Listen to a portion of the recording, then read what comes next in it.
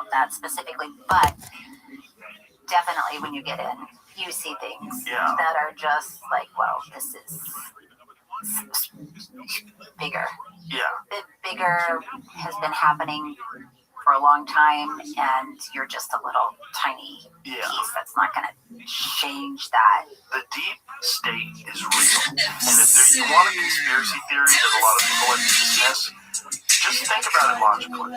If there are a bunch of people that are in charge of enormous organizations, and these enormous organizations exist regardless of who the president is, and they are in office for 10, 20, 30, 40 years, whatever it is, acquiring power, using their influence, enormous amount of support from enormous corporations, that's real. That's always, and you have to contend with that if you want to enact meaningful change as a politician in this country. And good luck. Yeah. Good luck fighting that battle. Yeah. And when you do get in as president, there's so many jobs that you have to fill. Yeah. It's like thousands in days, weeks, months, thousands and thousands. So you have all of these thousands of new employees that are ready to work. They have to be organized, and now they're organizing with the people, like you said, that are politicals that have been there, or they're career people that have been there through it all, through different. They're going to be there when you're gone. And they're going to be there when you're gone. So they'll hit the brakes every time they can. Yeah. They'll fucking they're like, that's not how we do it. Wrench into the gears. Yeah. Slow things down. Make backdoor deals. Yeah. It's just like crazy. I've talked to Tulsi about it, and she's like, it's so nuts. There's people that are in charge of these certain offices, and they just stop you from doing what you want to do. Yeah. And, and then you have to try to figure out how to get around it. Yeah. Try to figure out how to get, and then you have to wash their backs, so they wash yours. Yeah. It's a lot. It's just a lot of every day trying to friggin'. And I'm sure it gets frustrating, and I'm sure there are days when you're like, well, I told the people I was going to do that one thing, and I can't have that one thing. I can't even get people to change their mind about what they're going to eat for lunch. That's the real scary thing about AI. Is that AI is going to come along and be logical and say, let us handle this. You guys are good at this. I think they're doing that now. All this corruption, we could put a stop to it. Weed through it. Yeah. We can make things very efficient. By the way, you don't think AI could weed out the people in Congress and wherever that have been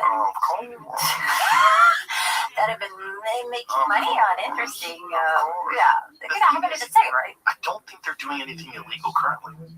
I think it's very questionable whether or not it's an ethical thing to do. I don't think it is, but I think as far as the legality of it, it's not like illegal to invest in a company. No, it's not. But you ever seen Nancy Pelosi when she got asked about that? It's hilarious. It's so funny. Like, they caught her off guard. And do you think he's like, I think we should be participate? And she like pushes the microphone away and like gets out of there. You never seen it? It's really funny. So maybe I have. I don't know. Jay, pull it up. It's a fun clip. Because, like, look, she's been running it like a G. Respect. Seriously, she's been in for a long time. She's got it down pat, man. She's got it. There's a photo of her when she was a young girl standing next to Kennedy. Yeah, I've seen that. She's been in this game for she knows what she's doing. Forever. Yeah. And you want to know who she is? Her and Chuck Schumer, when they put on the African garb and they got down on one knee for Black Lives Matter. Yeah. And it turns out that the colors that they were wearing were from a specific tribe that was responsible for a lot of the slavery. No. They were the people that were enslaving people and then selling them. Nobody told her that. She just wanted to look cool. Nobody told her that. That's a tough one. Yeah. Make sure that's true. I'm pretty sure it is. What? You didn't listen? Sorry. Nancy Pelosi and Chuck Schumer, when they got down on one knee with their African garb on, the garb that they are wearing is from this one particular tribe that was responsible for a lot of the slave trade. And by the way, that also speaks to how some things are just random, done by an assistant somewhere that's like, I need to have something to put on. And then now it looks like they've made a big statement, and it's it's like, oh no, I didn't know. Well, that's just kooky to do. It's just kooky to do in the first place. It's like, why are you doing that? Well, how would I just say, I feel very strongly about this particular social issue, and we need, less racism, and we need to be more equal in this country. No, but it's not the photo up. So then you get on one knee. Well, sometimes is that accurate? Sometimes when we go to I'm trying to figure out what they're saying about it. There's a picture, but okay. Yeah. We're just mad that they're wearing stuff to begin with. I don't know. Right. It's called kente cloth. Yeah. So was the kente cloth? Did it have anything to do with the people that were involved in the slave trade? Did they wear it? Because that's what I read online. But again, who knows how much of that's real? That's the problem. You read things and it could be horseshit. Yeah. Fact check, yes. Go back. It said fact check. Yes. It says yes, first word. Kente cloths were historically worn by empire involved in West African slave trade. Yeah. So that's true. Well, it's funny because when Bobby and I travel internationally, and we might be somewhere where they wear specific clothing garments, right? And it looks cool, and it's like we're supposed to go to a event or a function, and I will think, oh, well, why don't we wear what they're wearing? Bobby's like, calm down. Just wear your own clothes. Yeah. Don't. Just don't. And I'm like, well, are you sure? Because everybody's, girl, bring it down. And definitely don't take a picture with their stuff on. Oh, no. Theo Vaughn did that. He went to Qatar and took a picture with wearing their outfits. And everybody's like, you're bought and paid for. Settle down. Yeah. Do you got the Nancy Pelosi video? There's multiple versions of it, and it's most of the things I'm finding are people commenting on it again. Oh. That's where it exists. I'm sure it's out there. It's fun. I'm sure there are a few. That's it. This is not it. It's not it? No, this is Yahoo Finance talking about it, and it shows 10 seconds of it, but it doesn't show her walking away like you wanted to. Find what you wanted to see. Let me hear it. Back it up a little and He's tough, back it man. up a little so you can hear the question. The government should be trading. Take a listen. Insiders have been by investigation by $49 million and 182 congressional staffers have violated this law. The insider trading law. I'm wondering if you have any reaction to that, and secondly, should members of Congress and their spouses be banned from trading individual stocks while serving in Congress? I don't know to that in mind. We have a responsibility to report on the stock, but I'm not familiar with that 5-month review. But if people aren't reporting, they should be. Because this is a free market, and we have a free market economy. They should be able to participate in that. Okay. Right. So I guess there is some law. Yeah, there is. Yeah. There is some law It's like that they were talking there about. Yeah, that you can't know about a decision that's going to be made and somehow have invested. Right. But there's a lot of evidence that they do. And again, right and left. Yeah. It's a lot. It's definitely not one group. Yeah, it's not. Well, she's the scapegoat because she's the best at it. She's the G. She's top dog. I don't even think she's made the most money. I think someone else had made more money, right? Wasn't it? Who's the top dog? They're the one throwing her under the bus. Put Nancy in front of the camera. She likes the camera. Get her out there. They're hiding. Nancy's like, well. Yeah, there's some guy who's like fucking middle of North Dakota. Just taking it easy. Yeah. Just on his ranch. That guy, Dave Rouser. Look at that, 149%. Whoa. Okay, but it says stock value, portfolio value, but it doesn't say the numbers. Yeah, well, I mean, that's right. You know what I mean? It's like if their portfolio goes up 149%, but they only have $50,000 in it, as opposed to what Nancy has in it. Hers only went up 70%. Can you imagine if you went to a fucking guy and he said he gave you a 70% return on your money, you'd be like, what's your name? How do you know that? What is your name so I can Google Yeah. Mr. Madoff? Right. You know? Exactly. Yeah. How are you doing that? How are you making that much money? That's crazy. How about 150%? That one's like the That top guy's one. doing good. That guy's doing okay. Right. But maybe he's smart. You know, he invests a little bit. Just a touch. Just a little bit. Just for funsies. In AI. Yeah, I mean, if you put in $20 and you come back with 150% of $20, no one's gonna get Do mad. you gamble? Me? Yeah. No, but I will. You mean you're ready to start? I've But it's gone not to like you Vegas love though. No, I don't gamble on like cards and stuff like that. I used to gamble on fights. I used to bet on fights. But then I really decided at a certain point in time I probably shouldn't be doing this. That was a long time ago, though. Before the UFC recently made it illegal. Not illegal, but they passed a rule saying that the people that work for the UFC can't gamble on the fights because there was a scandal involved in fixed fights where it looks like somebody took a dive for money, and then it turns out many fighters have been approached and asked to take dives, so there's a current investigation going on. Just like that basketball. Like everything. The basketball thing to say. Yeah, I mean, I'm sure it's not new. Especially when money's involved. If you get gambling involved. But my thought was like, I don't have any power in affecting whether or not the fight goes one way or the other. I just have insight.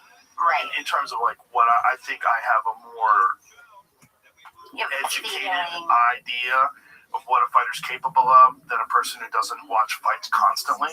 So and also in the beginning, the early days, I had a giant advantage in that I was a huge fan of these overseas organizations like Pride and Strike Force, or not Strike Force, but Ryzen. A lot of these companies were bringing fighters over, and these bookmakers didn't know about these fighters. And I knew a lot about them. I'm like, this guy's gonna fuck everybody up. Like, whatever this line is, I would tell people, like, when Anderson Silva came to the UFC, I told all my friends, I said, bet the house, bet everything on this guy. Like, this guy's gonna fuck everybody up. He's gonna be the champion inside of a year. I was like, there's no one gonna stop him. And he was. Yeah. I was like, he's too good. But you don't want to bet on like football or something that you're not sort of. I would. I'll bet a little bit. I really want you to gamble for some reason. I'm not scared of gambling, but I do know that it ruins some people's lives. Yeah. But so do cheeseburgers. Yeah, some people, they ruin their life with Pop-Tarts and Mountain Dew. It's like, it's true. It's gonna be something.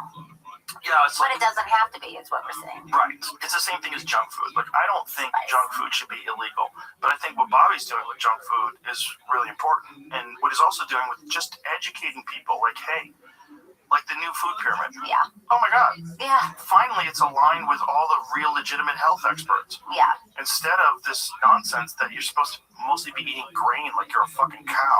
Like, this is nuts. By the way, Bobby's job as Secretary of HHS, even something like the food pyramid, which is, I don't know how you can argue with it, but people will find a reason to be mad about it. Yeah. And it's no matter what he says, or sometimes the president says, even if it's something great, like favored nations drug prices. Right. Where they're saying for the first time, America's not going to pay more than other countries for drugs, pharmaceutical drugs.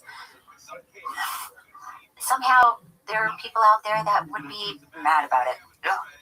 They're not going to take it. Well, they're furious. And be outraged. A lot of them are probably paid off. They're paid off to be. There's a lot of paid influencers. That's one thing to take into consideration when it comes to anything. Not like foreign policy issues, pharmaceutical drug issues. There's a lot of people that are paid to have certain opinions. That's fact. And get it out there. Yeah, you get it out there, and someone takes advantage of the fact that this person has a large platform, and then they say, hey, this fucking drug price thing is wrong.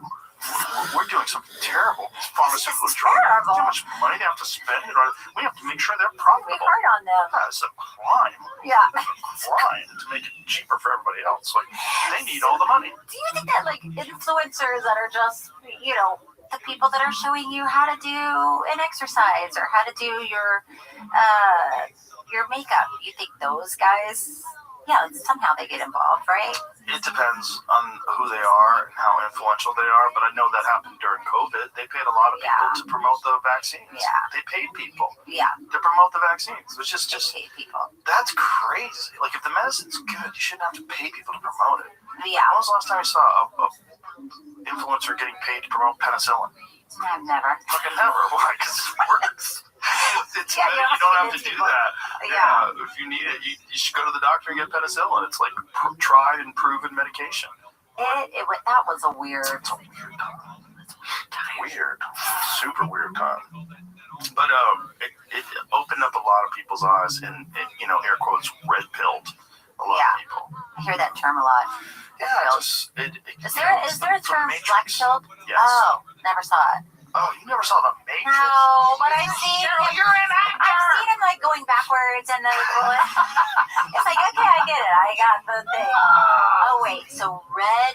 So Morpheus presents Is that Neo Keanu with Reeves? yes. Okay. Well, Morpheus is Lawrence Fishburne. Oh. Lawrence Fishburne presents Keanu Reeves with two pills. Okay. One of them is the blue pill. If he takes his blue pill, he stays in the Matrix and he has no knowledge of what reality is all about. If he takes the red pill's reality. Then he gets to see. So he takes the red pill. The red pill is reality. And so there's a lot of people that took that blue pill and and they can't tell you what a woman is. That's When an that's interesting conversation when that's you hear that. a great example of someone who took the blue pill. When you just say, like in these congressional hearings, like Josh Hawley or these people say, what is a woman? And like, someone who identifies as a woman. Okay, what are they identifying as? And it's like this weird circular logic, and they just keep going, and they don't have anything. Can men menstruate? Can men get pregnant? Yes, some men can get pregnant. Yes, some men can have babies. Yes, some men menstruate. And you're like, do you have a PhD? Are you really a teacher? Like, this is crazy.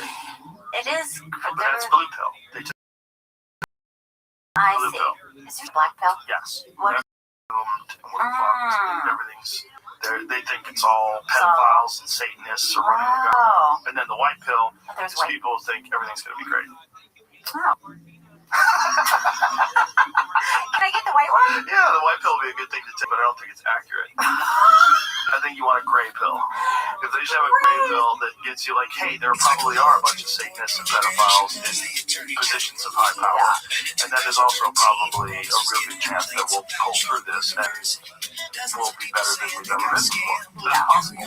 Yeah. There's a lot of exciting possibilities about the future of human beings. And I think the good thing and the bad thing about the internet is the free distribution of information. The good thing about it that I try to focus on is that more people have an understanding of how things are really working than ever before. Like this Epstein file thing, right? That was a big eye-opener for a lot of people when you see how many people after 2008, after he was arrested, after he went to jail, were actively taking money from him. MIT took money from him and tried to hide it and said to make sure that any donations from Jeffrey are listed as anonymous. They find out like people are like they refer to him as Voldemort. There was a lot of people that met with him and did business with him and traveled with him after he was arrested, after he went to jail. Do you spend a lot of time reading them? Yeah, I try not to. I try to have experts come on. I try to read. You can't change it. Yeah. And it'll fuck with your head. Yeah, it's very toxic. You will really It'll get stick with your. And I know I've tried not to. Yeah. I haven't read any of them. I do see things on the news, and I'm not saying, oh, well, if I don't hear it, that means it didn't happen. Yeah. But it is such a toxic situation. I think It's very dark. very dark. It seems like it was this bizarre blackmail influence thing that was going on for a long time. Through different administrations. That's what's so unbelievable about it. How long it was going on. I'm in the files for not going. Huh? Yeah, I'm in the files because we're not going. Jeffrey Epstein was trying to meet with me. Oh, I did see that. Yeah, and I was like, what? Okay. Yeah. Are you glad? Yeah, but I would have never went anyway. It's like, it's not even a possibility that I would have went. Especially after I Googled, like, what the fuck are you talking about? This was like 2017. One of my guests was trying to get me to meet him. I was like, bitch, are you high? Like, what the fuck are you talking about? For what reason would you? What would you do? If I was a guy who was like sucking up to the rich and powerful, I was really interested in hanging out with rich and powerful people. You know, it's crazy. That's so crazy. But yeah, some people Are getting intoxicated by being in a circle of rich and powerful people, even if they're not, like, they don't even have any ambitions of being one of those people. They just want to be around them. They want to be around Nobel Prize winners.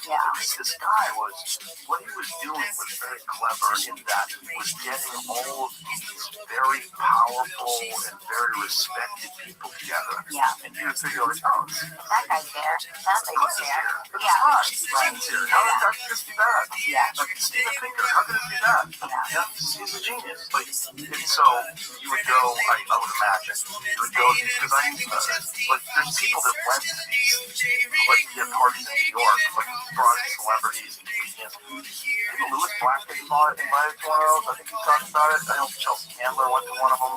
It's like he would bring all these people in, and he liked to be around famous people and entertainers and a lot of intellectuals, professors. Noam Chomsky was famously deeply involved. So it's like you would go, I guess, to these places, and that was how he would convince everybody that everything was going to be fine. Like, have you ever been invited to a party and someone tell you, hey, you should go to the party? Or I've been to that. Like, they'll tell you that and try to get you to go. They'll tell you about the famous people that are there. Like,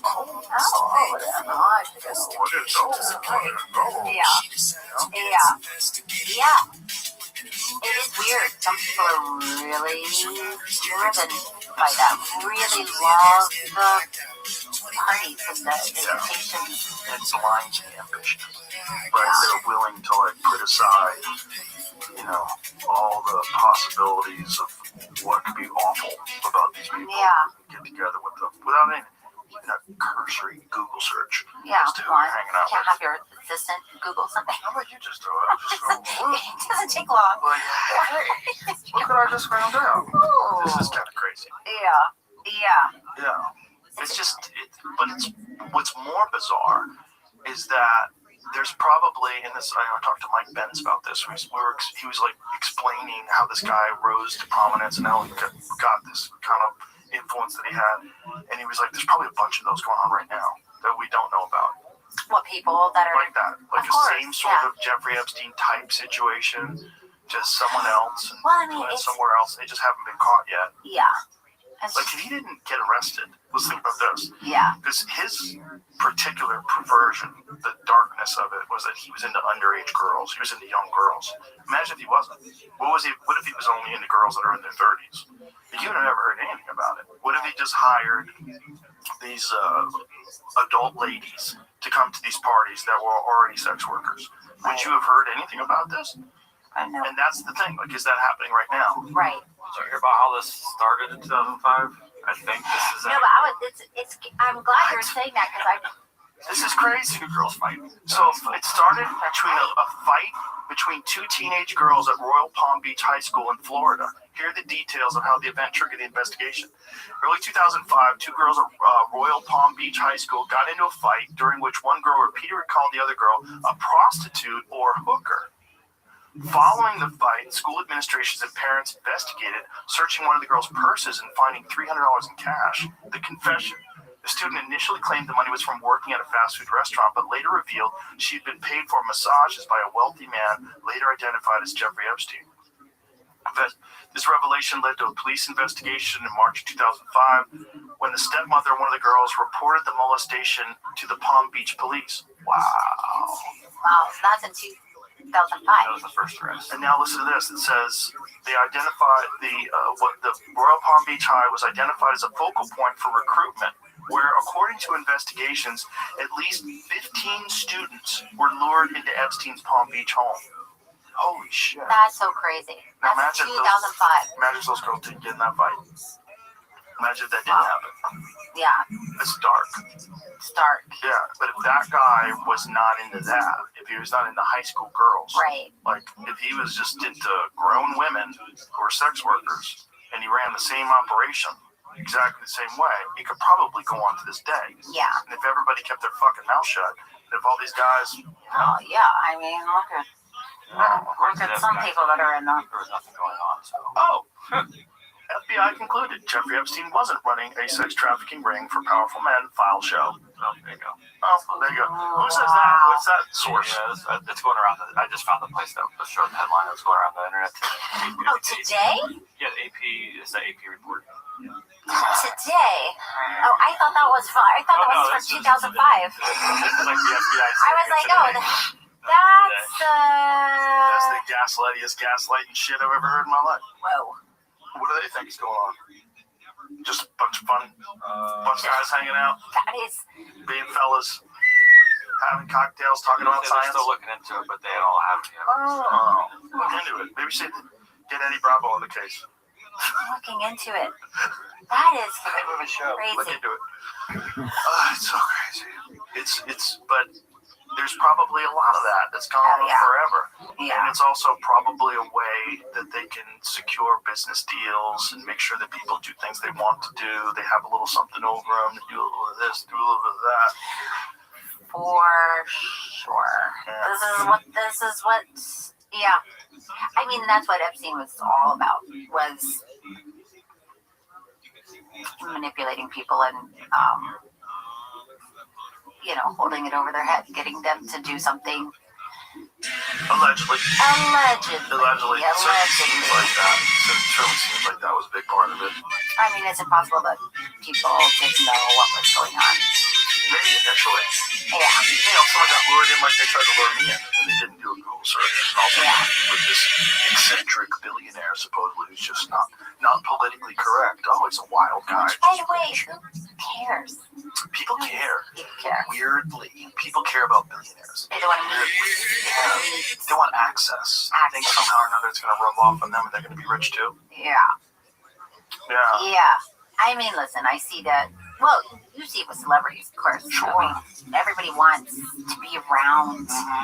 But I see it with Bobby. People want to be around him. They want to access. They want to tell him something. They want to talk to him. They want to. And it's like, well, it's intense. It's really weird. Yeah. Yeah. It's real weird. I think it's a natural human inclination. I think it goes back to the tribal days. You want to be around the chief of the tribe. Just think it's a normal primate behavior. Yeah, and it makes sense that you want to be around people that sort of lift you up and give you ideas, show you something that Sure. wouldn't otherwise see. That In the best case scenario. the best case scenario. In the best case scenario, you want to be around good people because you want to be around a good person. If you meet someone who's really cool, like, wow, guys are like, I love being around that person. Everybody loves them. Yeah, I really love his behavior. He's such a nice guy. Yeah. And then, that's good. It rubs off on everybody. But also, for some people, it's just like they see someone who's very important. They want to be important, and they think being next to that person being next to makes them, them important. just being next to them is going to do something. Well, that's why people name drop. Right? Name dropping might be the worst strategy that's ever been conceived that doesn't work, and yet people do it all the time. Like, it never works. No. Nobody ever says, well, it was over at Leonardo DiCaprio's house the other day. Leo and I are close. Nobody goes, wow, you're so cool. You're friends with Leo. No, they go, listen to this motherfucker name dropping. Right? It's weird. It's weird, but people still do it. Yeah. It's like just telling my niece. It's like Name dropping means. I didn't see her. But I was saying like a woman who has a bumper sticker that says "classy lady." Yeah. It's like if you have to tell me You gotta tell people. It's like, I don't think so. Classy ladies send out bumper stickers, first of all. What are you doing to your car? What are you doing to your car, your poor car? It's a hard for Classy you. ladies, It's a hilarious. hard for you to go out. Can you go out, or people It's a just, struggle. if you are so famous that it's that there's fame, where some people come up and go, oh hi, or I like the thing that you did, or the thing that you do, and then there's the super famous where everybody knows you, and it's probably it's got to keep you from actually doing normal things, I would think. It's definitely a problem. Yeah, it gets in the way, but that's what you sign up for. Yeah. I didn't necessarily sign up for it, but it became what it is. Like when I first started doing this podcast, I never would have.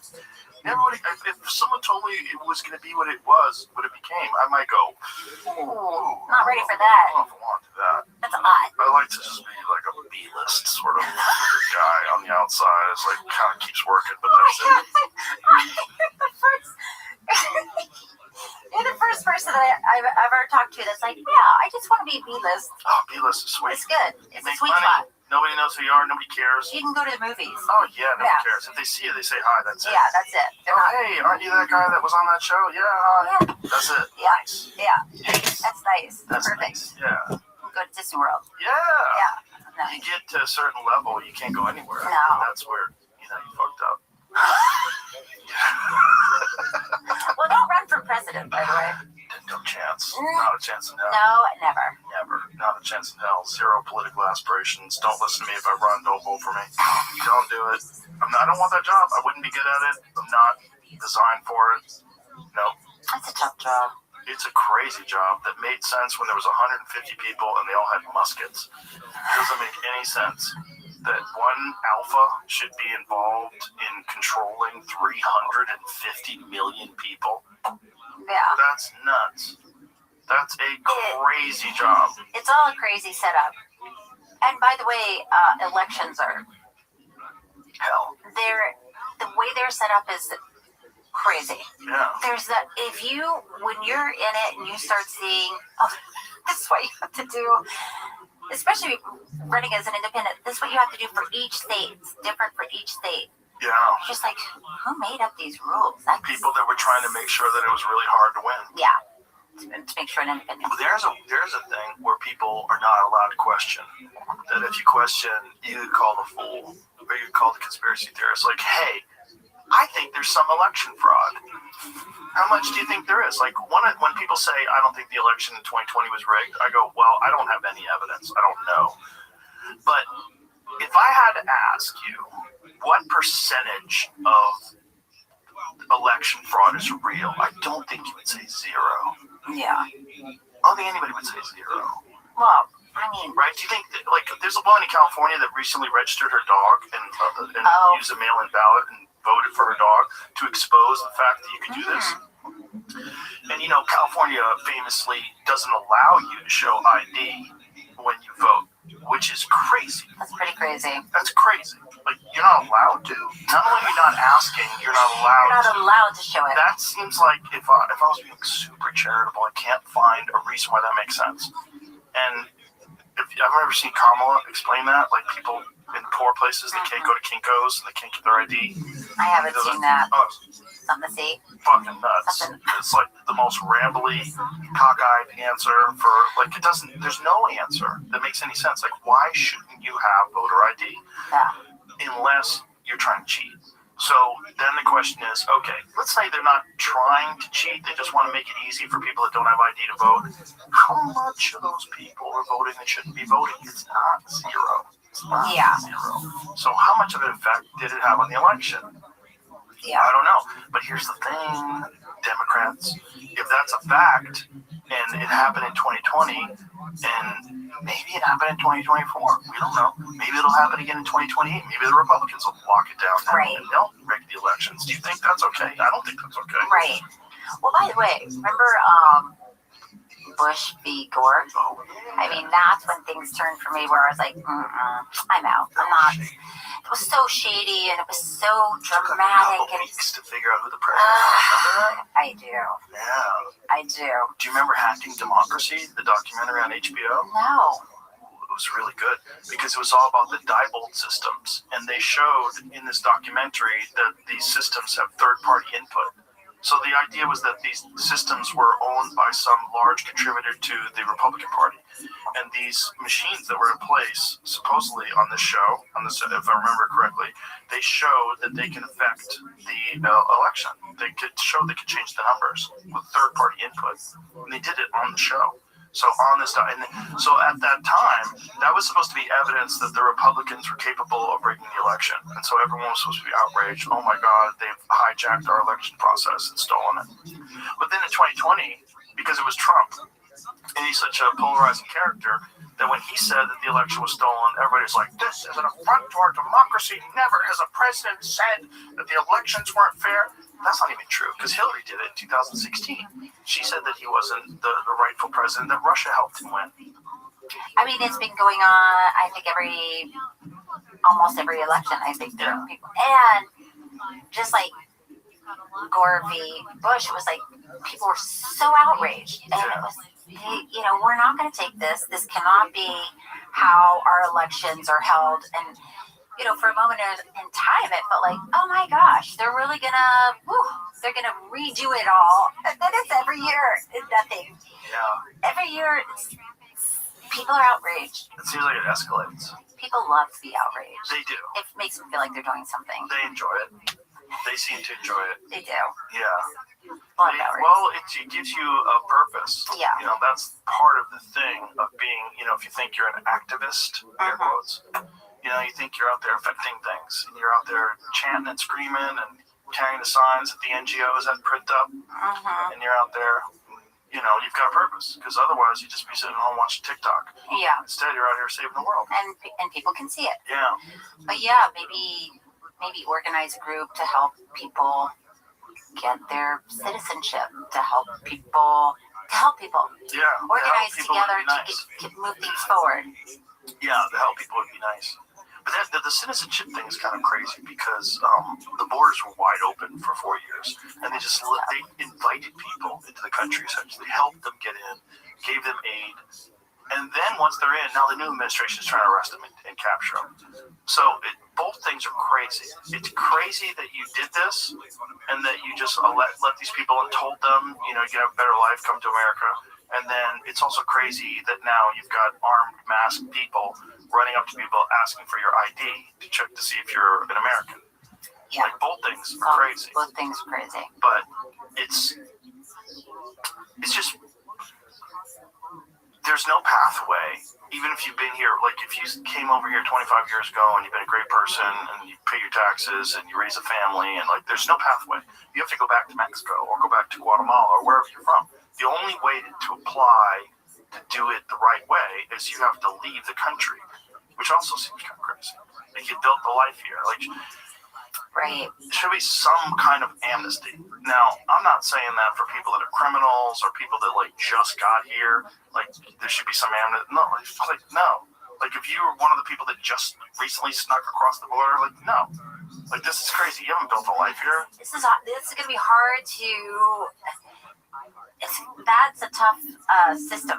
Yeah. Right? If some people yes and some people no, and it's a tough system. It's definitely a tough system. It's tough. The whole thing is tough. No, because we're a country impossible. that's established by immigrants. Yeah, it feels impossible. But you can't have an open border. You can't just have anybody come through, because there's going to be a bunch of criminals that come through, and you don't want that. You don't want your country to be more crime infested. You don't want your country to have murderers and cartel members just coming into the country and now getting citizenship and being able to vote and organizing. That's crazy. That's crazy. That's a good way to destroy your country. Yeah. You have to have some way to vet whether or not people are good people. Yeah. But when you just let everybody in, you let 10 million people in, how do you do it?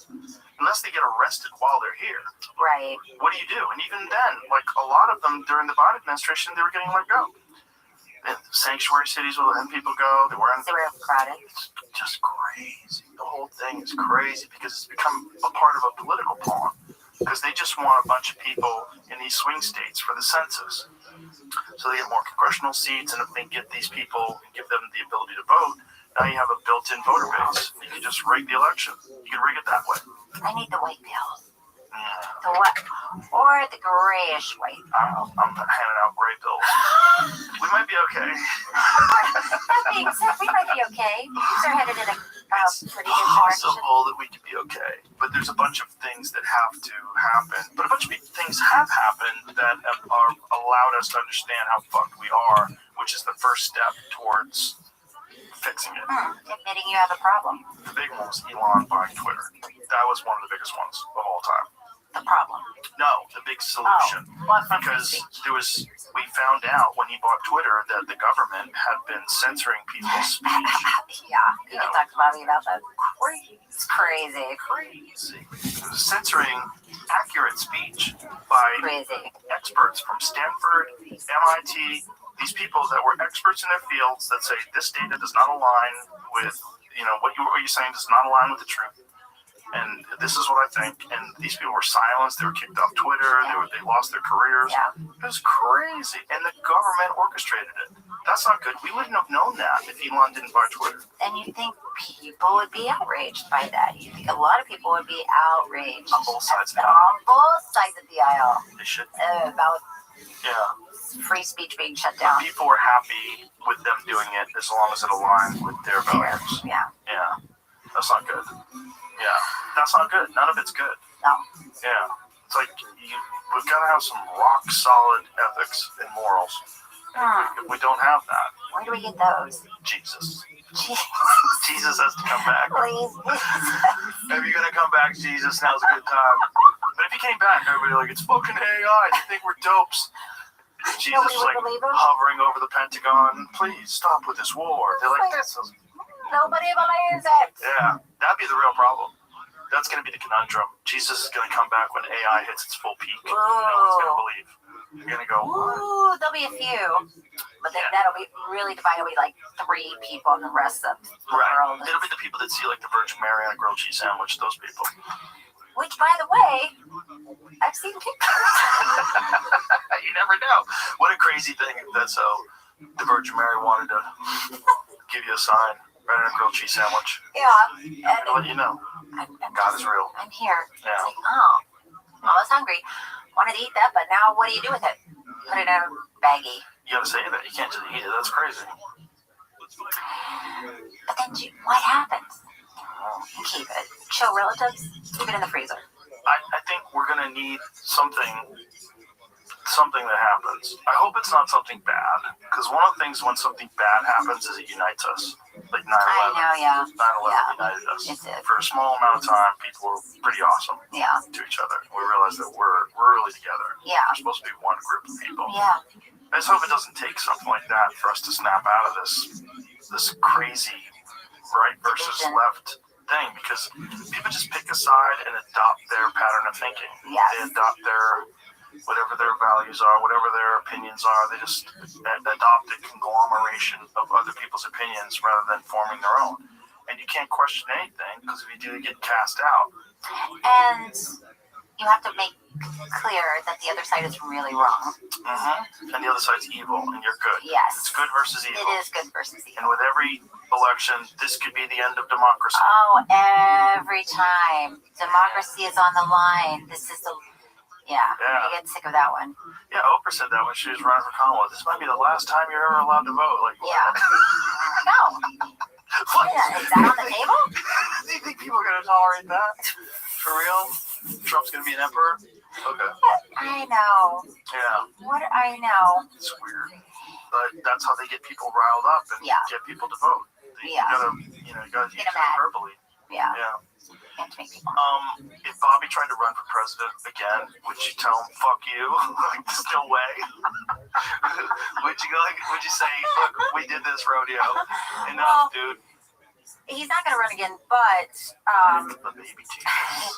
if he did,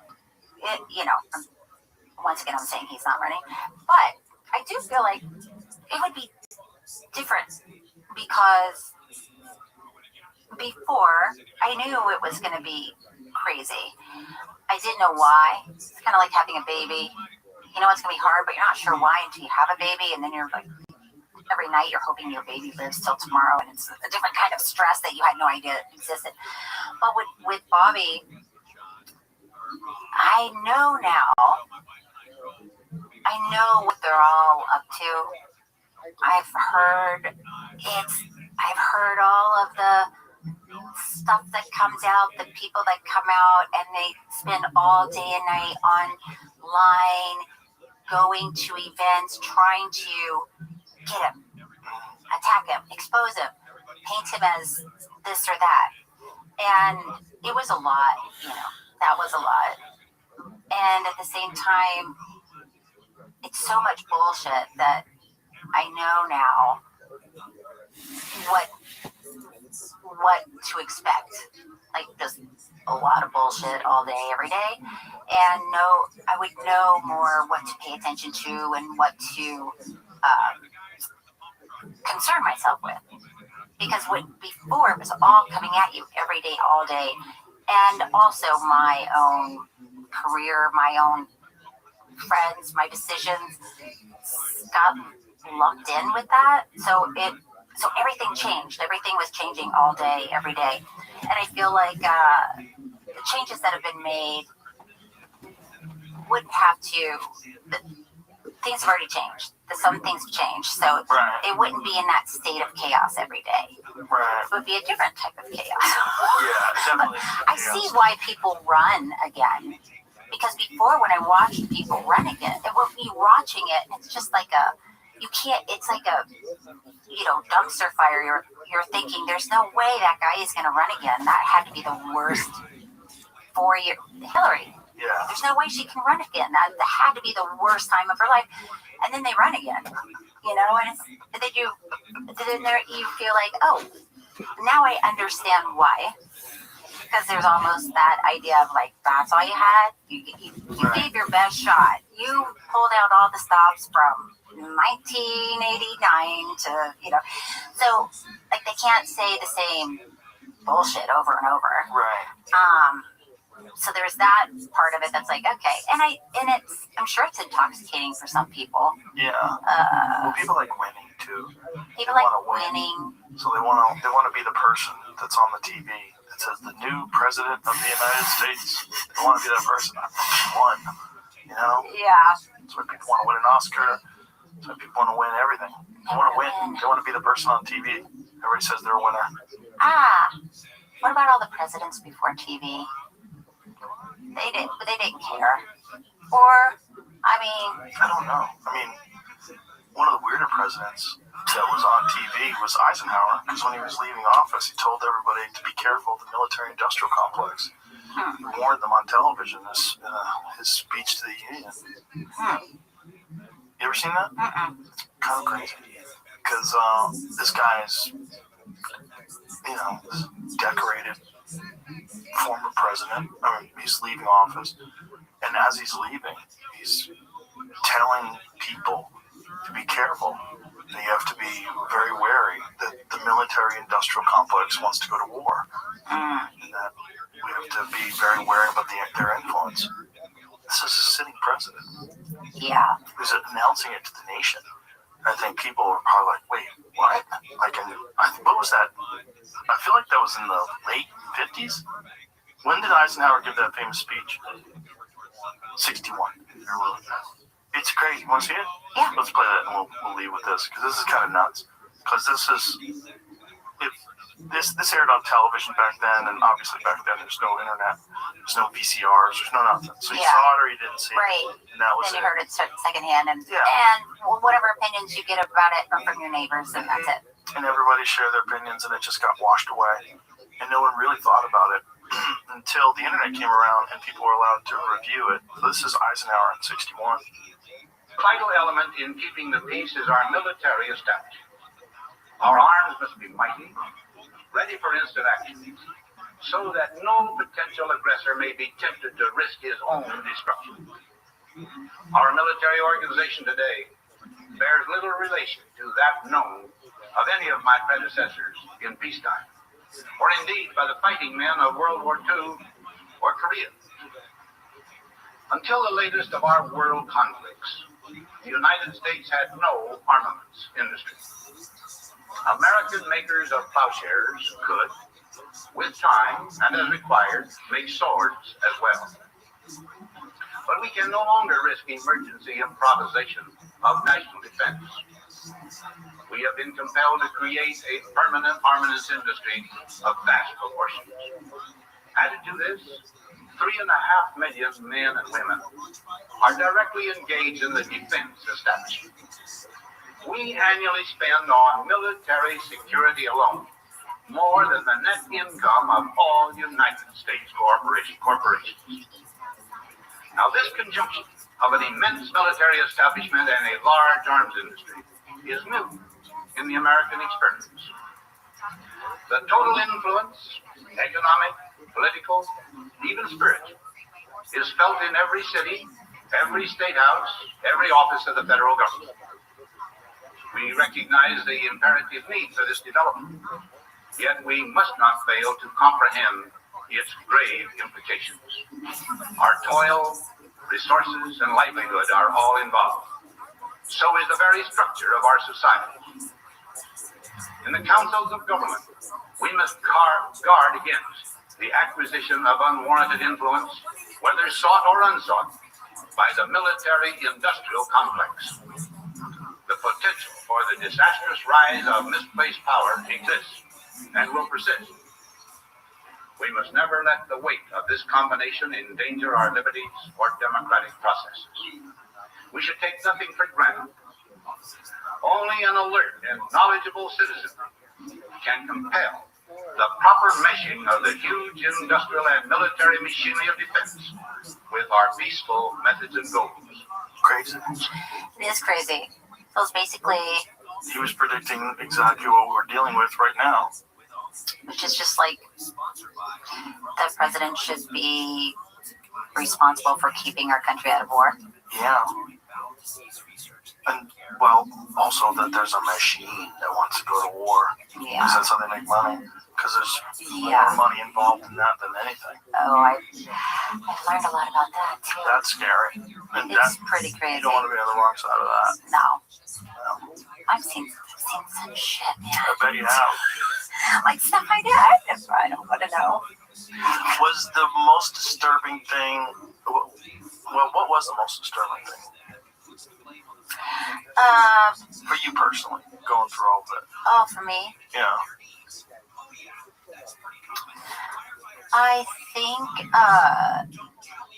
well, definitely, I was worried about Bobby's safety. You know, just watching him. Yeah.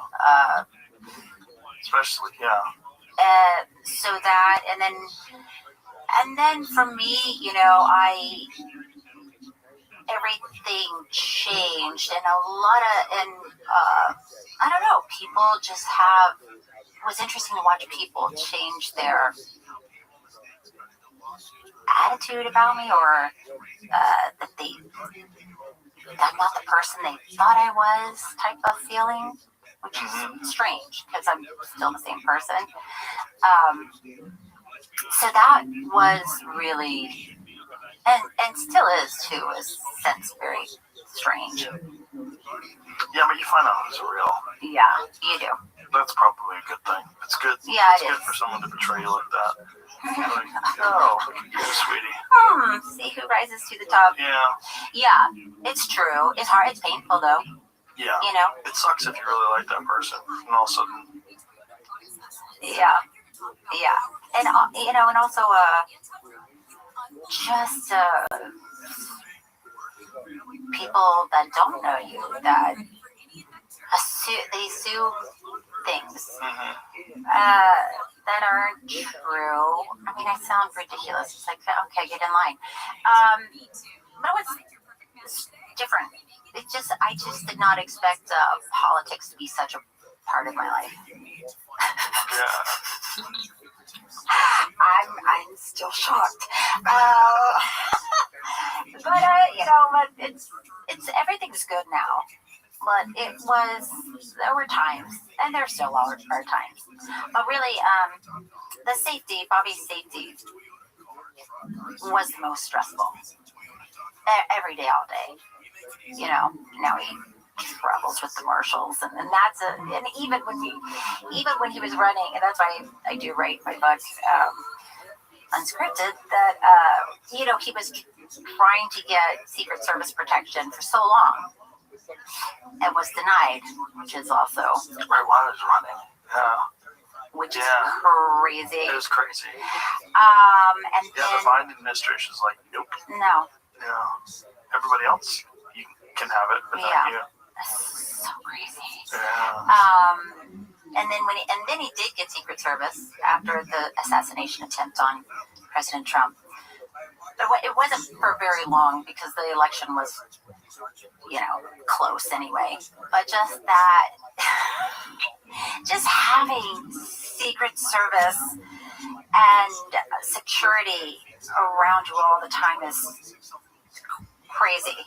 And you learn, and also, what's disturbing, like you learn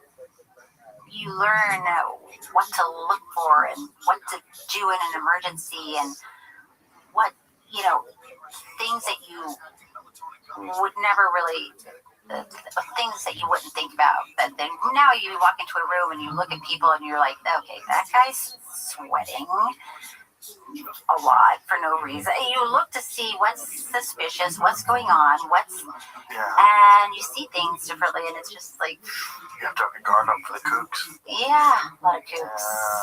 There are a lot of kooks. Yeah, and this is a conversation we had recently that I think they've weaponized those kooks. They make these people think that they're doing something important. Yeah. And there was a lot of talk like that. Like someone needs to step up and do something. Like what? What are you saying? Like what the fuck are you saying? Right. Yeah. Like imagine advocating for that and thinking you're on the good side. Yeah. You should do something. Yeah, but the only solution is assassination. Someone needs to do that. Yeah. I'm glad we're leaving this on a high note. Yeah. Well, it is an undeniably bizarre time. It was a bizarre time, and again, I think it's uniquely bizarre today because we know more about what's really going on than ever before. Yeah. We know more about the behind the scenes stuff than ever before. And but it's about that. Who do you believe? That's the thing. Well, once again, that's why people really like your show, because you're not trying to win anything. You're not trying to get anything. That's why people really respond to it. I think people need some kind of uncensored, uncontrolled discourse. There's hardly any out there. No, most of it is controlled by advertisers. Yeah. And that's just not good. Yeah. And all my friends who do shows where they're on some sort of a show, like you get notes. People come in, you gotta cut this out, can't talk about that, don't bring this up, this is gonna piss off that company, this is gonna do this. It's like, it's not good for us. Yeah. And that's the beautiful thing about the internet. Like, this is a thing that they never saw coming. And this is what's so important about Elon owning Twitter. They just turned it into the Wild West. Like, go crazy.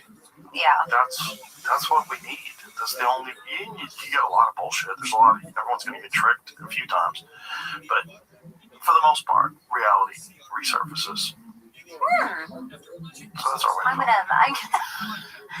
gonna try to remember that. For the most part, reality resurfaces. Yeah, when you try to squash it for a long time, no matter what, eventually it pops up. Yeah. And you go, oh, this is real. Yeah, because there's only one truth, right? There are a lot of different lies. But then one truth, and if it, like you're saying, keeps coming up, it's really hard to deny. Yeah, the problem is, like with government, the truth is so difficult to understand. There's so much going on. There's so many moving pieces. You're like, okay, well, why is that happening? Who's doing that? Well, why is that? Yeah. Why did they make that decision in the first place? Well, what happened to that ruler? How did he get kicked out of office? We funded that? Like, oh, God. Yeah. And it's just the rabbit hole goes so deep. Yeah.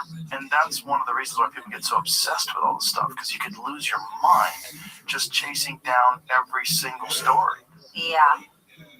Or just make a new one. Make your own. It's easy. It's easier for them. Just make a new one. Yeah, Then you don't have to worry about the facts of what's real. It's like, oh, did you hear about? Unscripted. You did the audio for it. I did. My sister says to play it like at least one speed faster. Your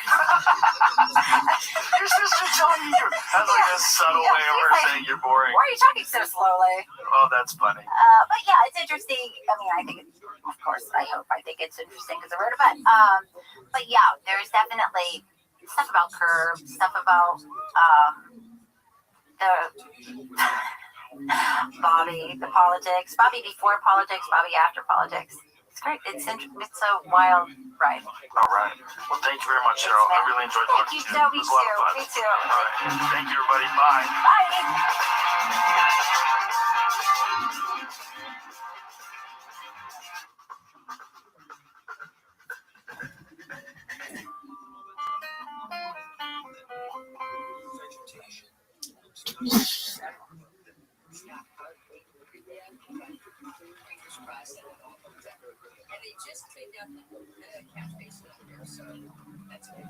That's great. Yeah, they just cleaned out their catchphrase. So, attaboy, whoever did that. Meantime, Pasadena city officials say they have extra police and fire crews out patrolling the burn areas, especially at night when residents are most vulnerable. You're not going to hear whether the roof likely. You're not going to hear the flooding until it's too late. So again, that's what we're prepared for the night hours, in the middle of the night, that when people are really sleeping. Now the bird zone center right up against the hillsides. Those who are under an evacuation warning right now should that change to an evacuation order. Those residents will be asked to leave. Emergency officials hoping packed and ready to go should that happen. Reporting live in Altadena, Rabbi, ABC 7. Rabbi, in the nod to get out there in Altadena. I heard something today on YouTube. I don't know if it was real or not. It was it was American flight. I think it was American 357 Heavy calling SoCal approach. And he said, did I get that right? That you guys are closed because of rain? Well, ground stop because of rain. And the guy in the tower said, yes, sir. American 357 Heavy, you heard that right. Ground stop because of rain. He responded. The Joe Rogan Experience. Train my day, Joe Rogan podcast my name all day. All right. Nice to meet you, sir. Stimulating mind. A future-proof for your brain. Is that possible? Future-proof. Why can't I say that? I already have dementia.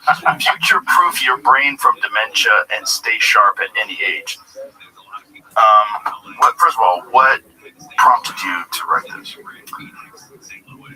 So I've spent a long time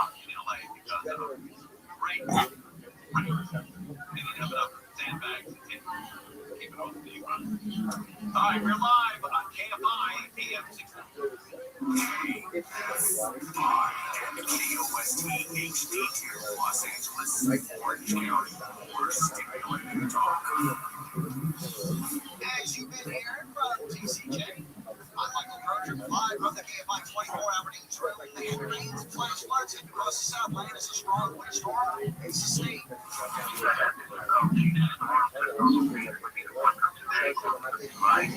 The National Weather Service says there's a danger of mudslides almost all week in areas hit by fires in California.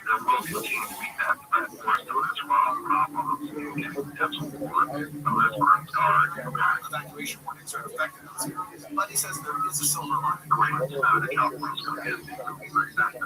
Jason Mingles, KFI News. People in critical condition following the crash of a small plane in Camarillo. On Sunday night, the small engine aircraft crashed upside down next to a drainage ditch in Ventura County, not far from the Camarillo Airport. Ventura County Fire Department says both crash victims were extricated from the plane and taken to the hospital in critical condition. Eyewitness News reporting that the plane did not hit any structures in the area. The investigation remains ongoing. Sharon Reardon, KFI News. Travelers feel the government shut down at airport security. TSA labor agents in Northern California, Andrew Cardozo, says it's not right. They're expecting to work without me again, just months after the last shutdown. I mean, this is not something that we should even have base, especially because ultimately, this has nothing to do with us. Agencies under the DHS umbrella About 13% of all civilian federal employees. Secretary of State Marco Rubio's reassured European leaders the U.S. is committed to its alliances. We're not leaving NATO. We're not leaving. I mean, we may move a couple thousand troops from one country to another, but this has always been the case. This has always happened. Rubio said in Slovakia yesterday the U.S. does not feel threatened to see NATO grow its own capabilities. Rubio traveled there and to Hungary for regional security meetings at the Park Community Security Conference in Germany. Russia and Belarus are not competing in this year's 2026 Winter Games, but the door may be open for teams to compete in the 28th Summer Olympics here in LA.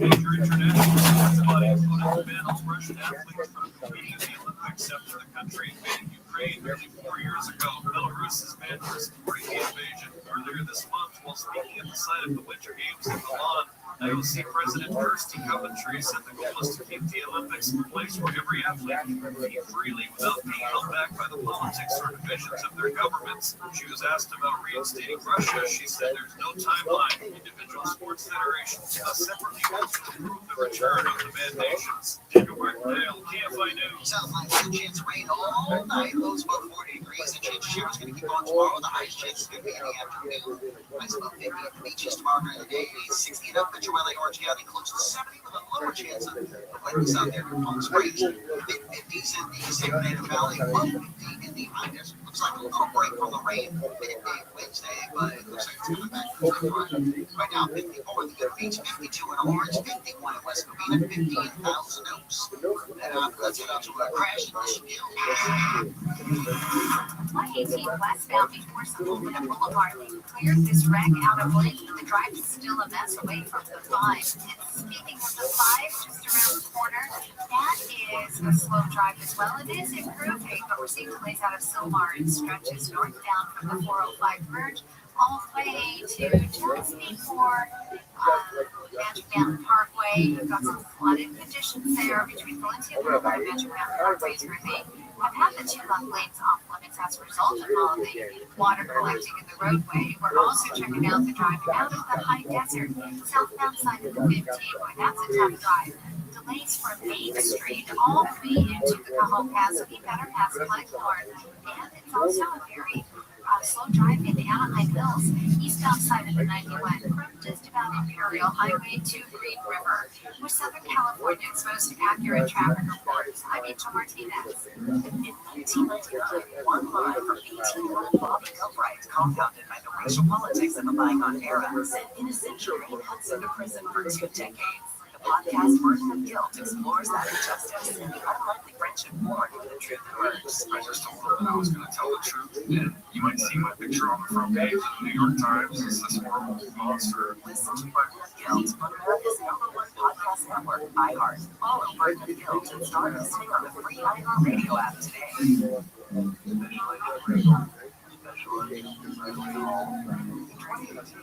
The FBI took down a ring of spies working for China's Ministry of State Security. This is Bureau podcast is the story of the inner workings of the MSS. How one man transmission things open to all receivers. Listen to the 6th Bureau from Bloomberg Podcast on America's #1 podcast network, iHeart. Follow the 6th Bureau and start listening on the free iHeart Radio app today. A venue that defied segregation, a mysterious band who became a local legend, and a community endowed by music. Join host Randy Sick for a podcast exploring Charlie's Place, a club that was about so much more than music. Music, dance, lyrics, creation, more than any judges, gavel on the race. Listen to Charlie's Place on America's #1 podcast network, iHeart. Follow Charlie's Place and start listening on the free iHeart Radio app today. People didn't do what Jonathan wanted them to do, then they usually disappeared. This is Truths to John of God, a podcast that brings you inside the world of a hero who was worshipped across the world, and the darkness that surrounded him. Investigation into faith, power, and influence, everything uncovered truth. Open your free iHeartRadio app and search Two Things John of God. KFI 640 is your radio station, guaranteed human. I got my mindset. I got my mindset. 9 a.m. morning. It is the Conway Show. We move tomorrow, 6 to 10 p.m. We'll have a lot more fun. It'll be a lot looser, and I think you'll enjoy it. So, look, we dominated in the evenings. We're number one for, I think, 12 years. And so we want to go back to 6 to 10 and be number one again in Los Angeles. Oh, Billy, you're a sweet woman. You're a very sweet woman. You know that Tim Cave lives in Burbank. He produces the Money Show. He saved 2 dogs alive last night. There were 2 huskies that got out in the Burbank jail. And he saw them. He ran after them with some, I don't know, CPK. Yeah, I guess. How did you get them to stop for us? Yeah. And then I said, is that the reason they're running in the first place? We don't need to. No, but he had sold CPK on his way home and got the dogs. And they were approaching the hill. And if they got around it, they would have been in the hills of Burbank and they would have been lost forever. And they think it was a neighbor who was out of town, and either the housekeeper, the house sitter, or whatever, left the gate open, and the dogs got out. So Tim Cage told us this really great story of him and his neighbors trying to find these dogs. They were complete heroes and saving these dogs' lives. And then Petros walks by. He said to Tim Cage, "You're an effing liar, and that story isn't effing true."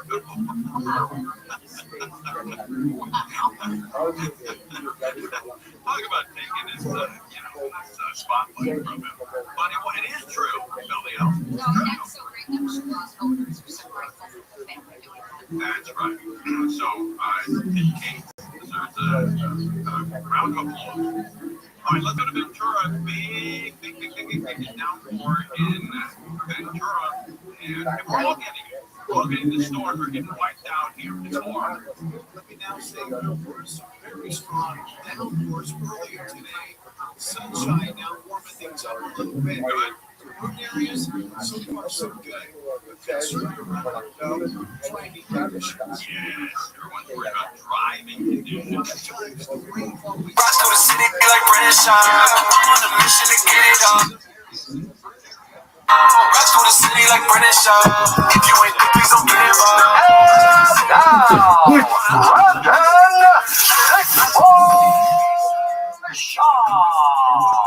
Yes, sir. Monday morning, February 16th. What's up, fam? What is poppin'? How was your weekend? No fights? For the fight freaks out there, there's nothing for us, really. That's all good. You got a fight night coming to Paramount this freaking Saturday. Great main event. You got Sean Strickland, Fluffy Hernandez, which I cannot wait. A great middleweight matchup. Cannot wait. Rest of the card? Okay. But it checks the box. I will be watching this one from Florida. Kiddo has a football tournament at the Wide World of Sports Disney. Florida. I leave Thursday. Oh, snap. I know. Top 50 teams from the nation are there. I think if they make it to the second round, it'll be on ESPN. So the boys are crunk about that. We'll see how it goes. These kids are ballers, so we'll see how it goes. And travel ball's back up too. Baseball. Huge rain delays here. I got there at noon. I didn't come home to 8:30 at night. And my dumb ass didn't bring a chair, so I was standing for 8 hours. My legs are worn out today. Straight out. I'm like, man, why are my legs so wobbly? I was standing for 8 hours. Literally standing for 8 hours. And on Sunday I was standing as well. I just don't bring chairs, man. I pace back and forth. But let's get into it. Enough about me. There is some fight news going on. Slower week, but there's some fight news. Going on. Number one, by far the number one current event we're going to kick this show off with is Cain Velasquez. The great Cain, who shouldn't have served a single day in prison, is out. I told y'all he was going to get out. I told y'all. About a year ago, you said it. About a year ago. Got some boys that are super confident. But Cain is out, man, and this is a big deal. Hopefully he is going to figure out this Epstein stuff. Hopefully he gets on that case now. You can't find it, huh, Jen? Yeah, a shit ton. That's not. But go on, speak on. He celebrated. He came out of a white van. It was like with a mariachi band. I haven't seen the video. I just know he's out. You got the video of him. It's just him and his fam celebrating. Yeah. If you want the video, that's just a write-up. I'd go to Twitter, Bubba. Or X, as the kids call it. I mean, he should have. He deserves a freaking award and a holiday. I go to Twitter, Bubba. Man, I go to Twitter, man. All right, dog. I can send it if you want. No, I had it already, but let's go to Twitter. There. Yeah, get the video of him. Oh, let's go back to Instagram.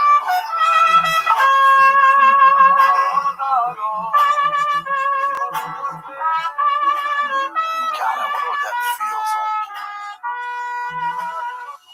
UFC's gonna be all over this Cain Velasquez White House card, right? I wouldn't be surprised. Wow, what a moment for him and his kiddos, man. What a moment. I couldn't tell. So that looks like his daughter, and then the wife is taking a picture, right? I think I can't tell. Yeah. I think so. I don't want to assume. I've heard some stuff rumblings going on there. I don't know. Either way, God, what a freaking... I can't imagine what he's feeling like, man. Yeah. That poor guy, man. But I mean, dude, it was 11 months or something. Nothing too crazy for attempted murder. Yeah, they shouldn't give him anything. I know, yeah, 100%. If someone touches your kiddo, he did what every single person would have done. So yeah, the laws are all messed up. I mean, yeah, he took some liberties, open shots on the highway. That's probably frowned upon. He should have messed him up with, like you said, with his hand. That's why I don't. Like, the last thing I think about, I have guns, but if someone touches my kids, like, oh, but a gun's too easy. That's easy of a way out, especially when you have his skill set. Terry Bunn said, put him on the White House card against 20 pedos. I agree, man. Get him out there. Yeah, but that's like amazing news. Great news. Best news we've had all in a long time in the UFC community. I asked you earlier, how'd you know it? Because you said it maybe like a year ago, right? Yeah, not about a year ago, man. We're working on something came together. Hell yeah. Yeah, he's the man. Also, in his prime, when he was 100% healthy, I think best heavyweight ever do. I think he was in his prime. Any heavyweight to ever walk this planet. He's the man. He's the freaking man.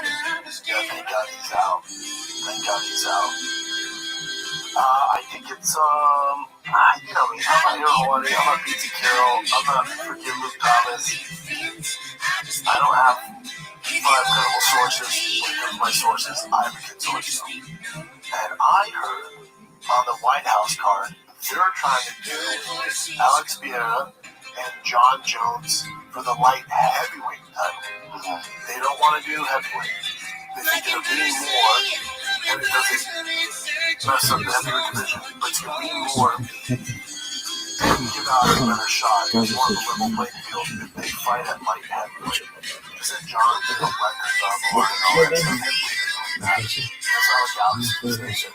So the rumblings are, I would go with the but I mean, he also said it too. That's why. Yeah, I would not. That makes me look terrible.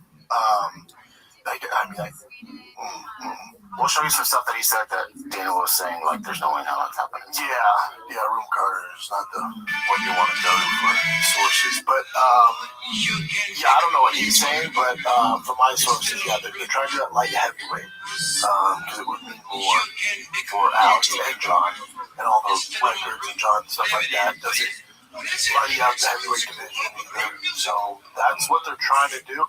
I would assume we get some news. Are these still here? Right? Because, Dana just keeps going, card's done, we got some updates for you. The updates were, what do you say? Oh, we have renderings where we know when the sun's going to set. It's not an update. Give us the fight update. Also, I'll play this video when they asked him, and it's very, like, seesaw. You'll see what I'm saying. the White House card done last week. The card is done already. Yep. How many title fights are you able to say? No. I'm not saying anything. We have like two different options laid out, and the matchmaking process has already started. So, yeah. When you were answering the question about the White House, you said you had two options, but then you said it was done. I'm sorry. Yeah, so we laid out two different options. I didn't say it was done. I said the card was built. Yeah, I'm not talking about the White House card.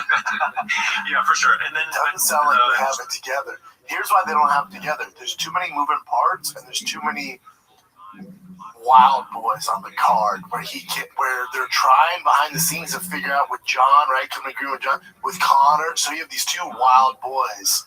So I would assume, because the UFC is very smart, they have one card that's good. It's good.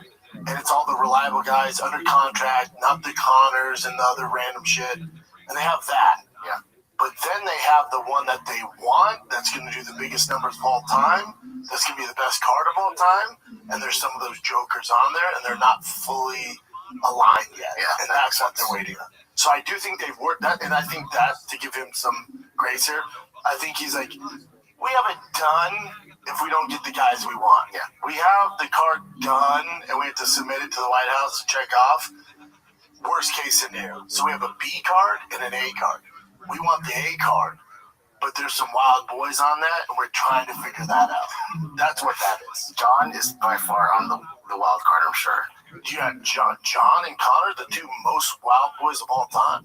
Yeah. And then who knows with Nate Diaz, all this other random shit, Gable Stevens, like they have their card, which is safe and won't do sizzler numbers. It's gonna be solid, but if they don't have John and Connor, there is no way in hell it's the best card of all time. It's impossible.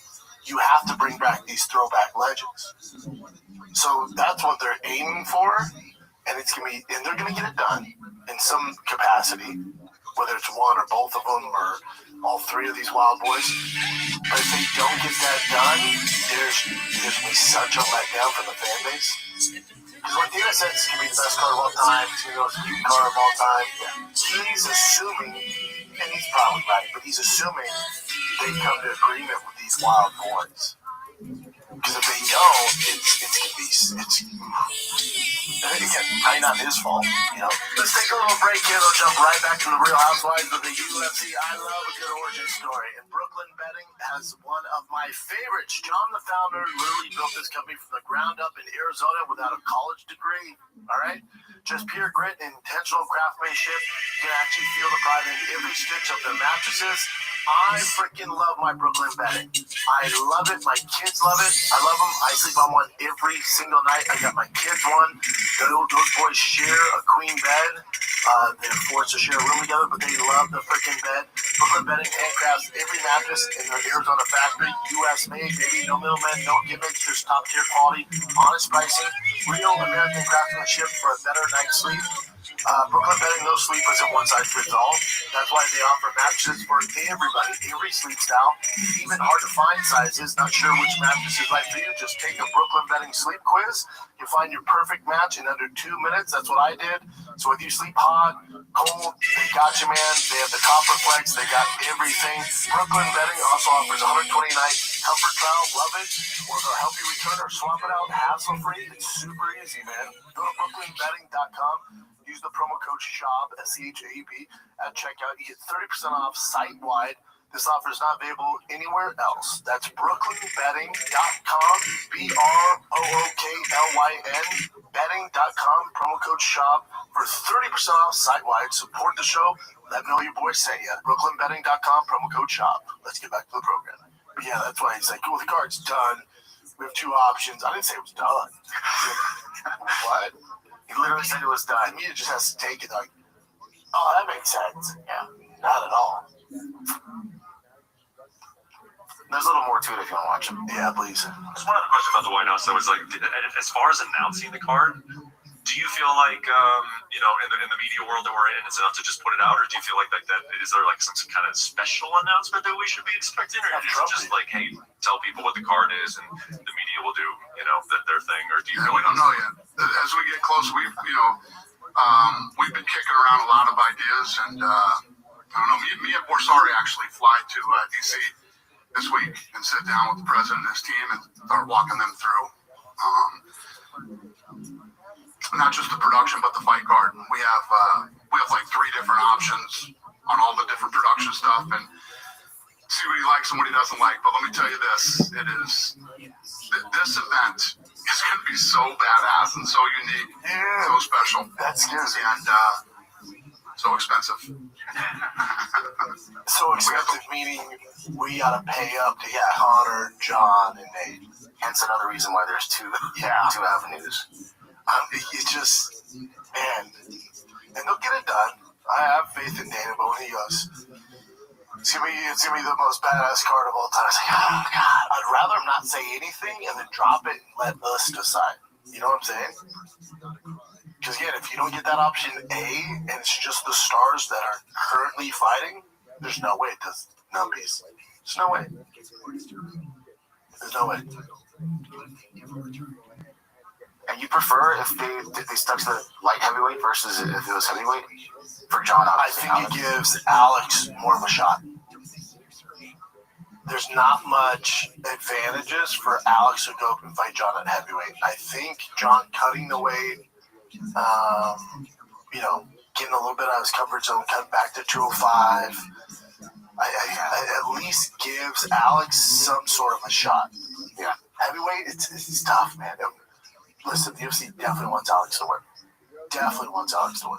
So this is, I would be, honestly, with John's arthritis in his hip and all this shit, I'm surprised he's even entertaining it. But again, they must be backing up the Brinks trucks.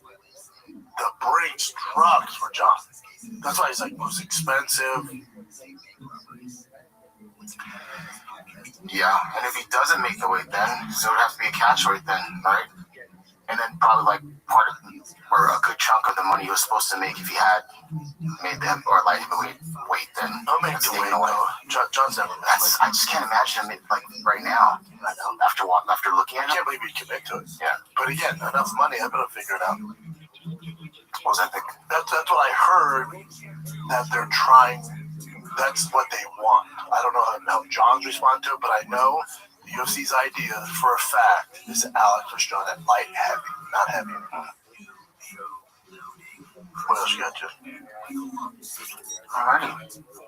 I think we already covered this maybe on the second show last week about the Colby and Connor thing, and then Dana White saying that's right here total BS. Yeah, so let me see the headline.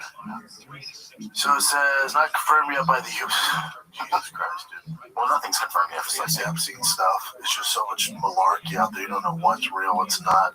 Not confirmed yet by the UFC, but it is highly possible the main event for the UFC White House card is going to be Conor versus Colby. I mean, I'm not mad at that. Both fighters have been drug tested this year. In fact, Conor has been tested 2 times already. All right.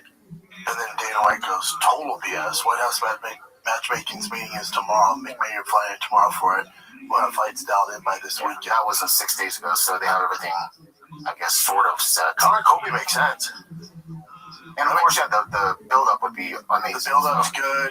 It's not a horrible fight for Conor. Colby hasn't been active in a hot second. He's kind of a shell of what he used to be. Conor, you don't want to toss Conor into some young lion and get starched on the White House. That makes sense. Huh?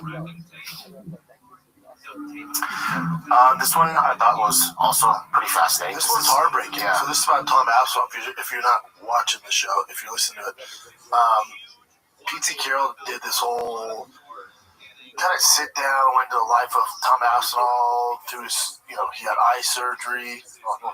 Yeah, I'll show you. Here's what's tragic. So Tom's at the, he has, I don't know how many kids he has, 3 or 4. Tom's at the stage where he's like fighting. No, dude, I just want to be able to play with my kids and drive them to school. I'm not even thinking about fighting right now. When I heard that, I'm like, oh shit, this is not good. So this is Tom Aspinall's quote. I love martial arts, absolutely love it.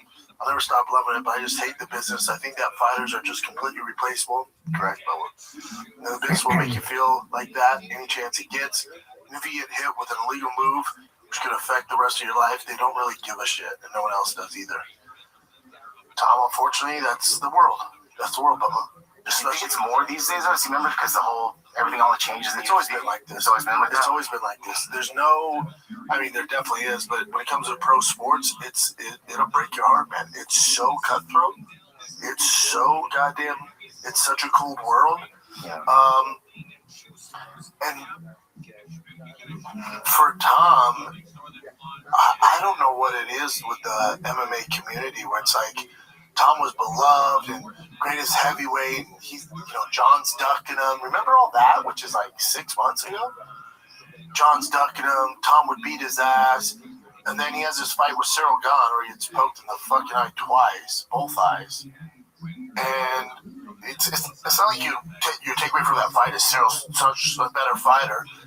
The assumption was, I think that's why people have this view. The assumption was Thomas should go in there and annihilate him. Like this wasn't going to be competitive. Thomas should go in there and take him down.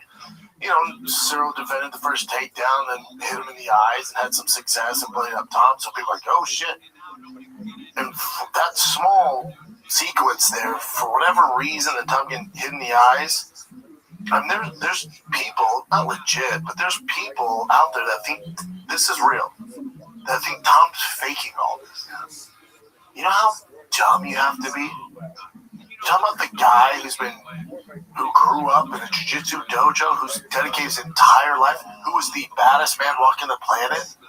He would be faking all this for what? Because of Cyril Gahn?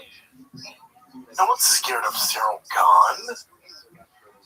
It's a great matchup for Tom. Yeah, but he struggled for that round. What the fuck are you talking about? That's why the fights are 5 rounds, dumbass. I do not get it. I don't get it. It's heartbreaking. I don't get it, man. I don't get it. Yeah. After 4 months, he's still down 18 eye exams and counting, 3 different prescription glasses, double eye surgery, 32 eye drops per day. Balance loss caused by vertigo, blurry vision, consistent black spot, double vision makes him sick. He can't drive. He has to have a driver, man. Struggles to use his phone, play with his kids. He misses people's handshake, is what they're saying. Like a simple handshake. I remember you mentioned too, like Dana White will devalue his own product, which doesn't make sense. But that's how powerful Dana White's statement is when he goes like, "Oh, he didn't want to continue." That's what fucks Tom. Now Everyone's trying to roll with here's the problem is what makes Dana great is he shoots from the hip and he's not, so politically correct, right? He just says what he says.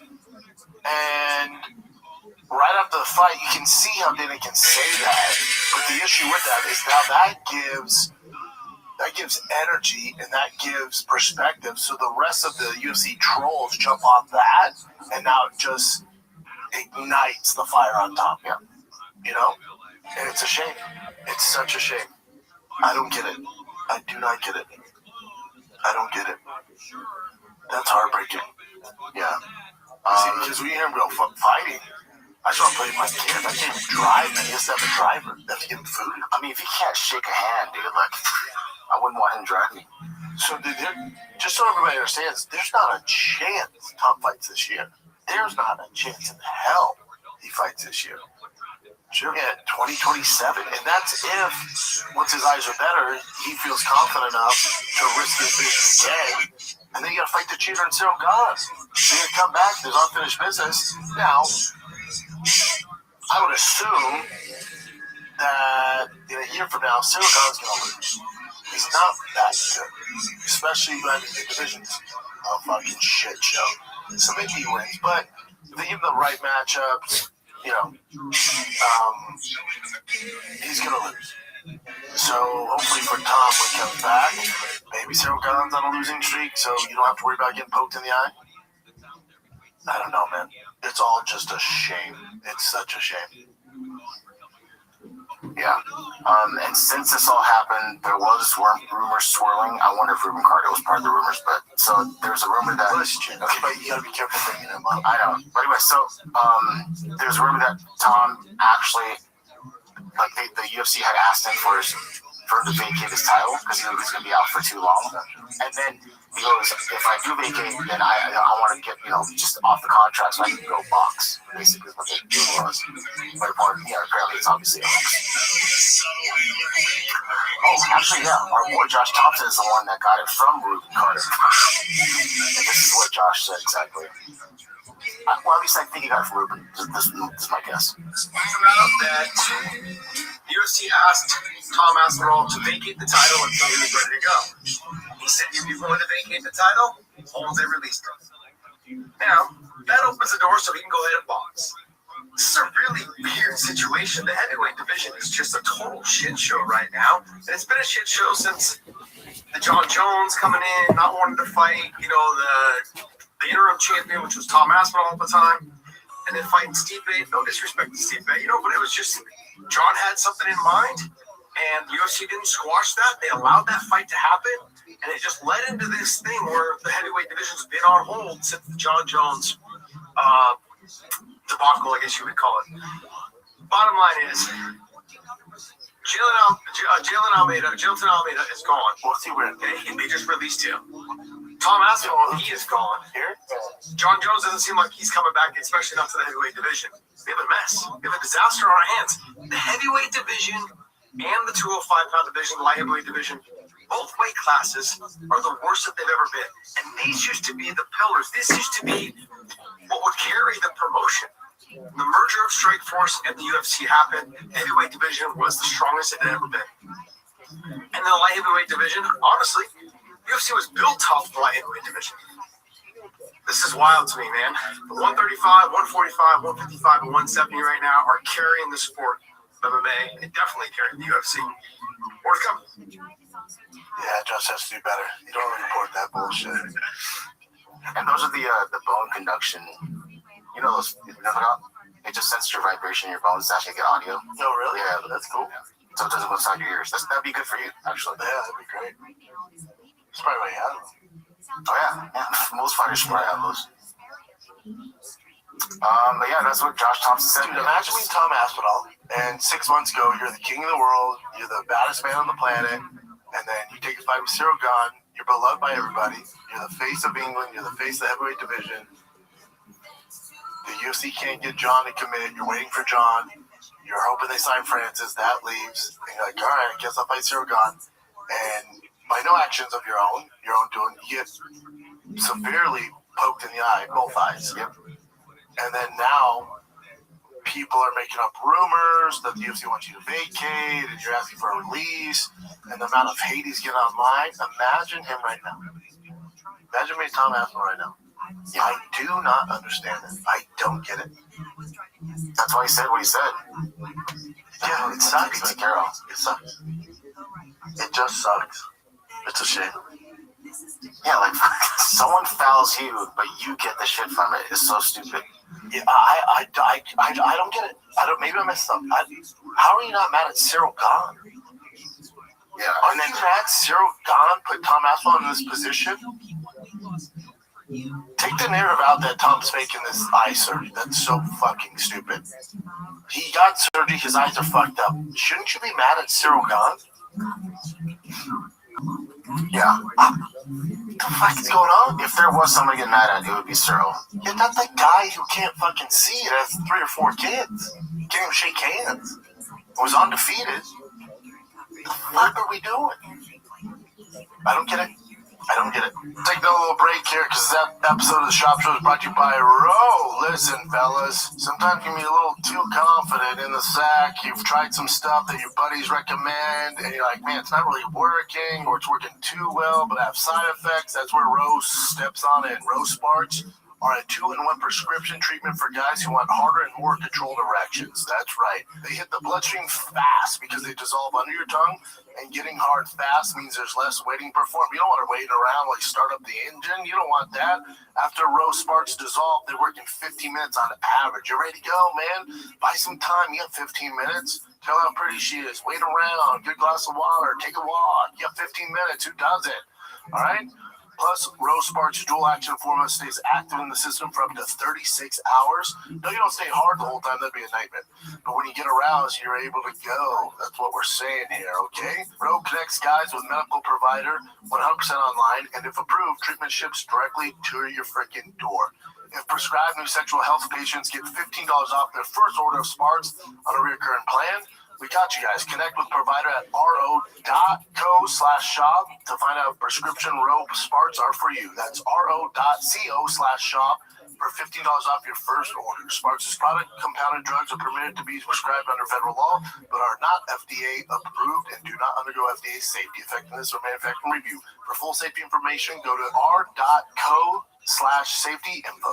By the way, he has 3 kids, and 2 of them are twins. Oh, let's look that up. This was something I found interesting as well. It's called the British or the UK curse, and it always has to do with some sort of like a foul with eye pokes. Really? Yeah. So this is from Menace MMA HQ. So it says the pattern. 4 different British fighters suffered career-altering eye problems during or leading to title fights, from permanent blindness to double eye surgeries. The pattern is undeniable and disturbing. Yo, what up, Kibby? Obviously, Bisping. Bisping's the biggest one. I mean, Bisping lost a fucking eye. The great eye, and still fought. Yeah. So it says Bisping 2013, Vitor Belfort's head kick detached Michael Bisping's retina and left him blind in his right eye. Bisping hid the injury and delayed treatment, fearing his career was over. It probably was. He went on to win something. And that one also was a weird one because that's illegal. It's legal, but he was on, TRT or something. Correct. He was on all the steroids. Yeah. Just turned my phone off. Sorry about that. Okay. And this is a different type of one, but so Leon Edwards one. Leon Edwards accidentally poked Bilal Muhammad eye 18 seconds in the round 2, ending the main event no contest. Dana White said Edwards would 100% in line for a top shot if he won. Said he waited years long. He waited forever.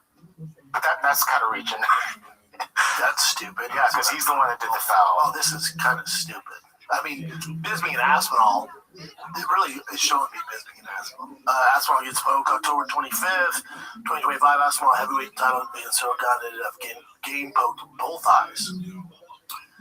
Aspinall told the referee, "I can't see, the fight was ruled no contest." Yep. And then this is the last one.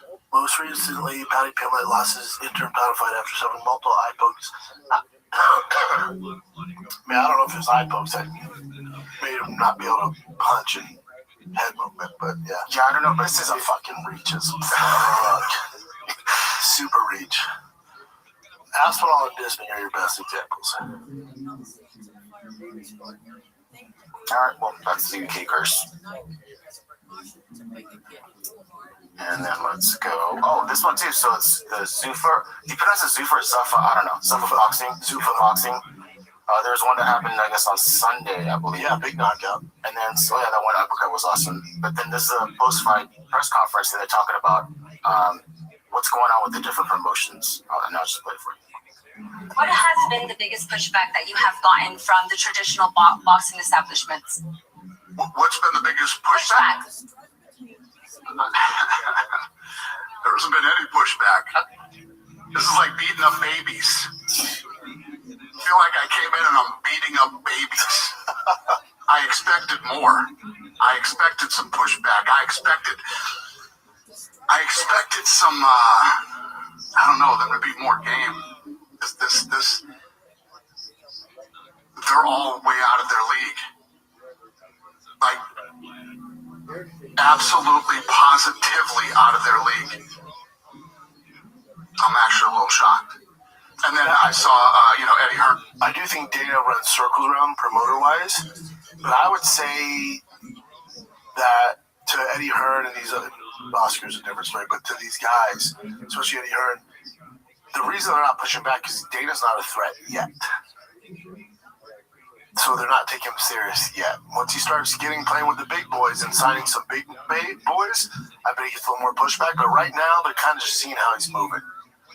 I still think Dana's going to do his thing and run circles around him. But right now, the likes of Eddie Hearn, Oscar De La Hoya, they're probably like, all right, still not a threat, Okay.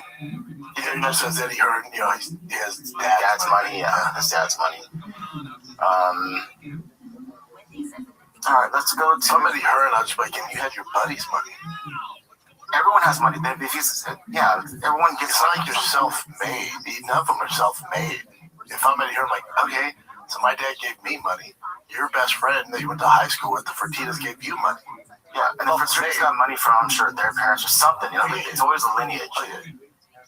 Yeah, it's a bad argument. I guess this is kind of final as a card for London, England. Yeah, my poor guy, Michael Venom Page. You see, he was like, I think I pissed somebody off with the UFC.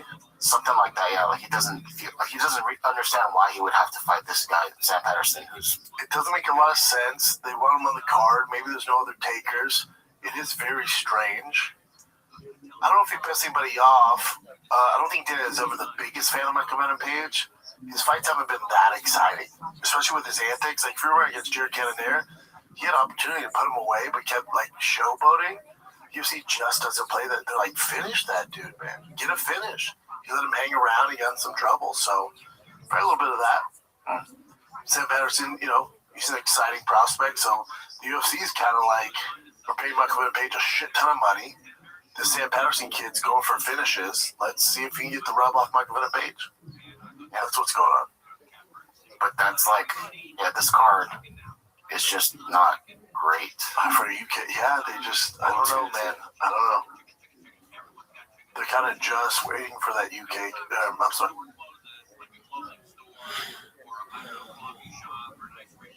Immediately they turn into a hot chicken place. So I think there's a limit to how many, hot chicken restaurants you can have. I guess we'll find out. But I love Wendy's. I was there over the weekend. I got the chili, the baked potato. Hello, how are you? Hello, what's up? How are you doing today? Baruch Hashem. Every day's a holiday, every meal's a feast. How are things in your neck of the woods? That's true, that's true. How's your day been? So far, so good. How about yours? I mean, I'm about to hit the sack. I'm just eating some dinner before I go to bed. Just wanted to see what was up. Oh, excellent. So you were in here. Yeah, I stream my life 24/7. I've been doing so for more than 4 years. I have more data archived on the internet than any person ever. God damn. Word, dog, can I give you my spiel? Yeah, go ahead. All right, it's about 3 minutes, so hang on to your hats. I'm Rabbi Rothschild. If you don't know who I am, you will. I stream my life 24 hours a day, 7 days a week, 365 days a year for world peace. I've been doing so for more than 4 years. My streams go back to the pandemic.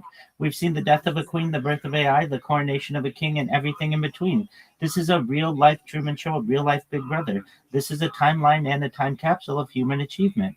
In the 1990s, the phrase "content is king" was coined, and I'm making it true today. I'm king of the internet. This is the biggest event in global history, and here's why. In 2018, The Economist magazine stated that data had overtaken petroleum as Earth's #1 resource, and I have more data archived on the internet than any person ever, which is making me very influential. I'm going viral, and when I do, I want to make you, your friends, your family, all financially independent if you're not already. I want to ensure that you have generational wealth if you don't already, and I want you to be able to start charities and philanthropic organizations of your own. I'm unlike any influencer you're ever going to meet. I'm not live on one YouTube stream nor 2 YouTube streams. I'm live at any given moment on more than 20 simultaneous YouTube streams, 24 hours a day. You can view my life in 360 degrees. I even have a ceiling cam. There it is. In addition to streaming my life 24/7, I enjoy discussions on futurology, things like anti-gravity, antimatter, faster than light travel, faster than light communication, things like terraforming of other planets, space elevators, space tourism, interstellar travel, artificial narrow intelligence, artificial general intelligence, artificial superintelligence. Go ahead. Do you enjoy like Marvel and that stuff? Yeah, I really do my best to be as well-rounded an individual as possible. You're talking about the comic books and movies, right? Yeah, I mean, yeah, like that aspect of like space and all that stuff. Yeah, I mean that's more science fiction. But I really, I'm into everything basically. But yeah, things like certainly cryptocurrencies. I am sponsored by cryptocurrency. It's worth about $100 million. One of the things that we do is we build wells and water towers in developing nations for the benefit of the less fortunate. Additionally, I'm an advocate for ending world hunger through the use of technology such as agricultural drones, floating greenhouses, saltwater greenhouses, hydroponics, vertical farming, cloud seeding. Certainly an advocate for the LifeStar program, desalination technology, de-extinction. If you weren't aware, the first successful de-extinction took place in the year 2003 with the Pyrenean ibex, which is a goat located in northern Spain, southern France.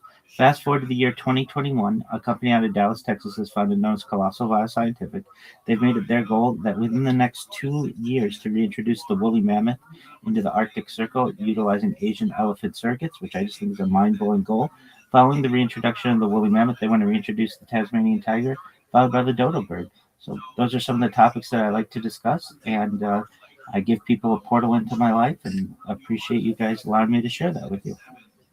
That's pretty damn cool. That's Thank cool. you. I appreciate that. That was fascinating. Thank you. I appreciate it. 100%. So what about you guys? I know you like Marvel. What other hobbies do you have?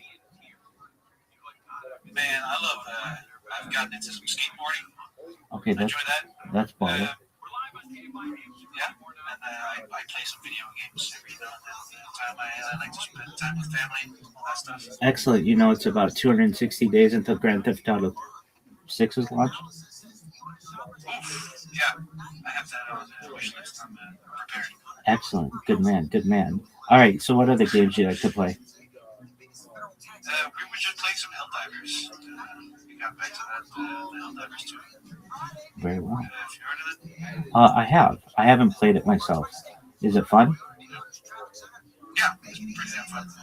Excellent. It takes a little bit of time to get into it. Yeah. If you squad up with some friends, you can definitely get some fun out of it. Excellent. Are you in any sports? Not currently. Okay. How about previously? Have you ever played any sports? Yeah, I've played some soccer and I went to a competitive shooting range at one point. Okay. Excellent. What position did you play in soccer? I was a goalie for all of 2 or 3 training sessions. Okay. All right. Did you stop any balls? I think I did. Okay. There you go. With my nuts. Very well. Okay. Excellent. How about our friends here? Did you guys play any sports? I played soccer, but only like and stuff like that. Okay. Well, that counts. Excellent. And how about our third friend here, Thor? Did you ever play any soccer? I did in my youth. I switched between a lot of sports, handball, badminton, swimming, but I never really got into it super deep any of the sports. Okay. All right. Very well. And does anybody here watch any professional sports? Esports, if that counts. Yeah, that counts. What esports do you like? Counter-Strike 2 esports. It's kind of hold off me and a couple of my friends. Okay, yeah, I've seen that as well. That's do you watch it on Twitch or where? Yeah, Twitch.tv/ESLCS. Yeah, okay, excellent. Very well. Well, I'm streaming on Twitch right now. So yeah, I stream on YouTube. Additionally, I stream on just about every platform that there is out there. And I've started streaming within the Jewish Guild server, made some nice friends with some of the moderation team and some of the other people. I sing karaoke in here sometimes, so if you guys like karaoke, we can get that set up. We're going to do a movie night coming up, so if that's of interest to you guys, we'll get that set up as well. And appreciate the opportunity to be able to share some information about myself. I'm going to hop on that. Feel free to continue to watch me on the stream, and if you ever need to connect with me, just do exactly what you did. You send me a message, or you can come into my server if you need me right away. Okay. Excellent. Thank you so much. Thank you. Take care, everyone. Peace. So what about nice bunch of mentions?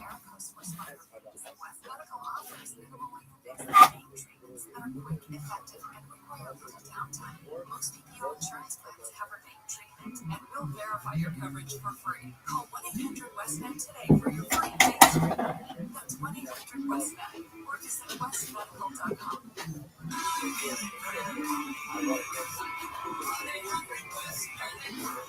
Are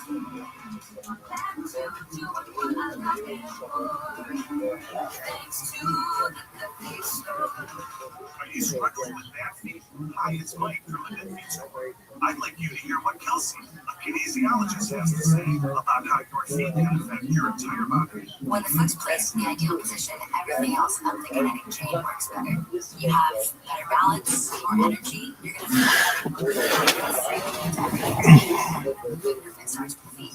What I really like about the Good Feet system is that they support all four arches of the foot.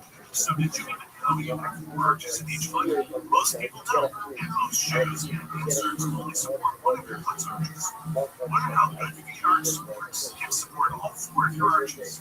We want to help you walk, run, exercise, and play in comfort this year. We have 11 area locations. Find the one closest to you at goodfeet.com. Thanks to the Good Feet Store. Wesley is a truck driver. A truck driver with IRS troubles. It got really bad.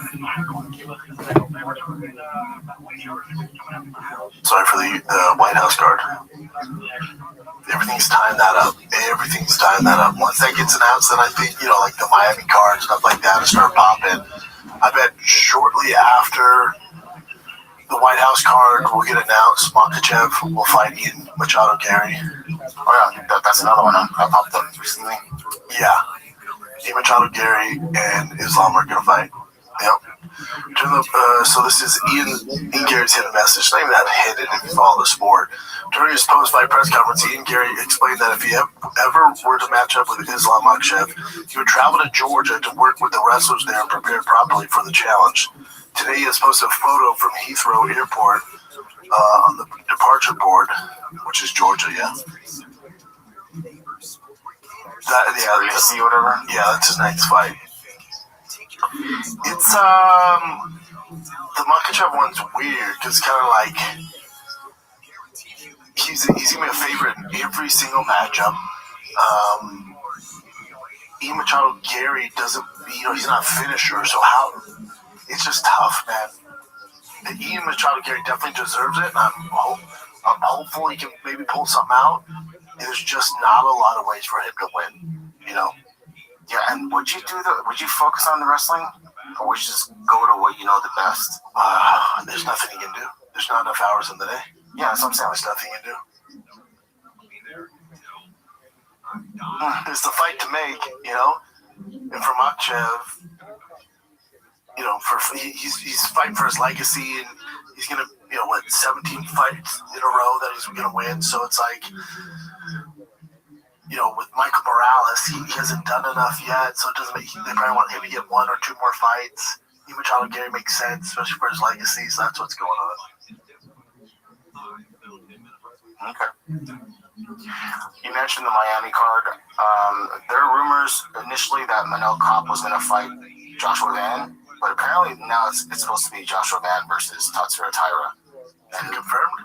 Not confirmed, but it's like more reports leading to this being what's going to happen, and it's supposed to be the first ever men's Asian title fight.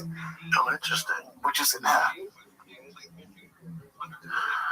hopefully that card's stacked with some other shit, though. Yeah, I didn't see anything. That your main event? I don't know, dude. Let's do this boxing one real quick. This is Canelo talking about Terence Crawford.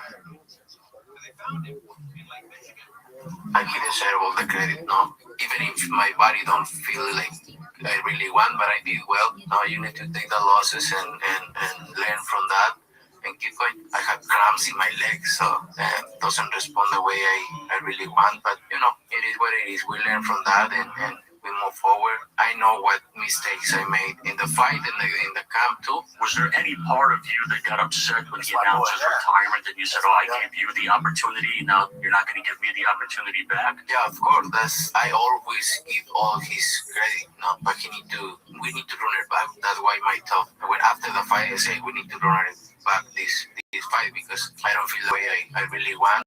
I need to make this fight happen again, and it's gonna be different. I think for him to deserve all the credit, he needs to give me the rematch, obviously. But he decided to retire, and the rematch will be perfect for boxing. No, but it is what it is. I'm kind of with Terrence. I mean, unless he needs the money, it wasn't that close of a fight. You know, Terrence like, why? Yeah, Canelo was saying just to cement it because Canelo was not on his game that day. He said, like he's mentioned, his cramps and his body wasn't feeling that way. He trying to hear that. I'm kind of with Terrence. Like, I'm good, man. That wasn't that tough. You know. That guy's a trip though. You said the world's worst spy or whatever. It's just the way he dresses. Yeah, that's like his everyday thing, though, right? Yeah, that's what he looks like. They call him Mr. Versace. We know. This I thought was also interesting. Sarukian was training with Mighty Mouse, and then he mentioned how Islam could actually out wrestle him. He actually admitted it. So. Who can out wrestle you in the UFC? Who can out wrestle you? Right now, I'm going to find out. Right. Well, I shouldn't work. Islam, but he won't find out. Yeah, he went out. Yeah, he doesn't understand that, dude. Because we're saying that you can teach him. Yeah. He's so calm, too. You are, too. You are, too. You're calm.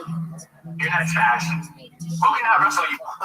Yeah, but that's cool that he actually says, like, straight up, yeah, Islam could out wrestle me. Yeah, 55. Like, obviously, Hamza can out wrestle him, but he was like, yeah, 55, nobody could. Machev could, but he moved out. Yeah.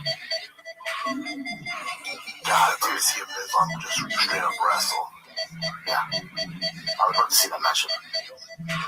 This is your boy Mike Musumeci calling up Ramen for obviously grappling. Not a real fight, but I'll just play for it. You want to fight Arman? Not fight. Nobody not fight. Let's change the F word out of this one. Arman, he's incredible, but he called out my friend Tom Hardy in a grappling match.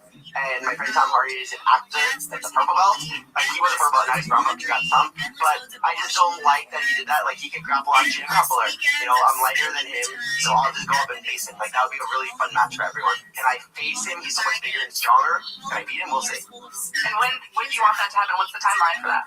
Send me a location. This comic goes, damn, he's zesty. He's been that way, though. Yeah, he does. Yeah. I know he's like, it's my friend Tom Hardy, my friend Tom Hardy. Yeah, I love one of his actors in the world. The stuff he did with the weigh-ins, though. And okay, I was gonna speak on that too. So as of late, he's been doing this kind of stuff where he's like cussing a lot now. Oh, really? Yeah, it's still out of character, but I don't know. Maybe he's just. I've been noticed. He's such a little beast. I'd love to see him in Armin, though.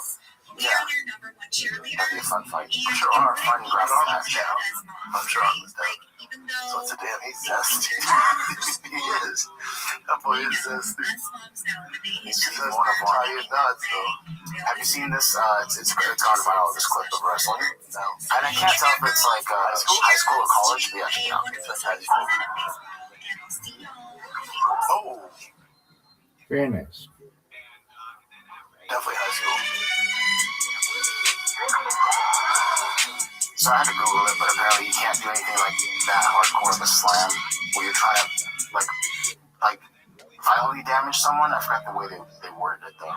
Interesting. What the fuck is Yeah, this? straight WWE style. Gotta give the young man some credit though. That was badass. That's pretty badass. Yeah. Rampage was, I'd say it was a move. Yeah.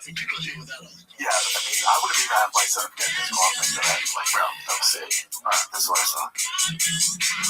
Listen, and return opponent to that unnecessary force is considered an illegal slam. That's so weird though. That is wrestling though, isn't it? I mean, the way he slammed, I think if he would have, because he did it with one arm too, you know, slammed him, I think if he would have secured it with this and put him and then followed, but because he did it almost like WWE Undertaker style, just threw him to the mat. That's what made it look awesome. It did look awesome. He's going viral, but yeah, you don't want that. Yeah. And speaking of Rampage, I saw this part, this clip of Rampage, and this guy kind of messing with him for his live stream.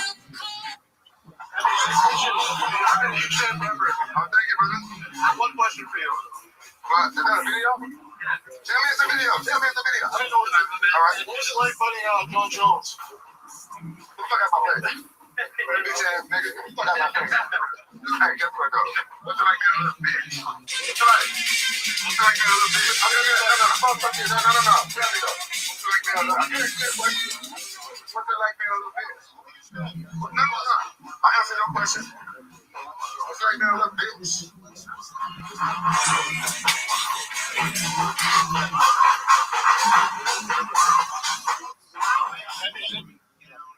You know, sometimes when he does these things, it's like a skit, but to me, like he's actually He's pretty serious there. Yeah. It's pretty disrespectful. You know, all the fights, all the great fights Rampage had, you know, the John Jones' sore one, like, you're not a fan, dude. But this is part of the problem when you're streaming. You know, he's in this young streamer world. It's a young world. Yeah. These kids don't give a fuck. They have no chill.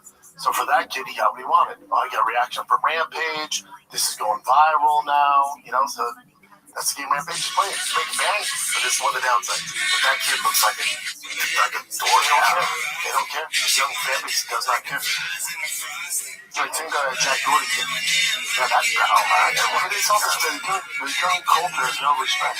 No respect. I sound like such an old dude right now. Well, you're older now, so it is what it is. This is BS. I will just play this one for you. Alright, let me guess. So, Fox now Charles Oliveira, fuck up Max Holloway, what's going on? Yeah, kind of, but he's backing up his words on us for this first place. When people think that, they think like this. Charles Oliveira, Max Holloway, who you got in that one? It's probably marked up. I like Max. Yeah, I'll stop the fans want to see on the White House card. You think on the White House card? That was pretty good. You're the man, bro. Thank you.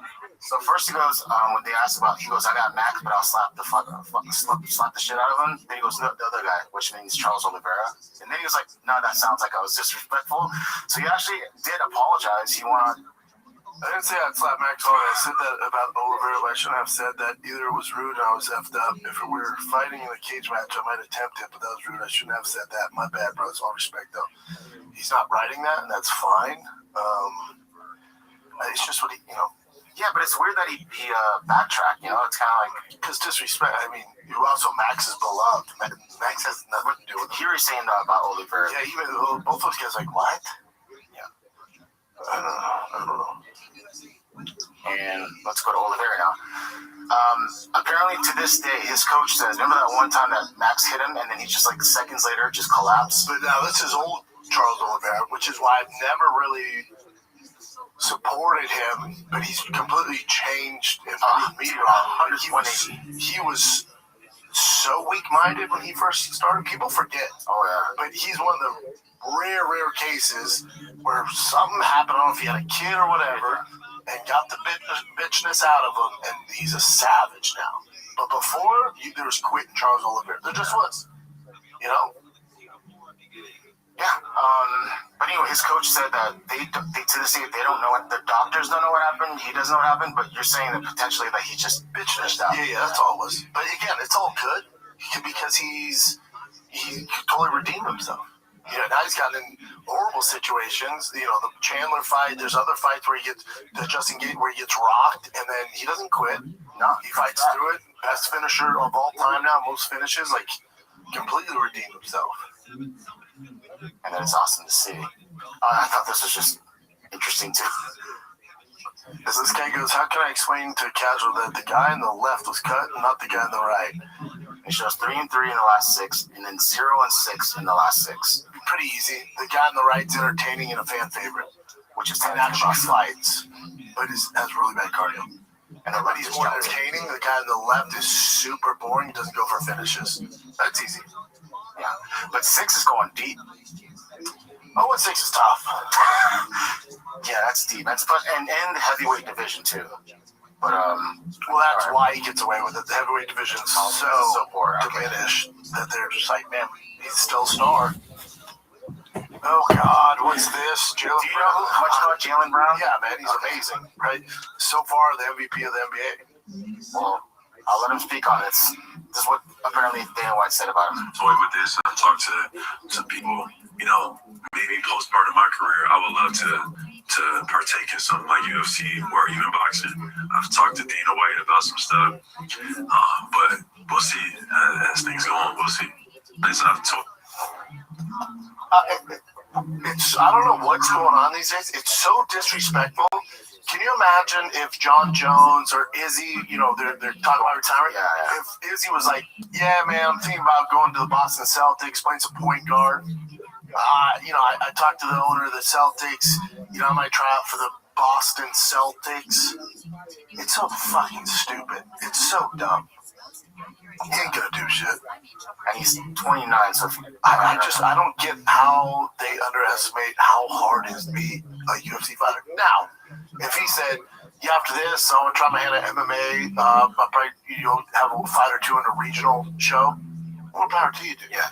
But when you go, yeah, I'm thinking about fighting in the UFC, that's no different than me going, I'm thinking about taking some swings, maybe playing shortstop for the LA Dodgers. The fuck are you talking about, dude? No other sport has to deal with this. I don't know what it is. Everybody thinks they can fight. Jaylen Brown cannot fight. I don't get it, dude. He's also on the max contract. What? Have you ever seen how much we make, dude? It's so dumb. It's so disrespectful. But it is true that of all the sports that people play, the ones that they envy the most is MMA.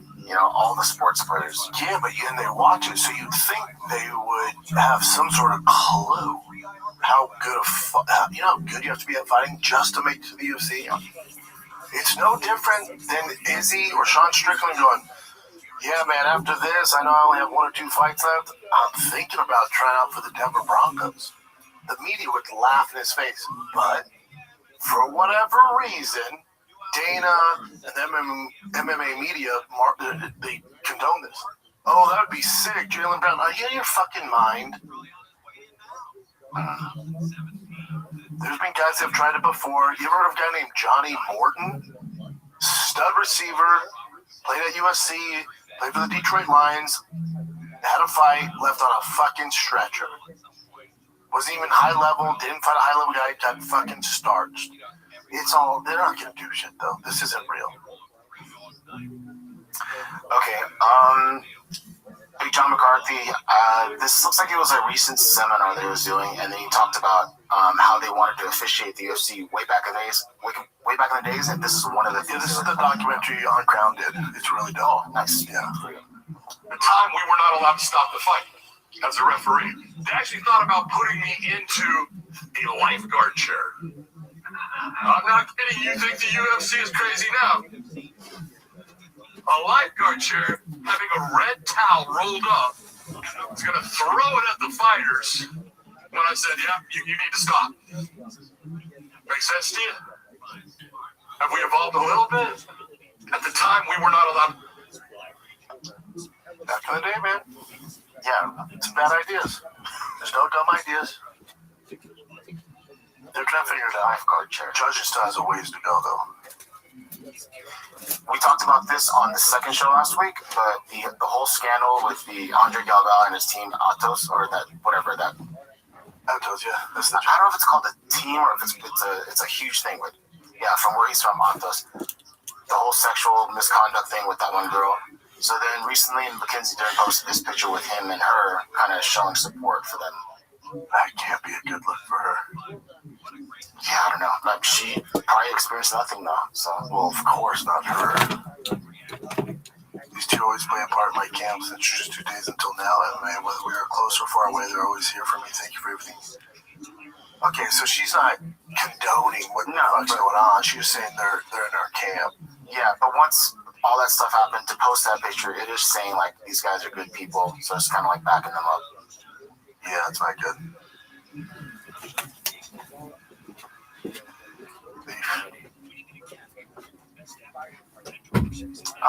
Yeah, this is kind of what we were talking about before. You were talking about before, how Dana White doesn't talk to the fighters pretty much. It's like only Sean Shelby or someone else like Hunter Campbell. Well, what's he talking about? Is Matt Brown talking about when he fought? No, but he's also saying the same thing. He said that to a certain point, it would be Dana, like the other guys, and then Dana White would be the last when he was in the top 5 order. That Dana White would have the most conversations with him. Well, once you get to a certain level, that gets involved. But once Endeavor came in, he said he didn't talk to Dana White at all. Oh, interesting. Yeah, and he was still fighting when Endeavor came in. Yeah. I was kind of coming up and, in my prime, so to speak, making a run for the title and everything.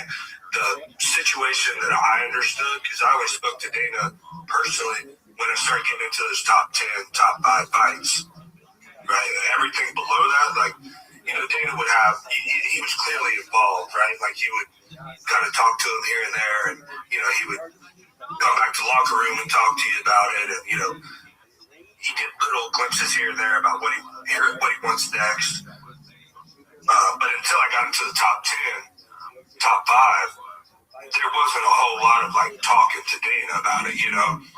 But then when I got up in there, I wasn't even talking to Joe Silva anymore. It was just straight to Dana, right? And then after the buyout, you know, this is just my own experience, you know. I never talked to Dana or anybody other than Sean Shelby. That's not good. Yeah, but, I mean, I guess similar with me. I was a little different circumstance, right? Because Matt Brown, I mean, he's such a beast, immortal. I guess because I came off the Ultimate Fighter, it was like such a big season. Dana was pretty involved the whole time with me. Pretty involved. Like my first fight after beat Chase Gormley, they flew me to something. He gave me a hug. Like, dude, hell of a fight. That was badass. And also like Matt Serra at this event. Yeah, pretty involved with me. We talked to him pretty frequently. Now that was before the Endeavor days, and then especially once every fight I had was televised, and then all fights were on the main card. And so once I was consistent on the main cards, we dealt with Dana a lot, but not with the negotiations. It's always with Joe Silva. Until after I beat Mitrione, I went to re-sign. He flew me out to Vegas, and I met him in person, and we negotiated. He flew out just to do the negotiation? Yeah, he flew me out just to sign my contract. Yeah. Did you always have like management with you, or was it ever just you and him? No, always Lex. Always, yeah. But I think too that's the big corporations. Like you go to Apple, I'm sure when Steve Jobs was alive, you weren't dealing with Steve Jobs, you know, until you got to a certain level. That's how something with Endeavor that makes sense though. They got bought out, you know. Dana's like, all right, yeah, he's just done. Yeah. I don't know. This is Gilbert Melendez talking to Mighty Mouse about the fights back in the day. Watch the last 2 Paramount cards, right? And it's not a prestige thing that you get to like Saturday, sit down, find a pay-per-view, watch it. I feel like now it's like it doesn't have that same essence. Yeah, there's so many of them, right? Like back in the day, like we'd be able to like there'd be like 4 UFCs, right? It'd be like Chuck versus like Babalu and Tito versus Ken Shamrock and like Matt Hughes versus Gil Castillo. Like you'd have like a stack card. It's only 4 times a year. Now you got like one every weekend. Yeah. And also I think the fighters are becoming more athletes than fighters, right? And I think their athleticism is sometimes beating the guy who's a fighter. But it was such a different era, right? It was just like there was some crazy, like there was just bangers, like got intentions, you know, like I don't know why, I was literally sitting there. Even my producer, he was sitting. He goes, "I fucking hate this." He goes, "Paramount's ruining UFC." He goes, "It just like it doesn't make sense to me. Like, why is that the co-main event? Like, I want banger." And I was like, "Dude, this is the era we're in." I watched the last 2 Paramount. Yeah, you're right. I mean, all 3 of us are old heads. I mean, it's just a different time.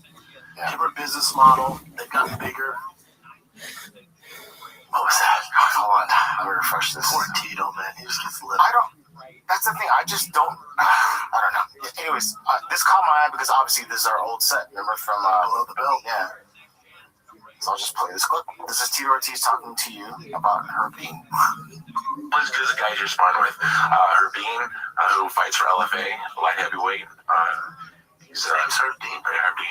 He's actually half, I think, Swedish and Russian, I think. Is related to the Herb Dean in the UFC? No. My name is Herdem Olajubic. I'm from Stockholm City. What's the name? And I train at All-Star Training Center. You know what? A completely different How about said something like that? But then you gave Tito like many. You're like Herb Dean. Look, is he related to Herb Dean? He's like, no. Yeah, I kept saying Herb Dean. I know. I was trying to bail him out. It's like the one clip that went viral. He's like, I definitely want to out my kids, and you just see me go. I know. He just made a mistake, but damn, that sucked. I know, man. He's a good, like he's an awesome father. Words are tough. Yeah, that's the only problem for me and him, dude. Well, I mean, let's say I'll give you way more grace. Oh yeah, it's tougher. It's tougher on him these days, man. I get it, man. It's fucking tough. Yeah, English language is tough. That's pretty much it for current events. All right, guys, you got a great fight night, a great main event. One of my favorite fights of the year. Sean Strickland, Fluffy Hernandez. Boy, the DraftKings odds. I assume Fluffy's a favorite. Yeah, because when I look at it, and this is what let me see. Minus 278 versus plus 225. Minus 278 is a big favorite, man. Wouldn't be a bad idea to put money on Sean Strickland. Just he's such a dog. I'm not saying he's going to win. Here's how this fight breaks down. The fighting style of Fluffy Hernandez is tailor-made to bring the dog out in Sean Strickland. So one of Sean Strickland's, if you're going to critique the guy, is if you see him in training, you hear the stories about training, or you see him online, like knocking influencers out or this guy out. In training, he's such an animal. I've heard killer training stories about him, wrestling, jiu-jitsu, boxing, everything. He's a monster. But for whatever reason, when he gets to the fights, it's a lot of jabs and deep kicks and winning by decision and just volume punching. But with Fluffy Hernandez, you really can't just sit back and jab and teep him.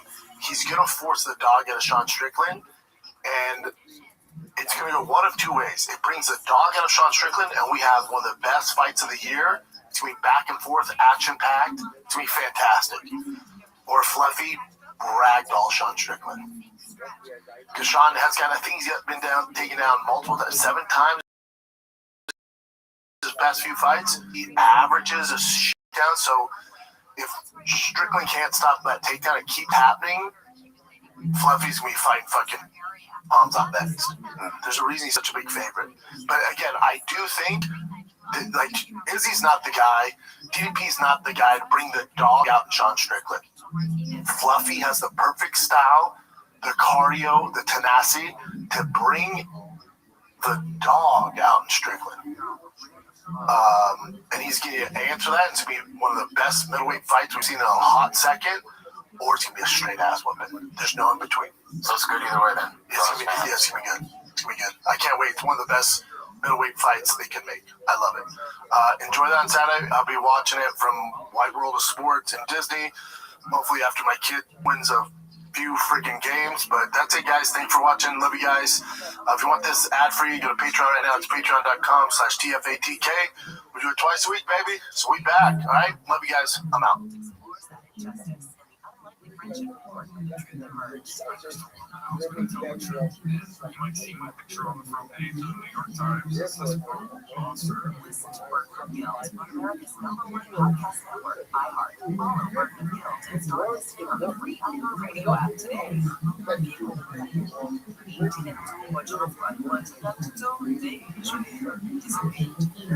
This is Truthist, John O'Connor, a podcast from the inside the world of worship across the globe.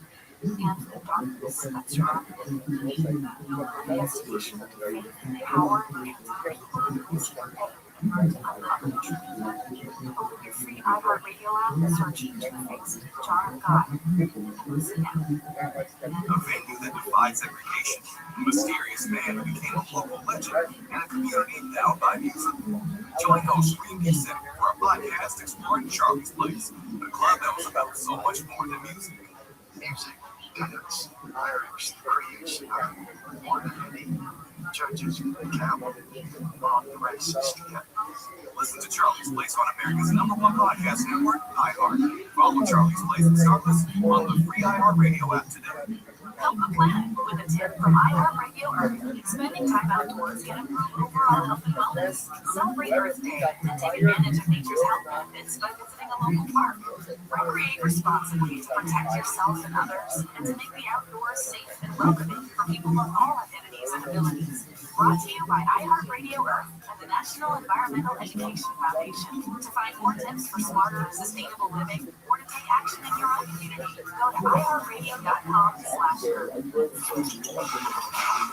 Records, milestones, firsts, lasts, and everything in between. What happened today in sports history on iHeartRadio? What's happening, fellow sports fans? It's Andy West. Let's look back on this day in sports history, February 16th.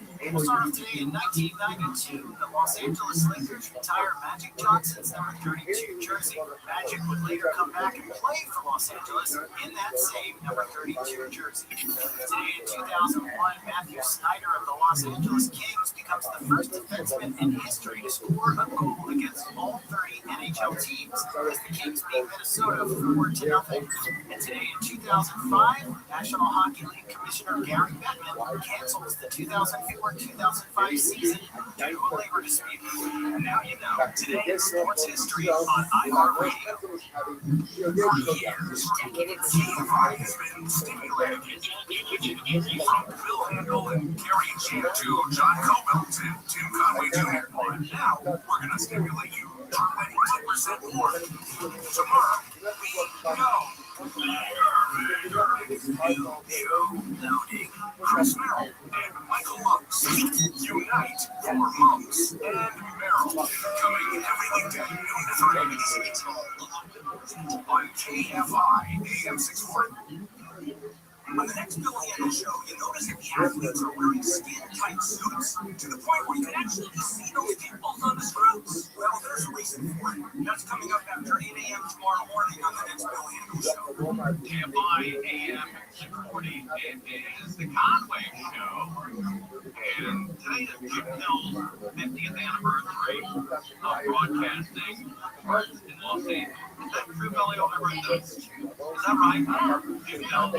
Yeah, he works for Channel 2 and Channel 9. I was like Channel 2. And he is a staple. He's been around a long, long time. Is it 50 years in sports in LA or just 50 years? It says today is Jim Hill's 50th anniversary broadcasting sports in our great city. 50 years in LA? Wow, man. Congratulations, he is a very hardworking man. That's great. There's a really cool thing. You hung out with a lot of athletes, Billy. When I covered the Lakers. Did any of them ask you out?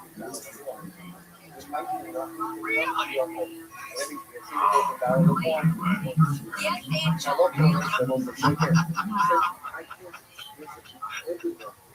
So are you still a believer? Yeah, that is. Really? Anybody we know? Does any of you have a candy bar named after him? Candy bars, no cereals, no shoes, no covers, no weenies, paper. Yeah. Tell us about what made us do it.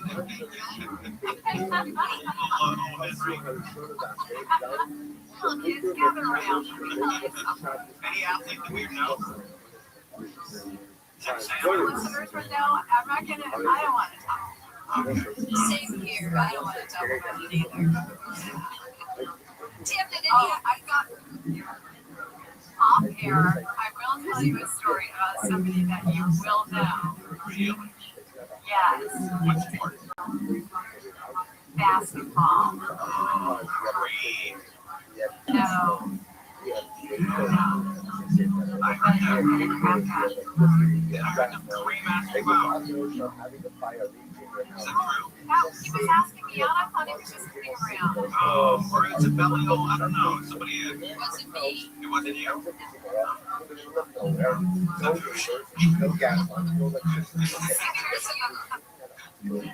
was Tafusion, what was it, the pump fan? Oh, yeah. Yeah, this pump fan. So, Belly, what athletes had brothers? I don't remember off the top of my head. There were that many. So many, oh my God. So many. The girls don't want to talk. Great for radio. Let's get into Steph's love life. Steph, did you go out for Valentine's Day with one of your honey? He did. Yeah. Really? New honey. Is that right? Where'd you meet?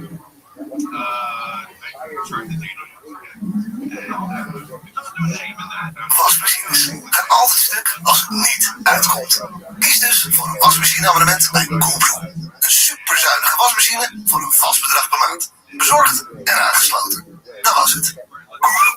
Alles voor een glimlach.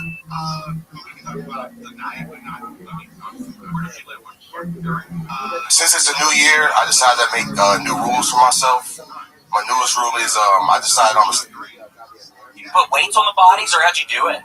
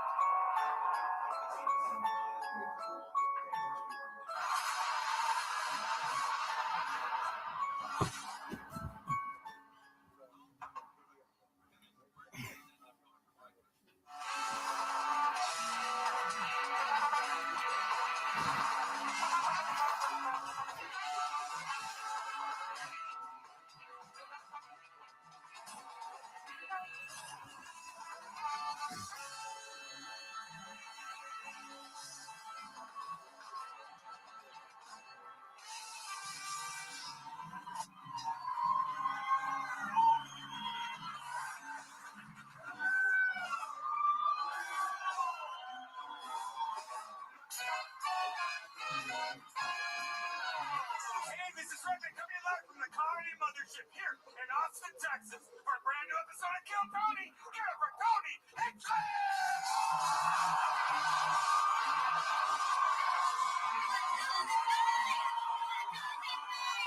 It's really been the best fucking night of our lives, huh?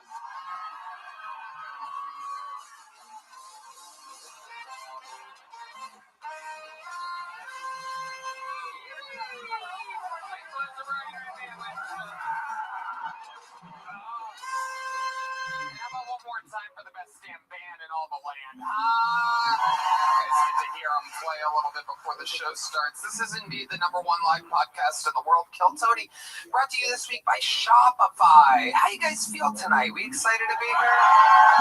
Very diverse crowd. This looks good in here. Before we get started, here's a little bit more from the amazing sponsors that made this all possible. We live in Austin, Texas, but we are jumping in a tour bus, ladies and gentlemen, and we are taking the actual Kill Tony show to Houston, Texas, February 28th, and Dallas, March 20th. Go to TonyHinchcliffe.com for tickets right now and come see an actual Kill Tony show in the great state of Texas. One in Houston, February 28th. One in Grand Prairie, March 28th. TonyHinchcliffe.com. Get tickets now. You guys ready to start this fucking show or what? Every single week, I book two of the funniest comedians in the world. This is the return of two of our favorite guests of all time. Ladies and gentlemen, make some noise for two of the best stand-ups working today. Jim Norton and Ian Fidance, everybody. Oh, yeah. Ian Fidance. The great Jim Norton. Fuck yeah. Oh, absolutely perfect. Jim Norton's special Unconceivable is on YouTube. His podcast Can't Save You is available everywhere. Jim, welcome back. Thanks, Tony. Thanks for a nice applause from the audience. That was very encouraging. Yeah. Yeah, they love you. They love you. Ian Fidance is back, everybody. He's got a new travel show called Ian Do, an odd guy doing odd jobs. YouTube.com/Ian Fidance Comedy and IanFidance.com for touring. Jim Norton Comedy to watch his special Unconceivable on YouTube. And if you haven't watched it, I highly recommend watching it right after this. You guys have both done the show multiple times before. Very exciting stuff. You guys know how it works. About 300 insane people. Sometimes it's a calm person that's just ready to absolutely make the most of the opportunity that they're given. I pull their name out of the bucket. They get 60 seconds uninterrupted. You know their time is up, and you hear the sound of a kitten. That means they have to wrap it up then, or else they bring out the angry West Hollywood bear, which interrupts them if they go over their time. And then I conduct an interview with them. We find out more about them. Absolutely anything can happen. The entire thing is improvised. Are you guys ready to start tonight's fucking show? Well, we're going to start with a bang. Normally, this is how you end an episode, but tonight, this is how you start an episode with the Hall of Famer with the record for most appearances all time on the show, the most interviews. Tonight we get started with a man that some people call the Vanilla Gorilla, the Memphis Strangler, the San Antonio Service Assistant. This is the Big Red Machine, William Montgomery.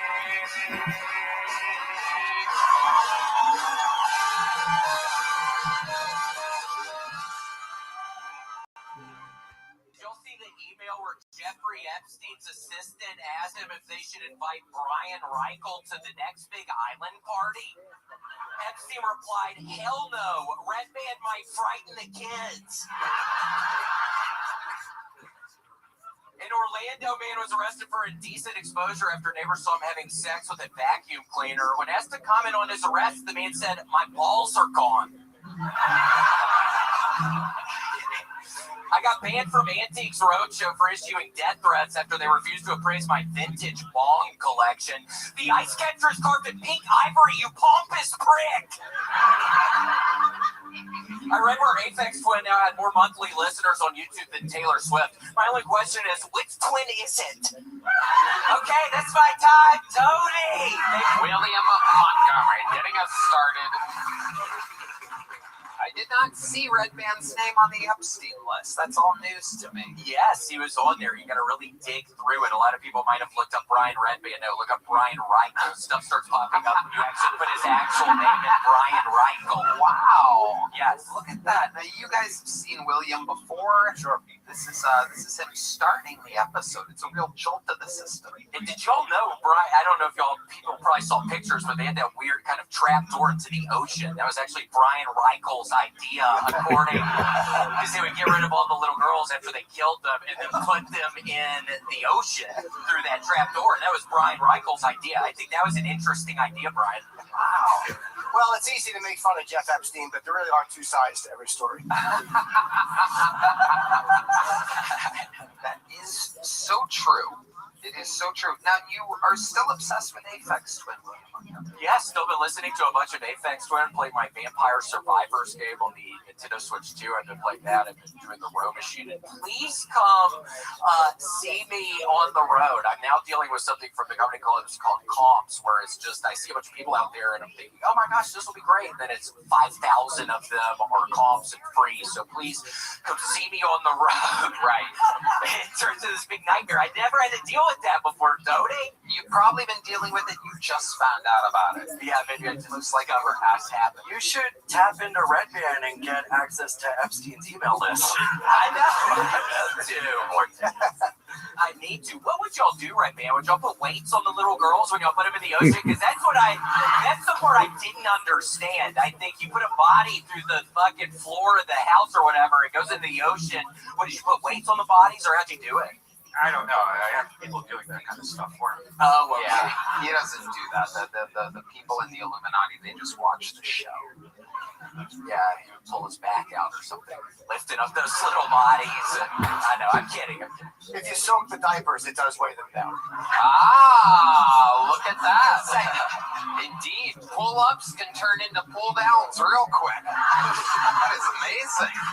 Jim Norton knows his stuff. I should have known. If there's anybody that specializes in drowning babies, it would be you. Oh, everybody's gonna jump up soon. Hey, he's not a bad guy. Guy knows how to party. I love it. William, you also mentioned your bong collection during this set. I wrote the words bong collection written down here. What kind of bongs? Yes, do you have? sir. How many bongs? I have, my favorite is a purple abalone bong. It has some little diamond-looking things. I think Swarovski crystals on it. I think that's probably my favorite, the one with the Swarovski crystals. I also have this really nice tangerine. I think it's I don't know what kind of rock it is, but it's a nice tangerine one. I also have one that was a little amethyst. It looks like a little mushroom. Amethyst. That's really good. And, what do you like to do after you smoke bongs? Shit, Tony. Well, I need to be careful because I have all the plaque in my carotid artery now, which is very scary. That's why I've been doing the row machine. But I've been eating a bunch of vanilla ice cream again. I just eat it with chocolate chips. I get the little chocolate chips in the freezer, the mini ones, and I just put it all over the ice cream. And I just eat that. I used to suck on the ice cream when I'm doing it and really enjoy it. Now I just eat bites of the ice cream with chocolate things on them. So I've been taking out big time, Tony. That's why I have to do the row machine. I feel like if I'm rowing 20,000 meters in a day, I'm allowed to eat a bunch of ice cream at night. So I don't know what's real. He is a wild boy. It's a wild way to start the show because William is kind of like a mythical creature. Yeah. It's almost all of it is untrue, but it's very entertaining. Normally on this show, I implore people, talk about your real life, talk about the truth. William's one of the extremely rare exceptions. Real life is way too depressing, so. Are you going to take that, William? Redman's been holding back the whole time, and then he drops a bomb on it. Yeah, no, he's kind of bright, so no. He's sadly a little right on the show, but it's okay. I'm working on it. Well, William, super amazing. You're super silly. Everybody loves you, and it's a great way to start the damn show. So nice to meet you. Is there anything you're passionate about this week? Just that motherfucking vanilla ice cream, Tony! Love it. William, lights out Montgomery has struck again. And now we rotate over to the mystical bucket of destiny, where absolutely anything can happen. This is where we meet people. This is where the crazy shit happens. Ladies and gentlemen, your first bucket full of the night goes by the name of Zachariah Tourette's Tippett. Here we go. Here we go. What's good, everybody? So my name is Zachariah Tippett. I have this cool thing called Tourette syndrome. And tonight, y'all need to know that children are mean. I used to explain Tourette syndrome as sort of a superpower. Then one kid stood up and yelled, What makes you think you could be a superhero? You can't even win a game of hide and seek. And he emoted on me. So after a few Triple H moves later, I'm no longer allowed to be a motivational speaker. Now I'm a Walmart greeter. Welcome, fuck you. Thank you, everybody. Fuck yeah, 50 seconds of Zachariah Zachariah Tourette's Tippett to start our bucket pulls tonight. Welcome to the show, Zachariah. How long have you been doing stand-up? Talking to that mic right there. I've been doing stand-up since October 2021. 2021. Have you been on the show before? I have, I think about 3 or 4 times. Okay. I somehow don't remember you. You had Tourette's. You had Tourette's then too? Yep. Still disabled. Wow. Amazing. Do the words ever change? Yes, they do. The first time I actually ever came on, you were really excited. We talked about the time I yelled the N-word. Oh, I love that. I'm from St. Louis, so. Oh my goodness. Yeah. I mean, I guess they have to give you the pass, right? Gold card, baby. But you've had to explain when black people were around when you did that, when you said the N-word. Does talking about saying the N-word kind of make your Tourette's want to say the N-word right now? What letter comes after M? So wait a minute. So if I tell people I have Tourette's, I can watch a football game in a bar. I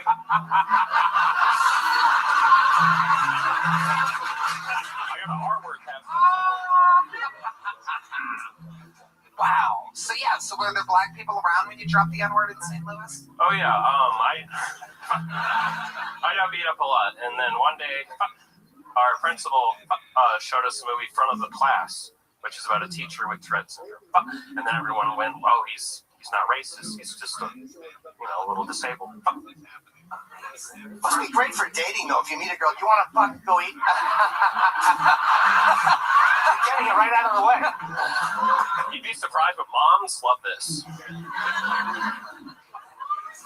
Amazing. So give us another example of a time in which your Tourette's has caused a wild situation. I yelled a 4-letter word my first time flying at an airport that rhymes with mom. Wait, what? Bomb. Oh, shit. So it's kind of like, is it kind of like whatever you shouldn't say in that situation? Kind of, if you think about it, that's what you say?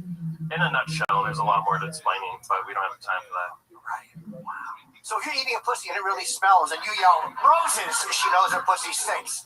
No, I just go to the ass and say, "You're next." Oh, hell yeah. Yo, my man.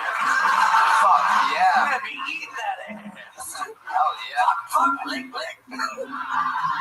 You'll go anywhere. I love it.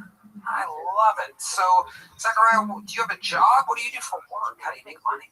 I actually do content creating full-time, talk, YouTube, etc., and stream. And then I have a part-time weekend job at Chili's. Really? Which location is this show at? Oh my God. There's going to be a line around the fucking block for people to go to Chili's.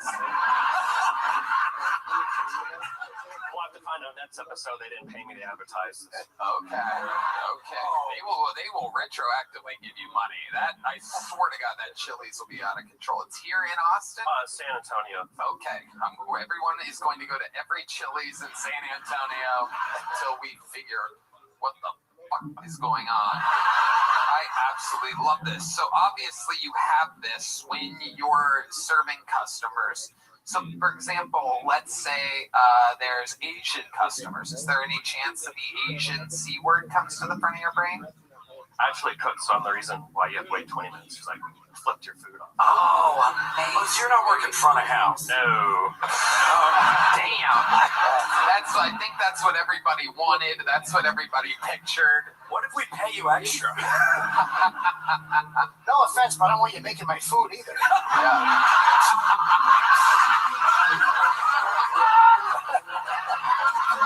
Too bad, man. But now you can know that bar now. God, it's amazing. How long you been cooking at Chili's? I've been there probably about a year. Yeah. Okay. So, do you get a little? It's physical too, right? You get a little twitchy. You do. They were doing the work. So sometimes you literally probably do like mess up cooking, and you have to restart and stuff. Yes. Okay. What are your hobbies? What do you do for fun when you're not cooking or doing stand-up comedy? Mostly Oh, that's... Hell yeah, brother! Yep, that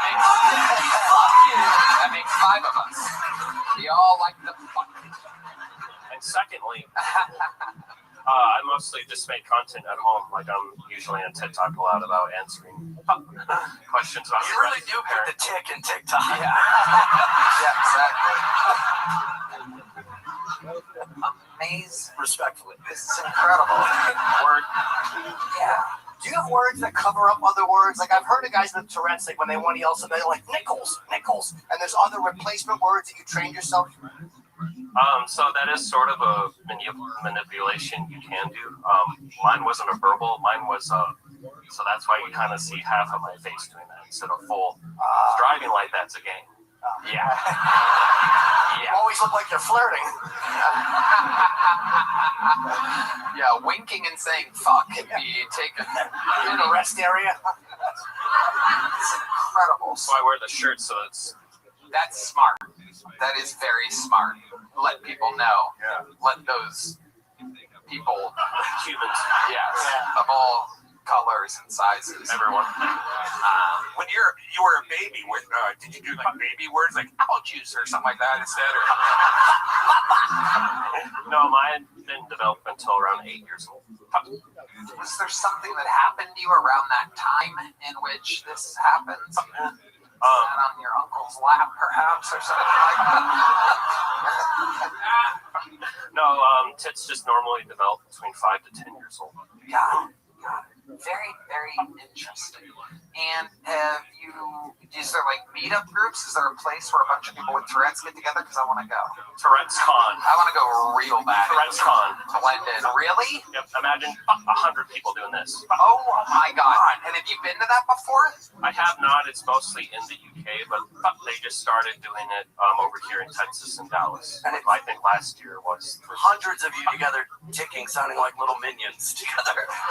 We congregate. Are there guys even in your group who you're like, wow, this guy's a fucking asshole? Mostly the UK people have more of the verbal like sentences, like I'm going to punch you in the pussy, like something random. Oh. I just have the one verbal tit, so mine's like mid-tier. Just like lucky. Yeah. In a sense, they have the cooler Tourette's to me, but I'll settle. I love that. And so they have meetup groups, and there's one in Dallas. And why did you not go to that? It seems like, as a TikToking ticker, that you would be there.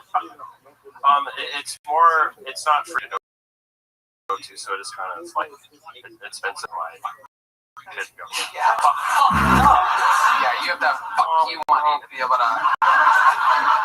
able to do it. How much? I'm just curious. How much does it cost to go to Tourette's Con?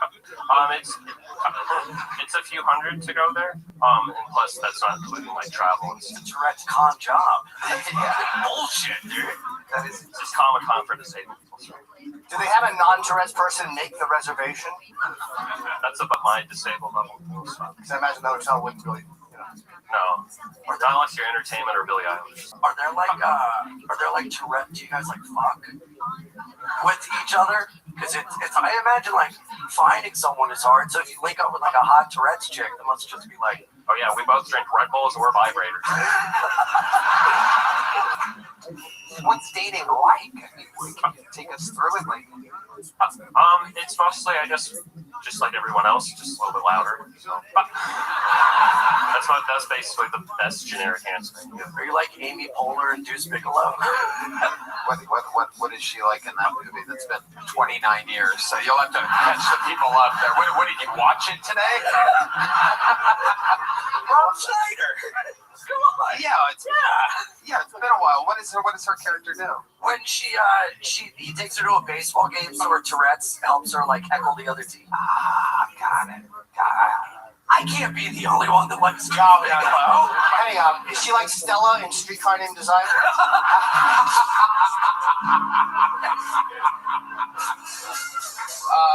Zachariah, very fun set, an amazing interview. Here's a big joke book coming at you.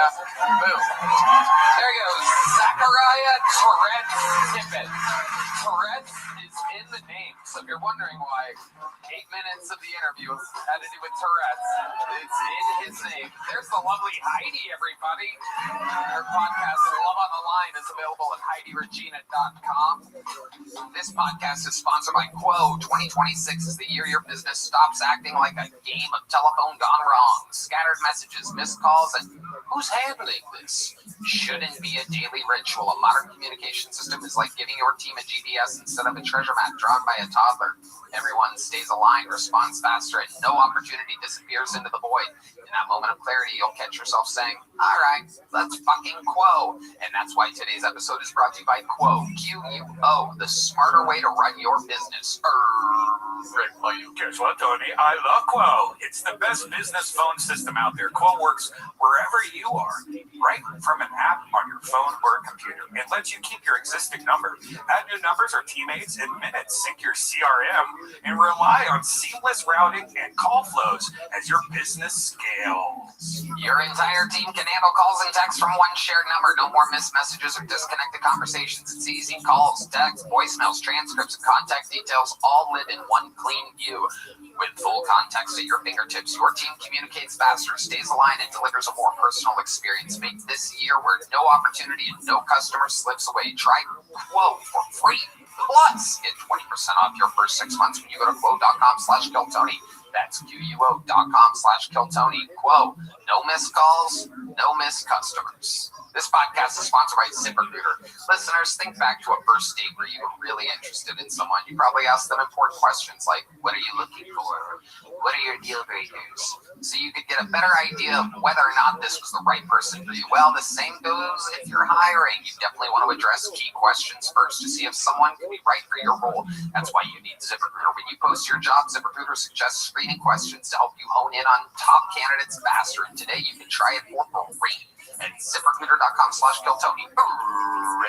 Guess what, Tony? I love ZipRecruiter. It's the best hiring site out there. ZipRecruiter's matching technology immediately finds qualified candidates that check all your boxes.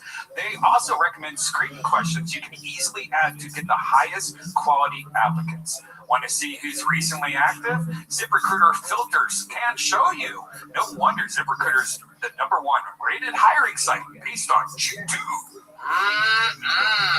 Ask key questions and hire faster with ZipRecruiter. 4 out of 5 employers who post on ZipRecruiter get a quality candidate within the first day. Try it for free at ZipRecruiter.com/KillTony. That's ZipRecruiter.com/KillTony. Meet your match on ZipRecruiter.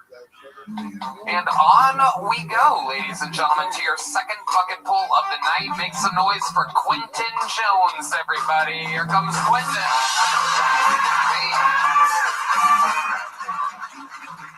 Happy New Year, everybody. Since it's a new year, I decided to make new rules for myself. My newest rule is I decided I'm going to stop dating women with cats.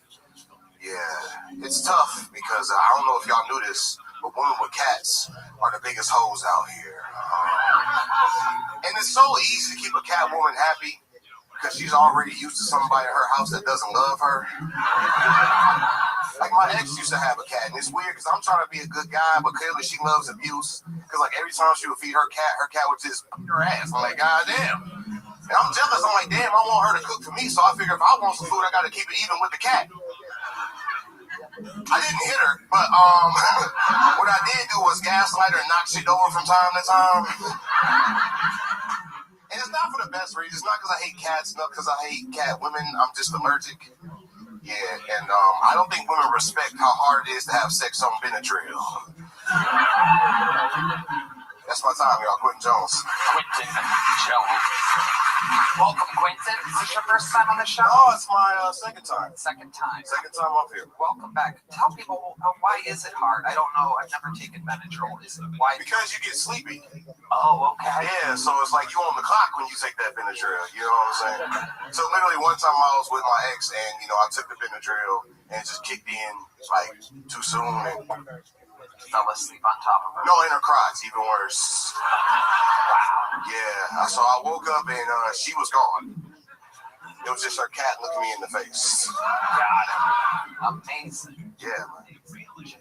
I'm so happy when they said your name. I was like, oh no, Questlove has AIDS. Damn it, I had a feeling that was gonna bomb. Not as bad as my Deuce Bigelow line. No, but at least yours wasn't topical. Mine was topical. Quentin, how old are you? 34. 34. How long have you been doing stand-up? I've been doing stand-up 7 years. 7 years, and how do you make money? How do I make money? I don't at the moment. How are you surviving? So I used to work in tech last time we talked about me working in tech, but since I got laid off, so I'm just living off of savings. And how much do you have saved exactly? Question I love to ask on the show. In fact, I don't ask it enough. It's the only show I think in all of entertainment where that question ever gets asked, and I find it to be the most compelling goddamn question out there because everybody can relate. Somebody hates. No wonder. How much do you think I have, Tony? I would guess $7,000. 7,000. Okay, double it. Okay. Yeah, I got about 14K saved up. So. 14K. 14K. I love it. So give us an example. You're 7 years into comedy. There's a lot of ways to, save money and be thrifty. Yeah. Let's have a little segment called Get Thrifty with Quentin Jones. Getting thrifty with Quentin Jones. Can I get a song for it? How are you extending your money? How do I extend my money? The funniest way right now is I eat less. Oh, look at that. You hear this right there? Don't. Yeah. So since being unemployed, I've actually lost 50 pounds. So. Oh, very nice. Wow. I wonder what happened if you left the roots. Yeah. I had to do the old fashioned when I couldn't afford Ozempic, no insurance anymore. Yeah. But I notice whenever I say I lose 50 pounds, people don't clap, and I know why. It's because I used to be over 300 pounds. And when you're over 300 pounds and lose 50 pounds, it just looks like you took one good shit. So, wow. But I eat less. I walk more. So I do a lot of cardio. I actually started a fitness page where I run half marathons called Q Don't Stop. So if you guys want to see my fat ass run, you can follow me there. Okay. Ian, is there something you wanted to say? Do you walk more because you can't afford a car? I can afford the car. I can't afford all the other shit that goes with the car. Gas and whatnot. Registration, insurance. The stuff that the police ask. Yeah. That I definitely have. These are jokes. Okay, so you're not driving that much. And what's your plan to get ahead and start making money here? How much is rent a month? So my rent is $1,100. Okay, that's low. You have roommates? No. You live by yourself and are $1,100 a month. I do. Is that a studio? 1 bedroom. Okay. Yeah, rent in Austin's going down, so is it far away from downtown? 2 miles. So I walk here a lot. If I have spots, I literally walk here. I love it. Yeah. Okay. All right. So you have that means that you have about a year, less 6 months till you run out of money. So what's the plan? What are you good at? What am I good at? I am still good at tech. So AI is just killing a lot of our jobs. So I'm learning how to use AI to get back into tech. Hopefully something happens with stand-up comedy. This is my dream. This is what I want to do. I don't want to go back to tech. Or my fitness page blows up, because there's a lot of people who have pages who just make money running and just working out. So those are my 3 hopes. That's what I want to have happen. The writing is very good. I like the whole thing was linear. It was all about the same thing. The writing was. Oh, thank you. I appreciate that, especially from you. I'm a big fan. Thank you. Yeah. So other than cats, what's your love life like? What's my love life? Right now, not very good. I actually got more pussy when I was fat. I don't understand. I don't either. Yeah. So I was dating somebody last year till about November, and I broke up just because of the distance, because of the gas, and so I just been. What's your type? What type of thick white women are you into? See, I'm from Detroit. That's the Texas black guy thing. Detroit, you're into real black women. Yeah, I'm into real black women. Give me about 5'7", 150 to 190. Is that their credit score that you're talking about?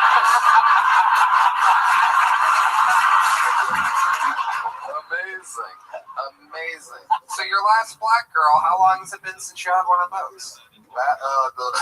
What, you said my last black one? Yeah, last time you hooked up with a black woman. That was the girl I broke up with. Okay, why'd you break up with her? Like I said, the distance, and yeah. Just distance. Where was she at? She's in Dallas. Well, I mean, you could have gone up there for the Tourette's convention. Yeah. Very Yeah, did you talk to the Tourette's guy back there? I tried. He stuttered. So. Yeah. He was biting his lip. They're not used to seeing black people here. He's like, but nigga. That's what he said, actually. You're really funny. Thank you. I appreciate that, man. So, Quentin, give us one more crazy fun fact about your life that we would find interesting. That's always a tough one, Tony. Last time we talked about me being a college cheerleader. And, I was here with Shane Gillis, and, we talked about that. I like to play board games. I'm a really big nerd. Oh, what kind of board game? So literally before I got called up, we were playing Settlers of Catan next door. Oh, wow. Yeah, so I started a board game group with some friends because that's just like there's not a lot of board game groups where I feel like I fit in. So I just went and started my own. That's amazing. Yeah. And how do people find your fitness contact? It's Q Don't Stop. That's my fitness run page on TikTok and Instagram. Quentin Jones, everybody. Fun times, Quentin. Congratulations. Good set, fun interview. Here's a big joke book. Boom. There you go. All right, we're moving forward. We're keeping it moving here. Ladies and gentlemen, your next bucket full goes by the name of CJ Kaiserman, everyone. CJ Kaiserman. Here he is. You know what degrading it is to have a homeless man put his sign down when he sees your car pull up? You guys too, huh? Yeah, I haven't been all the way here. I pulled up on 5th Street and this homeless guy just... Maybe homeless, but they're not dumb. I rolled my window down, tried giving him money. He tried handing me a water bottle. That's how bad it is for me. Seriously. I drive a really old, beat-up 2002 Honda CR-V. It's been rear-ended probably as many times as Tony.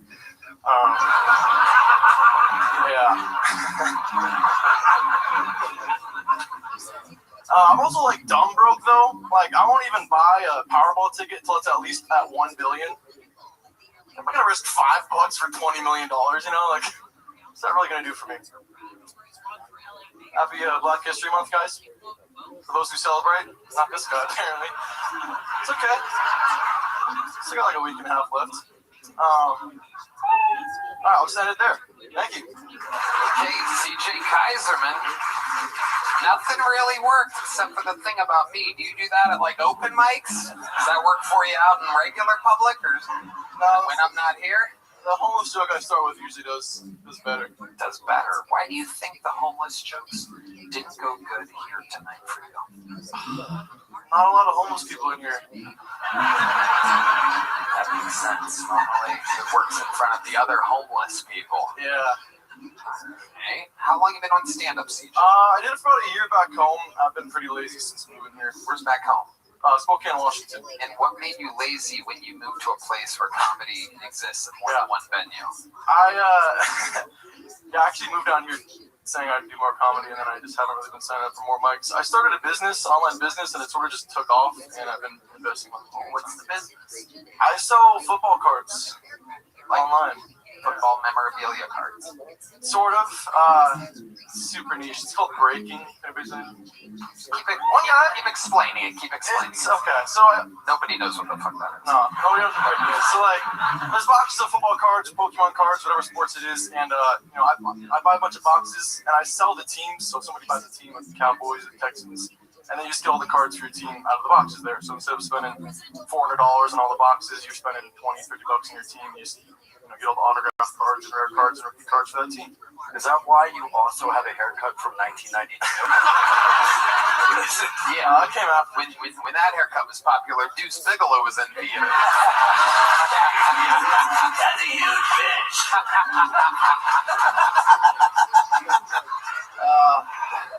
Amazing. So CJ, what was it like growing up in Spokane? Not great. It's kind of moved here. It's cold up there. I got down here to avoid the snow and ice, and then we got that like crazy week with it. But we have one comedy club, just the Spokane Comedy Club, and You guys actually did Kill Tony there when you were touring years and years ago.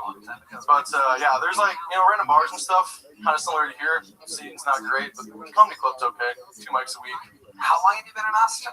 7 months. 7 months. Yeah. And so you've just been buying boxes of cards and kind of organizing them and divvying them up and sending them off. Yeah, that's what we're gonna call it. Yeah. How much money do you think you're making doing that? Give me a ballpark. A lot. Like, can you just give us a guesstimate? What's a lot to you? You said 20 million could possibly change anything in your life. So. I really don't like talking about how much I make. I did 72K in sales last month. What? Yeah. Wow. Yeah, but what is that profit? Yeah, how much? Profit margin's about 40%, so it's like 25 to 30K profit. Yeah, it's like Hire after. Quinn? Are you kidding me? Hire the last guy. He's only got 14 grand to his name. Yeah, no. I do need employees eventually, so we'll see. He'll cut down on shipping. He'll just walk the car to somebody.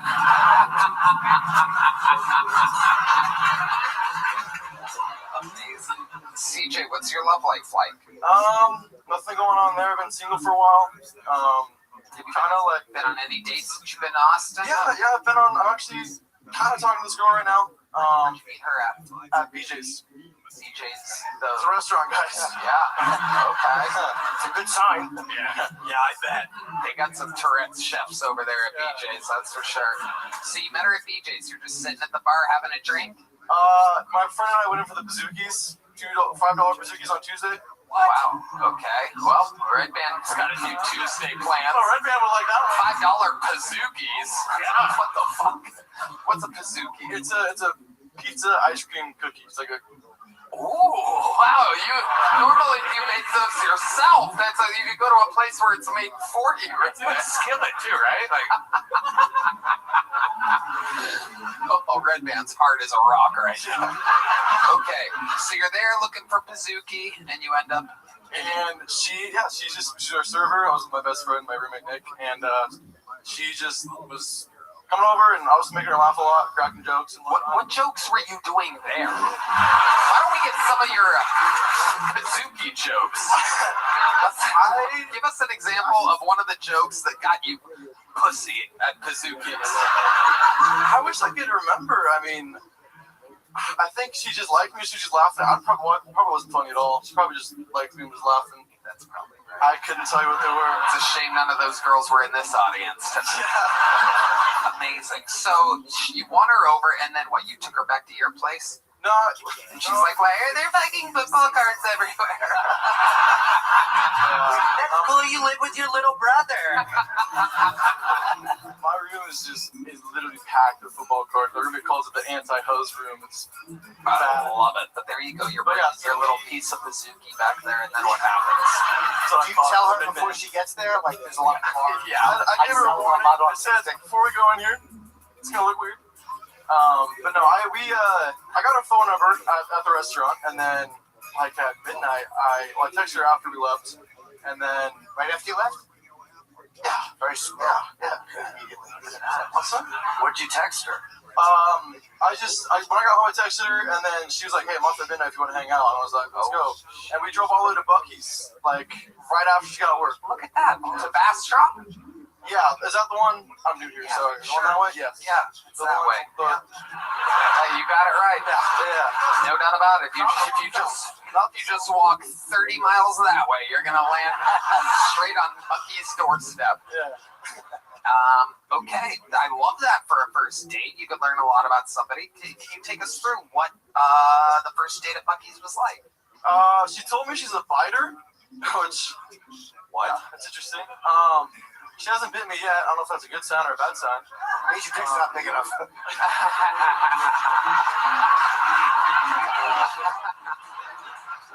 Told you she was a biter. You're just walking around Buc-ee's as she drops that out of nowhere. nowhere. In the car.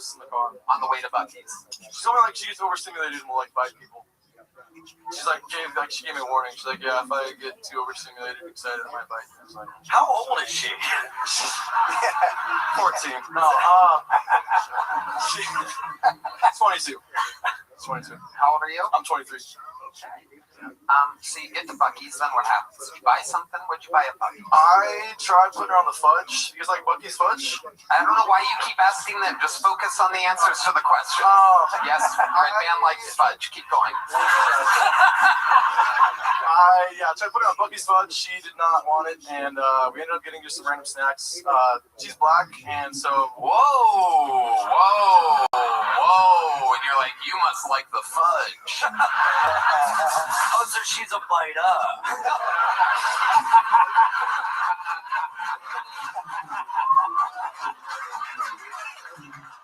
Wow. This is amazing. I wouldn't have guessed that the girl you went for was a black girl. What does that mean? Is it the haircut?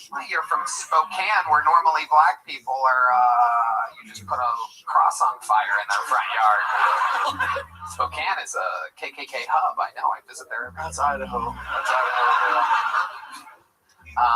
Okay, so you take her to Buc-ee's, you offer the fudge, you just got some snacks, and then will you take her back to your place? No, just dropped her off, and that was it. Okay. Yeah. At her house? Yeah. Get the fuck out. Have you hooked up? But you hooked up with her since then? No. We're taking things slowly now. You didn't fuck a girl that let you take her to Buc-ee's on the first day? We both love Jesus. She hit you up after work and just took her to a big ass gas station and then dropped her off at home? He really is from Spokane. Wow. So it just fizzled out, just like your set. Yeah. Just no real closing or anything. Well, that's my time. Thank you. Oh, no, Tony, that was way more interesting than it said. Did she say anything at the end of this date when you dropped her off? Was there any last words? Besides the biting thing, no. When was it? This was November. We don't know today, guys. What did you do today? We went to Chevron.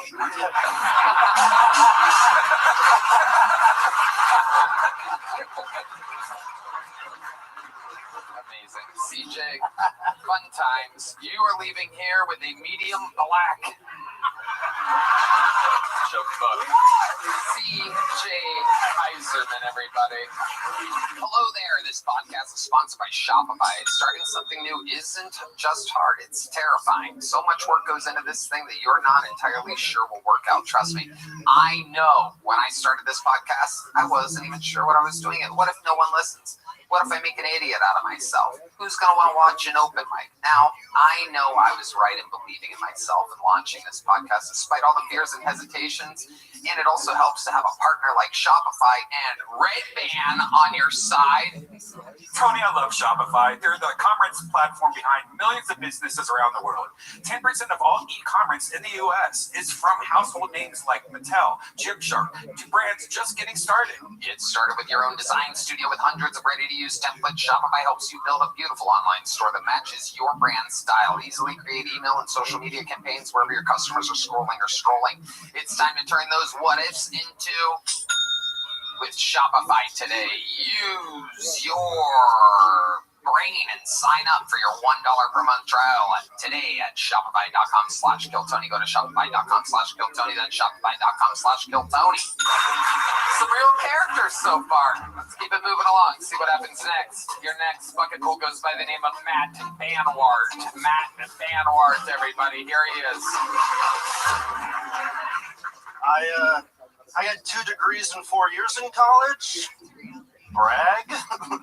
I was always bad at school. And what I realized is instead of in order to take advanced classes, you had to take arts appreciation, a global perspective, and a social diversity course. And I realized there's a glitch in the scheduling software. By chance, dance appreciation counted as all 3. So I thought about it, and I was like, man, I could take feminism 1, 2, and 3, or I could study how to be great at parties. My friends hated it. They're like, Matt, you're cheating your education. I was like, yeah, that's the point. I'm the one paying for it. Remember one day I walked in, my roommate, he's like sitting on his desk, he's furious, he's like typing, he's like, I have to do a 10-page paper right now on fragile masculinity. And I was like, ooh. He's like, no, dude, you know what fragile masculinity is. That's when men are too afraid to be seen as effeminate. They put themselves through their trials and tribulations, arbitrarily living lives of silent suffering. I was like, damn. That's tough. This is the mashed potato. This is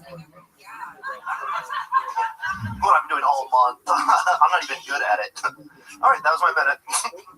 Okay, Matt Banwart doing a little lightning fast poetry about his college years. That was fun.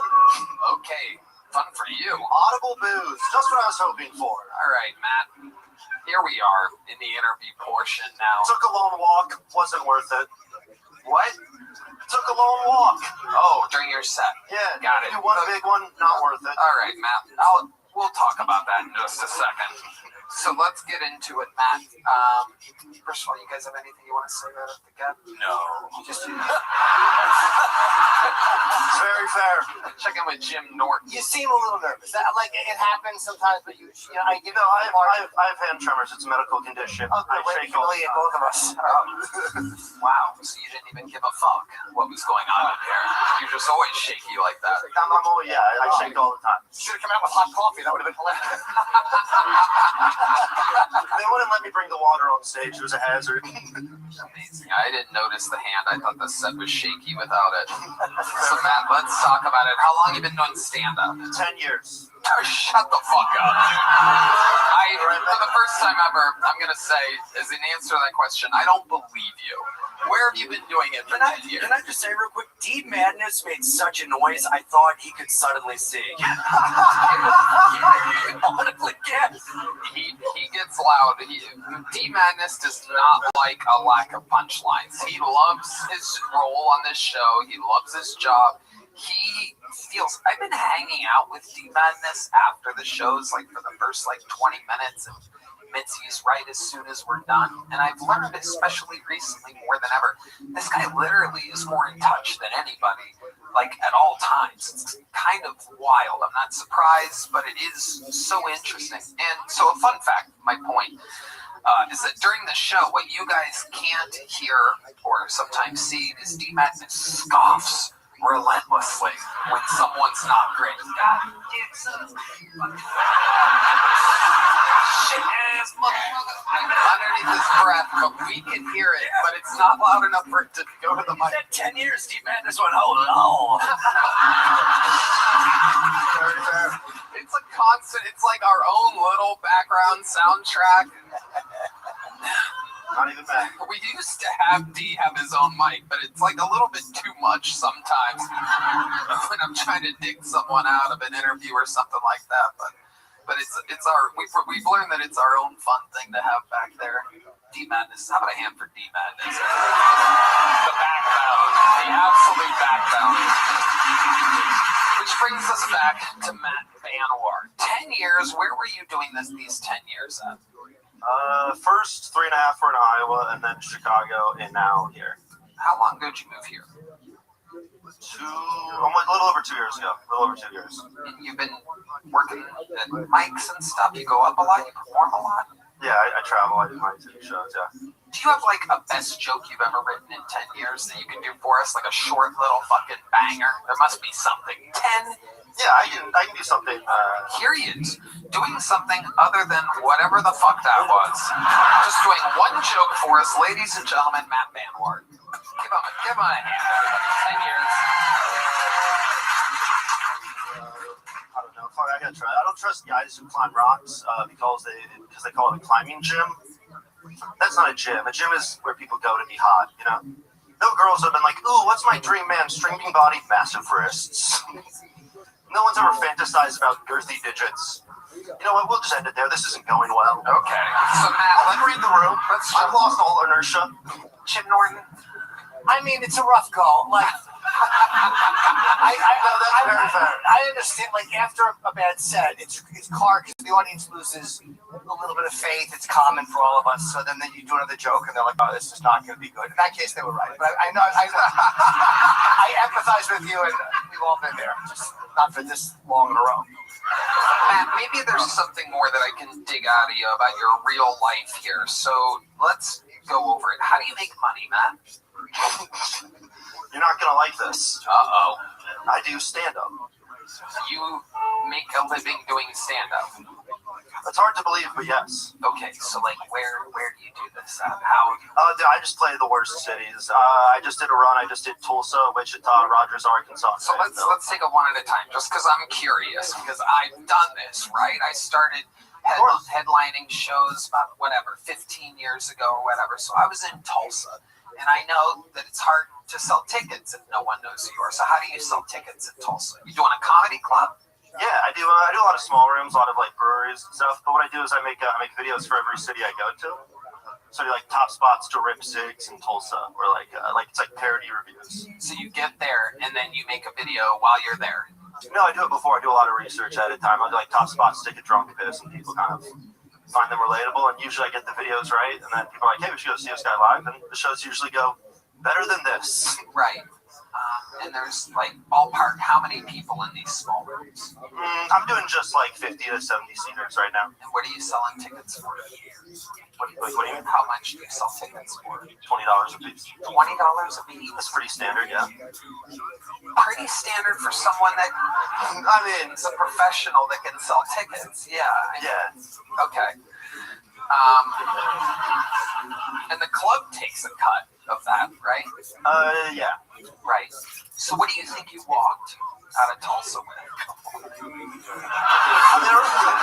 You must admit it's an interesting I question. shouldn't have talked about college because now I'm just doing an accounting class up here, and then it's You just give us a ballpark. $500? Yeah, but I do it between like 4 shows though, so I do like a full run. Okay, so you did one in Tulsa or 4 in Tulsa? I just did one in Tulsa. Okay, so then you have to drive to the next city, right? Yeah. Okay. Oh, you were looking inside of his soul. This is interesting, I think, for the people to hear. Trevor, talk about that. No, we did that last time. That's okay. This is every conversation I have. You've done this before. You were on the show before. Yeah, I did way better last time. Oh, okay. I mean, the ceiling's pretty low right now. Let's be real here. Fuck it. The ceiling's the same height as it was last time you were on. Very funny. Very funny. Okay. So, Matt, what's something interesting about your life that we don't know about you before I let you go? I talked about college. I was a sorority president in college. All right. Yeah. How do you get that job? I was the president of the stand-up comedy club, and you registered it as a sorority. And they never corrected it. It was never checked. And the best part was our initials, stand-up comedy club, SUCC. We were Suck House. You still are. Did you get a little joke book last time you were on? No, I got a big joke. You got a big one? Well, guess what, buddy? You're going the wrong direction. There goes Matt Banward, everybody. Let's get one more bucket full up here. This looks like a new name. Make some noise for Orhan Lamor, everybody. Orhan. Here comes Orhan. Oh, yeah. How are you guys? It was very fun watching what you guys did to that guy over there. Because he's more successful than me, I'm sure. Guys, like, I've never fucking done comedy. I never felt more like I wasted 9 years of my life than okay, they're laughing. I shut myself. It just went inside back and actually do stuff. I'm from Turkey. It's not a happy place. You know, the state motto is if you're happy and you know it.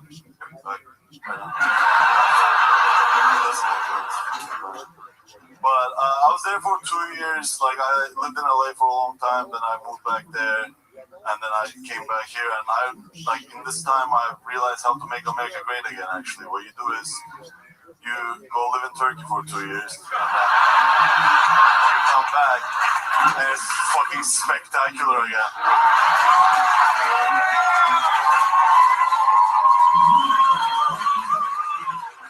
Stop it, dude. This is gonna fucking go to my head now. Now it's the opposite. Now I think, oh my god, I will quit at the top. I don't want to do comedy again. It's never gonna be. This is good. Yeah. Meow or whatever. There it is. Yeah, you got it. You got it. The laughter was so loud you missed the meow. I held off the bear because I wanted to see where you were going with it. Very funny. Orhan Limmer? Am I saying that right?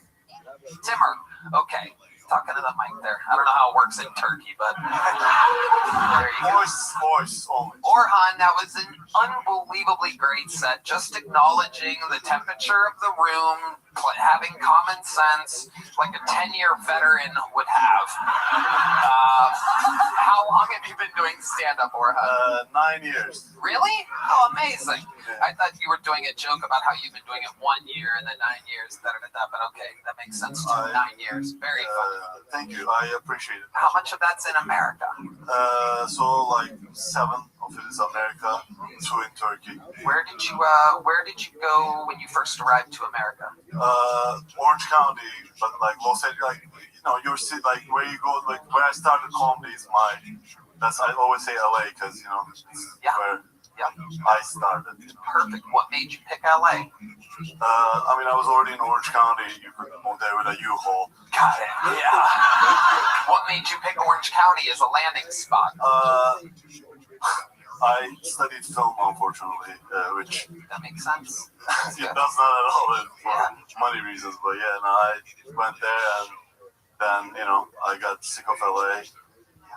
So What is the scene in Turkey like for stand-up? Can I ask? Great question. Oh, you do it in English and in Turkish, but the thing is, like in English, you can talk about the government, which is nice because they don't fucking get it. You can, but Turkish. I have this special that I shot, and I haven't edited it yet because if I put it up, I'll probably never go back again. Right. So there's that little thing.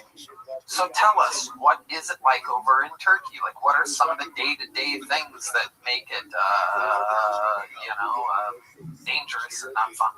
I mean, like, I had this joke about, like compared to Halloween, like, instead of Halloween, like, trick or treat, they play this game called Money or Stab.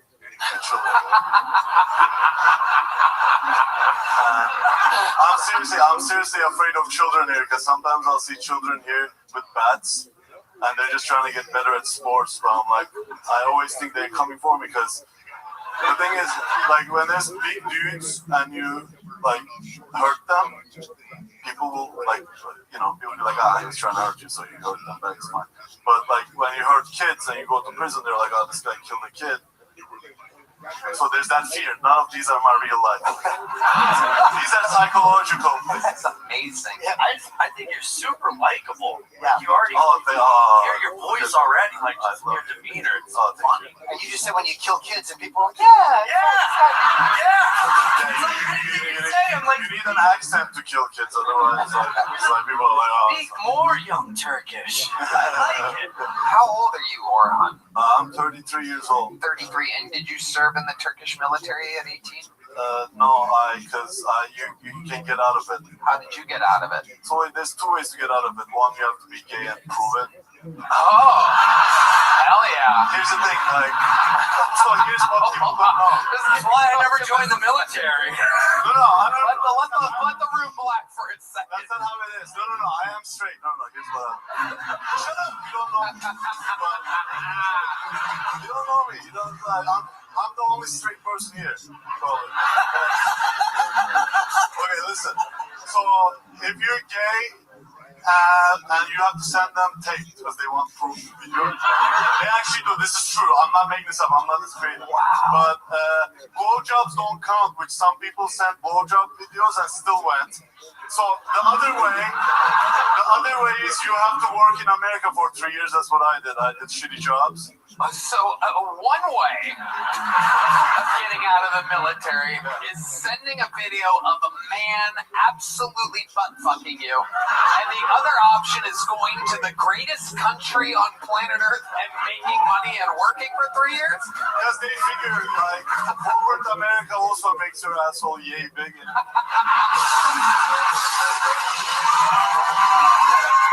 Unbelievable. We've looked it up. What he's saying is definitely true. Yeah. Oh my God. Military service from the BBC News 2012.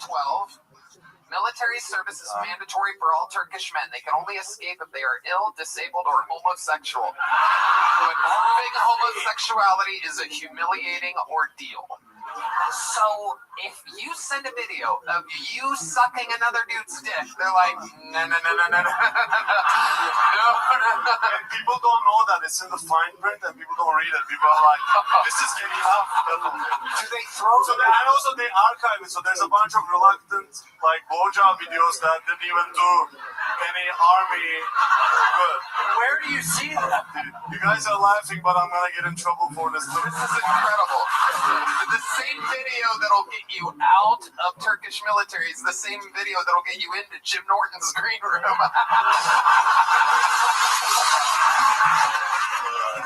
I love comedy, you know, so you gotta do it. The guy who volunteers to watch the video in the army, is there a guy who's like, I'll make sure they're getting it? I mean, the amount of videos is probably a team, you know.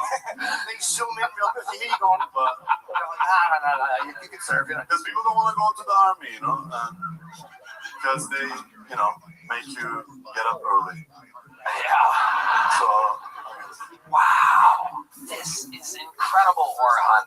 So how long have you lived in Austin, Texas? It's my 6th month. Oh, wow. Yeah, I just moved here because I don't know, actually, like, people said I should, and I did, and then people have, like, people said, hey, there's, like, comedy there, people like you there. I said, okay, and they're speaking the truth. And, like, I'm telling you, like, this minute thing really made me nervous, because I'm not a very 1 minute guy, so, like, I really appreciate you guys, because I was really, I can't see it hard. You absolutely dominated, Orhan. I want to talk to you for a little bit longer, even though this interview is going very, very long.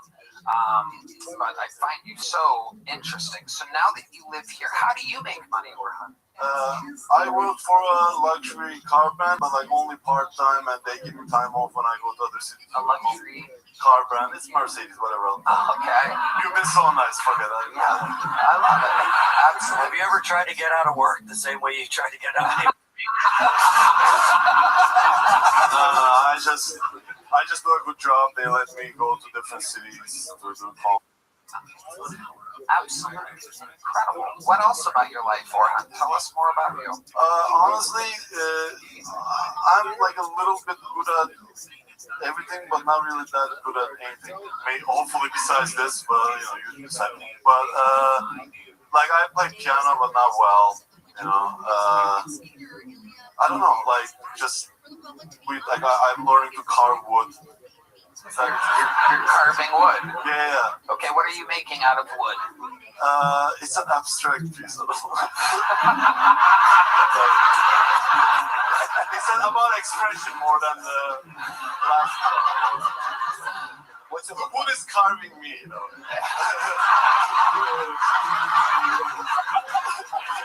Jesus Christ.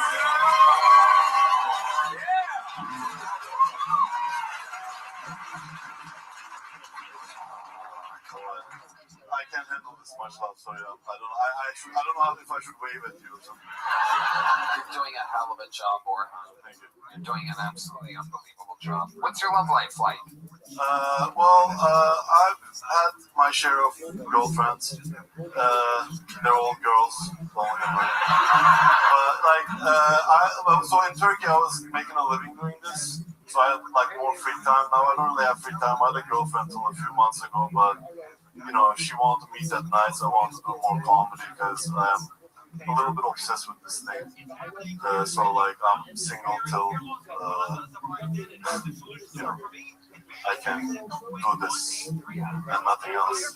I mean that's a boring answer. No, it's good. It's prioritize doing stand-up over anything. Yeah, it's because I don't know. I love this thing to disgusting levels. Like the amount of job opportunities I've given up to do a few extra mics when I started and stuff. Like it's. I can only imagine you must have been a doctor in the old country and then come here. You just. I mean, like at best it was 40,000 a year. Best you really know is I'm not hireable by people who actually do stuff where people might die. Right. That makes sense. Have you ever saved anybody's life or had a near-death experience or anything like that? I mean, people have been suicidal and I shoot them. Does that? Yeah. He's talking about the last guy when he walked off stage. I shook them. They were on a ledge. He produced a show. He didn't put me on. I might actually talk him into the ledge, but we'll see.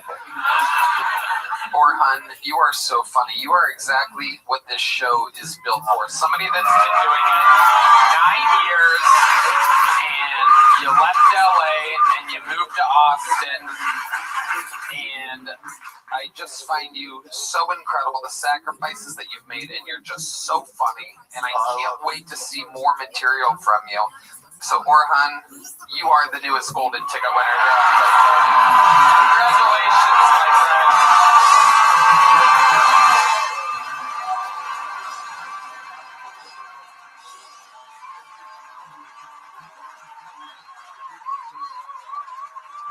There you go, buddy. Bing bong. Hey, up here, Orhan. Boom. Oh, there you go. You know, we'd love to have you on the Secret Show Thursday. You did it, Orhan. You did it, buddy. I'm gonna need you to send the video that you sent the Turkish military, though. I had to do some research, make sure you're a real golden ticket winner. How about one more time for Orhan, everybody? That's what happens here. Dreams can come true, and they did for your next comedian who was just about to move back to Atlanta when he got pulled out of the bucket here on Keltoni. Ladies and gentlemen, one of the great regulars of the show's history, the Dark Storm of Atlanta. Make some noise for Dedrick Flynn, everybody.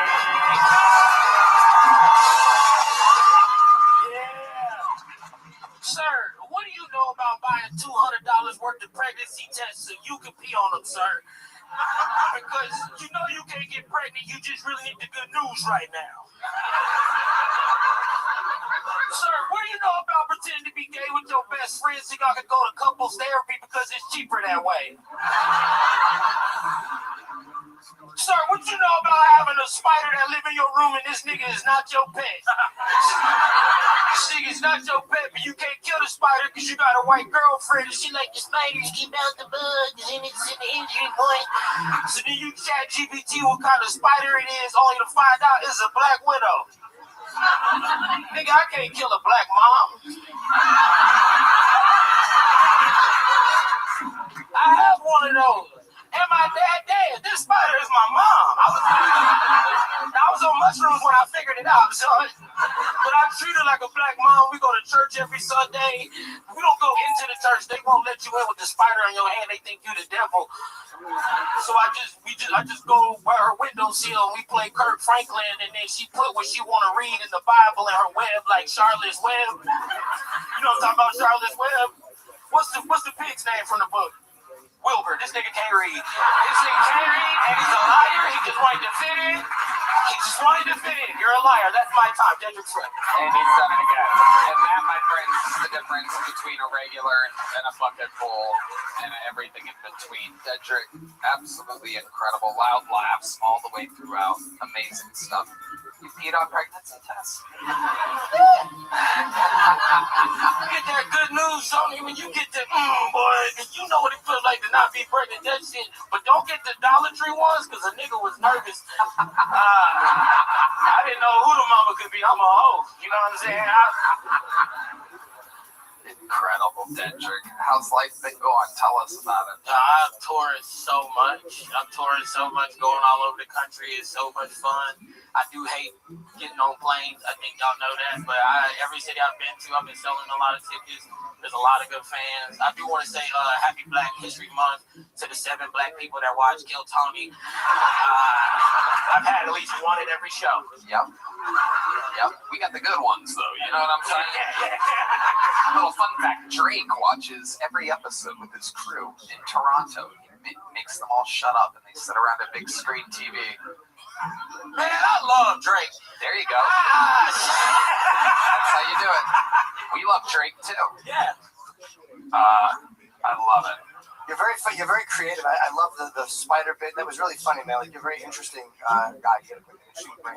Very fun. I'm a big fan of you. I love you so much. Thank you very much. So much. Do you have something nice to say to you? I don't have anything nice to say. I already know you put your mic down, but I was going to piggyback off of Jim, but the way he was sucking his cock, I was like, what are you trying to get out of the army?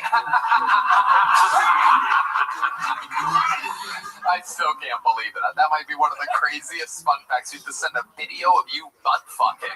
In fact, it's real. For some guy that's the head of the Turkish army who's definitely jerking off to these videos. It's even better if it's not true and a bunch of guys are blowing their friends and still going to serve. Absolutely incredible. People think America's bad. Turkey, you have to either butt fuck or fight another place that has better weapons than Turkey does. I feel like I would be gay instead of going to the army, though. I think I would choose, like, just be gay for one video just to get out. I've seen you fight for Turkey, the food. Give me that, I want that, please. Give me that, please. You gotta do an AI video. You deep throat the turkey sub. Yeah, that'll be on next week. That'll be on next week's video. Dedrick, anything else crazy going on in life? How's everything? Man, it's fucking. I don't know how to explain it. It's just fucking incredible. I finally. I don't know, I'm starting to feel like with the first couple months where I'm starting to get real comfortable being up here instead of being like extra nervous because it is hard to come out here. I'm not just saying that because my friend bombed a couple people ago, but it's just... Which one was that? Matt Barber. Oh. He does run some great shows like over there. I did his club up there in Des Moines, Iowa. I don't think he likes me anymore. He had a real... I'll talk to him. Okay, good, thank you. I want to be able to do Des Moines again. Also, thank you for this sweet-ass jacket. Of course. I just wanted to say thank you. This is fucking player as hell, man. Yeah, they were supposed to come over the holidays. The whole crew got new jackets from our amazing team here. It took a while. Somebody put tariffs in place here in America. And they took a while, and now they arrived just in time for Texas to be 95 degrees again. Yeah, so it's perfect. Sweating like a motherfucker. Boy, do I look good. I love it. Dedrick, you are the fucking man. We love you. You gotta see him on the road. Dedrick Flynn, follow him. See him when he comes to your city. Absolutely amazing. We know this next young buck. He is one of the door guys here at the mothership. We love it when, people from Sunset sign up, people from the mothership sign up. These guys with Paul are in a big rotation here in Austin doing spots. Hopefully with their experience, they're doing their better minutes here. So let's see what happens. Make some noise for the young buck, Nicholas Sapaglia, everybody. Very funny young man. I was at the bar the other day, just getting a drink, and this big group of ladies came. It was a bachelorette party, and it was like a big group of ladies. Because it was like a gaggle of bitches, so many. And I'm just sitting there minding my own business at the bar, having a drink. One of them comes over and orders a drink, and then looks at me and goes, "You should shave your face. You look like a rapist." I just yelled at her. I said, "Yeah, you look like a victim."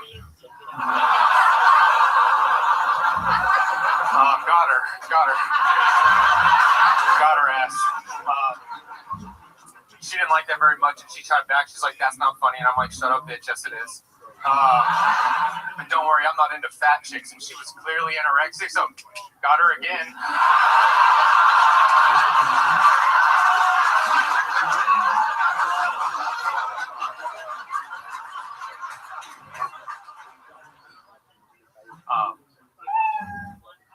Yeah, we'll leave it at that. Yep, absolutely great. Nicholas Sapaglia back again. Welcome back. How's it going? Fantastic. Yeah. New glasses. You do kind of look like a rapist. Kind of, yeah. Hell yeah. A little bit. Very good. Welcome. What do you guys think about Nicholas, Jim? I'm glad I shaved. Very funny, good joke writing. Yeah, really great. And I like the instinct of closing on the laugh. Like, fucking me, I like that. It's good instinct. Thank you. Count out on top. What's going on, Nicholas? Tell us about it. You work here at the mothership. I work here. I recently became a father about a little while ago. So I'm just doing daddy daycare during the day and stand up at night. The wife is working full time. I'm raising the baby right. Tell us about that. Yeah. I'm pretty sure we are all fatherless people. Well, I mean, we're not fathers. We're childless. Yes, childless. We're fathers. And we're probably also fatherless. We'll just come in a test tube. Well, I mean, it's cliche to say, but they always say you're never ready. You don't know what to expect, which is just the cliche thing that is true. But it was a little different in our situation because when our baby was born, we had a little baby girl. Wanted a funny one, but we got a girl. I'm kidding. I'm kidding. We named her Shirley, and when Shirley was born, we discovered that she had a little bowel obstruction in her intestines, and they had to do emergency surgery and remove about 17 centimeters of her intestines, and then they gave her like an ileostomy bag, and we lived at the NICU at the hospital for like the first 5 months of her life. So it was really kind of traumatic and upsetting, and my wife was really upset that I nicknamed her Shitbag Shirley. She didn't like that. I said it one time, but every holiday since, it always comes up, and I'm like, SBS is never going to remember any of this. I like how you have dark jokes that are like, oh my god, it's really fucking funny. Oh, thanks. Yeah, it's kind of my sense of humor. It's kind of my style. Dark. Jesus, shit. Come out of nowhere. That's your daughter. Your humor is darker than the contents of your daughter's shit bag. That's true, yeah. They call it output, but I know shit when I smell it. They call it shit. It's definitely shit. Yeah, that was a crazy experience, though. I've had to do a bunch of... I have to start taking care of myself a little bit better now. Like, I got a checkup recently, which I hadn't done in quite some time, but... as guys, we go to the appointment once a year, get a little turn your head and cough, and you think that's it. But this year I went, they were like, all right, we're going to tickle your balls, and that was fine. Felt great. I was turning my head, I was coughing, as you do. I asked the guy, I was like, why do I have to turn my head when I cough? And he goes, I don't want you coughing in my face. And I was like, oh, fair point. You don't know unless you ask, so. That makes sense. Yeah, and then he finishes, and I start pulling on my pants, and he goes, oh, wait, we're going to check your prostate. And I said, no, thank you. I just didn't want to do that, but they forced it upon me, and all of a sudden, I'm just in position, hands down, pants down, and he's behind me, looping up like DJ in a freak off, and he goes, don't be alarmed, you're going to feel like a small pinch, and that's when I looked back at him and said, why do I feel both your hands on my shoulders, and he didn't like that at all. Yeah, he didn't like that joke at all. Awesome. He kicked me right out of the dentist's office, so hell yeah.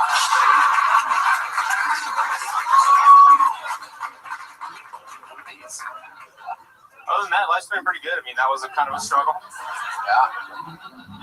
I love it, Nicholas. You're doing a hell of a job. You're crushing here at the mothership. You're getting spots. You just performed in front of millions of people here on the show and did great. Congratulations. I'd love to have you on the Secret Show Thursday. Secret Show. Here's a big joke bug. Bill.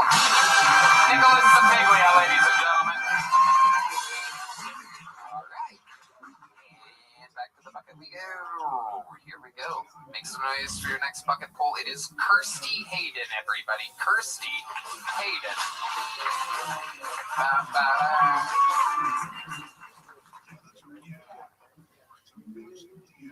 I don't know if y'all can tell by looking at me, but I don't have a house. I don't. I'm actually living through this app I found where I find strangers who choose me to stay at their place, water their plants, take care of their pets. It's called Hinge. No, but I do go from house to house, and it usually goes pretty well.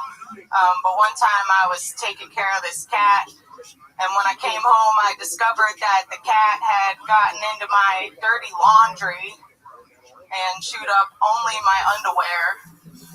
So, weird way to find out you have a yeast infection.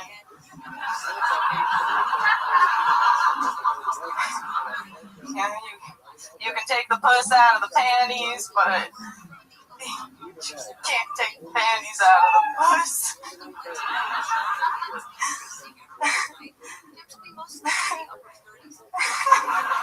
That's it. Okay. Hi, Kirsty. Welcome. Hello. Is this your first time on the show? Yes. Welcome. How long have you been on stand-up? 8 years. Okay, where at?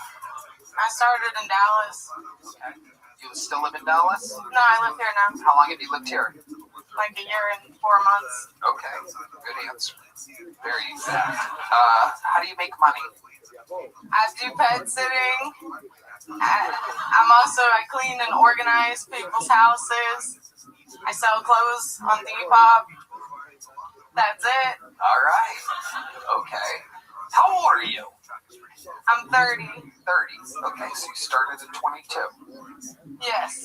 How's it going for you? Good? Pretty good, yeah. You perform a lot? I do.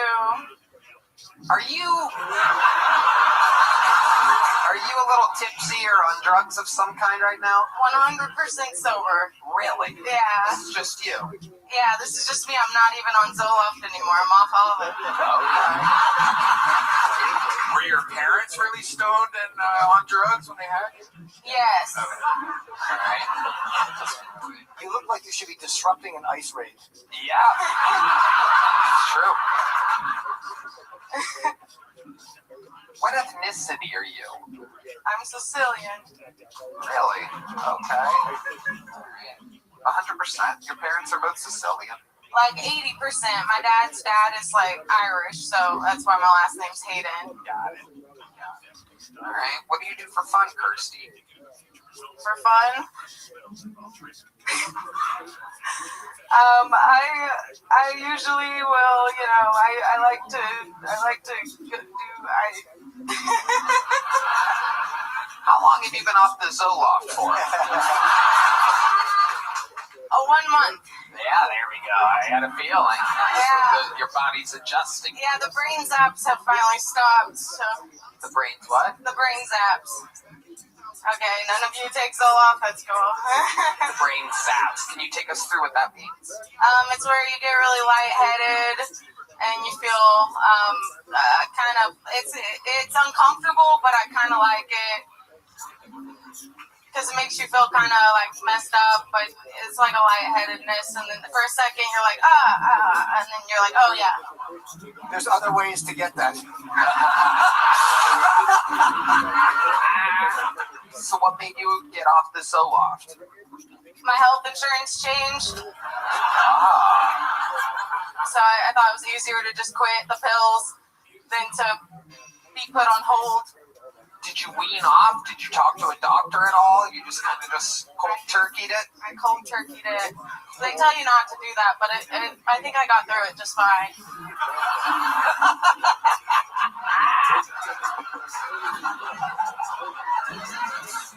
Dude, so Kirsty used to wait tables at the Dallas Improv, Addison Improv, and every time I headline there, I give her a guest set, and she always crushed it in every show. She's very funny, and this interview is great. You're like a female. You look like female Mitch Hedberg. Bitch Hedberg? Bitch gives Hedberg to stay at someone's house. You already have a Mitch impersonator, though. So. That is true. We have a guy that looks and sounds exactly like him. What were you using Zoloft for? Like depression, anxiety? Well, I mean, that's what it treats, Red Band. That's usually why people take it, yeah. Do you think it's a fucking weight loss drug? It's for like PTSD, anxiety, depression. I mean, there's a few different reasons. It was for depression. Yeah, but I would get depressed while I was on it, so I was like, well, what's the point? Right. I might as well just deal with raw dogging. Right. So how's the past month been?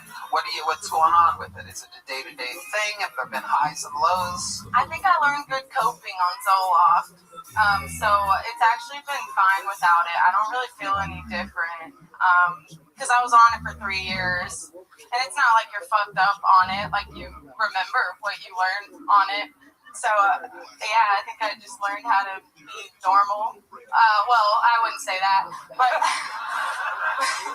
I feel pretty much the same. Does it fuck up sex drive? I've always been scared of It does. It would take like an hour to come. So every woman I've ever been with. Yeah, they're So how a lot of Zoloft. So, how has do you have a boyfriend? No. So have you been on dates or anything since being off Zoloft, or are you just like you know that the sexual thing is better because you're pleasing yourself? Well,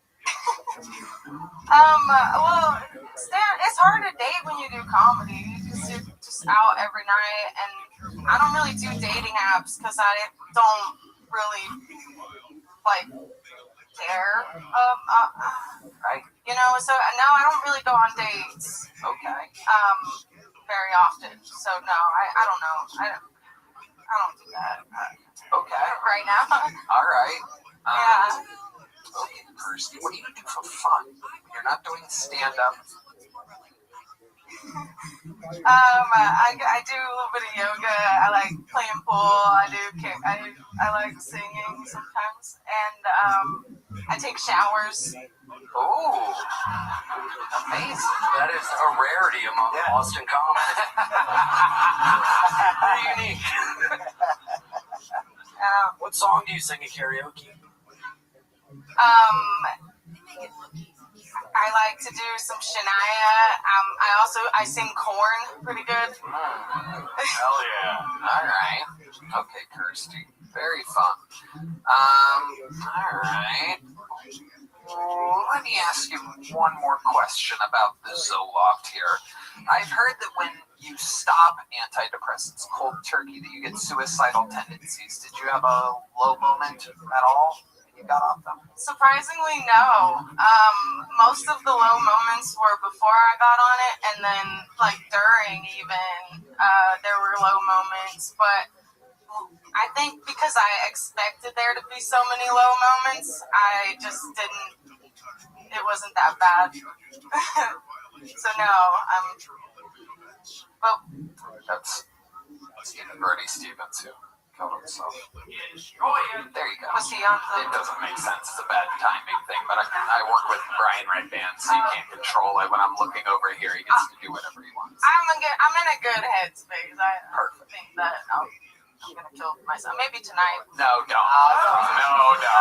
I can't have that kind of fucking press. I can't have that kind of press. Don't write a suicide note in it. Yeah. No, you got it. You're leaving here with a big joke book. Fun times, Kirsty Hayden. There you go. Boom. All right. There goes Kirsty, everybody. Yeah, let's do that. You saw Orhan Timur get a golden ticket here tonight, and you may have seen this next young lady get a golden ticket if you watched Kill Tony Once Upon a Time in Texas on Netflix. Ladies and gentlemen, this is the long-awaited return of the great Young, everybody. Young is back, everyone. A brand new man.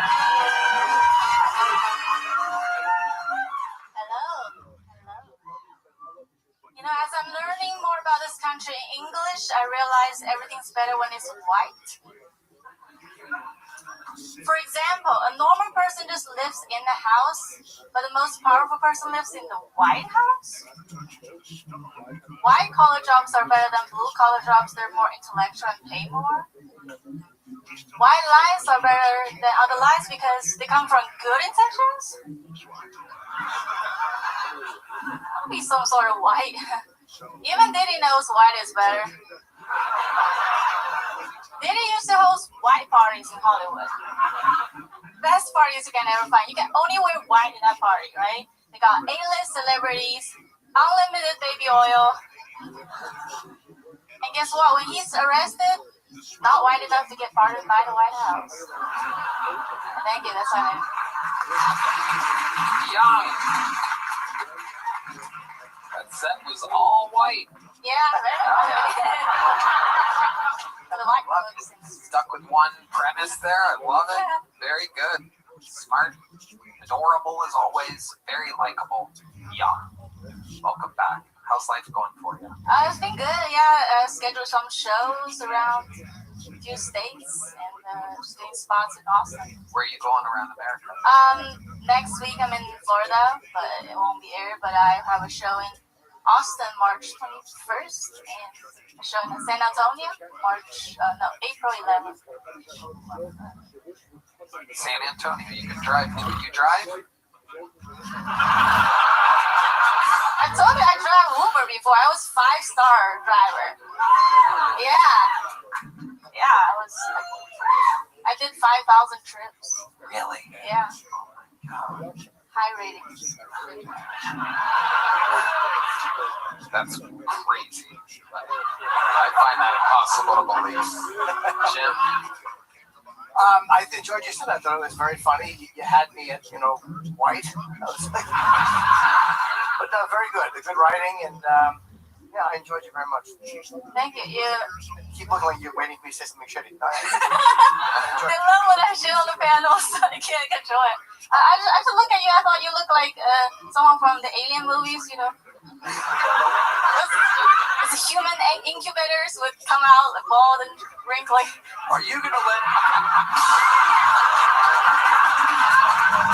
Do I now? You see it? You gonna let Soon Yi talk to you that way? Yes, I am. Tell me how I'm not good enough.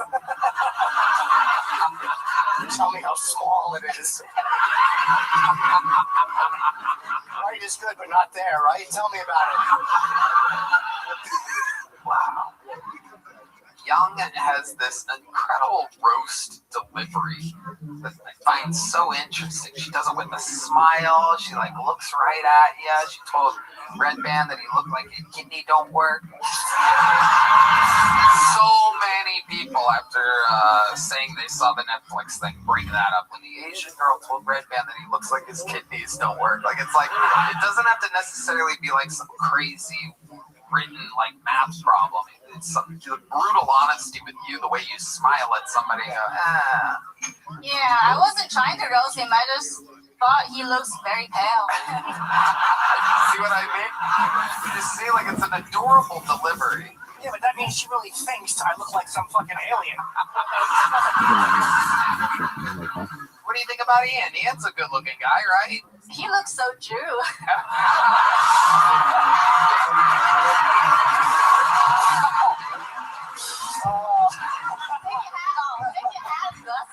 In Texas, that's a worse insult than alien.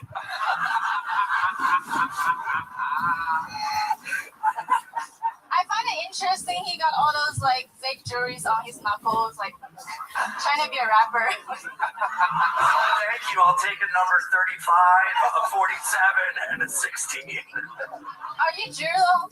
Are you Jew? You are? Oh, okay. What are you? Not Jew. Oh my god. I love she doesn't even say A. She just goes, "Are you Jew?"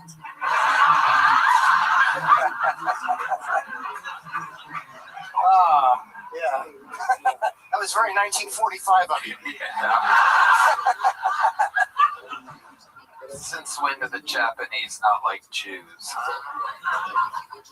Oh, you're Chinese. I got in trouble for this before, getting these things backwards. You guys are totally different. Two totally different people to us. Yeah, we don't nuclear people. You do. We do. Yeah. We do bomb people. You don't. Chinese don't. Somehow you guys don't. Yeah, we like to build trains though. Yes, you do. Build trains for you. That's right, sushi trains. I feel like she's a racist little doll and we're just pulling her string. More phrases are coming out. Are you Jew? Are you Jew? You don't. Jews, by the way, I love Jews, yeah. Thank you. How do you feel about aliens? Jim is gonna come. Yeah, we're gonna give you a hug afterwards. Sorry. It would hurt.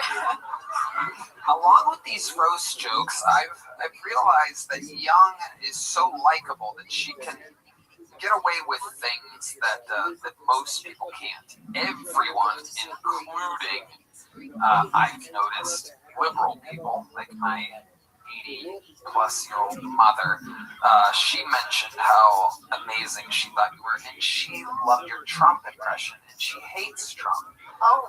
So I think you have this amazing ability to win people over. What's your least favorite race?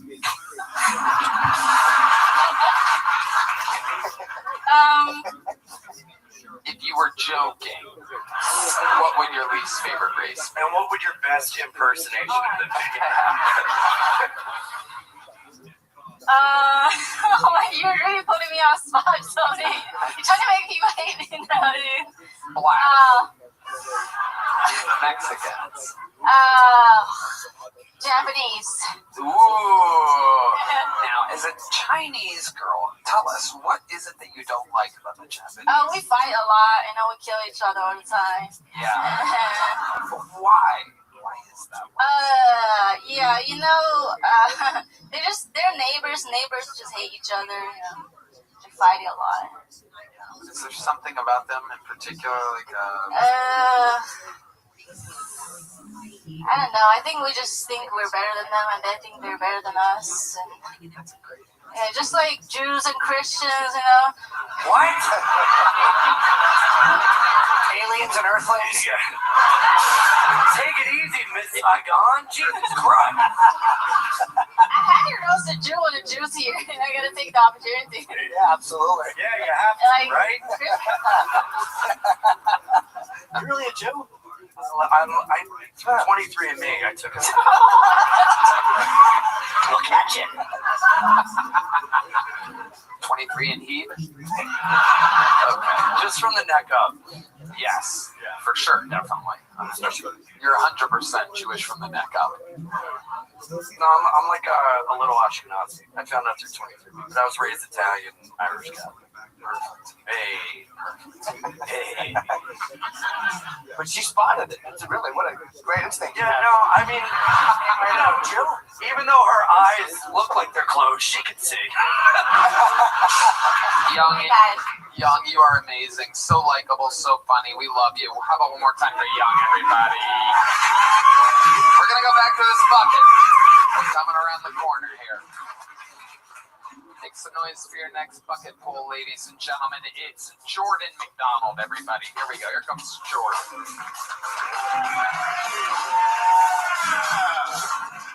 What's going on? I've been traveling a lot lately. When I go to new cities, what I like to do is I like to buy weed. I like to take that weed and go to parks. I like to smoke that weed in parks. And I like to watch homeless people. That's how I judge how much I like the city. I suggest y'all try it. I was in Toronto, Ontario, Canada not too long ago. Any Canadians in here? Boo! USA! USA! Say it with me, brother! US! Started clan rallies. No, I was in Toronto, Ontario, Canada, smoking weed in parks, watching homeless people, not bothering nobody, doing my thing. And I see this homeless man walking by himself. There's nobody else around him. And he just says out loud, I only smoke crack on the weekends. And guess what, Big Daddy? It's the weekend. That's a 5-star homeless man right there. You mean to tell me you're a disciplined crack addict? It's like, hey, Reggie, what you doing tonight, baby? You want some crack? Nah, nigga, it's Tuesday. Don't start my crack till Thursday, 11:58 p.m. Thank you. Jordan McDonald. Okay. Welcome back, Jordan. You've been on the show before. How are you? How long have you been doing stand-up now? Coming up on 7 years. 7 years. And is that true? You really meet a crackhead that only does it on the weekend? I was smoking weed in the beaches in Toronto, and I was watching homeless people as I do, and he was like, I always smoke crack on the weekend. And guess what, Big Daddy? It's the weekend. That's the craziest shit I've ever seen a crackhead. Jim Norton. I think I like watching you. You're a good performer. You have good energy on stage, knowledge. The audience and the material is unique. So I enjoy watching. Oh, thank you, Jim. Hell yeah. Definitely gotten a lot better. I remember that. Yeah. Thank you, man. I've been working hard. Yeah. I liked your impressions. Like you really threw yourself into it. Yeah. And the way you said "fuck Canada," I appreciated that. Yeah. USA. Jordan, what have you been up to other than stand-up comedy? Actually, Tony, toured the world 2024 and 2025.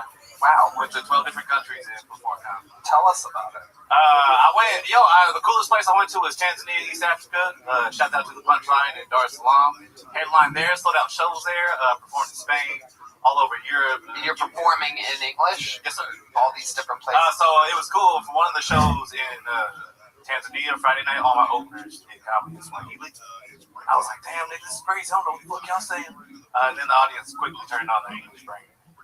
Yeah, had a good time, man. Wow. Yeah, it's incredible. I actually got a notice in Amsterdam and Spain and Dubai from Kilton. Oh, you got recognized. Recognized. They're like, you're the dude where your ex-girlfriend beat you up, right? And I was like, yeah. They're like, you funny. And I'm like, can you leave with that next time? Like, yeah.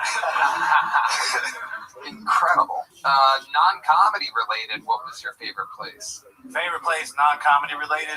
Barcelona, Spain, man. Everybody got a fat ass. They got, for real, bro, everybody's caked up. They got good food out there. The comedy scene was cool. It's just beautiful. I swam naked in the ocean. That was tight. I'm from Sherman, Texas. I ain't never done nothing like that. That was fun. Yeah. I ain't never seen such a light-skinned brother with so much soul. Come on now. You know what it is. I like it. You've been having all the wrong light skins on your show lately, Tony, so I just had to come in and be. I like you throw your everything into your words. It's interesting hearing you talk. Thank you, bro. Yeah. When you swam naked in the ocean, what kind of floaties did you use? I just use my hair. Tony. It keeps me afloat. Keep my nose above water. I ain't have to worry about shit. You know what I'm saying? I didn't go below my knees either, though. That also helped. But if we gonna keep, I ain't gonna get below the waist. It's gonna be dangerous. Amazing. Did you hook up with any global ladies? You know what I'm saying? There was some pretty ones out there. Can you give us an example of what that was like? Barcelona? No, one was in Edinburgh, Scotland, at the Fringe Festival. The Jewish girls out there go crazy, boy. Let me tell you. I didn't know. No, tell us. What do you mean? So the Edinburgh Fringe Festival is a big comedy festival in Scotland, and it's pretty much like Pokemon Stadium, but for comedians and stuff. And everybody's just trying to evolve a Pichu to a Raichu. You know what I'm saying? And sometimes a Charizard and a Raichu meet up. Sometimes like, yo, this motherfucker make electricity and fire. Yeah. I don't know. Can you explain that to the people that aren't absolutely brain dead dorks?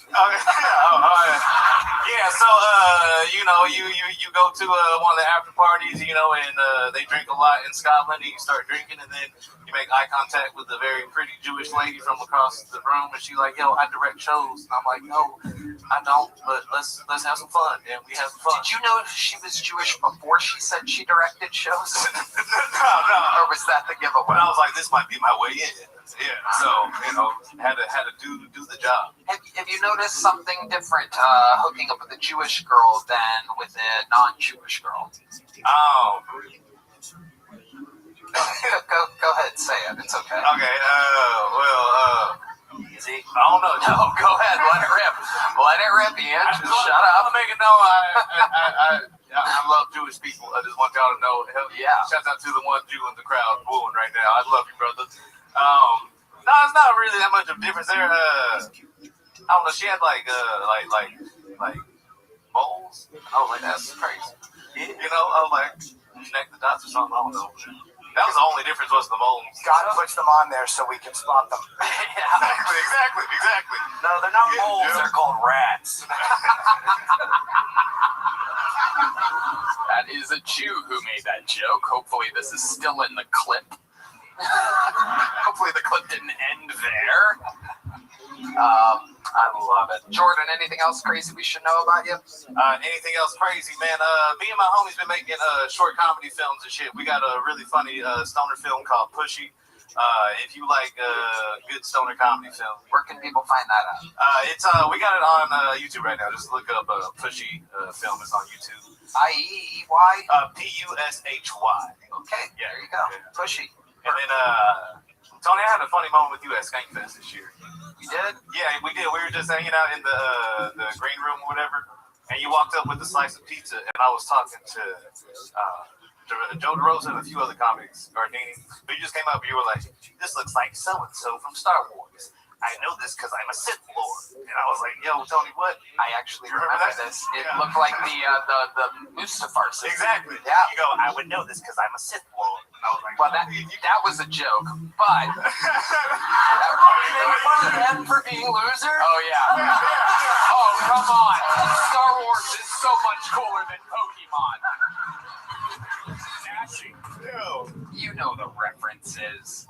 The Mustafar system is where, you guys know, it's where Anakin and Obi-Wan Kenobi fought. It's basically a lava planet, and there was a bubble on this slice of pizza. It was like one of those like bubbles that come up, and it literally, I took out my phone, and granted, you have to also remember it's fucking Skankfest, so I'm drunk and high as all fuck all. But I literally did. I didn't notice it until then, and then I pulled out my phone and I looked up the Mustafar system and I went side by side. And then I took my red lightsaber and I shoved it up my ass to get out of the Turkish military. Here's a big joke with Jordan. Thank you. Jordan McDonald, everybody. That's the lightsaber of the Sith. They don't use green or purple lightsabers like what you got there. No way, Jose. Straight red. I'm almost to the point where I can shoot electricity out of my fingertips. Saving it for Madison Square Garden, our third time. Tickets going on sale real soon. You know, just casual business. All right, let's do one last bucket pull. Make some noise for Joey Johnson, everybody.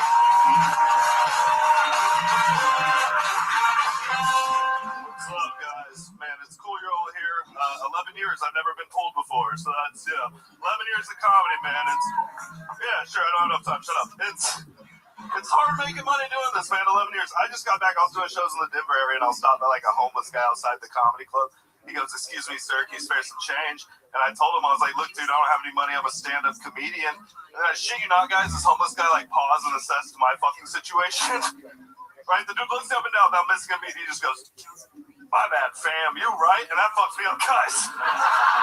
That ruined my whole week. My bad, fam. I know he spoke like that too. He was Asian. It was the weirdest.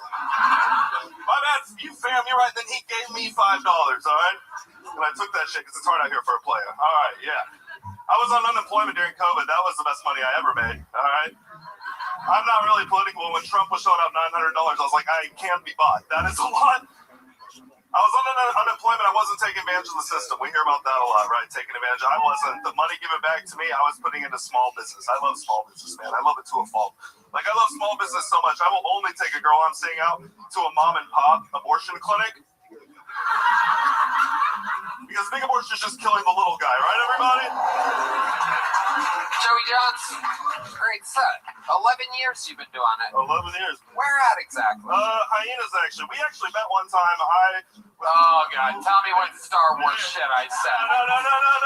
These are not the jokes you're looking for.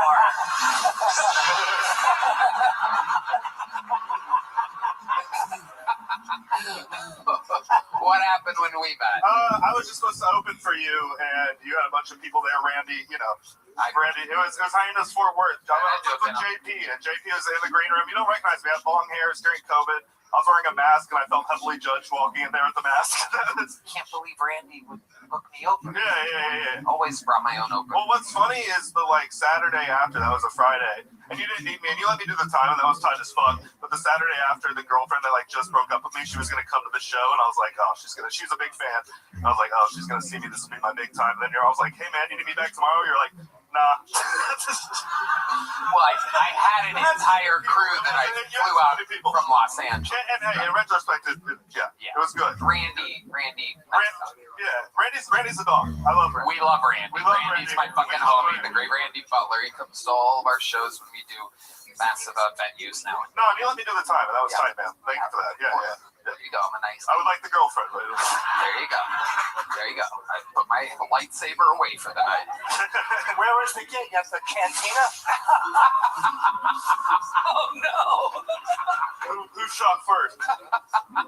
How dare you use the Mos Eisley Cantina's name in vain? This is crazy that you're all finding out at once how big of a secret Star Wars nerd I am. Dork. Literally rewatched it over the weekend. I just let it go. Virgin I am. Do your big one. already did it on this show before. Okay, I do one impression. It's Princess Leia during The Empire Strikes Back when she's freeing Han Solo from being frozen in carbonite. She's in a special robot helmet, which changes her voice, and when she wakes him up, she goes, "You've been frozen in carbonite." Thank you. Thank you. Oh! Do I get to do the secret show on Thursday? I don't want to. Now this all makes sense. That's why you're talking in the C-3PO stick.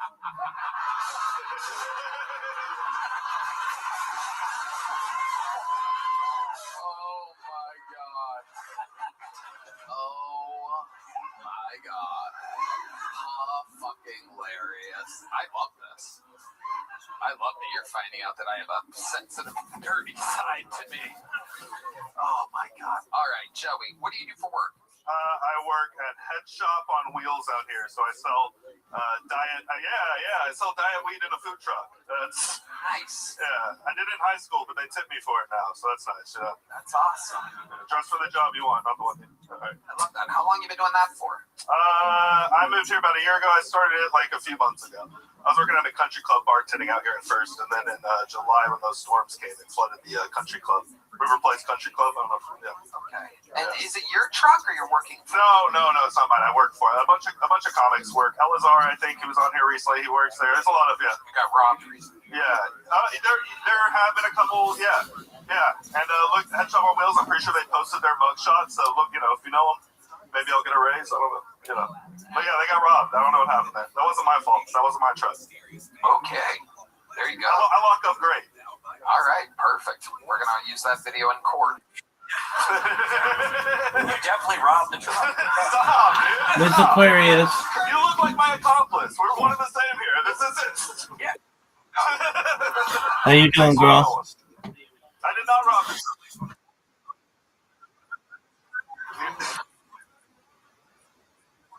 So bad, please. That is all we can do. What's your rent? $750 only. How many roommates? One roommate. Or two.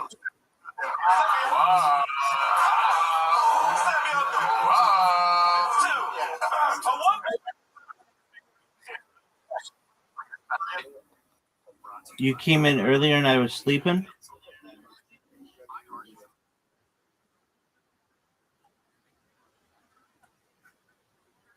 Okay. Oh, that's what you said. Oh, apologies if he's not here. All right, Mr. Aquarius. You should know that you have an invitation.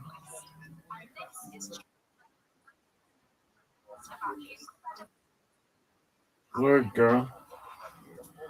Go up.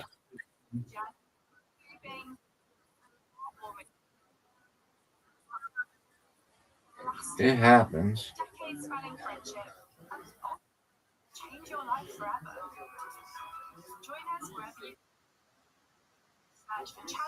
Give me a.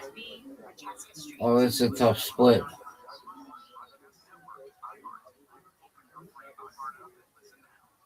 Give it to me.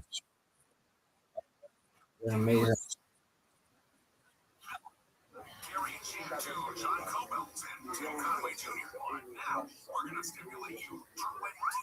What a shot.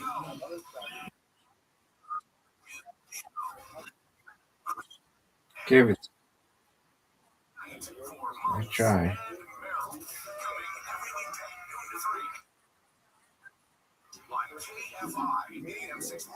There we go. Thank you, madam.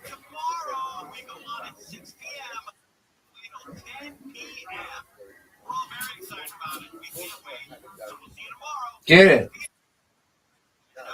Another one. Give it to me. All but one. Give it to me. Oh, no.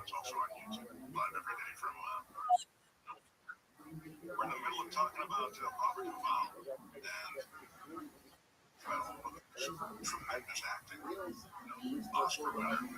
He was considered sort of the American Olivier, called that by Give it. high-profile film critics. But early on, he was with themselves referred to sort of in the same way. He heavily groomed with Gene Hackman and Dustin Hoffman. Here he is talking about that in an interview years and years ago, talking about those early days as an actor trying to come up. And indeed, rooming with these guys. Tough split.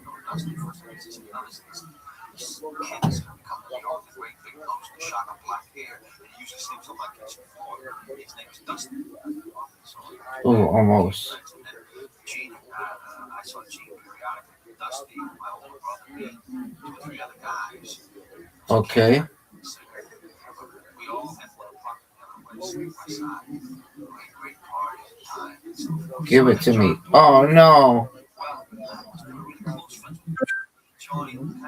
Miss Aquarius 201. Nice.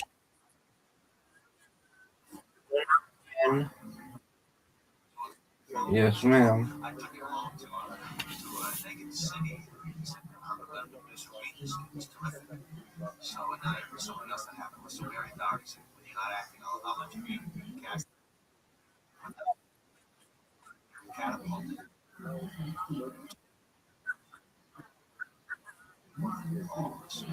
Get it. I'm trying.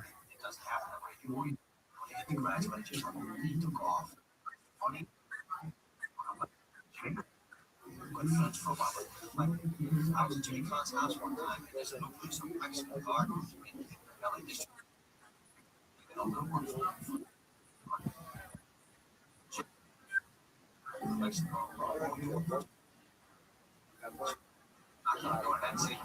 Jimmy's garden was your garden, tell me where you live. Because the point I'm making is when people. Here you go.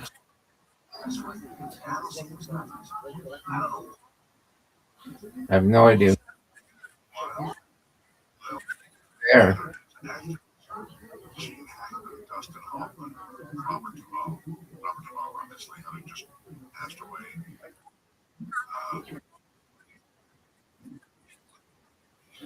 Thank you, ma'am. Retired with the rank of. I told him to shape up and start acting. Just to get through it. They figured I did skits around the house. They figured I had a calling or whatever in that line, and they figured correctly. Nice. Salieri, the unhinged army colonel who loved the smell of napalm in the morning. Again, just 2 of his iconic roles. I mean, you hear that Big time, Miss Aquarius. Get it. Words I think that's used a lot, but it's used in the context of Robert Duvall. It is delicious. No. And I encourage you to go back and see. Give it to me. Oh, no.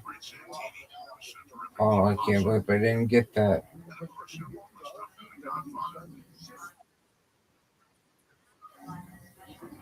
Really special actor and what a life. Met his wife. Eileen says it's the she was Argentinian.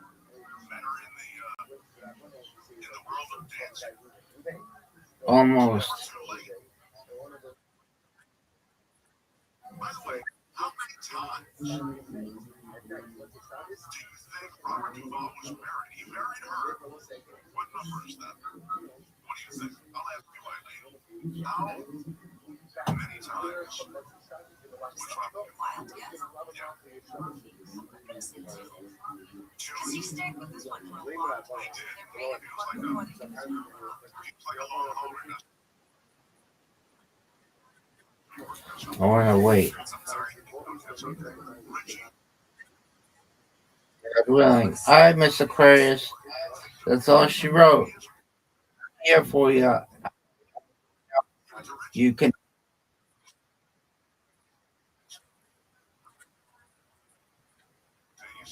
Oh, good for you. All right. Well, I'm here for you. Welcome, madam. Sweet dreams, guys.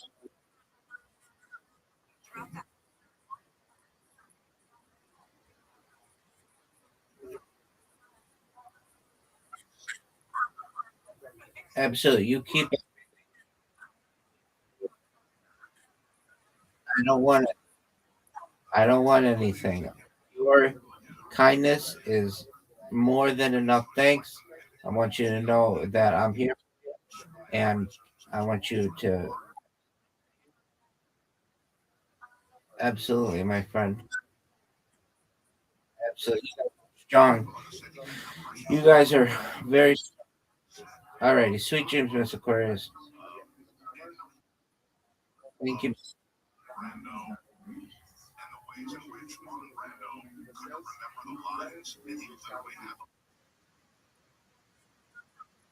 Yes, ma'am.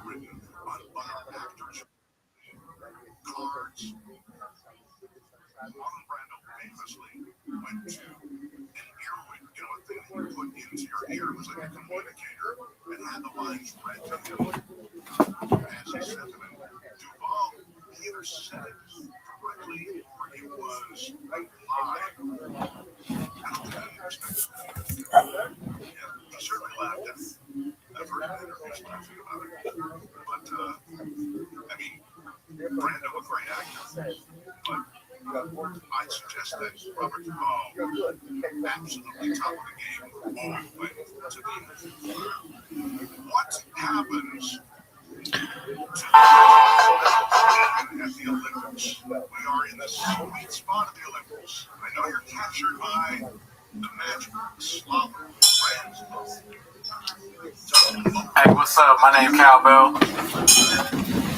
You know already. You know what it is? Gringo Poppy live stream, bitch. Alright. I'm gonna start off the stream real quick. I'm your favorite comedian, Cowbell. You all know me. I've been doing comedy for like 6 years, or actually 6 months of stand-up. I did it. I know how to do it. So I'm gonna get right into the bit. Alright? Check this out. Some dudes be fucking like this. But you know how Cowbell be fucking like, oh shit! What's up? Cowbell's back, bitch. I'm in the house, ready to do some stand-up pre-shit before this 24-hour live stream of the Gringo Poppy, which is why you're here, you know what I'm saying? But you know what I'm saying, you guys missed me, so I'm back. I got on this flying ass jersey, you know what I'm saying? What number is it, Brett? It's daddy's number.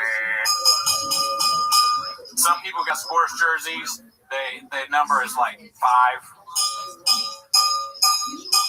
But you know, Cowbell's got daddy's number. That's 66. Bruh, y'all sell big up in this bitch. I only got the finest shit that I wear, bruh. And you know what I'm saying? Cowbell, I gotta address something real quick. I did get tricked into voting for Trump, all right? But I didn't think that Trump was gonna be doing all that shit, all right? Know what I'm saying? I didn't think Trump was gonna. I got like, they tricked me, bro. I didn't know he was gonna fuck up my whole shit, right? I'm saying, like, some people vote like Trump like this. Cowbell voted for Trump like, yeah, motherfucker, what's up? All right, bro, but be surprised though, all right? Because we gonna start off the stream right now, okay? We gonna get live with the Gringo Poppy. We got guests on the show. We got Gerardo. Gerardo. We got Gerardo in the house. Know what I'm saying? We got Americanos for everybody. Know what I'm saying? Mark, why don't you go ahead and grab a coffee for yourself? Oh, hell yeah. He's that Mark Harley was like, what's the motherfucking BT on the house? Mark off camera. No, not camera. These guys go to companies that go, it's all you, 24 hours. It's just you. So I'm like, I'm in. All right, I'm stopping with Joe. All right, you can say here. I'm gonna set everything up. Go for it. What's up?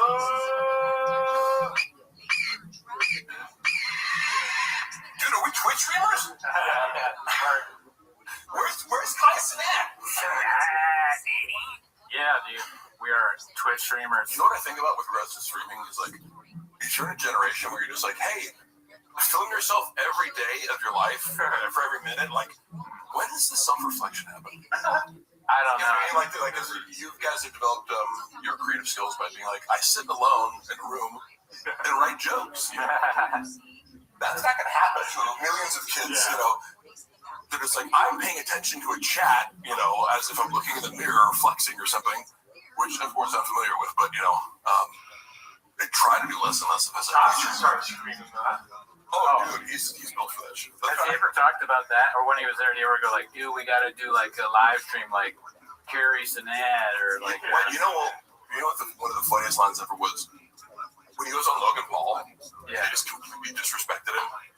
They're like, what's up? Yeah. It was like a 40-minute episode. They're like, oh, we have to go to dinner. It was like, oh my God, you're punking Brendan. Like, why did you even have him on? You know what I mean? Also, at the same time, you know, it's an acknowledgement. Like, we don't actually give a fuck about you. This is a favor, but it was awkward. Oh, yeah, they like shit on it now. And what's the guy's name? Mike. You're a YouTuber now? That was the best line. He's like, I'm Ristream on YouTube. And Brendan pretended the whole time. He's like, oh, you had a bunch of offers. I'm like, no, you didn't. That's crazy because you told me how you were like, yeah, you gotta lie sometimes. Which, oh man, the business sharkiest element of Brendan's personality is the fact that he's willing to lie in negotiations. When he says that, like, oh, you gotta lie sometimes, is that something that he's coming up with himself? Like he says his own Brendan 48 laws of, or 55 laws of power? Yes. Or is it like somebody told him that? I think it's in any facet, it's a facet of his personality. Because this is where I'm happy to give Brendan credit wherever it's due. So people are like, I always try to be like, my credibility shitting on someone is amplified by the fact that I will give them easily credit where they're good at. And so, as far as podcasting, for example, because I've been trying to podcast with Luana in our Hella Toxic, and it's like, but it's a learning process because it's called Hella Toxic. I want to do this like organized, like true crime podcast. I'm like, you haven't watched any podcasts that are just like comedians talking. So I go, she's walked off the podcast multiple times. And we filmed a bunch of episodes. Yeah. And every time she ends up like, fuck this, like I hate this. Oh, shit. But it's funny. I go, Luana, this is the entertainment. Like, us fighting is the entertainment. That's true. But she, in her mind, because she watches these true crime podcasts, she's like, it has to be structured and it has to like tell a story. I go, no, that's a totally different genre. No. This is the genre of conflict and humor and riffing, and it can't be. You can't be like, oh, what's next in our outline? Oh, we're going to talk about the toxic traits of it. Who does? Luana's doing show sheets. Yeah, but it makes her.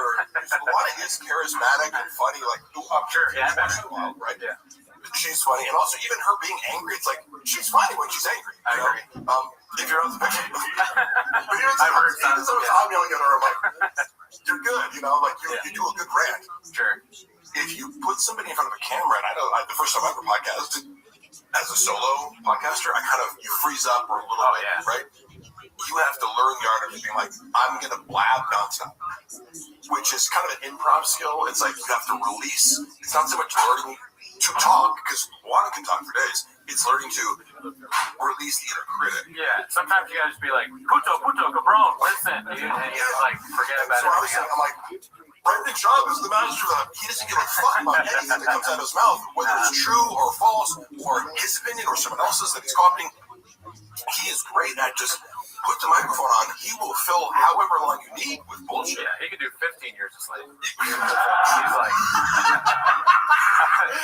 did he say that? He did say we didn't know that. We were watching on the live the other day. Because I think I saw you bring it up. Yeah, and we just saw that. We both burst out laughing. And I was like, how do we miss that? It's so good. I mean, he's like, you know, George Bush, because you're of two minds. You're like, this guy, like, you know, killed 1 million innocent Iraqis, but also he had malapropisms.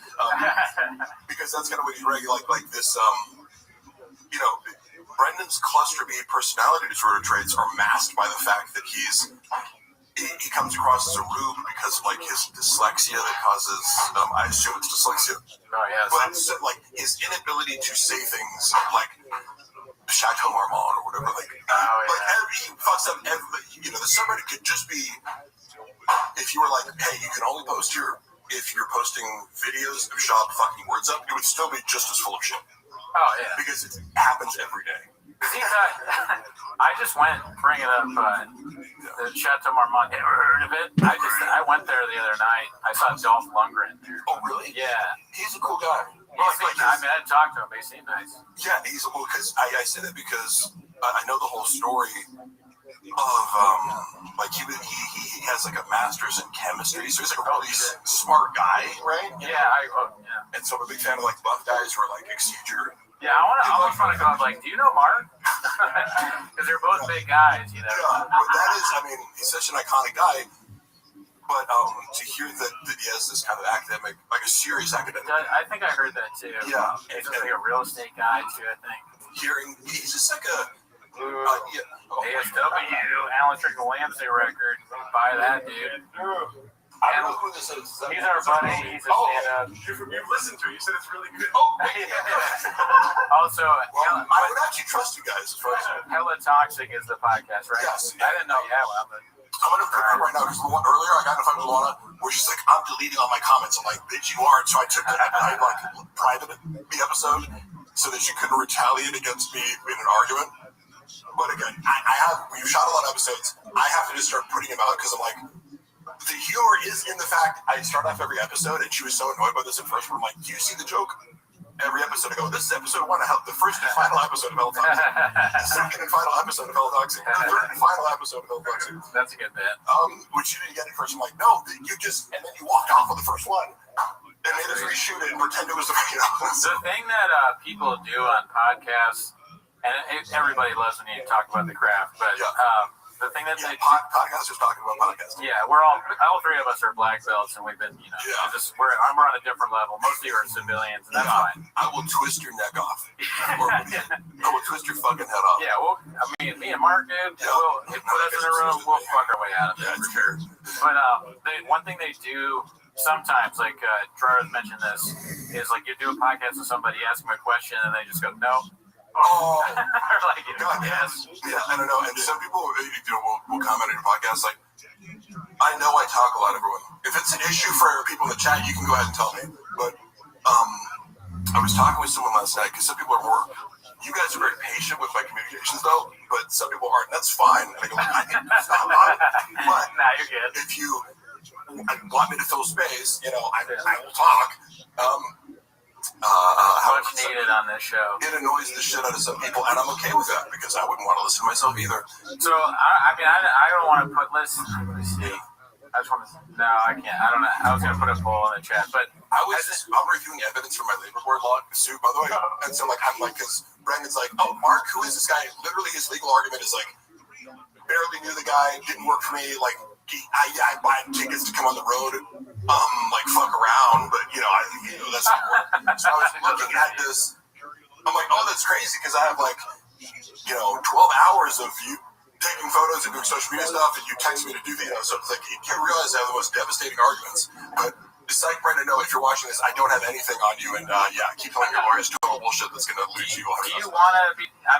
Have at it, but do you want to be talking about your legal case on the pod? You don't care? How's that going? So fucking stupid. How's that going? I got a settlement hearing for the golden hour one. For some reason, that was delayed.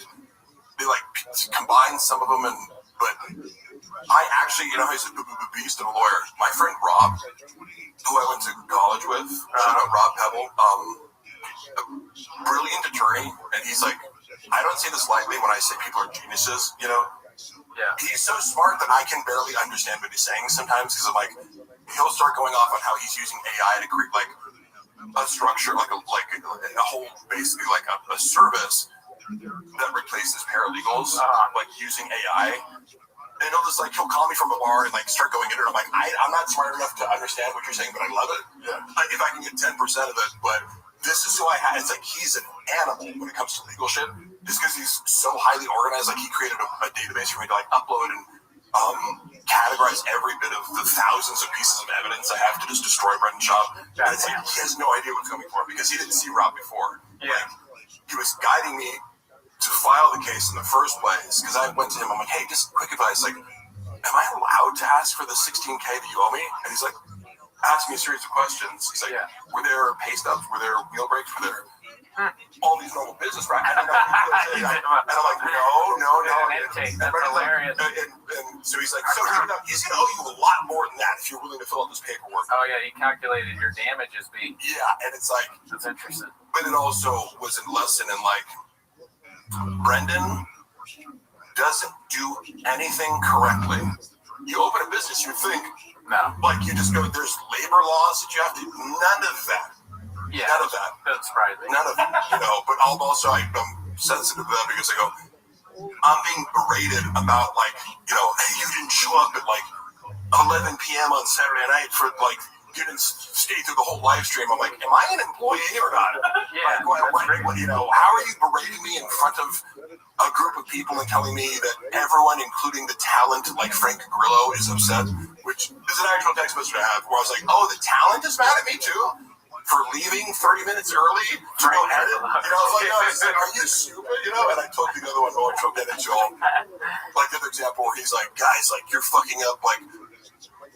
We need to up the engagement. And then I realized he's like, Mike, what do you think engagement means in social media terminology? He's like, replying to comments. I'm like, are you sure that's what it means, Brendan? I was as diplomatic as that. Replying to comments is escalated to the point where he's like berating me private. Like, it was like one group chat and then started another group chat with this new expert, and I'm asking her basic questions, and I'm like, I quickly exposed her as a fraud because that's my specialty. I was asking, a Socratic method, like, I'm going to ask you 5 questions, and if you can't answer them, and you're melting down, it means you don't know what the fuck you're talking about, right? You're not the expert you thought you was. Because I'm going, hey, look, I'm Mark Harley. I don't know anything. So just tell me, where are these strikes that you're referring to that prove these shadow banned? Can you give one example? No, I'm sure. Do you like this game? He's got like a sheet where he's like, no, we got a bunch of strikes here, dude. We got 10 strikes, so that's why we're shadow banned. Because yesterday I looked at it. Now you locked me out without telling me to give this bitch access to the whole account, and you're claiming that a collaboration with Teddy Swims means that the non-follower engagement has been fixed. But where were the? I looked yesterday at the strikes. He has no strikes. Where are these? He had a collaboration with Teddy Swims. I swear to God. So he buys a bunch of bots. Here's the main thing that I was trying to fix, which is super frustrating. He's like, we need to do better. I'm like, bro, I've given you so many ideas and different techniques and posts. Your non-follower reach doesn't exceed 1 to maybe 3%. But it was like, how are you 1% non-followers? It doesn't make any sense when you look at analytics. Oh yeah, because the Thick Boy Network page with like 25,000 followers, it's hit or miss, but you're at least getting 20%. And if it goes viral, it's like 90% non-followers or whatever. But I was like, every single time you're getting 1% non-followers. Like, I couldn't figure it out. And I'm trying everything to break it. Like, and so he brings in this expert because it's like the creative director he used to work from. Right. Referred to these people as the magic bean salesman. The magic bean salesman here is, to get Brendan. Another person drinking him, yeah. When like a revolving door of like fraudsters. Yeah. And my specialty is kind of being like, without any expertise, I can prove that this person is wrong just by a series of like Socratic questions, Which again, I'm bad at everything but 2 things. Yeah, it's funny that he pushes you out when you're. It sounds kind of like you're giving him advice. You're like in his corner. You're one of his guys. Yeah, he was. And he's like, no. The Magic Beans guy wants to tell me about CBD. It helps kids with cirrhosis of the liver. Mark. Yeah. What do you think about this right here? Oh yeah, that's form. Great form. Yeah, that's perfect. Yeah. Fuck yeah. How many can you do? You're approaching 10, I think. It wasn't that. Oh my God. That's good. That number, Shaq. Okay, 2 more. If you do 10 more, you can have a cookie. You're at a failure or near failure. Cheese roll. You're at a great point right now to do something. That's awesome. Seriously. See, we told you Jardo's on the kiwi diet. He's fucking shit up right now. Yeah. During the pandemic, the podcast is switching. Jardo's getting shape and I'm getting fat. So you can, in fact, get super jacked doing push-ups. Oh yeah, I love it. Yeah. It's just that it's more time consuming because you have to do more. Stream's over, dude. That's all I want. Yeah. Dude, you were mentioning. I have like a. It reminded me, the Frank Grillo thing reminded me of. I remember that interview where he was, because we watched a bunch of clips from it, and I saw him. I went to this movie premiere that he was in, and he was dressed like very like Metro kind of tight, like V shit. And was he? You said he got mad at you? I always wondered what he was like after that. He didn't get mad at me. I made this up. What's funny is, so this is, again, as I collect my evidence, one of the things is, it's like, I have to prove the hours that I claimed, which was like around the clock, is what I really worked for. So when Brendan started smearing me privately, like, I'm not super vindictive. You know, like, I just go, look, give me the fucking money you owe me, I'll walk away. Right? And the only reason I even started, and I didn't start, like, I didn't leak his DMs, that was actually somebody else. Somebody who I sent them to, who was an interested party, as like one of his long-term side pieces. But I was like, I intentionally tried to go, I'm going to focus on Brendan's treatment of me as an employer. That's it. Sure. In retaliation for, you didn't pay me like the severance or the additional things that I'm owed. And so now I feel justified in talking about this. People are like, oh, he's bitter. I didn't want to work there. And one actually gets mad at me. He's like, you weren't fired. We sat in the car and we orchestrated this because he was berating you for like not, like, I told him I couldn't come in the morning. And he like gave me the biggest guilt trip imaginable. And I didn't even realize I've been kicked off the thick boy payroll already. So he's like, because I got paid for bigger things. And I'm like, wait, I wasn't even on the payroll. I can't, how can I miss work if I'm not employed by you for this show, the shop show? But then also, how did I miss work if at 6 p.m. I'm expected to still be on call and doing work, editing reels? So I didn't respond to him.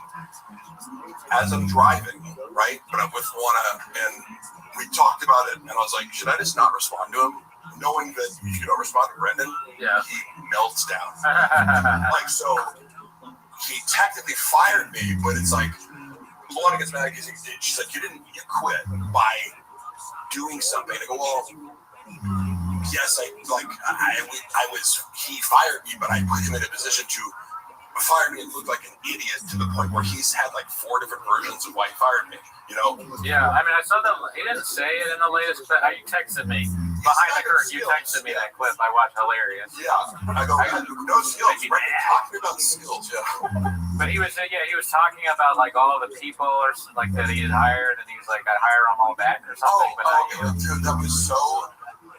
And also, because that's a tactic of, you know, he's not sophisticated enough to mask these narcissistic tendencies, but by pretending that he is still on good terms with Chappelle, Kat,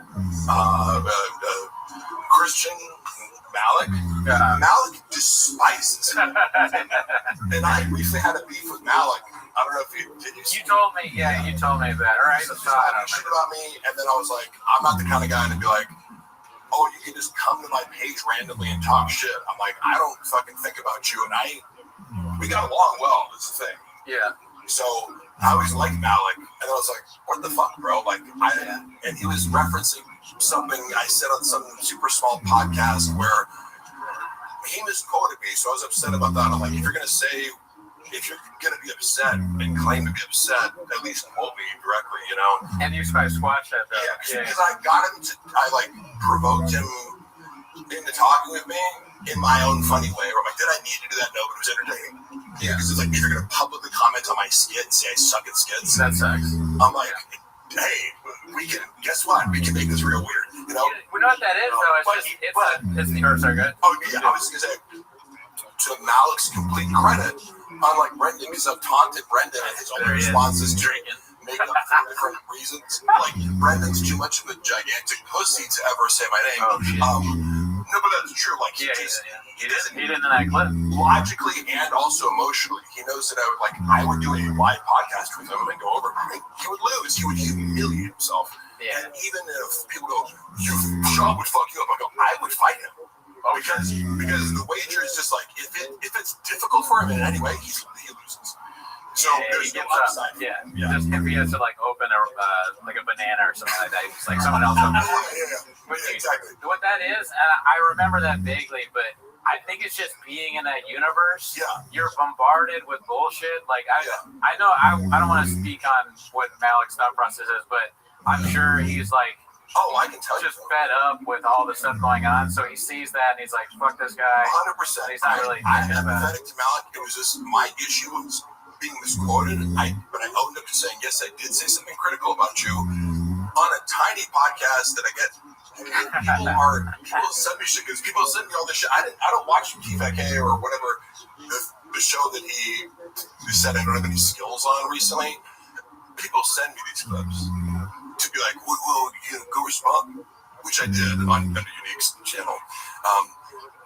But Malik was upset about that in this space where he was maligned. Like, he got shit on. Brendan, I didn't realize at the time because I just met Brendan and was like, everything he says is true. Why would I think that he's making up an elaborate lie to protect his ego because Malik corrected him about something?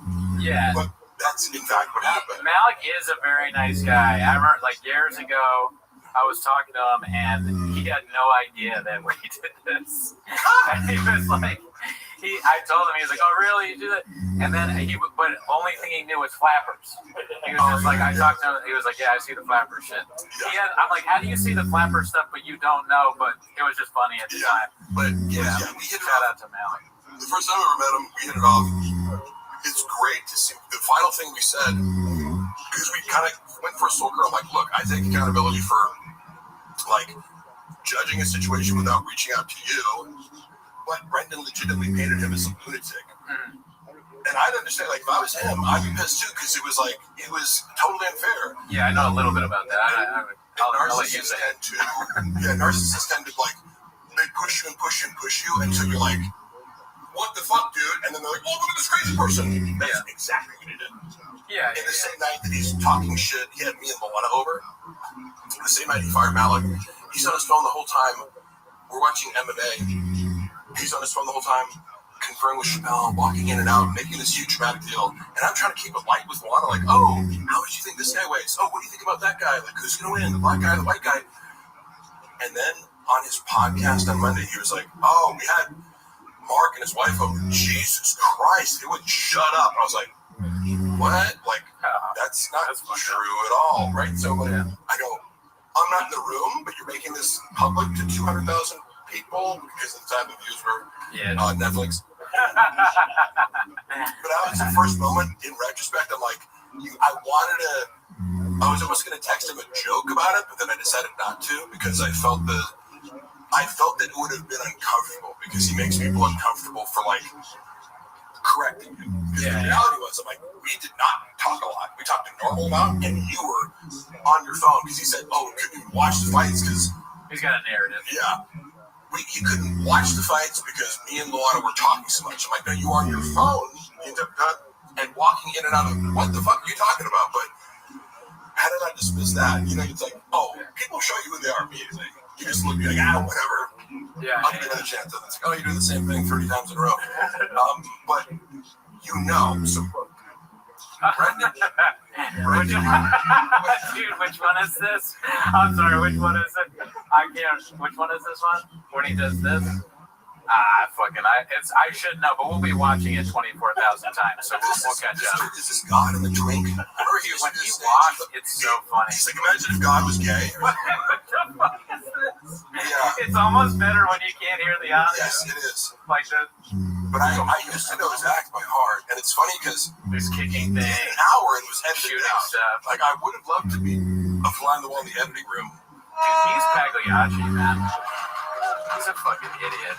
I can hear it. Cheese makers want to go viral. It's lit as fuck. I can't wait, man. They're gonna go viral, man. That's crazy. Go to bed. I'm gonna shut up, bitch. I don't even remember this part now. I've watched it 1,000 times. My girl's like, go to bed. Oh, there it is. Puto Brown. It's crazy that you can just land on that. Taquitos, bitch. His poor mother-in-law, who he met, said was nice and can speak. But that's what he does to people. No, she's the sweetest. I'm like, you're hot. You're gorgeous. You're like, you look like this, gilf goddess, But she's been reduced to this, you picture some little Pueblo dwelling, Guatemala woman. I wonder if that's just how Job sees anybody who has even a hint of Mexican heritage. He has, his ability to convey anything with nuance or originality, because it's this is an entire special. Everything's wrong with it, look how fat he is. Wouldn't you maybe I should lose 20 pounds before I shoot my special? When also, his agents at CIA were like, don't shoot the special. He's like, I swear to God. He was like, man, my agent's thinking I've been doing this material for so long. Okay, cool. You can tell the same shitty 5 set for 10 years, as many comics do, right? Yeah.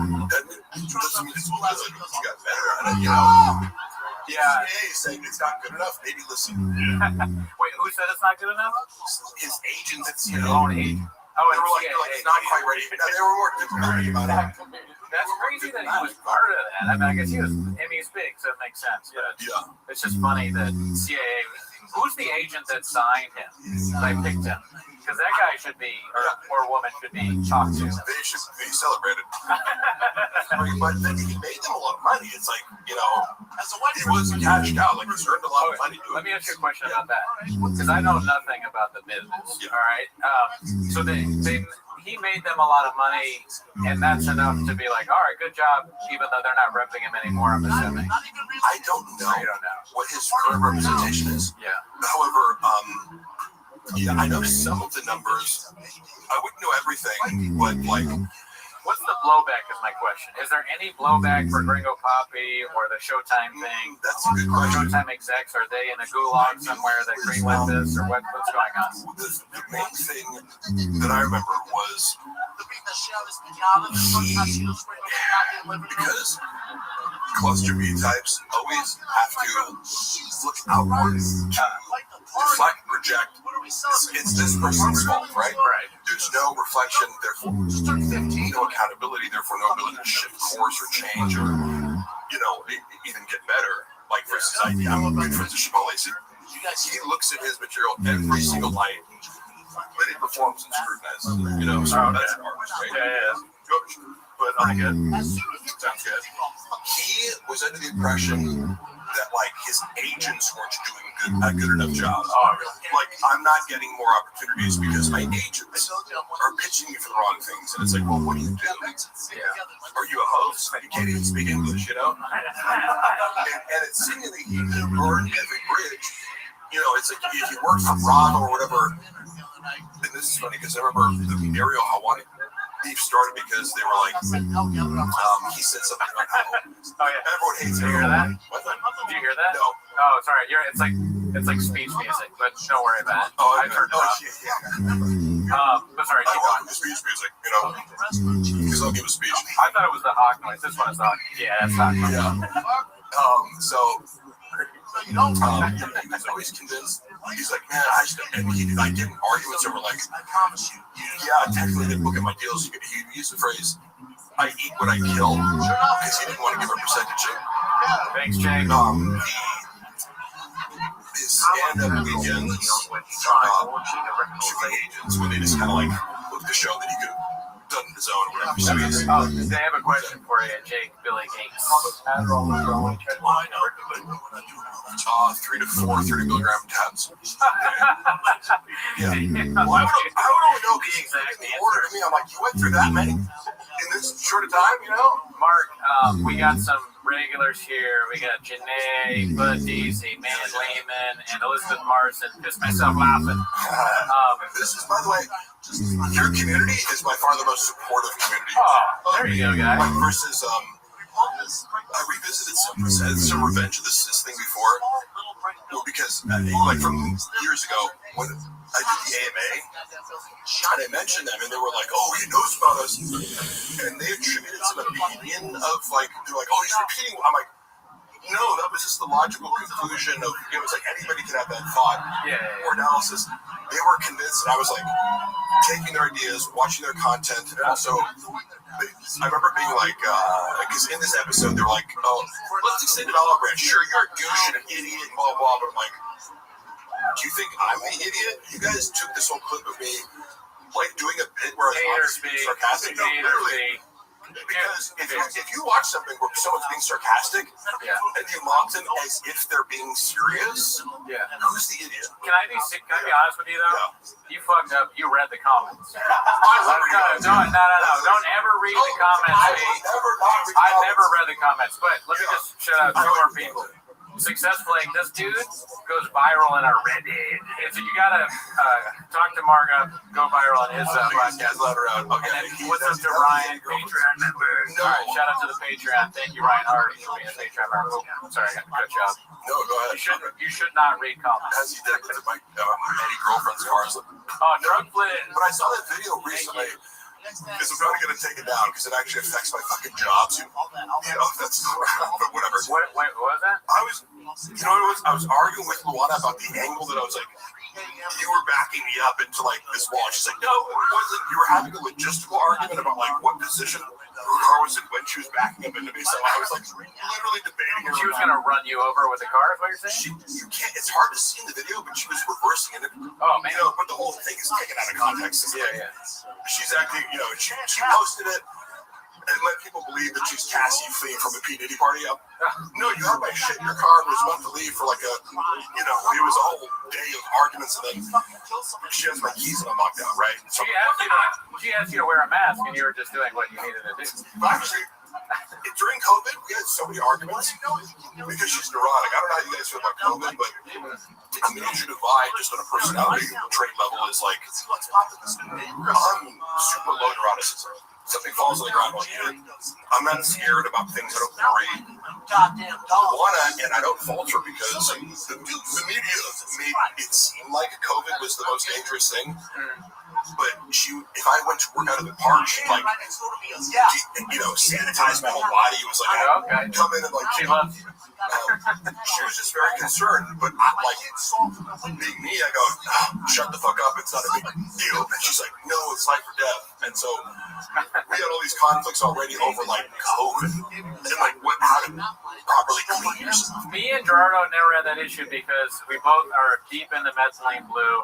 We both done double placebo blind tests. You better drink that scorpion venom now. It's one of the best fucking. Put that in that fucking clips thing. Where Brian, I like how Brian, as he's gradually regained power in this dynamic. You've noticed him turn to push back, and now that he fully doesn't give a fuck, because of the power dynamic, which Brendan exploited for many years when he knew that Brian couldn't leave no matter how bad he treated him.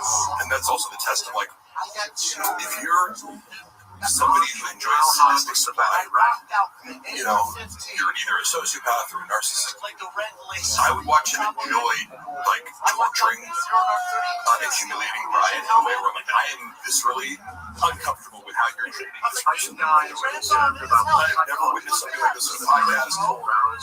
You take pride in putting this person down and convincing them that what they're doing is boring and unfunny, but in reality it's absolutely. By the way, whatever you Mark, how was the? I'm sorry. Yeah, I can't multitask, but that's fine. I just wanted to do a poll. I'm sorry. I'm a little bit like Shots, even more than Gerardo is. But I assume people mostly don't listen. I want to listen to everything you're saying, but I can't multitask. I just did a poll: which is best, doctor's advice, methylene blue, scorpion venom, or double blind placebo rain? You don't got a scorpion dick with gills. Brendan literally told the whole job. God, it's so funny. I want to also make that public because I was looking at my text messages. We had arguments over like, I'm like, hey, you know, after like arguing about what engagement means with like, you know, for 3 hours.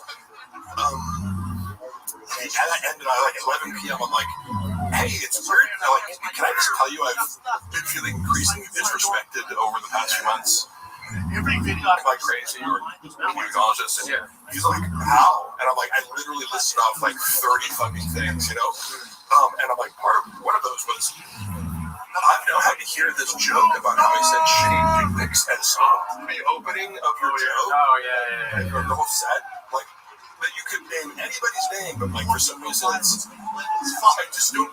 I get like locker room talk and roasting each other, but I go, I'm not on stage. I can get you back. I can't light you up. No, yeah, you have no comeback. Yeah, so it's like I'm forced to be in the audience doing social media stuff. So it's like, are you hazing me? Like, what is going on here? Or whatever. And the fact that he said, I wouldn't hire Mark if he has no skills and he's obsessed with me. I'm like, I'm sorry, was I doing a joke in 80 different cities about your dick? You know, Dude, oh, thanks, Sam. It looks like they're asking you a question, actually. Mark, if you were around when Bot was around, how did you think that loss played the team? I was not around there, but I mean, Brendan's ability to do mental gymnastics is, of course, incredible. However, privately, like, he will front as if something doesn't bother him until he needs to play the victim in order to make you feel bad about setting a boundary, right? Which, we have many examples of this, but he does not, he likes to pretend that nothing bothers him. Of course, the comments that bother me. Travis getting the shit beaten out of the boyfriend of a girl that you used to date who's way bigger and more successful than you. Oh, Rondo, yeah. Ultimate narcissistic injury for someone like Brendan. Like, he can pretend whatever he wants, but getting your ass beat by a guy in a title eliminator, right? So it's like, that was an important fight in his career. So, all right. There's a bunch of questions for you, it looks like. So, and yes, I am using a straw. I need it for the stream. The conspiracy theories are entertaining on the land mooning, but you know what I always think about? I go, why? There's a motive for why people would fake the moon landing, but it seems like a lot of work. But that conspiracy doesn't interest me. Any other? How hard was the baddie wrangling? The worst part of the job was baddie wrangling because this was like a job that never ended. You're dealing with a sex addict who's constantly asking you to be the intermediary of arranging sex acts.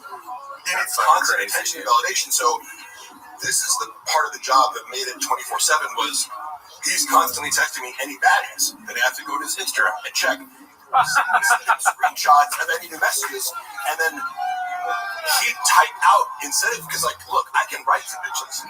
I can dumb it down to sound like Brendan. Like, I can chat GPT Brendan's voice easily. He says 4 things. They're all retarded. He says thanka, right? Instead of thank ya. Thanka? Thanka, like it's a Native American term. Oh, thanka, like thanka. Like thanka, or think, like got me thinking. Yeah, kind of like he says notoriously known. It's like the word notorious implies known. Yeah, he says learning lesson. The term lesson implies learning. Yeah. It's just one of these things where he picked up along the way and it's wrong, and he doesn't realize it. It makes him sound like an idiot, but he says it constantly. So I would have to copy and paste the stupid things he would say, then reply to a girl, wait for a response, and reply back. So it was like, it's like move the rock over here, and move it over here, and move it over here. So that was the stupidest use of my time ever. Yeah. But I was expected to do that in order for him to gaslight his wife into thinking it was cheating, because I don't even have Instagram on my phone. I'm just messaging Mark all the time. Huge lie. Bullshit. That was hours a day. What? Oh, that's not right. That's like English money or something? But thank you. Mark, how much is the Super Bowl commercial break? Quite a bit so far. Probably like, it's coming in. It was like, for the session, I flew out to Madrid. It was like $10,000 for the week, but then the real pay is residual. So it'll probably be like $100,000 over the course of a year or year and a half. They're going at me for English money. All right, come on. That was a joke, okay? That was a joke, okay? Bopper for It's actually, this is fun, huh?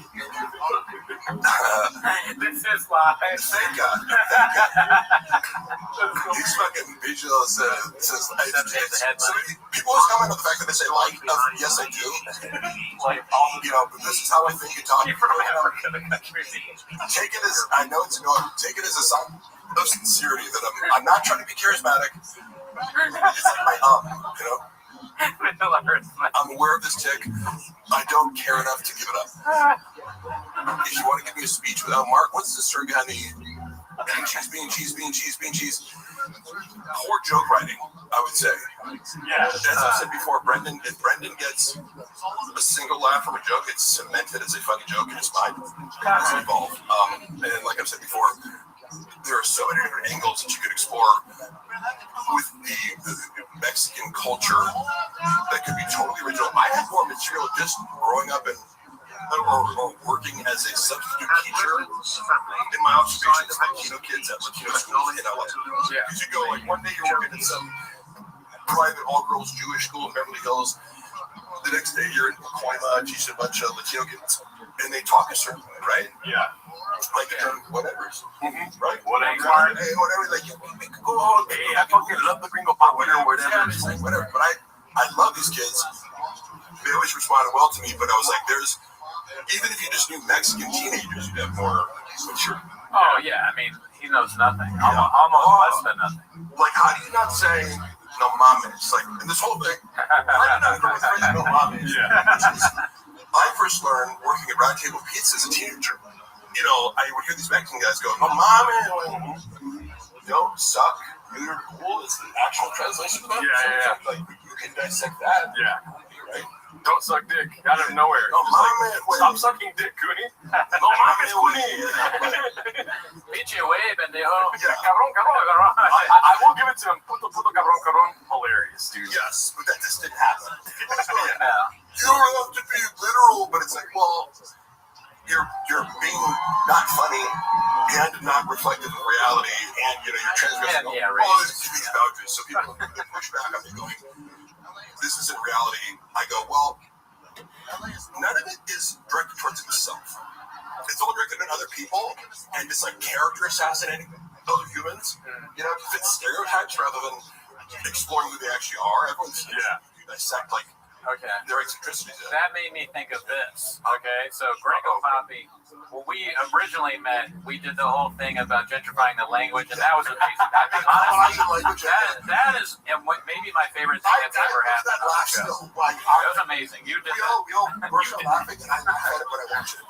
That was really good, and you deserve credit for that. You say, no, because I was like, colonized, yeah. I was like, you almost can't use the word, like, you can't put that together anymore. No, it's very fun. Didn't you say you colonized? Yeah, both of you then. It's a very astute observation from Did you ever see the Crystal Leah mark on? I fucking took 8 before I came. Oh, shit. What were you gonna say? Did you ever see the Crystal Leah special? The one that he dropped? Not recent, but I saw his hour where he talked about being canceled when he first came back. Okay. And I gotta give it to Chris. Like, I got coached you well. When I saw that hour in person, I was like, he crushed it, and I was like, that's a great special. Yeah. I don't know how it translates. I didn't watch it on video because I'm like, I've seen it. He has a bit where his dad's all depressed and stuff, and then he goes, oh, no, that's the latest one. I didn't watch that. I heard that. And then he goes, I did that. And he's slamming his chest. Yeah. But okay, my question, the thing I thought of was, that's the whole stuff. Yeah. Okay, his comeback special.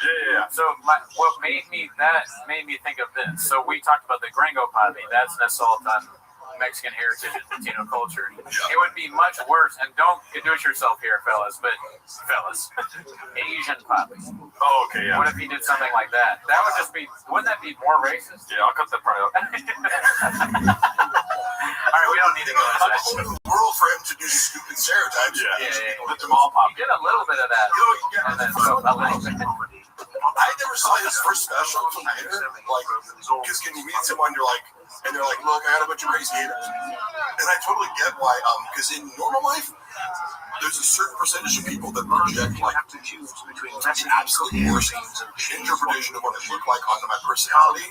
But being associated with Brendan, it was like, oh, he is a narcissist, so everyone perceives me to be equally narcissistic when they don't get that I'm like, I'm more autistic than fucking narcissistic, you know? Like, I'm awkward, I'm not fucking exploitative, I'm not whatever. Sure. I have a million character flaws, not in the same direction that Brenda does. We all have flaws, Yeah. Like, no, I'll come to everything. I'll steel man your argument. But I am a narcissist, but it would have to rely on taking things out of context. So, I don't know what the question was. I want you to see this question. Mark should start a podcast about loser comedy / podcast culture. No one even semi in Rogan's orbit is funny. Yeah, I kind of don't. I'm not a big hater, like, because that's like a trend for podcasters. Is like, everyone who's on Rogan is not funny. I like Ari Shaffir's special. Yeah, we liked Ari. Yeah, Shane Gillis is amazing. Yeah, Shane's great. I like Mark Norman a lot. Since I did, like, I don't know about that one. I mean, listen. I don't want to hate on Mark, but he's not for me. Yeah. I understand he's a comedian. He's a spurtler, a tactician. You know, but he's kind of like a classic late night comedian, right? Yes. Yeah.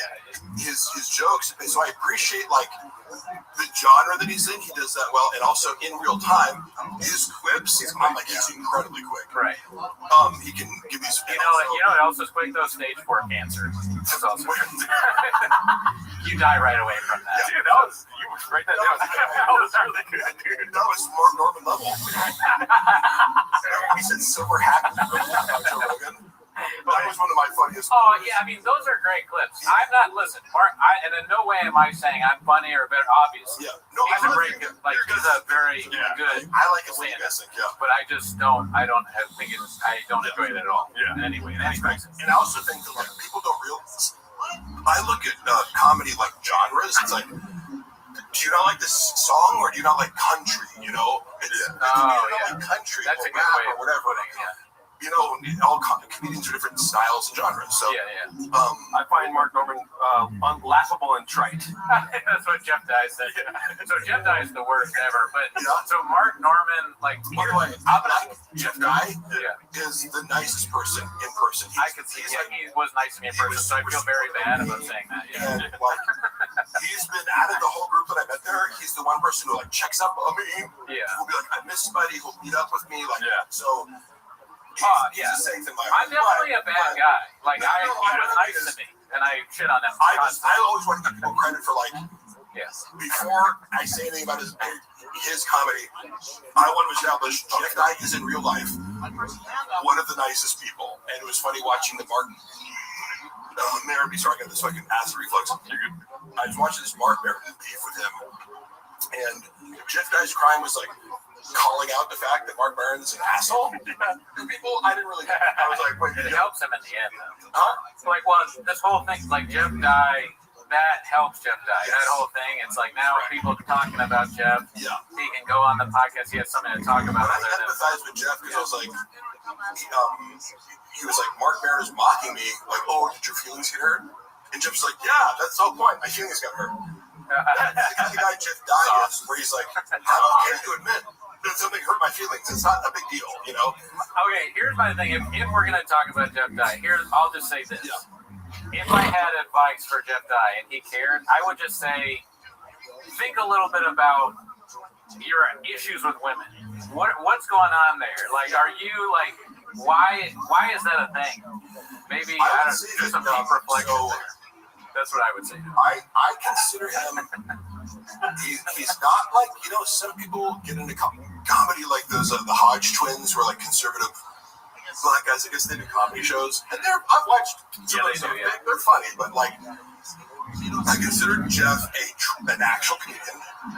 But if you cater to a right-wing audience, and oh, by the way, he posted a clip recently, a few years ago on TFK, where I was like questioning him, and he was like, "Oh, Paige Van Zandt is she's got her kids out and her husband's posing behind her doggy style in a bikini." He's like, "Why'd you got to do that?" And I prompted him. I was like, "Hey Jeff, you're seeming real Christian conservative right now. Just tee him up." Yeah. And his whole comment section was like, "What's wrong with being Christian conservative?" I'm like, "Guys, it's a podcast. I'm teeing him up to give a funny response, to justify himself." But that is his crowd, right? So that tends to correlate with like kind of being critical of the fact that modern culture has veered away from tradition. traditional values or traditional gender roles. It permits more kind of soft or hard, but in Jeff's case, Jeff's is lighthearted, anti-trans, just it's right-wing flavor, right? I'm okay with that because it's like, well, that's your audience, you know? Sure. But part of that is going to be like women. I don't think Jeff has any animosity towards women. Truly. I don't know. Into that. It's less that, like, I'm kind of being funny, but, like, even with that, he's just not funny. Like, he's just not good at stand-up. So that's my main criticism, is that that stand-up is bad and kind of stupid. Was there a specific joke or, like, fill me in on, would you say, like, his issues with women? Sure. Do you feel like he picks on women? Well, he has a whole YouTube, he did a whole episode where he's like, people think I hate women. Here's a list of comedians I actually think are funny. A podcast? Yeah, like a YouTube. And then during it, he was like, who's that? It was someone he supposedly picked. He was like, Don. Like, it was on his list. Like, did someone else pick this for you? You forgot who the woman was? And it was all, like, network. It was very, like, industry plant and famous people for the most part. I'll give credit. He did say funny, mostly?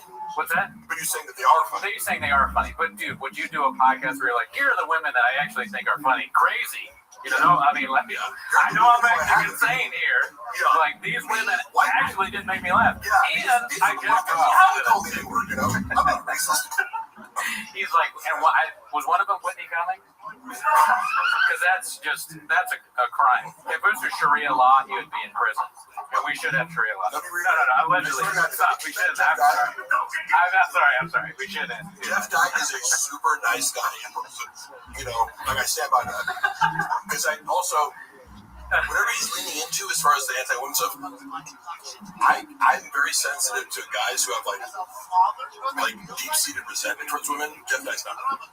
Oh yeah, I don't know. It might come out in context. It's like, oh, this gets laughed, or he has all sisters. He grew up with like a bunch of sisters. And I would love to have them on the podcast. Oh my god. I think he feels more comfortable talking about women. Kind of happy. It's like, yeah, I got my 5 black friends over here. I can say, oh, because you got sisters. Yeah. So, I don't know, man. It's just like the vibe I get, but we don't need to. People ask about my hiccups.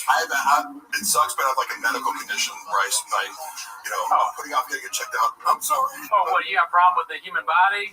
Get a grip. Balloon fart. What do you think of that name? Balloon fart. That's one of our big fans. Oh yeah. Hating women is to male comics when talking with what? Pussy is to yeah, a little bit, and it is a little bit lame. But what? How do we? Oh, because I was shitting on Norman. That's how we got there. I mean, you have Cooney and Gerardo Mark. Yes. That's such a hack premise too. Wouldn't it be easier if you were gay? Oh, you're the first guy to ever make that joke. LPJ27, good to see you in the chat. It's so much easier if I was just Joe dresses like he thinks The Rock would, then it's true. Even though this whole outfit is like $20, like I literally just go, what's the outfit I'm going to sweat the least in today? Yes, it's a stringer. Do you ever go out of the country with Scott? To Canada, yeah. Oh, shit. Okay. Because you were asking about maybe pay earlier. I remember he did 2 shows. Yeah. In Calgary. And I made $40,000. What? Which is maybe because it was like this nightclub and he packed it out. You know, so the thing is like, Shaw was a draw beat. At some point, that drastically fell off because I think people would give you a chance based on celebrity. Yeah. But then if you don't evolve, you know, they'll come see you twice even. But who's one of your favorites? Favorite comedian? Yeah. Kevin Nealon. Right, yeah, Kevin Nealon's great. Bargatze's great. Big Schwartz sounds great. So you assume if I see this person once a year at a theater, they're going to have a new hour. Yeah. You know, where it's going to be whatever, at least new. If you watch the back, it's shittier over time. When you're already spotting him, like knowing, oh, yeah, this guy is from another arena, we'll give him some credit. And be like, oh, yeah, that's good for a guy that's just fighting people. But then you don't evolve. Are you going to go back the third time? No. Yeah, that's a constant criticism of Hackberry. That's just cycle. BGL could easily be a Bollywood action star. All the guys were running the bot from stuff. I definitely missed the boat with a lot of things. I should have just started hitting the steroids heavy at, my early 20s and became a fucking WWE guy. Because now I'm doing like commercials where I'm playing pro wrestlers. I'm like, oh shit, this I've fucking done that the whole time. Oh yeah, dude. I text you about that. That's you're on a run, man. Yeah, it's awesome. It's been fun, yeah. Very cool to see you on TV. Yeah, dude, did you see the Statues one? Which one? The Statues commercial. I've seen them all. Yeah. But what were they? Is it fun? That is a blockbuster question. Is it fun to do that? Love commercial acting. Yeah. Like, and some of the days, the first Bosch commercial I did where I played Macho Man. When we shot in Canada before the Super Bowl one, they hired me for the Super Bowl after doing this one. It was like a 17-hour day, whatever. It was so packed and like, but it's just my element. I hate doing so many jobs. And I work so many different shitty jobs. Acting, even when you're actually busy and the focus of everything, then I'm standing in a singlet, it's cold outside, and I'm doing each line, because commercial stuff would be perfect, so it's like, that 30 seconds does take the whole day, because every single second of it has to be perfect. You know, like the cinematographer is an Academy Award winner, so, but I love doing that shit. It's such great. I've never done it, but I consider a lot of the work we do with Rain, like when I have Rain on the podcast, kind of like a commercial for Rain. We're trying to get a deal with Sure Shot, Magic Mind. There's lots of things the other day. There used to be a fridge at Thick Mile. I fucking lived off these. I would have like 6 a fucking day. You know? That's crazy. Running on no sleep, fucking, you know, baddie wrangling all night and then waking up. And you need it. You gotta message girls. You're not gonna just do that without Rain. Doing nicotine pouches. Yes. No, I just started to. Somebody sent me a bunch. I'm like, I don't really do nicotine, but it's kind of nice. Oh yeah. Oh, he loves it. Oh yeah. Yeah, I was worried about getting nauseous because I'm like sensitive to it. Oh, yeah. So you know, people it's like, oh here, take this. It's like Sean was taking like 18 milligrams at the time. That shit would make me nauseous. Yes, but you know, if I take 2 back to back, I start hiccuping like crazy. When you get commercials on TV, what's funny that happens to me, thinking it about myself, is that I get like 6 or 7, maybe more texts from other people being like, "Mark's on TV," and we both get messages on Discord. Reddit, and they post my breath is burning Cooney's nose. Could be, yeah. Oh, because of the energy drink? Or just I have bad breath. Listen, that's a false embarrassing. If you find out you have bad breath, I'm like, oh shit. No, you know? I don't know how to know this. And Cooney won't volunteer this information, but he broke both of his wrists playing basketball once. What? Oh yeah. Do you see the scars? See the scars, big? Yes. Surgical scars. He got crossed up. Yeah. I guess he crossed him up. Hell, I was no. Oh, but check this out though. I was pulling plants the other day, and I re-hurt my wrist. But look at the difference between this one and that one. Do you see it? Can you show me a little bit like that? See how this is kind of swollen up still? Nobody sees anything, right? No, Mark just said yeah. Shut up, Gerardo. See how it's like way bigger than the other one? Yeah, side to side. Yeah. You don't see it? Yes. So it's 2 months. I think what happened is indent right there. It's like some torn ligament or something, maybe. Yeah. Or like a cyst or something. You're enabling him, Mark. I got an orthopedist appointment. It's got to be something. All right, but I'm sure it's fine. I don't think it's going to need surgery or anything. But my doctor told me, it's like, but you'll live, Mr. Cooney. No, all right. I didn't mean to do that actually. Let's just forget that I did that.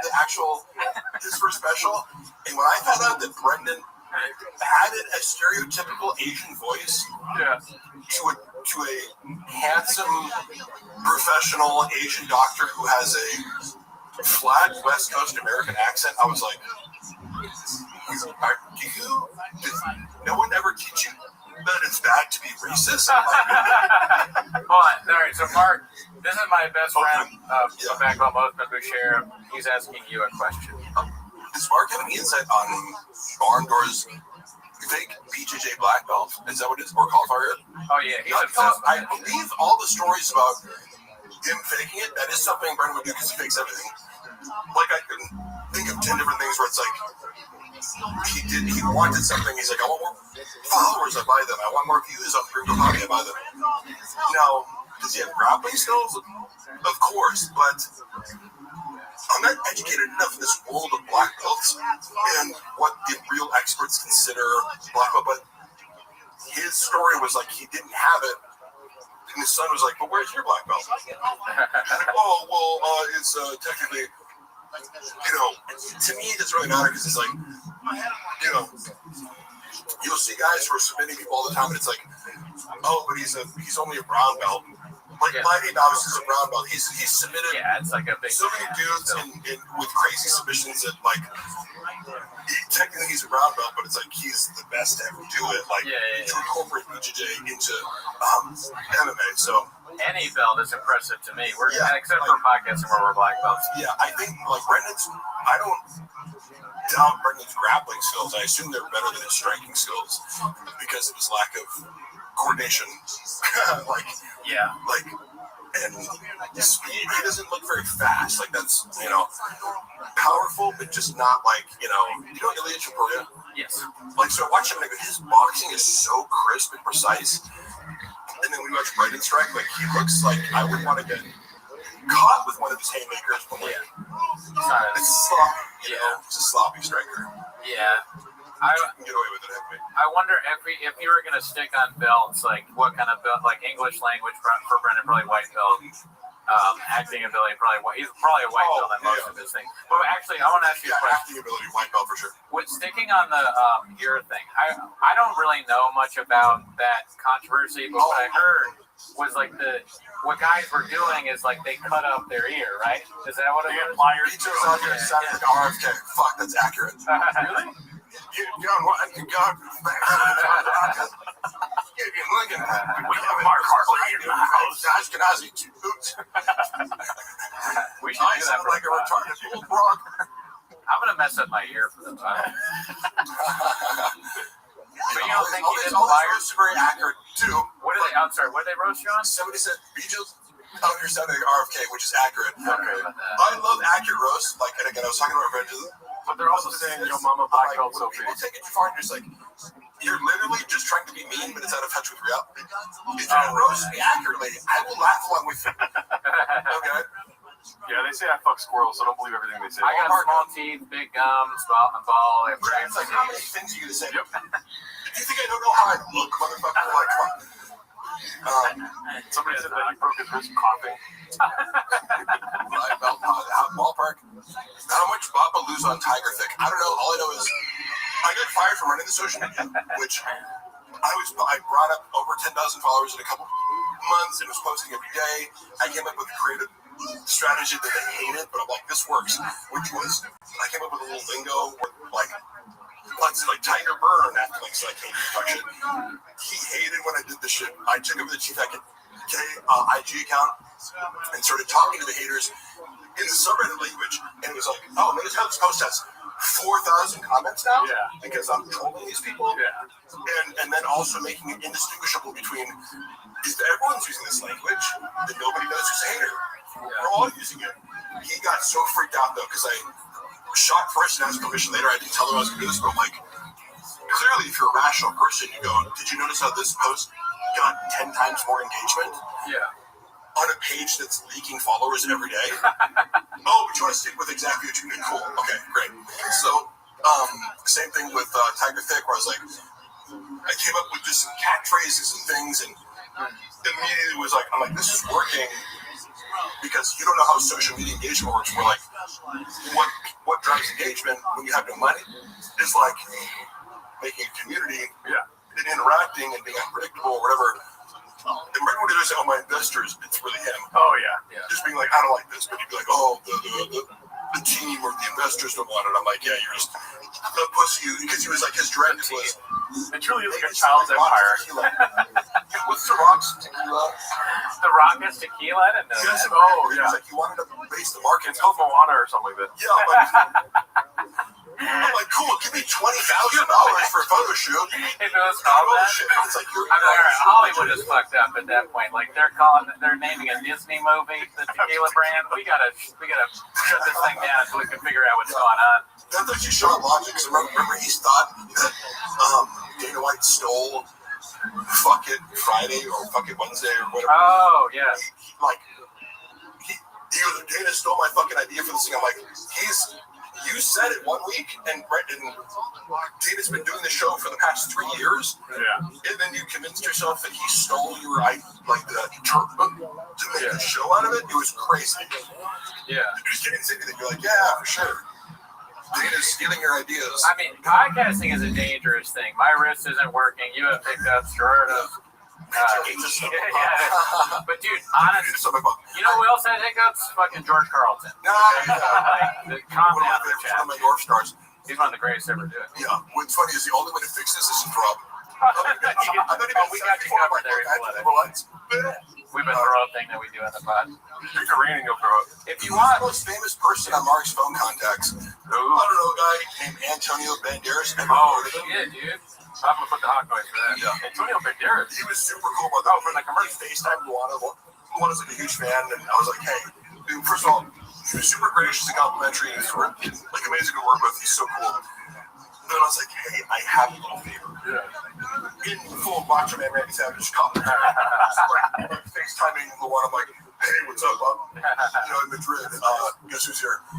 And she was like, oh my god, like, so. That's so nice of you. I like that. Don't have to do that shit. Yeah. He's a very cool guy. Desperado. How would Shop say Antonio Banderas? That's a good question. He would fuck it up somehow. Banderas. Yeah. Antonio Banderas. Let's drop a syllable. Banderos.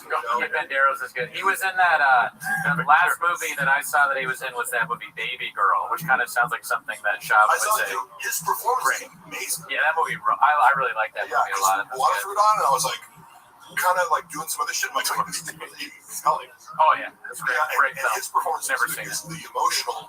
Oh, we got some more English. Oh yeah. I'm trying. I want to do chat. No, yeah, reading also chat. Navjot. If I'm saying that wrong, I do pronunciations. But go ahead. Bob have until he runs out of everything and becomes a drug addict. It's well, he's already been through. No, it's English. Yeah. Okay. So I'm curious too. Much people speculate on this, like, you know, it's the slow train wreck. Yeah. Because he's impervious to, like, and by the way, me coming out to like talk shit about him or like my work experience there, that was not an attempt to like cancel him. That was an attempt to preempt the fact that I knew he was going to go on a smear campaign, which he did probably. Yeah. But like I just seen him do it a bunch of other places. So it's hard to like, you can't ruin his career. He's too established to be like, you know, I mean, if Chris D'Elia can sell out fucking theaters, like, after that controversy, like, there's no controversy that would, like, end Chop. But the trickle of, like, the trickle down is the funny part. Yeah. And what speed is this declining to? But it is not doing stand-up because he can sell tickets or write material. Yeah. Because that requires honesty and self-reflection. Yeah, I mean, that's really not, it's hard for a lot of the Rogan-verse to do that, I think, the honesty and self-reflection. Oh, yeah. And I think, I don't know, because I've never had a ton of money. Yeah. But it may get harder as you, like, if you're able to just go buy a Rolex and fall asleep during the day, it might be harder to do self-reflection. So, as a comic, because I consider comics under this umbrella of, like, you didn't get into comedy to be a millionaire. You're like, if that happens, great, right? But I presume that if you start out by doing open mics and working your way up, it's because you have a love for this art form, right? That supersedes any materialistic pursuits. You're like, yes, outgrowth of that, great. But Brendan had this mentality of materialism, kind of validating his craft. It's like, well, I have a Ferrari, therefore I'm good stand-up. And it's like, not really. Versus a guy, and I just think of him because he's a very close friend. Chappelle Lacey has an artist mentality, you know. Like Chappelle Lacey could give a fuck about any clothes, cars, whatever. He could live like a hermit.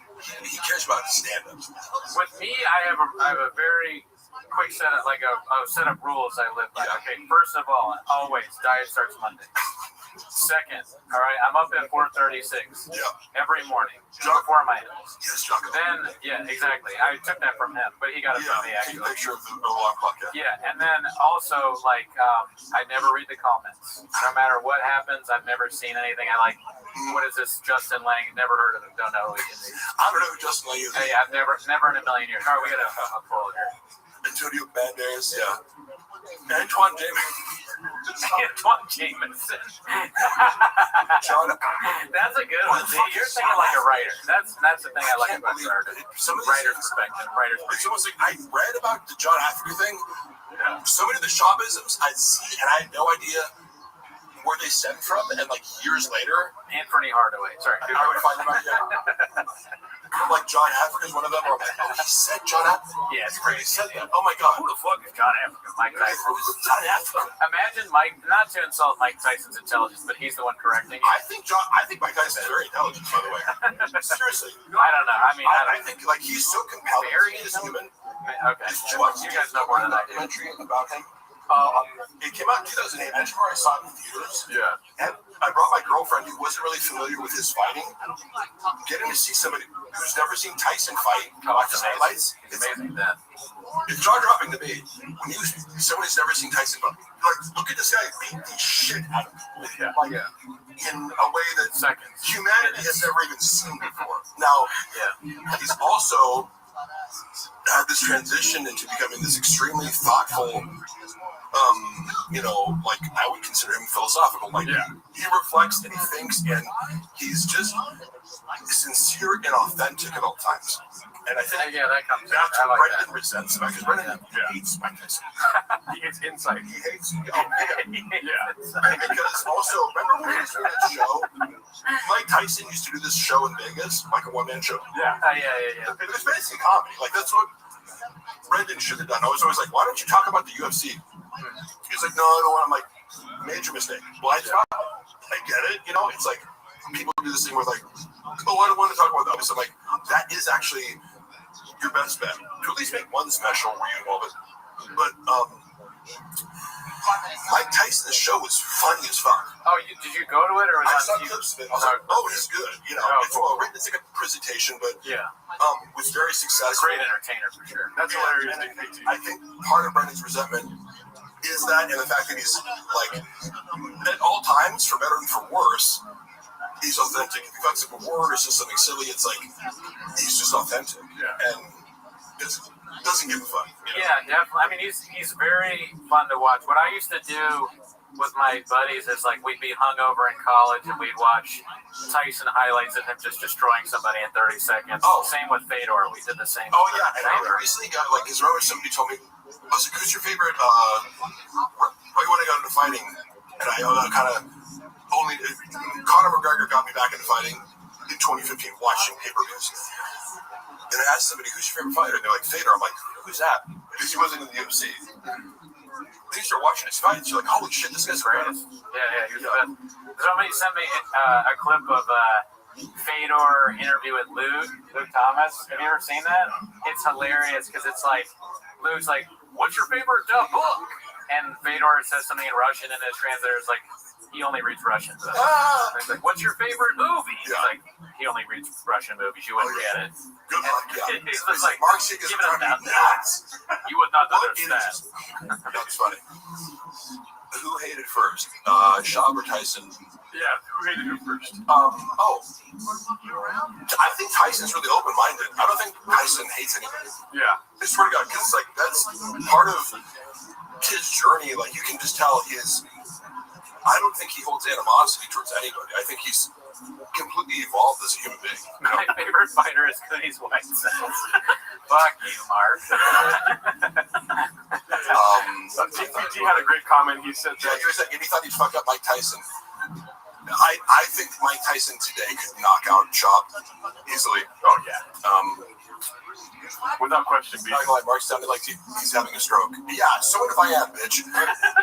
So the fuck? Act like you haven't had a stroke before. We do a few hawk noises. Yeah. We were talking about, one thing we constantly talk about on the pod because we have to address it is the violence in my DNA. I'll check back when this segment is over. Holy shit, it's boring. What are you doing right now, dude? What are you doing? You're fucking. Go watch porn. I don't know which one that one. You're doing a little bit reading of comments. That's a duck noise for you. Well, I went in Just kidding. What do we got here? Shot disrespected Tyson. He did. Shot disrespected him for no reason. And just kind of acted like he was an idiot. He was like, Sinews on a no-carb diet, then ordered mashed potatoes. Oh, who gives a fuck? Mark, how has Chin not had a mental breakdown? I do believe that I think about Chin a lot. First of all, he's so much stupider than I ever imagined. Like, he doesn't know that Australia isn't Europe. He couldn't name the European countries, and he goes, Australia? He thought that Australia was in Europe. It's a hilarious first guess. It's a second grade, like, I mean, that's insulting to second graders. That's a preschool level answer, right? Shab has a bunch of issues with Shin revolving what he doesn't do. Oh. He works like 3 days a week and doesn't really offer anything creatively. He doesn't think outside the box. However, in Korean culture, what? This is a good one. I don't know if you know the bit, but there's this bit, and I don't really, it's not really a bit because it's just true. Everything that Gerardo owns is kind of small. It started off with the fridge. Yeah. Because he had a guy deliver the laughing to him, and Gerardo's like, hey, what do you think's funny? I used to have a small fridge. Oh, fuck, so it is small. But then he kept having other things that were a little small. Right? Like, so if I'm like, a single guy living by yourself, dude. What the fuck? It was fine, and we would never have known about it had Gerardo not made a big deal about how mad he was at this guy. Like Gerardo was mad that this guy said that he has a small fridge, and it is small. So we're trying to deal with his anger. Here's the thing, Mark. He came to do one thing and one thing only, okay? See that botched paint job in the corner up there? Trust me, not Thank you, dude. You had to go paint that up there, right? And then, well, I'm like, do you need me to clear? So like, I'm over here. I'm like, do you need me to clear anything out? And I turned to him, and he's staring at my fridge, and he goes, and with the, the cabrón accent type shit. Yeah. He's like, oh, you got the small fridge, huh? Small fridge. You got a small fridge. This is Gerardo's deodorant. This is too small for together. Fridge Okay? syndrome. What are you supposed to put this? I got small armpits, dude. Mark can eat Gerardo's fridge. Yes, I can. Don't touch the fridge. Later, Puto. What a fucking idiot, Brendan. Mark, pick up the back of Gelato's fridge so that you can't drop it away. I don't need one right now, but we also have Diet Cokes. And then if you do want food, I mean, you can also at any time. Diet Coke make you nuts, dude. Yeah, I will drink a Diet Coke. The only thing I'm going to do is just try to throw up later so I don't have to keep thinking. Is this your coffee drink? I wanted to know. Because I got you an Americano, because that's what we drink. But do you drink Americanos? Yeah. Yeah. No, I didn't mean like literally, but is that what you drink? I'm a Mexicano. Come on. Come on, bro. Made in America. I love them, dude. That's when, I share that with Delia, our love of ice cream. Imagine me like, I'm a white guy, and I'm just going to make a special about how Mexican people suck. It's a crazy move. Yeah. It's like, it's a very strange choice. You want to put them out. It's like, this sounds fucking stupid. We also Mark, will you sing the Golden Girls theme song, please? Thank you for being a friend. Yeah. Round the corner. You ever go to Porto's? No, where is it? It's a chain here. There's a bunch of different Portos. You're not a baked goods guy, right? Are you a baked goods guy? Oh, yeah. Because like Porto's is a famous chain here. It's Cuban bakery, very cost.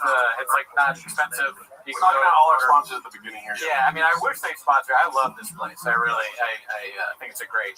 I will try some of it. They got potato balls there. It's a great spot. Can you imagine? We need to get a sponsor soon because I just. Mark, do you think Brendan offered Shin anything monetarily for the move to Austin? I do not. And I've thought about that before. I think he offered him zero. Whereas, if when you work for a corporation, people would just be like, "Oh, here's $15,000 for your move." There's no fucking way that Brendan offered any money. So I'm sorry, did you say he moved on his own? He didn't have to pay. That's my assumption. That's great. He almost like he didn't have a place to live either. He would justify it as like, why would he pay you enough? I pay you $100,000 a year to work 3 days a week. That's just nobody does that. He's like he's alone in that. That like you move and I don't give you any money because like Mark BJ looks like Lil Nas X on steroids. Do I look like a gay black dude? Is that what Lil Nas X is? I forget. Yeah. Mark, did Akash help Waffle with Dream Puppy? Well, no, I remember meeting Akash. I thought he was super cool. Like, we had a pleasant interaction. Here's the thing about helping Did you scoop up the bag? Or, sorry, go ahead. I was like, did you scoop up the bag? That's what Schultz and Akash say. Scoop up the bag. Yeah, get it out the mud. Get it out the mud. 10 toes down. 10 toes down. I hope you're 10 toes down when you met them. Must have been if you guys got along. Because if you weren't, then they would just. Good luck, B. I watch a little bit of Flavor, but that's you do that? because I do find Schultz annoying as fuck. Because Schultz seems very arrogant to me. Yeah. Oh yeah. I'm turned off by that. Like the Akash seemed less so. I don't know. In the context of that show, different than how I perceived him. Oh, Bud Deasy, sorry. Bud Deasy is one of our big fans there. He's a great guy. Never met him. He says, will you tell the Red Bat story? The Red Bar? Red Bat? I assume he means Red Bar. But oh, you spelled wrong, Bud Deasy? All right, well, you're gone. They just rushed out to me. They're like, do you want to come on the show? I wasn't even planning. That's the thing. It's like, again, to address Brendan recently on the Patreon, I don't know about this because Unique made a video. He called me obsessed with him. He happy with his employees. He goes, yeah, he's obsessed with me. It's weird. And he goes, bad for him because he had no skills. I was like, that's the third fake reason for firing me. Yeah. As I was editing 6 clips in a night, but I have no skills. The Red Bar story, not much more to it than they just reached out. So had people not wanted to have me on the show, it's not like I was going, I need to expose this story. People were reaching out to me going, do you want to come on my podcast? And I was just like, I guess. And Red Bar, they are so scared of Red Bar. Like K, and I didn't know a ton about it because it was just one of these things where it's like, oh, stay away from Red Bar. It's like the forbidden clause. Who tells you that when you start? Is that an orientation? Brandon versus this vibe, they knew of Red Bar. It was kind of like the Reddit. It's like, stay away from the Reddit. Don't look at the Reddit. But to me, Red Bar is funny and does good content. So with that, that's kind of funny to me because that makes me think I was joking there, but an orientation of some kind where you start at Thick Boy Nation and they're like, here's a few things. Thanks for joining the team. It's like here's a donut. It's like drips on your shirt. I got you. You're not gonna get paid. Watch out for the dripping donut. Nothing they say is true. But Red Bar was treated like the boogeyman. Yeah. I swear to God, I've never got that. I'm like, I can't even say it. Why are you guys so scared of this? I'm like Voldemort. Yeah. Really? No, it's written out. Okay. He was like, because we used to be like that too a little bit. Oh yeah. We love Red Bar. I mean, it's hilarious, and he's a controversial figure. But when we first started, we were just like, maybe we shouldn't even say anything. What's funny is his fans have been really cool to me. That's one of the more supportive communities of people where I came on and a lot of people were like, oh, he was trolling me the whole time. I'm like, I don't give a fuck. Yeah. What his intentions were. We had Mike, I know he probably wanted a little more out of me and he was trying to press the conversation, but he's being a good broadcaster. It's like Howard Stern is trying to press you to say the most controversial thing. I get that's his imperative. I didn't feel mocked or belittled by him. But you're in on the bed or you're enjoying it regardless. Because he was had me on FaceTime and he was maybe going oh, this is water by the way. Great woman, never met her. Oh yeah. He was holding me on FaceTime and people were like, oh, didn't you see how Red Bar was trolling you the whole time? I'm like, I don't know. If he was, I didn't care, It would be an insult almost if he didn't troll you a little bit, right? Who doesn't he troll when he gets up? When he was saying complimentary things to me, I'm like, I don't know. I don't have any reason to doubt he hates me. I don't have any reason to doubt that he's being sincere. Because it was just I used to talk shit about you, and then I kind of changed my mind on you. I'm like, that's okay. Is he ever sincere? I'm not sure sincere is a part of his, joie de vivre. He's not. To me, it's believable that you could go from because he did make fun of me on the show, and again, if you don't know the context of or you're comparing me to Brendan Schaub, there are certain things that I do that are sarcastic or tongue-in-cheek that might not be obvious if you're just going, this guy is Brendan Schaub's friend, therefore he's as stupid and narcissistic as Brendan Schaub, and therefore if I'm doing you know, like doing a little act out where I'm acting more Jim Belushi, then you're gonna go, oh, this guy's really an idiot, even though I'm deliberately saying it. The Indian man wants to know if what do you think of Elephant Graveyard? Oh yeah, one of our guys. Amazing, yeah. I'm sorry for calling you the Indian man. Nab job. Yeah, but you never told us how to say it. It's amazing because I like content like that where YouTubers like put instead of daily content. And this is, I consider you guys this too because you do custom songs. I think you put a lot of effort into podcasts and elevate it, you know, to something greater than just two people talking, right? And I think Elephant Graveyard is an example of this guy puts a lot of effort into the artistic output that he creates and oh yeah, I mean he's a legend. I mean, those two are like they're like Socrates and Plato or something like that, or we're standing on the shoulders of giants. Oh, Shaba and Callan? What's Shaba's salary? Over 100K. God damn, it's crazy. Allegedly. Yeah, that's true. What'd you just say? Plus, I know. Oh, his salary. Years ago, he negotiated 100K because he found out that Jamie on Joe Rogan makes $1 million a year. Well, if your boss is making, that's hilarious. You know, $100 million a year. You heard it here. You can't throw $1 million my way. I'm gonna go to the sync real quick. Jamie basically in poverty in Austin there. Yeah, exactly. $1 million. What the fuck is Mark talking about? Effort? I don't know what that means. Sass was watching. Let's get us on for today. Thank you, FB. Did you watch the latest? I forget what it's called. The latest Elephant Graveyard that just blew everybody away. Yeah. So funny. At least most of it. Yeah. What was the title for that, chat? I have Graves. I forgot. Put the title in the chat. But yeah, I mean, that guy, he's just. I really. Poetry of it. Have you ever done something like that where you sat down and made like an edited thing where you're talking about something? No, but I would like. I do enough basic editing, or like here's the main thing that I'm looking at. Like, the visuals are great. I don't have skills to edit and comedy enough, but like, even just the voiceovers he does are very cinematic. So I that's what I hone in on. I go, I love the cinematic voiceover style that's matching then the visual qualities that are dreamlike, with the transitions. I could never edit that shit. That's a Gerardo skill that I don't have. He makes great artistic choices. For all it's because it's not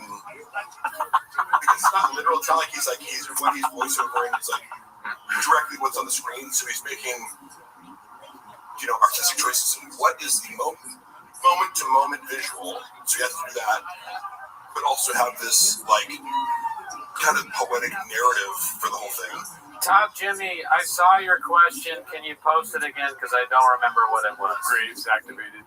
So Top Jimmy, I'll keep an eye out for it. Mark says, how do all my Mark in the chat, not Mark here, but Hank rather. How does Gerardo keep all those kids in the bedroom so quiet? And fuck you guys. They're watching the stream in the restroom right now. All the Patreon ads. Trolls. So I remember now. Top Jimmy said have you seen all of Callan's specials? Oh yeah. No, but I've seen him do live stand up. Like in Cali? Yeah. Yeah. I've seen him I've seen him at the store a few times. Yeah. What do you think of him? I mean, he's terrible. Yeah, he's the worst ever I've seen him. But like that doesn't mean that he's not also like technical level for like. No. Here's what I look at. I go like his act outs, his they're horrible. Okay. He comes out. Do you see that? Because I'm not objective. Because I like Brian. You're his friend. Person. You can't say he's bad. And your friend. And I like at least when people use different. Like I appreciate physical comedy, or that he's doing something. It's like he's making choices that you don't like, but I go, he's way better than stand-up compared to. Yeah, I don't know. I mean, I'm not sure. I'm not sure. Mark. Cooney's trying to pay the bills. He has to hate all that's why I'm doing it. I think Jeff Dye is probably better than Callan and Chop. I mean, Jeff Dye is fine. Totally fair, because it's like, I want, better than that. Comedy should just be an instinctual reaction. This made me laugh or not. That's the only thing.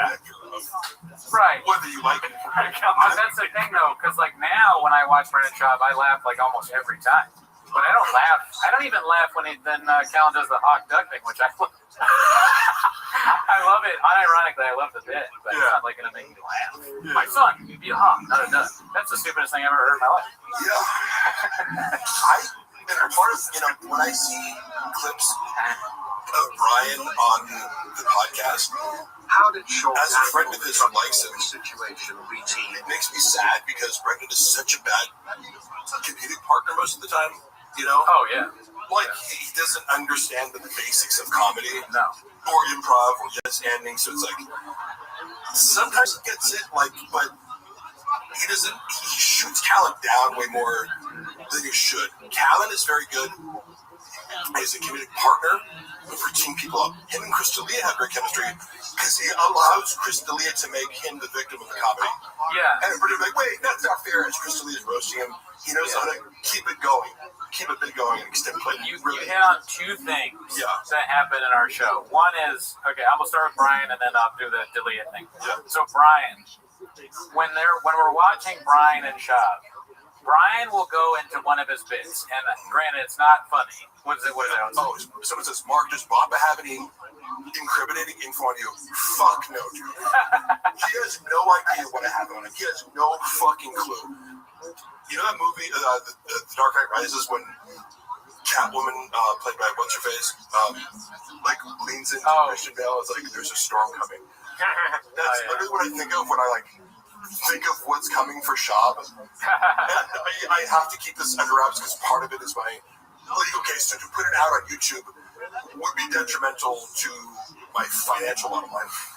But it's like, he doesn't even know what's coming, and he's too stupid to realize I have everything, Right. He should have nothing.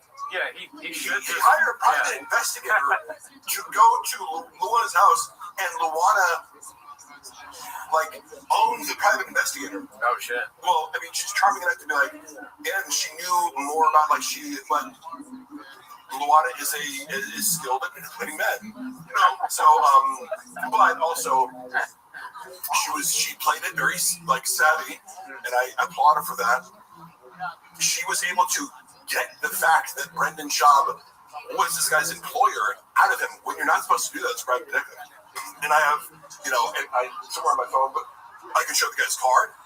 I can show the letter he wrote and put to our apartment door, not realizing I was living there at the time, you idiot. Yeah. But he's operating on this impression. And I remember one called me. He was like, "What's this guy doing out there? Did you serve me with some papers or something?" I was like, "Luana, no, because I was at home." Crazy. I said, "Go look at what he wrote. He wrote this note, put a number on there. He was still in the area, so just call him up. See what's up." He's a private investigator. He didn't say Schaub. She talks to him.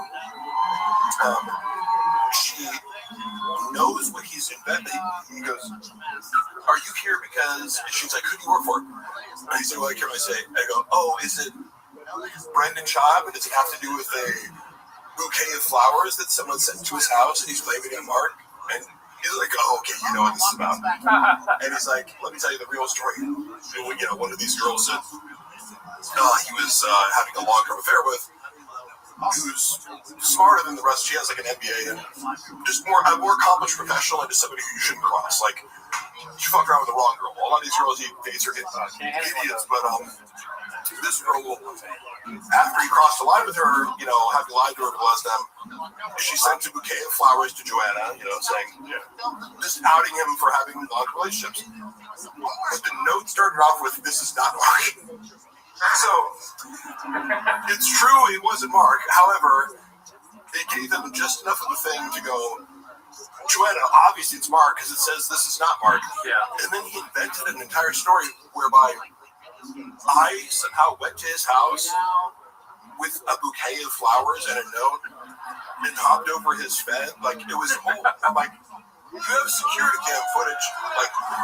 I've been in your house. The whole thing is covered by 8 different cameras. And he said to another side piece, "Hey, have you talked to Mark recently?" It's like, "No, what's up?" He came by the house when I wasn't there. He's harassing my kids. She's like, "No way." And he's like, yeah, I had to get the police involved. Like, I'm on the phone with them right now. I'm like, oh, yeah. The police. Yeah, sounds good, bro. With the security cam footage of a worker from Joanna's favorite florist delivering, Oh, I just wonder how he gassed her on that, because, like, he's like, oh, he pulled out the fucking camera plugs, He cut the power to the security, because otherwise it'd be like, well, watch the footage.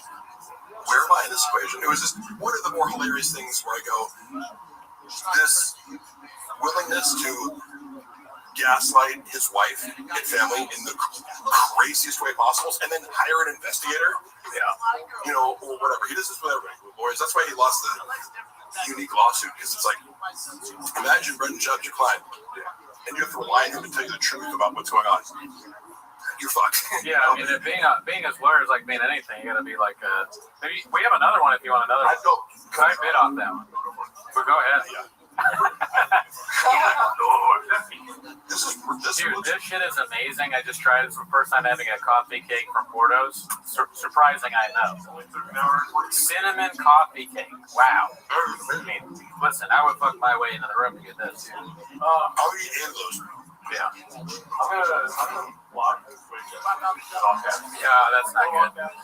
No all caps, that's the rules. Mark, you're a drama queen. No, I'm not. Hey, if somebody runs a fucking smear campaign against me to try to ruin my life and make me unemployable, or lies publicly about the reason he fired me to make it look like he wasn't a fucking idiot who threw a temper tantrum because I didn't text him back for a few hours, I get to do whatever the fuck I want for the rest of my life. I got enough dirt on you to murder you. This is what the fuck I do. Mariah hit over recruiting you. Seriously. Brendan's so fucking stupid. Kyle Samuel wants to know, and you probably have already answered this before, but how did Schaub handle the drug walk situation behind the scenes? Freak out and handle it terribly. Like, it's always, I always say this answer, it's a choose your own adventure where it's like, hey, make the worst decision possible. If I was you, the funny part is always,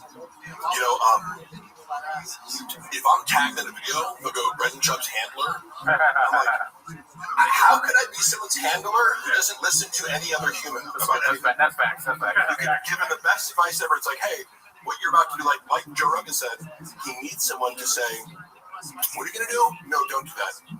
Yeah. I would say that to him. He just wouldn't listen. Yeah, facts. It's like, how are you going to handle this drug walk situation? Stutter on fucking, like, I went through your DMs.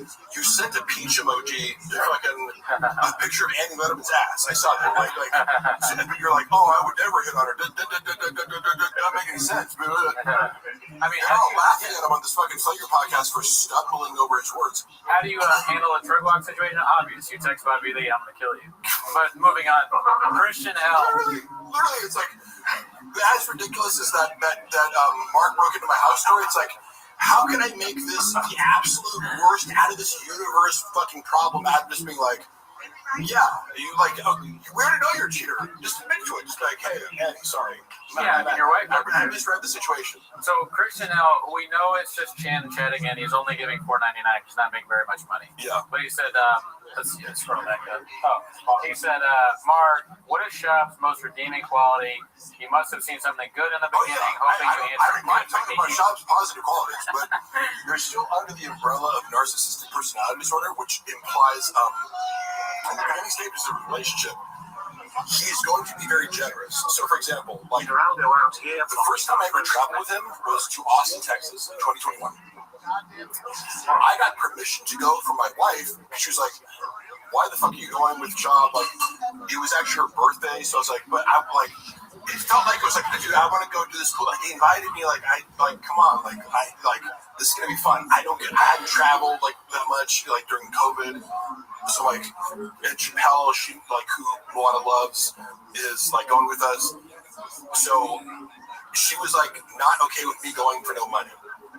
But I was like, oh, so I made up a lie. I was like, oh, well, Brendan's paying me $500. I told Brendan that, just being like, you're in on the joke. I'm like, oh, this is how I got her to do it. But then he gave me $500 to cover my ass, so I could be like, so that was a good deed, right?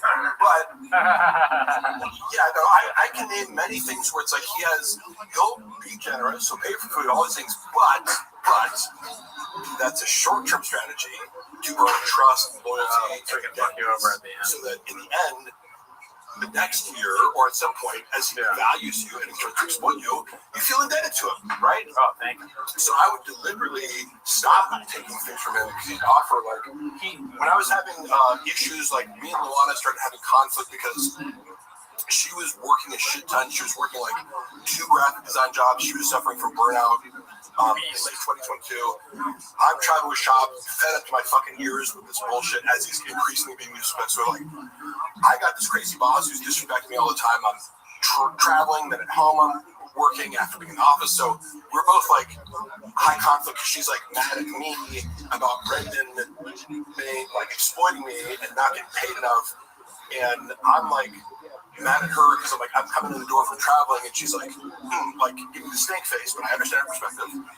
And then, you know, what the fuck? You're talking about, like, how he's a good guy. Oh, okay. So, or the things he does well. That's the other end of it, is what I mean, where it's like, he sets it up so that later down the road, he was making me feel like shit for whatever reason he felt. Because you owe him, right? Yeah, because I owed him.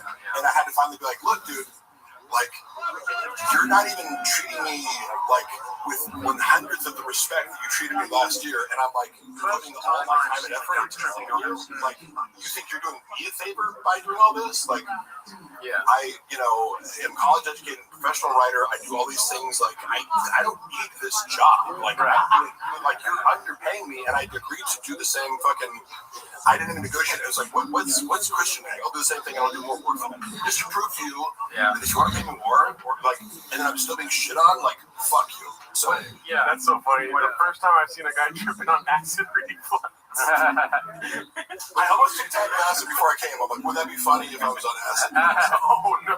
Me, yeah, like with Shab, what I've learned from Shab, because he does have good qualities, is like, number one, he's helped me a lot. Like, I wasn't really that into my son's baseball team, and then, like, I wasn't a Shab. I was like, you know what, I should be like a baseball dad. And when you stop yelling at the umpire. Yeah, my son Denver has gotten a lot better at the swing and the pitch, and he never, like, loses to a fat guy anymore, like a fat kid. So we got rid of that. Like, if a fat kid is playing, he's always better than the fat kid. I didn't like him until I got my own truck.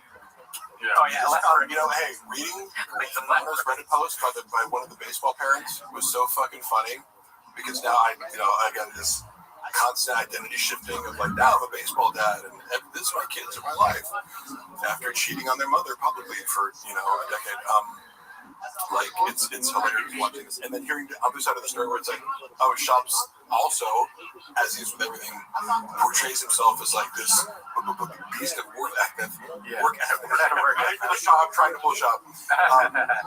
You know, then you hear the other side of the coin. You're like, oh, so from a third party perspective, Shab is just a lazy fuck who likes to eat chili dogs. So, you know, but yeah, he's and then there's some footage too where he's like 4 ounces of fucking up all the, like, he can't even, like, throw a baseball or catch it. There's man. From the game, yeah. Fuck. You got to see an action. He's bad at baseball? I didn't see it. Yes. Oh, man. He cannot do basic things in baseball. He can't throw. That's hilarious. That's kind of like, if you ever watch his football highlights from Colorado, like, yeah, I mean, this guy thought he was going to make it in the NFL, and I can say that as well. I've watched myself play football on video thousands of times because I played for a D3 school. Yeah. We used to love to do the difference between high school and college is we're watching practice film every day, one-on-one drills and scrimmage footage, and you're scrutinized one by one, right? It's humiliating when you fuck up, because, like, as a freshman, I'm like, I don't know how to play football. Like, and your coach is ripping into you, but it's a great, like, you're learning a whole humility exercise. So, but I look at Sean and I go, I know what it looks like. I'm not saying, like, I had good moments for me. I knew, like, when I was performing well, and it gives you an appreciation for, like, NFL caliber. But like, you have no idea until you see yourself play football on camera. Like, these fucking 300-pound D linemen, it's like, these humans shouldn't be able to move that fast. Watching Shab, I'm like, oh, he looks like a D3 player. You know what I mean? Like, he's not good.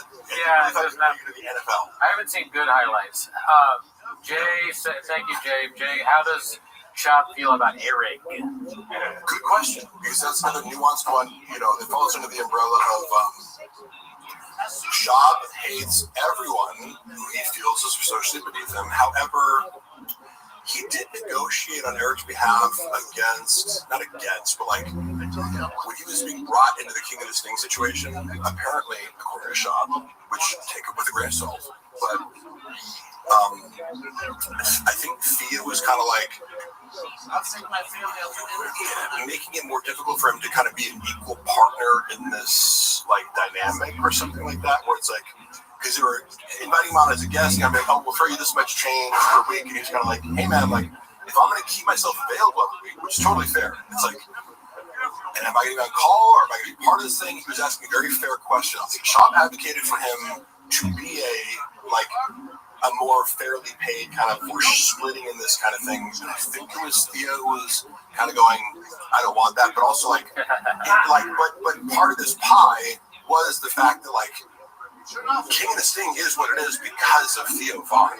Sure. Theo Vaughn is the draw here. Theo Vaughn does a solo podcast and gets a million hits. So like obviously, in a business sense, you could realistically go, what's your value to this? Like what you add. In a friend sense or a very fair sense, you go, if we're doing a podcast together and I know that I need you, let's all get paid the same. But baked into this kid condescension towards Eric, not like his attitude of like he likes to dismiss people. I can sell tickets. I can't do this.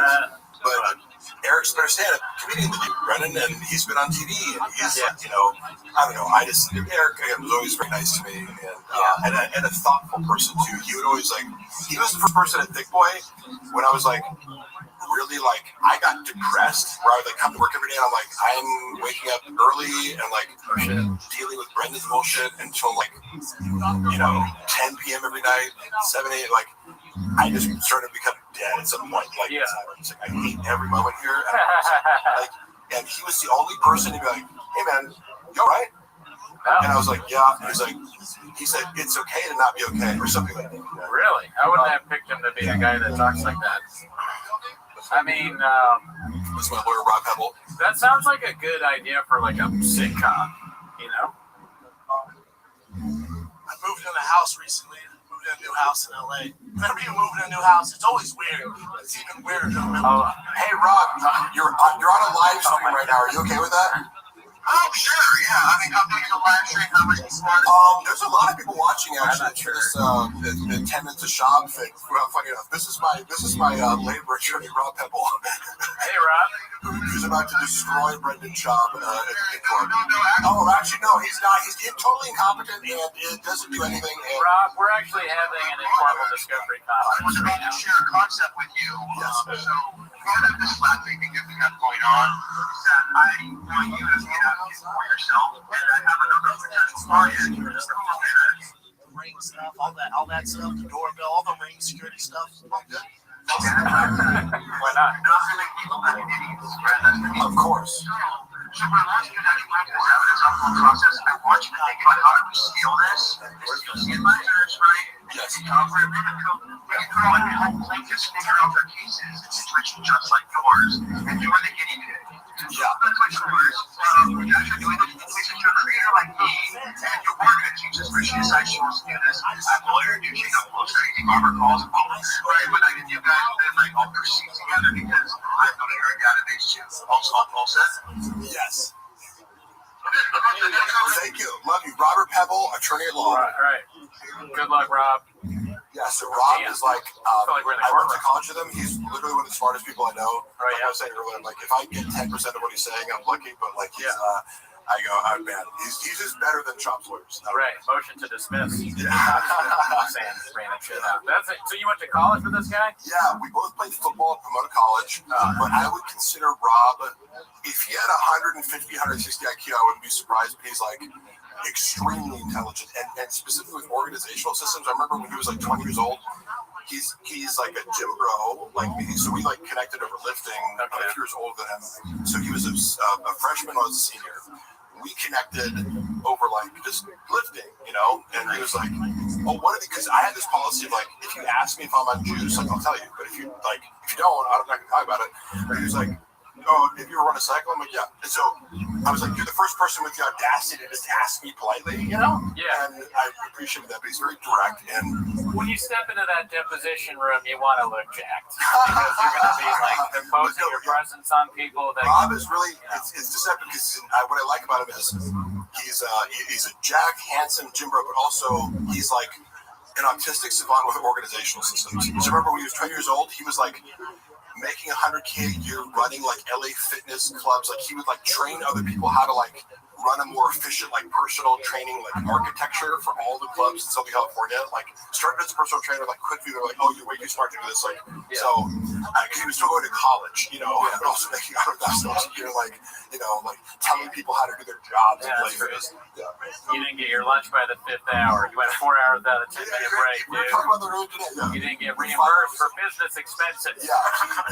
We worked off the clock. Yeah, and he's also very moral too, which you don't meet a lot with lawyers. Like because some of these guys, whoever's representing Schaub, it's like obviously you realize this guy's an idiot, pathological liar who has no case. Kind of like whoever's representing Blake Lively and Ryan Reynolds. So like this person has no case whatsoever, and you can charge these clients millions of dollars and draw this process, but you're going to lose in the end, right? But Rob Pebble is extremely good. Actually, you know what? Now has a lot of integrity. That is a good advertisement. I mean, he's a lawyer doing wage and hour stuff in California, and he'll fire clients if get you're a Rob Pebble. Yeah, if you have a case or you're misrepresenting something, he'll fire clients. He fired me the other day. Trying to sue Gerardo. Had to fire some good. Not enough Diet Coke. But we fixed that problem, didn't we? You know when I drink a Diet Coke, what happens? He's a lawyer doing whatever. What could go wrong? No, seriously, Rob is one of the best labor attorneys in the state. There you go. It's hard. It's a hard concept for people to understand that you can have muscles and also be good at a job. But it turns out, actually there's helps. exceptions. It helps. Muscles help everything. Yeah. So I say, Mark is Rob, the sharpest tool in the shed. I know, literally one of the smartest people I know. He's designing a service, like an AI-based platform that he invented and like programmed that essentially does the job of paralegal. So sorry to all paralegals out there, but Rob is designing a product to sell to law firms that like automates all these different things using AI. And I'm doing an AI platform that watches Schaub content too. That will also be part of our Patreon. Yes. Mark, have you seen Brendan tossing his diggity bags on the ground? I know that's a meme. Of course, he's not conscientious, so he's the type of person who would just throw trash on the ground and expect someone else to pick it up. So, of course. That's fucked up. Mark, what is your opinion on P.F. Chang's? I love it. We ate it. Yeah, that was a great time. Pretty fired. Anything else? Any other questions? If you guys played Sega, NHL, PA, Hockey 93, this would be the exact same from Swinger. Bro, I love that because I love that movie and I love that game. You've seen Swingers, right? One of the greatest films ever made. I played that in high school. Yeah. Did you ever play that game, that hockey game on was it Super Nintendo? Yeah. No, I don't think so. Dude, that game was the best. All you had to do was you go around the goal and then you click and then you could get a goal every time. And then you could also fight. Super Mario Mario Brothers on it. Super Mario is on there. That was a good game on there. I fell off of video games because I realized, so my older brother is I'm happy to recognize, my place in the first intellect because somebody like Rob is so much smarter than me, or my brother Eric is an applied mathematics PhD. So I've met real smart people. It's also funny when people try to pass themselves off in LA. It's I'm smart. I'm have you met smart people? And go to Austin, Texas. Yeah, dude, that's where the philosophers are. Yeah, and I'm not saying comedians can't be really smart, but it's if you get a room full of PhD, applied math and computer science PhD students in a room, it's going to be an odd bunch, but their IQs are off the charts. Yeah, they won't stand at all compared to Jody Coco Diaz and Bert Kreischer, dude. Shirt off. You have a PhD? I don't have a shirt. And it's funny, Bert Kreischer, he's an interesting guy to me because he's very nice to me. So I got to say, I'm not going to try to trash him, but he doesn't seem to be good at being funny. Oh no, his stand-up is trash. Also, he's taken Chappelle Lacey to arenas with him. So it's I don't mean to hit on him, but it is. You're right. Funny he does use people. That's true. It is. He brings a bunch of people on the road. People that can help him for a little bit. Yeah, that's for sure. He does that. I'll say The Machine. I enjoyed the movie. I might be rejected. Yeah, I like it. Great movie. Love it exists. Never seen it. That's another guy I like. I don't know. There was another question that we didn't answer from the fan funding. Yeah.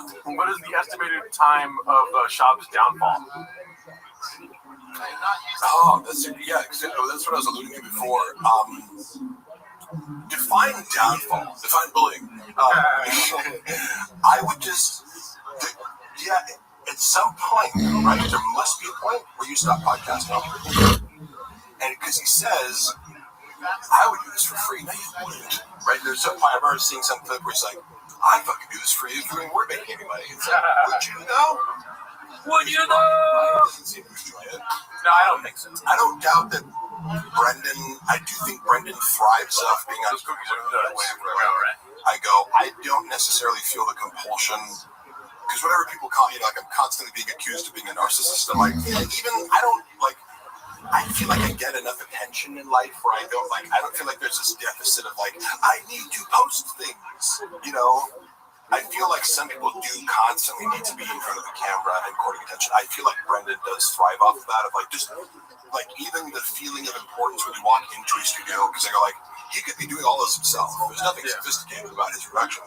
But like, why do you need to pay a guy $100,000? And what you guys are doing, you guys are the performers and the producers. Yeah, I mean, wouldn't you rather save $100,000 a year to do yourself?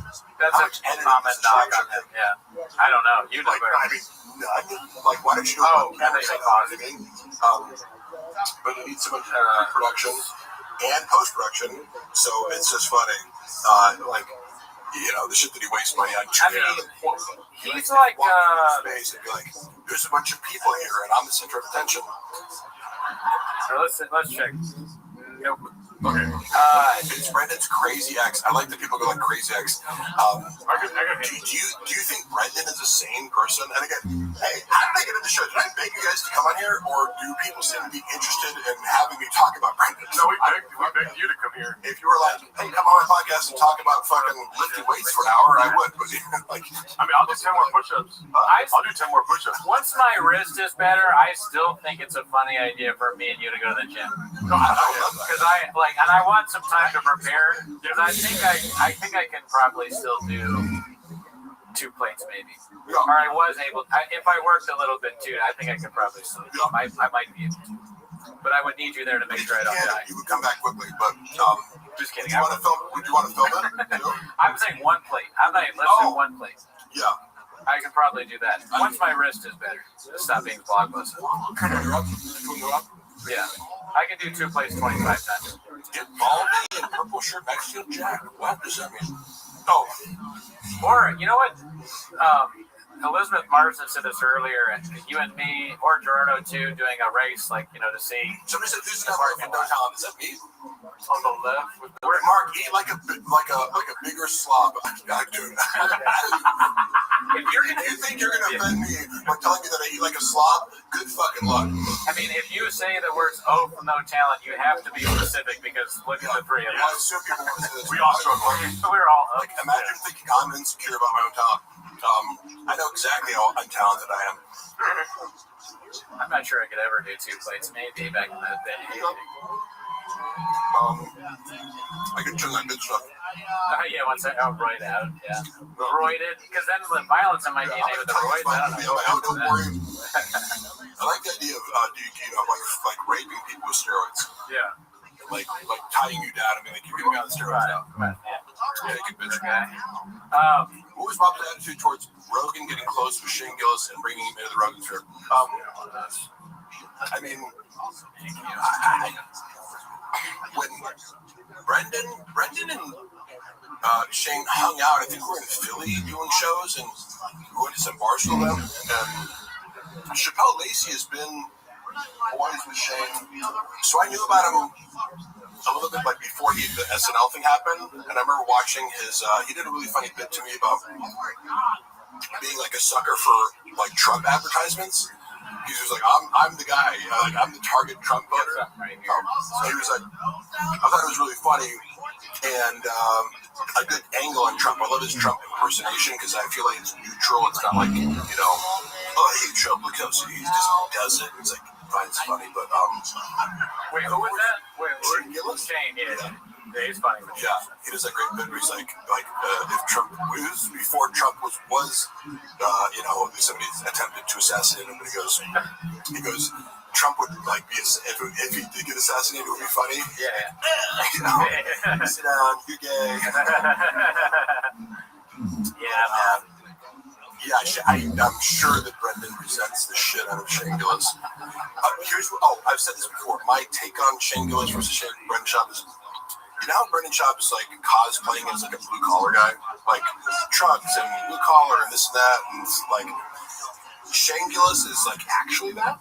You know, like where he's like kind of he's actually kind of a history nerd, and he went to us, but he actually played college football, like was an O-lineman. His level of self-awareness and his level of like he owns 2 pairs of pants and a couple pairs of white New Balance. This is such a hard concept for Brendan to rationalize. He used to look at me and be like, "Oh, you like don't care about materialistic shit?" I'm like, "Yeah, because I'm not rich. Like, why would I buy expensive shit trying to look like wealthy if I'm not, you know?" But it was like, I saw his mind spin. It was like, "Huh? Like, how are you not totally obsessed with material wealth?" Schaub's girl for sure cheats on him too. LOL. Tim. That's kind of funny to me because it looks like it's maybe his girlfriend's profile and he's commenting from that and clarifying that it's him. Yeah. Marty said, "You know, in your face, where you just walk Bob into his truck." Hilarious. I don't know. But who is? I still have Brendan's come on my face. Remember, YouTube speak. Don't get. Oh, yeah. I'm looking. I like the idea of people raping people. Hey, don't clip that. You're taking it out of context. This is a bit because I always tell people like, "Oh yeah, for sure." I'll like, "Yeah, you don't want to take juice." Well, if it's if I do it for you and you don't know and you're asleep, then are you taking steroids? Oh my God. If you don't know about it, 100% B. Yeah. I don't even know what you're saying. Let me see here. Mark, are you still working with Jim Stepani? Yes, I am. Dude, so Schaub and Snaz, bro.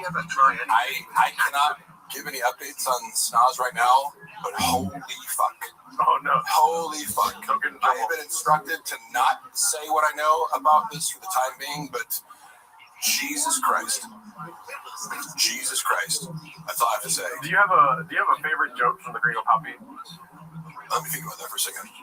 I'll actually try to answer. Yeah, okay, I thought you were I don't know what's in the special versus I've heard it so many times the full hour that he cut down to 26 minutes, but I thought the worst joke was he would end with the getting a rifle to kill the cougar at the end. Okay, yeah. I was like, as a cat lover, I'm like, why would you just want to murder a mountain lion? His closer. Yeah, I was disgusted by it. Yeah. Like, I'm kind of low-key, like, when people hate animals, I'm just like, yeah, I want to, throw this whip in to go kill a mountain lion that hasn't done anything to my... Yeah. I get it if it attacks your animals or something, you're a farmer, it's like, I get it. But you're just, like, a guy who, who thinks mountain lions are just dangerous to, you're in the fucking... in Woodland Hills. Yeah. Woodland Hills. This is where the cougars live, I thought it was weird and gross and very not funny, and he kept making that. He goes, I don't know if you've seen the joke. Which one? The mountain lion bit. He keeps doing this callback to go zoom out there with the goggles on. This big dick. Sorry about that. I was like, this is so ridiculously not funny, and I hate humor that involves references to having a big dick. Yeah. I feel the same way, but it's like when a guy's bragging about having a big dick repeatedly, it's like there's something going on there. Either you have a small dick or you like dicks, or but it makes me uncomfortable because I'm like, what is this fascination? I made a prediction the other day on the podcast that honestly, Schaub would make it so far if he.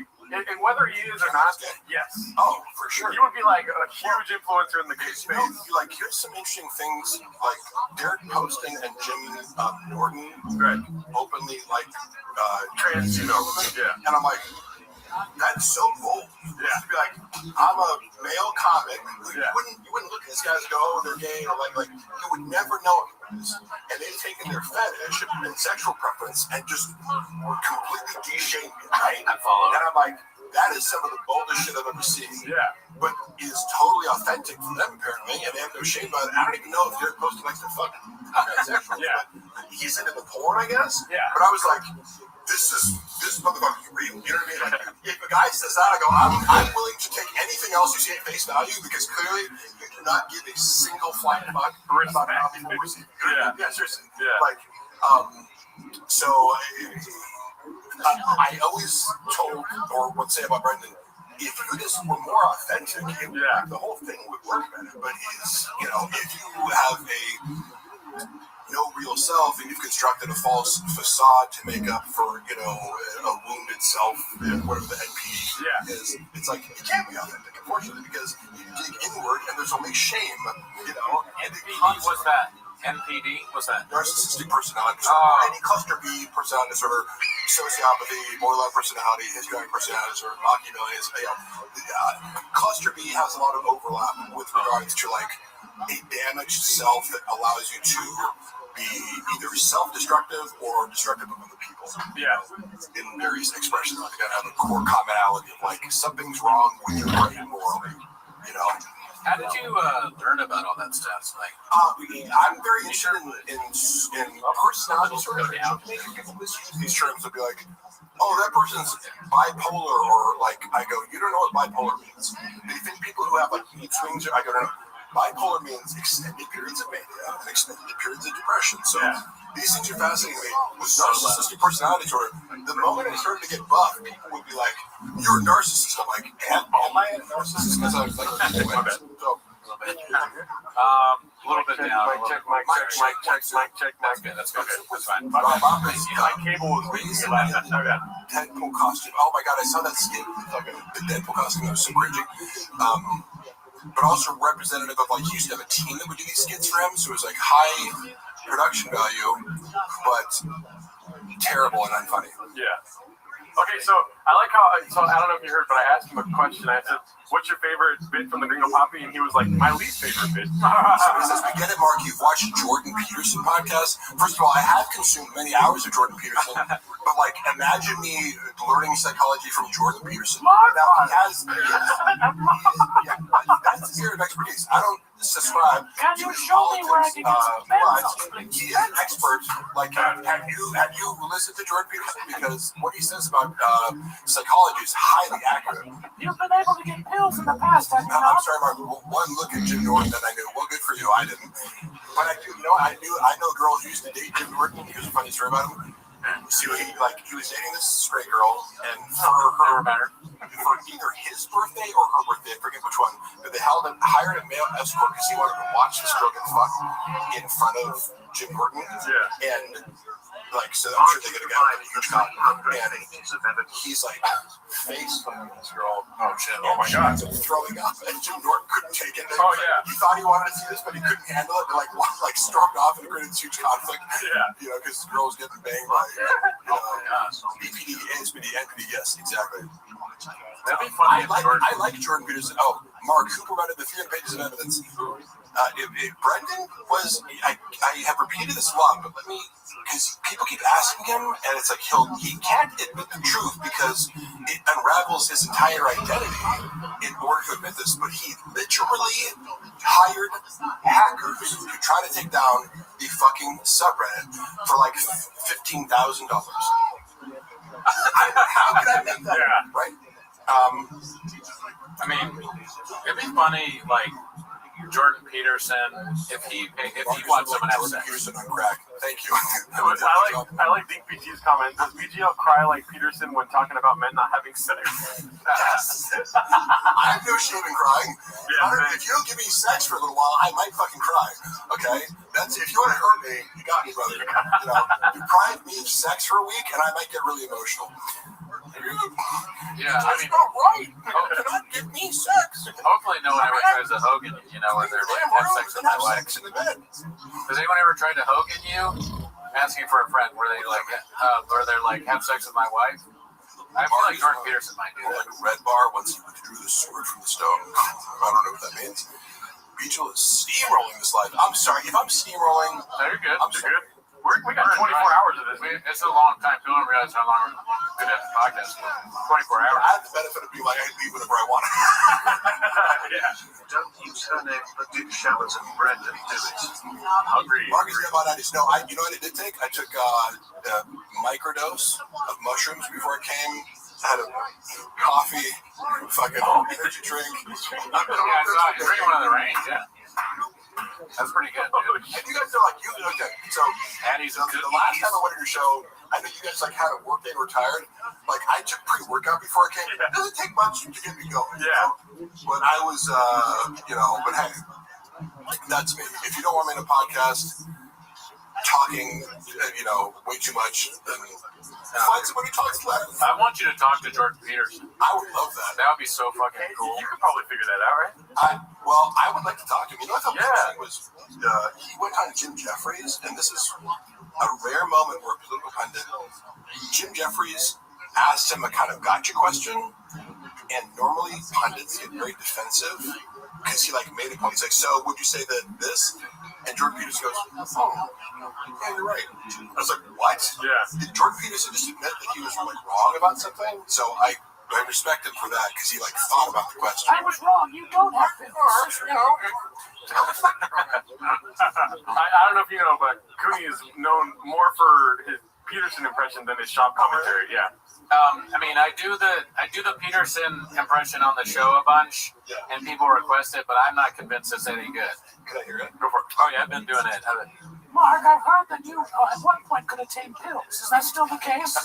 I've never thought about working with a Canadian. Yeah, he's pitch for sure. Pencils. Let's see, high pitch. Mark, pencils. And get me pencils. Yeah. My daughter has plastic surgery on her face. Have you seen it?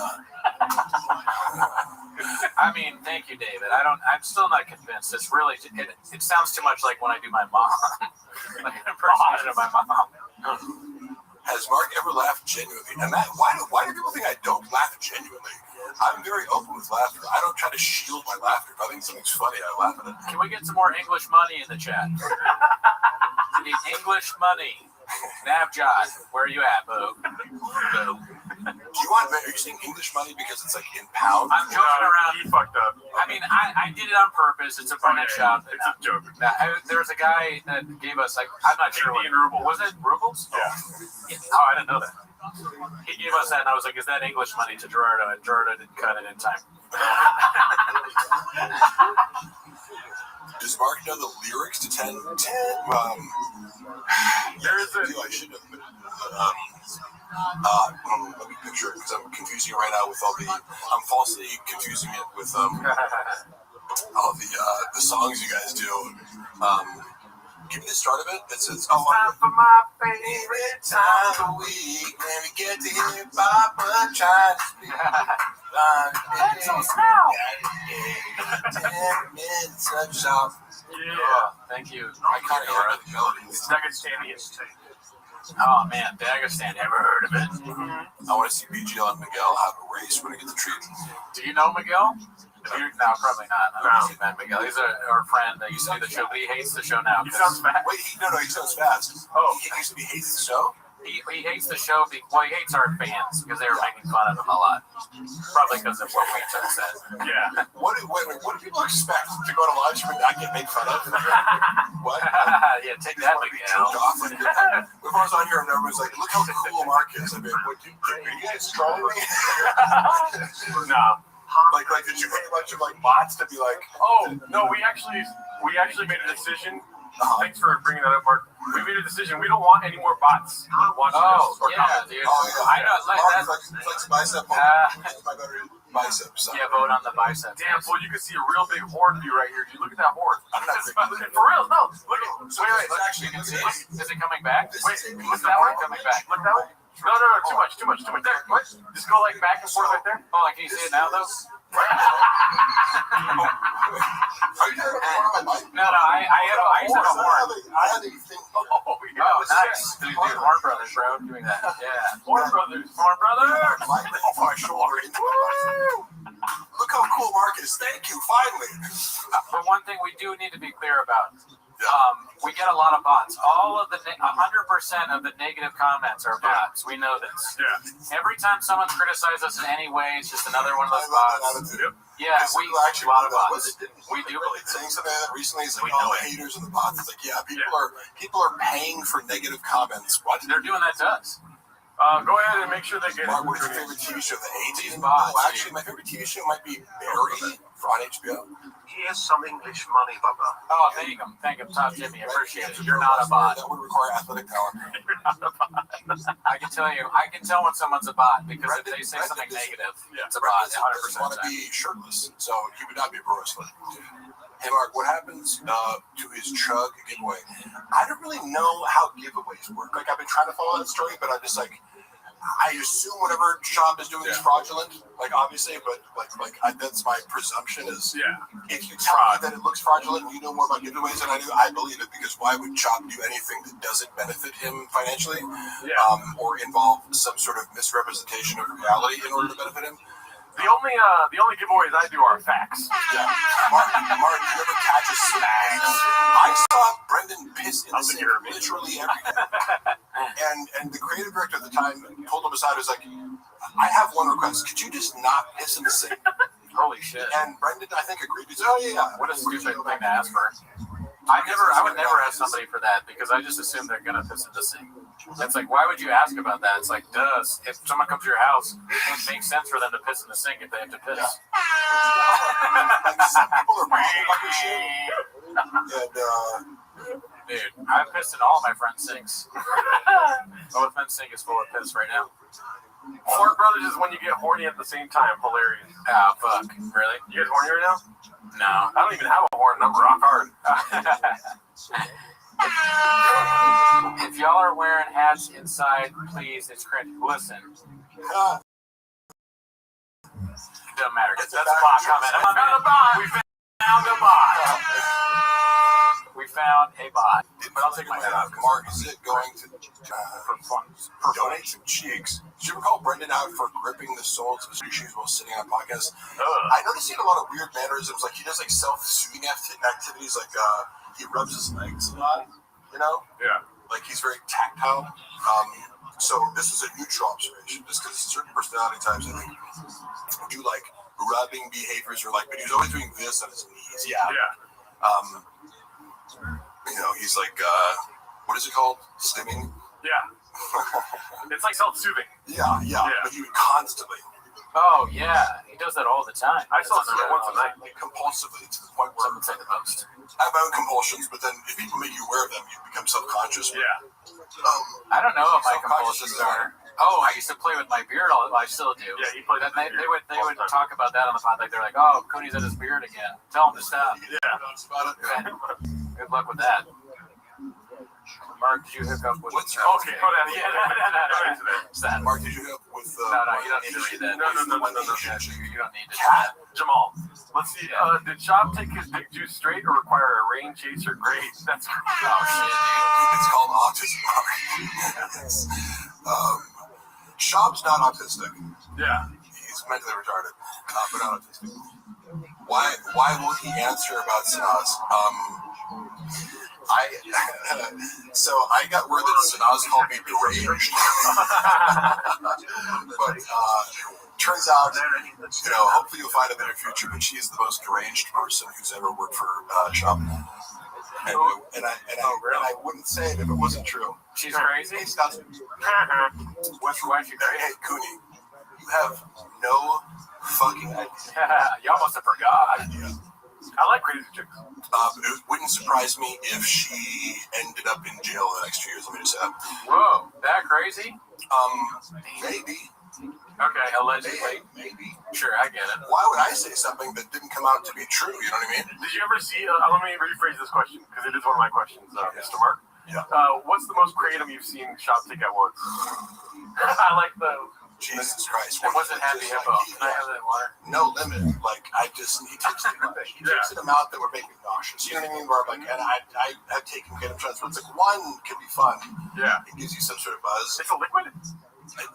He would give Happy, there was Happy Hippo shots. Oh, I thought there was like intravenous. Shots. Yeah, It's like heroin, right? I'm sure you could do it if you wanted to, but battery. Tommy Lee was talking about how he used to do like Jack Daniels intravenous. Oh wow! Why? Who did that? Alcohol. That's crazy. Who said that? Tommy Lee. Oh yeah. He's already injecting a bunch of drugs in his veins, but I'm like, I don't know.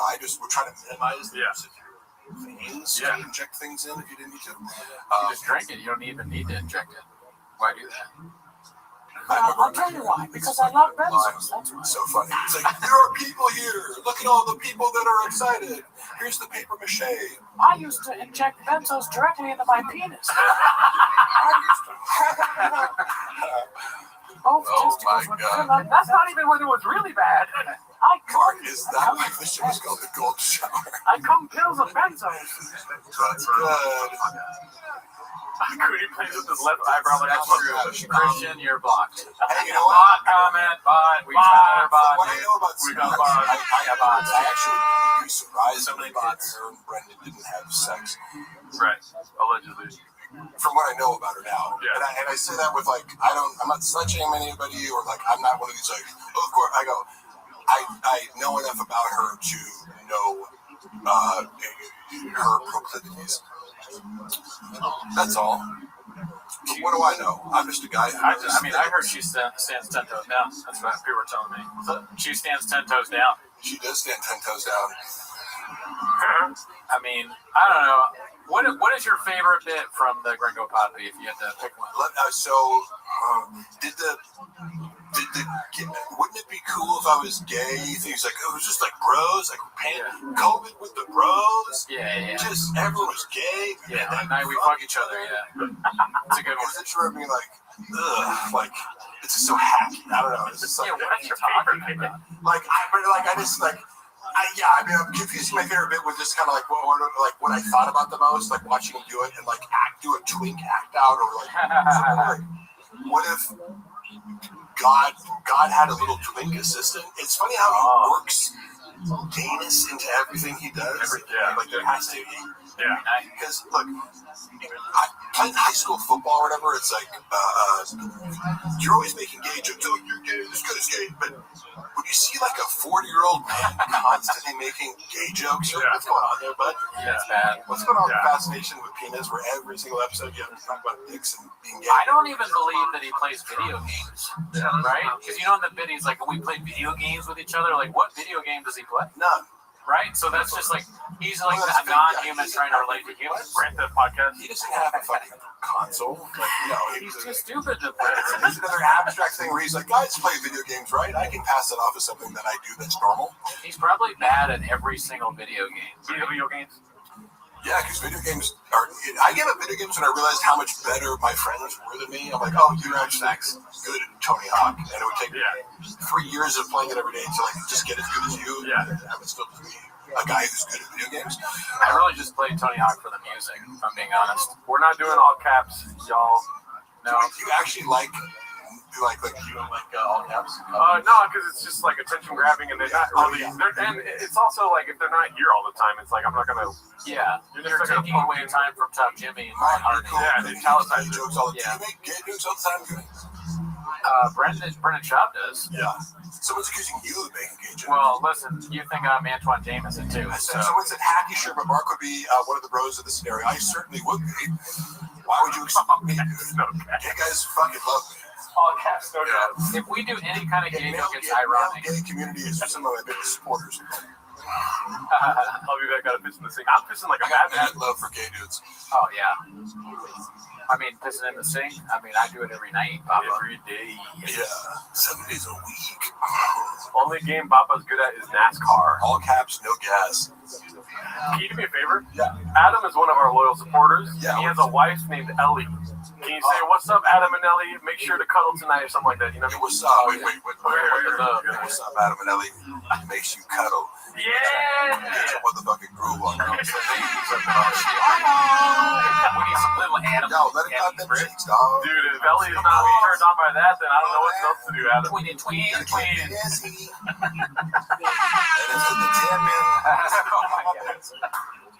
Nobody, baby, nobody, Ellie. What happened to R&B? Back in the 90s. I'll make love to when you want me to. And I'll play your life and leave for you so right away. I'll sit back and watch Boyz II Men's videos sometimes. Like the whole video is like the let's go wait till the water runs dry, and like the music video is like about this like tragic breakup. It's about like the incident of like the romantic tragedy is like the girl makes a cake for the guy, but he like leaves the room for a second, and she's like, "I'm gonna have this cake," and it's I want to see it. I want to show you, Ellie, that Adam needs you. Adam needs you, not you. Oh, sorry. Yeah. Adam needs you. Keto, it's keto. That's right. Chop.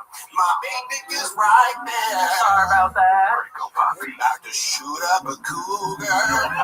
25 minutes.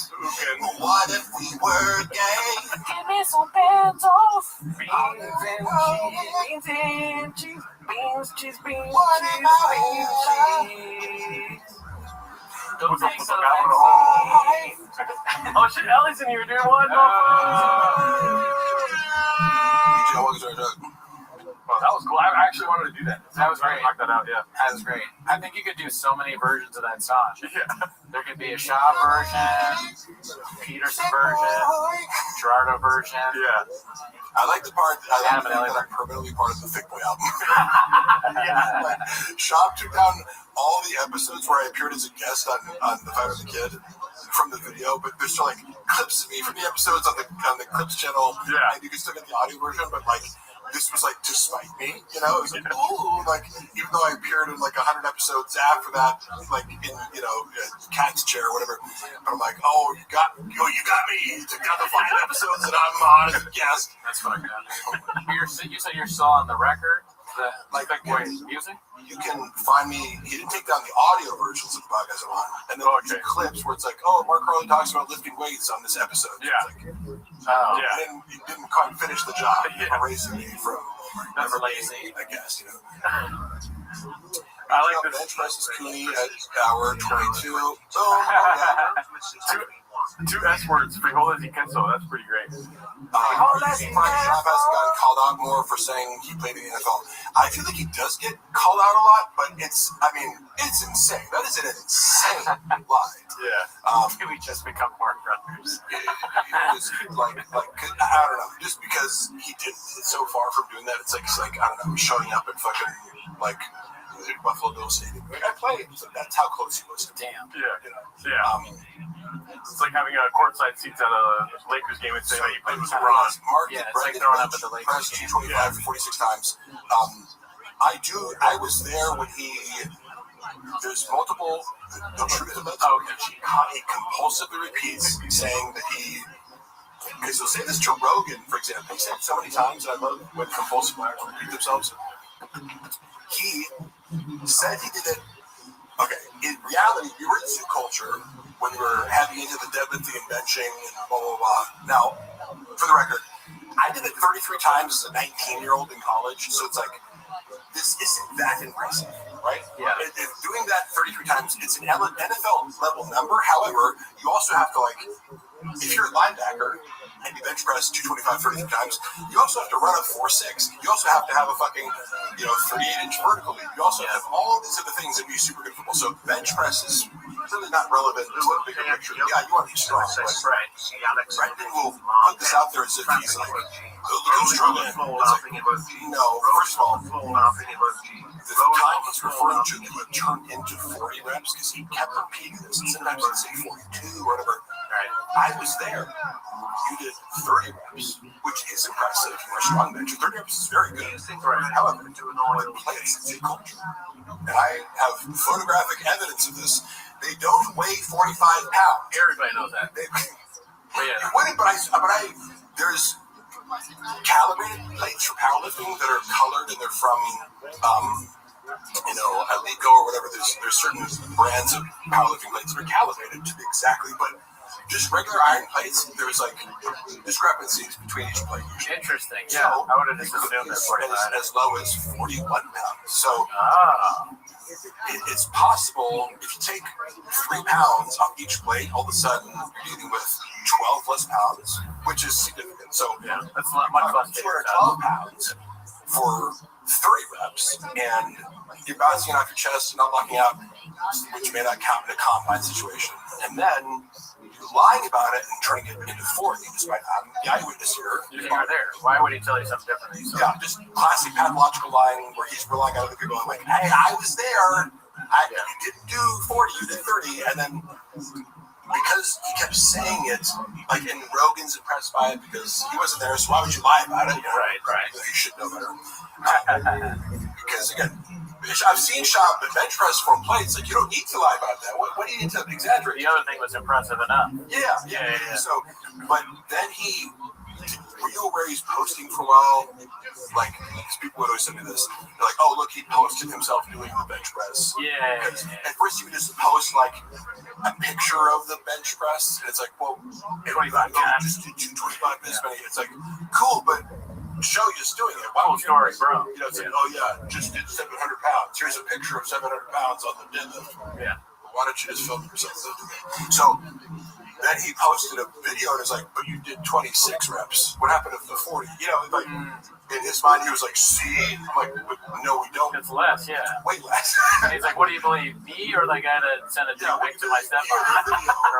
See how, I can do 100 reps. You know, I just did 20. Obviously, I did 100. This is a great question. Do you think Brendan can do an oil change? No. Question. Is there any truth? It's so funny, dude. Is there any evidence of him performing an oil change? I don't see any online. It seems like he barely put gasoline in his car. That's a Diet Coke talking about. 6'5", bench pressing 225, done count. Yeah, I do. Okay, so what the done count thing was really funny because we were looking, and I think I maybe present this video when I was doing current events, but I showed a video, and maybe it was Ryan's opener. Nick is this really buff guy. Oh yeah, that guy. Yeah. He seems like a cool guy. I think I only DM'd them because we were referencing this. I was like, dude, Shop's so ridiculous for like trying to mock you. Yeah, because he's got short arms. 20-pound dumbbells, you know, which is in most commercial gyms 120 pounds a limit. That's a lot, right? And he shoulder presses them with a full range of motion, like 9 times or something, which is a shit ton. Yeah, he's a big dude. But he had like, so if you do a wrist wrap, it's just for wrist support. It's so your ribs doesn't like collapse. I need that. It doesn't help you with strength, right? Yeah. Like, if you put an elbow wrap on, that creates an elastic advantage where it's like there's a rebound going here, so you can add weight.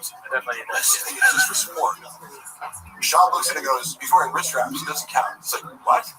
It doesn't help you lift more weight. It helps your wrist not break. And he probably doesn't. He either is lying or he doesn't know it. But it was, he's just, this is his logic for everything is, what's the thing I can use to dismiss the person who's doing better? Yeah. Because you couldn't do that. So he has to say, it doesn't even count. What do wrist straps do exactly? Do they help you lift more weights? Oh, I don't know. He hates anybody that does anything. You know, when the question it's true, no, truly. Can you either saying can Schaub do a oil change, and then someone else, I think it was Mark Mayer said can Schaub change a tire. The real question is can Schaub change a light bulb? How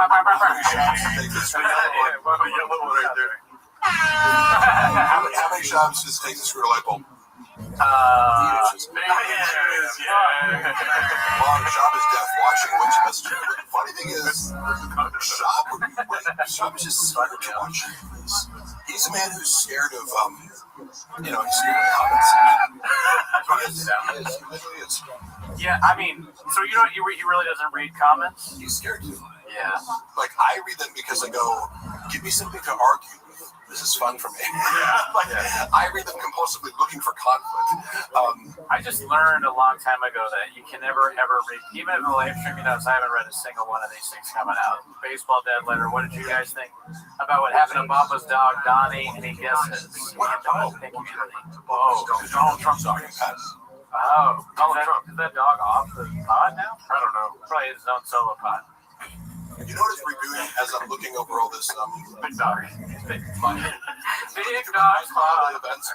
I had this video on my phone of when I lost my cat in late 2021, early 2022.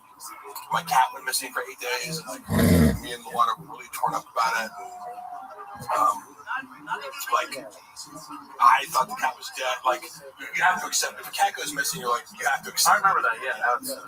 And I sent to him privately, like him and Chappelle video, like of us. We just found the cat, and you're sleepless. Like you haven't slept. If you're looking for a cat, you have to stay up at night, and, like take shifts. And, like it fucks with you mentally so much. And I'm super into my animals, so it's like this is all you can think about. Sure. Yeah, you're right. I sent it to him, going like this. Him and Chappelle, like we found, our cat Spider, and it's a video of him coming and eating rabbits. He has eaten for 8 days. It was like raining and super cold. It was like the coldest day in fucking January like ever. It was the day he got lost. So we were super worried about him. And you hear like Luana's like talking to her mom like in German in the background, and we're both kind of like crying, And I'm faintly, but I was emotional. Sure. He plays it on fucking Fighter and the Kid and starts making fun of us. Oh shit! He was like, I got Luana in the background. I'm like, you're doing a Hitler joke about Luana crying because she's speaking in German to her mom, and then like making fun of my god, dude. Hey, cool, so bro. Like, but it's now I don't take offense to it. It just tells me like you have no empathy. No, probably not. And you don't understand people's relationships with pets. I know that too because we lost a cat, Rogan and Shorty Pie, our cat. Can't find. Really? Yeah. It's pretty brutal. It's haven't seen him in a while. Cats, you either keep them indoors. I know. Take my cats outside and monitor them and take them inside. The cats want to be outside all the time. How many cats do you have? 4. Oh shit! And I walk them every day. Really? With like a leash? I don't walk. I just walk. They like to play in the courtyard of our apartment complex, and they just like to smell shit and be outside as much. But if a cat had its way, it would be outside most of the day. I like cats, but I have a dog. Yeah, I like dogs too. Yeah. Do you have cats are easier? Like if you're looking at at that's why. Easier to shredded cat daddy. What's that? I'm a lifelong pet lover, and but I also love all animals. There doesn't have to be the dog cat dichotomy here. I also love dogs too. It's just dogs are higher maintenance, Yeah, you can't really like leave with the dog. You have to make all these plans. Dogs are like have someone come feed us. We selectively bred dogs to be more attached to humans and need more human attention and kind of be by your side all the time. Cats require like 20 minutes of interaction a day. Which is why I think Brenna has figured it out. It's like, you get a dog, you give it back, or you take it to get murdered or whatever it is. Hey, remember when he tried to remember when he fucked up the hypoallergenic like Russian blue cats or whatever it was a specific kind of cat they was looking for. I was the person who he tasked with helping him find this breeder. It's very hard to find hypoallergenic. Actually, there's like a bunch of scams out there. Yeah, for like breeding cats. He got scammed first, maybe after this, but like it's a difficult landscape to navigate if you're not savvy. There's probably a lot more dog breeders out there. Cats that are like. That don't trigger allergies. If you're looking for that, it's like a couple breeds, and you're either getting a hairless cat or just one kind of cat. And I connected them with these people who were legit. And he goes on his podcast after like I'd secured the deal. I'm like, you're gonna go pick him up this week. Yeah. And he talks shit about the cats. Oh, these stupid fucking cats and the owners have been like. And somebody from the Reddit forwards it. I think to his wife, like someone clipped it and was like, you could easily, because like there's one breeder of these certain kinds of cats in LA, so they sent it to her, and I saw this like recently screenshot of these hostile messages where the woman's like, but also fairly, it's like I'm glad your husband like outed himself and like for being like you saved us the trouble of like giving one of our cats to a horrible. What would be a horrible pet owner? Thank you, man. But he couldn't even. I was like, you can't you compulsively talk shit about so many things in your life that you don't even realize. Like, you just paid me to work 20 hours to find these cats, and then you're just like couldn't keep your mouth shut long enough for one fucking podcast episode to not talk shit about a stranger who you're about to do business with and fuck up the whole opportunity. I mean, Shabbos says, I like how you bring up how he keeps getting scammed. Because I think we should try to scam him. He is the biggest, he's the perfect target. I mentioned before how the former creative director would talk about the magic beans. It's like, Shab, you need alien insurance. Yeah, it's like, oh, here's your social media. Yeah. Your switch? Oh, yeah. He used to run this scam where he would get more followers. There's an automated process that you could do where, okay, let's say you're a celebrity, right? And there's an automated thing that likes random people's stories. Yeah. Because if you're like, oh, really? Check mark and 1 million followers, and somebody sees that you like your story, it drives traffic to your page, and then they follow you. So it actually does work. Yeah. But at the time, he was being counterbalanced by the fact that he had fucked with Bobby Lee, and so people were just unfollowing him by the thousands. Yeah. It's like, you can't make up for this. It would have worked if you had a net neutral following, but some engagement. I was just going through all these screenshots and people would be like, oh, hey, thanks for liking my story, Brendan. Because I'd be sending it to him. It's like, he hired this guy, I remember, and stiffed him in the final month because he just didn't feel like paying him. Allegedly. Yeah, it was $5,000 a month, on this thing. And he's like, he's not getting the results. I'm like, well, it is. It's just, if you look at how many followers you're getting, it's just being drowned out by the unfollowers because of your own action. It's crazy. Yeah. It's crazy because when you hit that hundreds of thousands or millions, yeah, it's like you don't see the unfollowing rate, really. Yeah. But just somehow someone who didn't play on their college team playing in the NFL. LOL, yeah, exactly.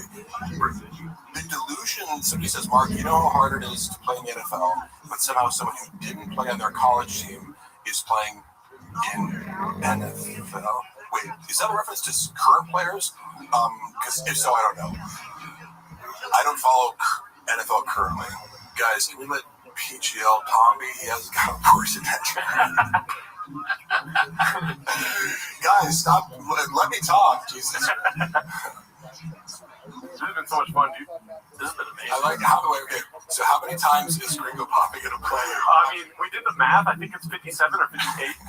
I don't know even what number we're on now. I will tell you, made the first 3 hours bearable. I was thinking about the production value versus this first one. Yeah. It's the first one looks amazing. It's the theater and the lights and everything's so perfect. And it was like this looks like it was shot in someone's basement. Super 8 camera. Yeah. My favorite joke is actually on the first one of Shops. Which one? When he's hunting with Joe Rogan. Shut up, Goody. When he's hunting with Joe Rogan and he goes, where the turkeys at? Over there? Okay, cool. And then he goes, and he kicks all the turkeys. Fucking hilarious, dude. Why is he kick I don't remember this joke. Because he's like, it's so easy to kill them. You don't need a gun. You can just kick the turkeys. He's like, where are they at? Over there? Okay. Oh, yeah, for sure. Yeah. And he starts kicking them. I don't know, man. I like all his jokes of callousness towards animals. Yeah, that's a good point, Mark. I mean, turkeys are great. You ever see those wild turkeys? They're so funny and they're kind of friendly. Yeah. Some of them let you pet them. And I get hunting more turkeys. I kill one elk and eat the meat for the rest of the year. I totally get that, but I don't know. Trophy hunting is a little weird to me, but I get the argument for it is it drives animal conservation. Yeah. Sure. Sometimes you gotta kill a deer. I just wouldn't ever sign up like, let me go kill a lion. You wouldn't want to do that. So I can put his head in my fucking living room. It's a weird instinct. Yeah, that'd be cannibalism. It's that animal that was in an enclosed environment, and I had a high-powered rifle. Talk about a lion killing a lion, B? Yeah. Mark, let me ask you a question about that. Do you feel any kinship to lions now? That's a ridiculous question. So. You always have? I remember as a child, I saw this guy, an article about a guy who somehow had he had a pet lion, but there was some he might have been South Africa, he lived in a place where there would be more an actual lion in the wild. Yeah. But he befriended a large cat, and there are these people you can see on the internet where they that one famous South African guy who he kind of has this herd of lions. He also does it with hyenas, but he knows all their behaviors. you can own a tiger and develop a friendship with them. Tigers are much more solo, like they in nature. They have their own territory and they go solo. But lions are highly social. They're the most social big cats, right? So I've always thought it would be so cool to fucking have a big cat, you know, because they act just like regular cats, just bigger. Yeah. You know, and they could, instead of like, oh, it's like scratch my arm, it's like you'd be dead, but you know. This question I wanted to ask you next right here. I think you got lost in the sauce here. Oh, what? We're already on another take of the Gringo Poppy? God damn, dude, not enough, man. Did he delete it? It was a great question. Oh, here we go. This is it right here. Do you think Brendan has ever read an entire book without pictures? No. Such a quick no. He only reads picture books. He hasn't read like Hemingway or Jane Austen. Jane Austen. Do you guys remember, like, Little Women? Never heard How did I say this? Chris Kennedy was also the guys with that, but I had a little Tim Kennedy story. Indirectly about Tim Kennedy. But he was on the Food Truck Diaries when I was working there, and he came in again. Tim was very gracious to me. I also get that he seems to have told some ridiculous sociopathic lies that I'm like, what the fuck? Like, again, isn't it enough to be a Green Beret who, like, was a great MMA fighter? Yeah. You have to, like, invent, you know, that you did more crimes in order to seem cool. Like, yeah. And no one's checking that for you and being like, hey, bad idea, buddy. Who's surrounding you, you know? What was your upbringing like? Yeah. There's this deficit of attention. Did you have a bad childhood with the Vita Vice? Yeah. He goes, Tim Kenny's like, yeah, I was in Glendale the other day and I was just shooting all these Armenians. Because he was looking at that, like, not even looking at it. It was funny watching Callan try to explain. His shop always has these, like, broad stroke, like, no, I got it. So, okay, look, get this good guy. And Callan's like, no, precisely what the argument is whether or not he had the Bronze Star would be good. Yeah. Specific shit that I don't know about. Callan researched into it and had an understanding of, like, why it's a big deal to, you know, like even go from this star to something with a, you know, but and he actually looked into it and said, yeah, he's a good guy. Like, dude, we're not fucking, you have to be, you know, this is very nuanced debate here. Yeah. Military people are talking about the technicalities of medals that they get, and it's in that world it's very important to be highly specific and not misrepresent yourself. Well, that's the thing about that world is that he's not Superman, but you're gonna find out he's Batman. You know what I mean? What the fuck does that kind of even? I was like, huh? You know? What? Yeah. I'm like, I like that book. That's physical, kind of like, because we're just watching the physical component of this, you know? Yeah. But like what he perceives as like this is gonna be wasn't, but I like it. Well, I'm glad that we have a lion in here with the game face. Did somebody write that? No, somebody write that. His name is Gerbaldo Allardon. I'm just like, well, I'm a guy with this fucking scroll device, so my fuck scroll with Kennedy, by the way, was the morning that Tim Kennedy was coming on the show. Yeah. He's promoting his book. Yeah. Guess what I text I get at 8 in the morning? Hey, could you like read the book real quick and like give me some notes? Oh my god. That is the whole thing, but I had to like scan. I thought the book you read the before I find like a few, you know, it's like, give me like a book report by now, you know. So I had to like feed Sean questions so that he could pretend as if he had read it. That's why. Right? And I'm like, why not just say you didn't read it? Who gives a fuck? Nobody thinks you're a reader. Yeah. And then you go, so I didn't read the book, but tell me about it. Yeah. And allow Tim to talk. Right? He can tell you about it. Why does everything have to be predicated on a lie? Make yourself, you know, because now it worked, because like he asked the questions that I told him to set up, because it was just thematic. It was like, oh, so you're talking about this in the book, you know, and it teed up Tim perfectly. Yeah. It just, if he'd asked one follow-up, it's like, oh, like, do you remember the chapter about this? And he'd be like, yeah, one of the thing. And he said, yeah. Oh my god. Yeah, Tim asked one follow-up question. House of Cards. Your ability to assess risk. What the fuck is Chilian?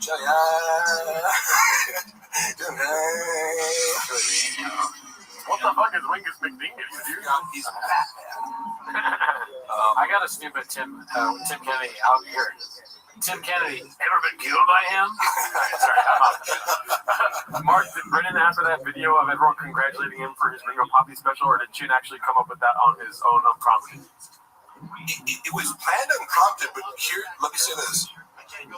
What kind of person would you anticipate? Like, because, like, it's almost like, oh my God, you threw this surprise birthday party. It's like, I don't want that, you know? Like, don't give me an emotional thing. Right. Like, I'm recording a podcast, dog. Yeah, exactly. So, Greedy tries to make me cry all the time. It was like it's telling of what the environment necessitates. Like Chin's anticipating that this is something that needs to happen. That Brendan, if it didn't happen, would feel insulted. Yeah, he needs to have some sort of self-congratulatory, emotional, like, celebration of his, like, oh my God, and thank you for the Academy Award. Yeah. You put out a 26-minute video on YouTube. What the fuck are you talking about, you know? And that's got bumpers, too, so it's like 23. And it didn't accomplish it. It's like, maybe had this one some award, like, oh, you won the Mark Twain Award or whatever, like something, or the Andy Kaufman Award for comedy. Like, it's not an accomplishment to post a video to YouTube. Yeah. So I don't get what the premise is. So congratulations on uploading a video. But we also celebrated when it hit 1 million views. He took us all to dinner, but he bought 300,000. Oh shit! He bought views on the Ringo Poppy. Yes. Oh, wow. And I heard it from the source. He didn't the even person need who bought it. Who was like, because he felt in his mind that getting to 1 million views would it's a benchmark. Prove everyone wrong. Yeah. But he gets fixated on it needs to be this. It needs to be a certain thing. Speaking of being fixated, I don't expect you to watch all of our shows, but we have this idea that Shop hates us, right? Yeah. So if you could do me a favor, because we've articulated our views on this, right? Yeah. And it's been asked a bunch of times in the chat, if you can close your eyes and paint the picture for me of what it'll be like if he finds where we are and how he would potentially hurt us. So go for it. Yes. Floor is yours. So Shop would handle if he figured out where you guys lived and actually was forced to watch your content. Yeah. Which you would have to force him to watch it, because the moment anybody made any sort of fun of him, he doesn't just it's fun for me to be the butt of a joke. Like I said before, it's like, if it's a good joke, please, by all means. If it's shitty and mean, okay, but your community is very fun. Yeah. I mean, you're not you're not vicious towards you leave unscathed when you're here, is what you're saying. Out of all the places that make shop content, you guys are very fair. Thank you. Okay, thank you. Good spirit. Now get to the part where he comes in and We've done I'm saying, so I've never counted. if you were a normal human being, if you had 10 minutes of fucking Chris D'Elia or Brian Callen, they'd be like, oh, that's hilarious. That you guys do a podcast about me every week. That's funny.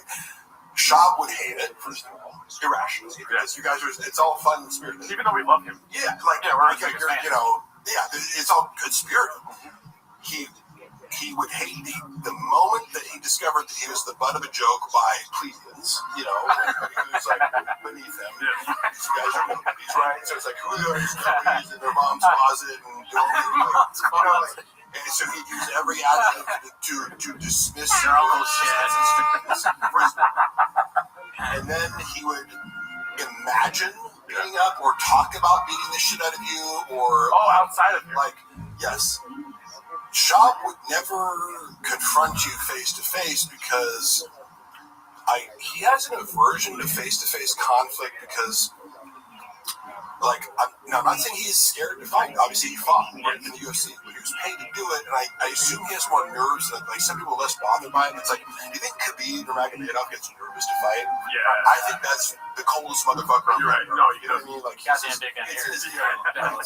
But with some guys, admittedly, like George St. Pierre, like he just admitted to being very nervous, and it makes sense because he's kind of a nerdy guy, but he's just friendly, fine. But it's like you're in an arena and some dude trying to beat the shit out of you. Of course, but you walk in here and 2 fat dudes are eating cupcakes. Yeah, it's a joke. Here's what I'm saying though: is that Brendan in real life, despite like his success in the UFC, he's not somebody who enjoys like conflict per se. Like I enjoy confrontation more than he does. You know, the idea of like beating the shit out of someone who deserves it. Like for example, if like you know, no, I'm just saying like if I saw some dude like bullying my friend, like it would be like, oh, I get to beat the shit out of this guy. Like, nice, let's go. Justified, right? Yeah, no violence. But that's predicated on the idea of a moral compass. Yes. Right? Where you're right. Damn, you're fucking smart, Mark. What the fuck, dude? You can listen to somebody who did listen to who like literally enjoys sadistically inflicting violence on people just because you're capable of it, and it gives you pleasure in the act of committing violence against people. Like you draw pleasure from that. Brendan's not a sociopath, but it implies like there would be a world. Now, of course, if somebody attacked his wife or kids, of course, it's an automatic. Oh, yeah. I have no doubt that he would defend. He's going to intersect the hell out of you, dude. But he wouldn't be able to comprehend or justify what the moral transgression is. Yeah. Now, there are fighting words for guys where it's like, you can roast me or whatever, but there's certain things a guy can say to me where I'm like, you're inviting me to hit you in the face. Right. Yeah. Like you're disrespecting me in a way that transgresses a male boundary. Like if you ate someone's Triscuits and they were like, hey, why did you eat my Triscuits? And then their mom calls you. You probably have to yell at their mom. But if you say it to my mom, that is a predicate for physical violence. And that's a funny thing to analyze too, because that shows you the moral compass is broken there. You're attacking the guy because you ate his food. Wow. What the fuck is wrong with you? You know, a Brian wow on that. Just That's good. Wow. In his mind, he's the hero of that story. He doesn't realize it's like, oh no, you're Cobra Kai, you know. Oh, Assad, dude. Assad is one of our favorites. Finally, dude, he's a chef. Hey, real quick, y'all talk about Papa being scared. That's your takeaway. Look him in the room. Lock him in the room and he'll bug his way out on skate with the Diet Coke. Yeah, exactly. I'm just telling you, like, why would I lie about my perception of Brendan? The most mean and aggressive he was in group chats. He likes to bully people where he has formal authority in front of other people. Yeah. And knowing that if you clap back at him, it's going to be in front of other people, therefore he's justified in firing you. Yes. I would be far more aggressive. Like, I would say things to him in text message that he's probably never heard before from an employee. But it's just me going coldly, like, you're wrong. Like, I'm sorry, Brendan. I'd be diplomatic, but I'm like, let me analyze this for you and tell you why you're incorrect and be coherent. And he, like, it scrambled his brain because he's like, employees aren't, stop arguing. I'm like, but I'm right. Yeah. And you're just totally wrong to the point of, like, if I tell you that you're right, I'm actually like harming your business, you know. And then in person, we had these conflicts over text, and he'd be like, let's talk tomorrow. And he'd be like, hey, what's up, brother? Like, he's very reconciliatory. Yes. And I'm okay, like, football coaches in my life, like when I played college football, I had this head coach who was like a former NFL offensive lineman who was like super smart and like just an aggressive, nasty competitor, you know? Yeah. He would get in your fucking face and just be like, if you fucked up, like, he would like grab your face mask and make, you know, like, so I'm okay with guys being like, you fucked up and I'm telling you directly, but you'd also, if you did a great job, he'd bring the same energy to compliment you. So I'm not scared of a boss being like, you fucked up and assertive boss. Yeah, it's like, cool, be direct and tell me what I need to do. But Shab is like, he'll be a dick to you in a text message group chat, but then see you in person, be like, hey man, so I gotta tone it down and be a little. I'm like, okay, you want me to say be a yes man more? Is that what you're saying? You know? You want me to not point out that you're a fucking idiot to the group chat? So do you want me to tell you what we think will happen? Yeah. You know, you're very diplomatic. I mean, we're more on your side now where we don't believe he'll actually hurt us. You know what I mean? But we used to have 2 big red chairs. Oh, yeah. Only for the sole reason that we can dance around him while he tries to choke us out. Yeah, we were thinking the chairs could maybe give us some time. We'd like hold it right in front of him and he'd try and get us. That's hilarious. Last line of defense kind of But then thing. Bobby Lee told us that we don't have to worry about that. Yeah. Tiger Belly's money is pretty good, but most of that we just put right back in the pot. Yeah. As you can see from the Portos. Yeah, the cupcakes. He pays us pretty well. He's a good boss. Bobby's assertive. Yes. He'll tell us, like, you know, hey, there weren't enough clips about, you know, like, there's more beans, more cheese. You know, where it's like, we still know Mr. Whole Foods is. I've given you guys, like, years to find that out. The mastermind. Yeah, so it's like, I always talk with Bobby every night. I just remember that phone call. Oh, yeah, I saw it. Dude, yeah. He called me up. He's like, we fucking got him, dude. He's behind the server. And I'm like, no way. Like, how do you know this? He's like, fucking hackers. They hire with a duffel bag full of cash. Hacker accounts opener. I'm like, okay. Here's what I'm going to recommend you do. Don't tell anyone about this. Yeah. Let's just think it through. Yeah. Try to maybe gather some more information. Wrong. Sure that's Stupid suggestion by you. This email address that these anonymous people gave you that might be Bobby Lee's email, but maybe not. Because you don't have to verify your email to make it like, right? As something a 12-year-old could think through. Yeah. Types of like, how can I verify this is true? You gotta give it up to that guy that doesn't matter that made that motherfucking email TigerBelly.com. Oh, yeah. That guy, dude. That's a bad Chef's guy. kiss. All you do is lie to me. Right, Rogan is shorty pie. Somebody out there actually did that. Yeah. And made Brendan Schaub ruin his career. And Brian was threatening people on behalf of this server or whatever. Yep. Yeah. Flapjack. Honestly, how well do you think you do in a real fight with Papa? I think you'd be surprised, B. All I've ever said about fighting Brendan is that I wouldn't be scared to. It's like I played fucking college football against guys who are bigger and stronger than Brendan. I wrestled at heavyweight in high school. A lot of cappuccinos. I feel like, do you think I'm scared of being punched in the face? Yeah. I've been in more street fights and we're like, I'm just not like, do you think engaging in physical violence with guys roughly my size scares me? You must not know me. That's how I feel about Agostino Zinga. I'd probably beat him. That guy's a great guy. My wife's DMs. Oh, yeah, I've heard. Like, it was so funny. I'm like, hey, do you think Milano would go for you? Like, He slid into my DMs. Did he? Oh, he tried to fuck you? He's trying to fuck? Well, let's just say he slid into more than that. He said, gimme, devil face emoji. Did he say that? No, he was actually kind of polite. I mean, hey, shoot or shoot, but yeah. He was like, you know, hey, if you're ever in London, like, come through. But it was polite, but like he was hitting on her. Yeah. If you have any London blood, come on through. We see Crash Out, Joe. You didn't give him this comment. What the fuck are you talking about? Crash Out. When did I crash out? When you know, my wife was hiking my. I crash that every night. On cell phone away to Sequoia National Forest after locking the other apartment out. Trunk Flip asked this a little earlier. Has Brian taken loans or something from Papa? Is that what we saw? No. He needs money for alimony, dude. Mark, when Brendan was drinking, how much alcohol was he downing? A lot.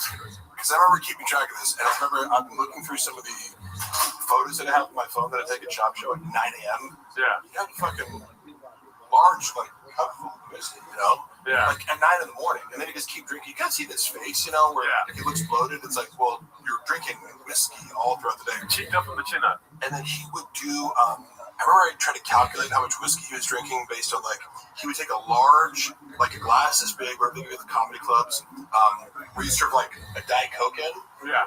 With whiskey and ice, and I was trying to be like, okay, you need about, like, 6 shots, like, to fill us up with the ice. And have one of those, maybe more. So he was drinking at least 12 shots of whiskey at night over the course of 2 shows. Damn. And then... Little less than Cootie. Way less, dude. I was like, he was at least drinking 30 drinks of whiskey a weekend. It was, oh my God.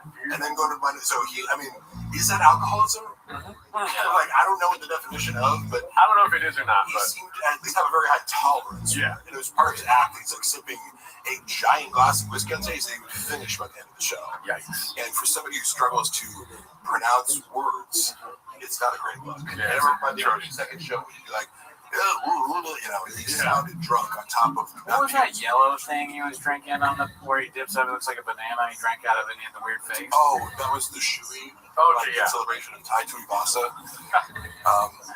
That I think drinking that even one time makes you an alcoholic person. How dumb were the baddies that hooked up with Baba during his comedy days? Were they just naive movies? A lot of them were, but a couple of them were very intelligent and like.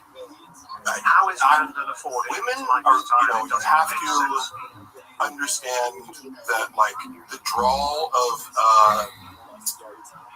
status is enormous for most, even sophisticated women. It's like, yeah, you're famous. He's also, you know, tall, good-looking athlete, right? Like, is it surprising that Brendan Schaub has women offer themselves to him? No. A lot of them are dumb, but a few of them are sophisticated. But they just see through his bullshit. Yeah. He gaslights everyone he's with on the side to be like, he does this like future faking where he's like, I'm gonna leave my wife for you, and like, oh my god, he's like, poor old me, like I don't even sleep with my wife anymore. And it's just like a staged marriage, like yeah, it's just for the kids, and because I've seen him to my own friends, multiple of my own friends, because I'm like, this chick that I work out with, Zoo Culture, like who he like pursues, or this, I've seen him pursue so many women that like I do before him, and it's sort of the real tea of like his approach is identical. You know, it is like Addie's, baddies, and baddie. He's the most socials. He is incapable of not doing the same things over again. So he uses the same story, which involves like I'm super sympathetic. My life is actually really sad at home because I don't have sex with my wife, so this isn't really cheating. Yeah. But you are the one that I'm going to leave my wife for and start a family with. Yeah, he does it like a 60-year-old in the middle class. What? He acts like a 60-year-old in the middle class, like acting like they're going to leave their wife. Right. They don't really have that much money, so they can't just pay for sex and like not have to coerce. Yeah, you know, like I don't know. It's like because you could get away with all this by like, look, you know the deal, right? Like I'm famous, I have money, I have kids. You're the side piece. Yeah, you can't be honest. Yeah, he needs a shared fantasy, which is also NPD. You know, classic behavior. You enter into a shared fantasy because I've received like women I didn't know that well who I met will reach out to me and be like, we made plans to go to a fertility clinic to talk about having kids. I'm like, what? I'm like, you're an idiot for believing that. First of all, but Brendan was an issue. Yeah, because he develops a pretty elaborate fantasy with women who he will then discard the next week, which creates liabilities. Because like, guess what? If you do that to enough women, one of them's gonna. That's Crystalia. That's Crystalia. Yeah, dude. Right. It's just like you're upping the odds of like, if you treat enough women like objects, one of them might protest and out you, and then that might give momentum to a movement. A little bit of a movement, or other people. Truck flip, great question. We answered that though. Yeah, I think Elvin Rivera is Netflix. He's doing God's work. He's an artiste. How many addies went with all that weird?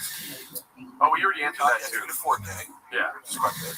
How is Brendan affording his lifestyle? Does it make sense? Peter. Somebody said Peter. Okay. So I really try to not speak inaccurately, right? Like because there's already so many people speculating on like he's going broke, he's doing this, like.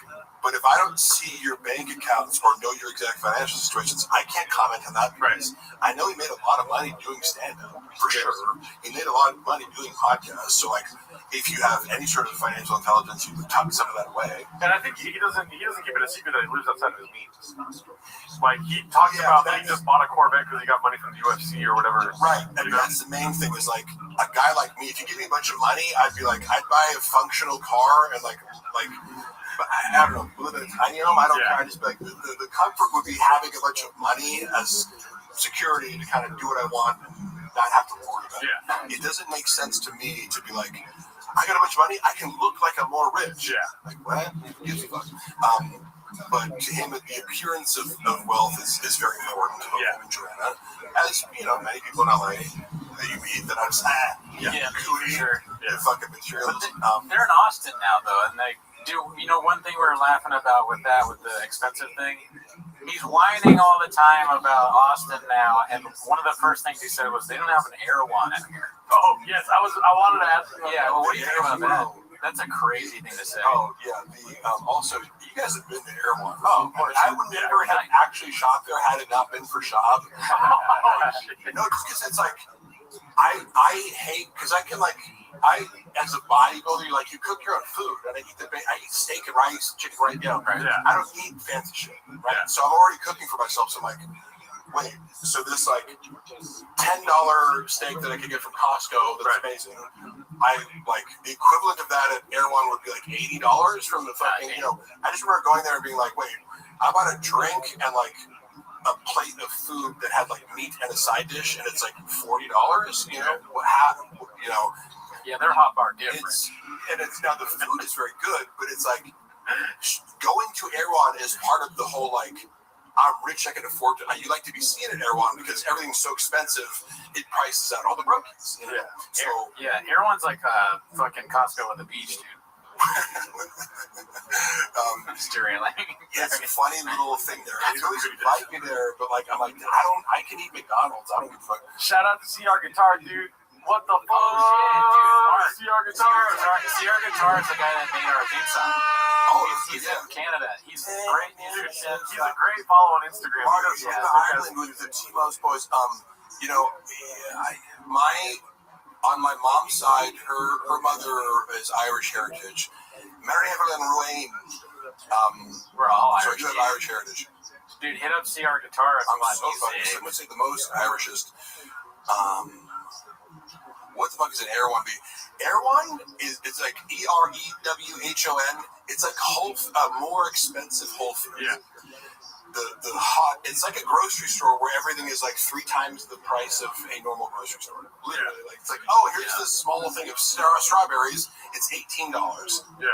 I've never bought food. Well, under a grocery shop there, I have gotten a smoothie or two.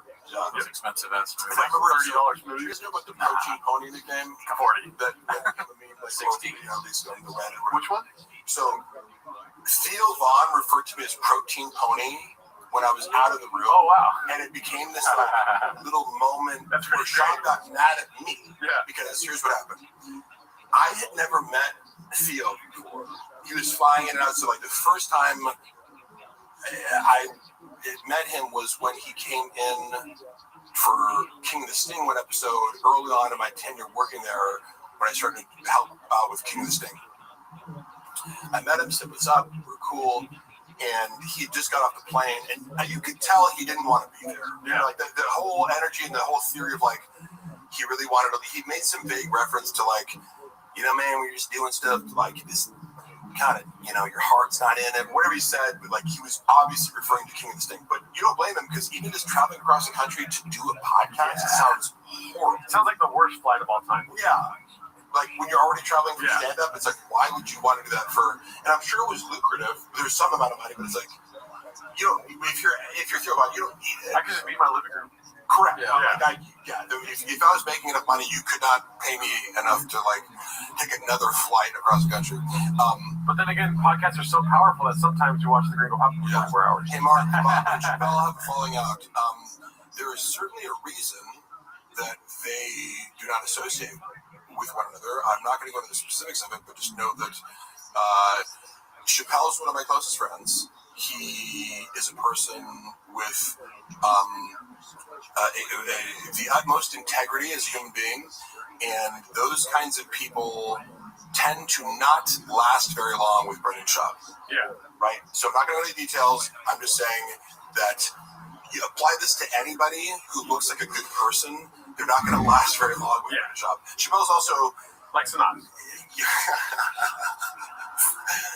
Sinatra and Chappelle are the polar opposite of humanity.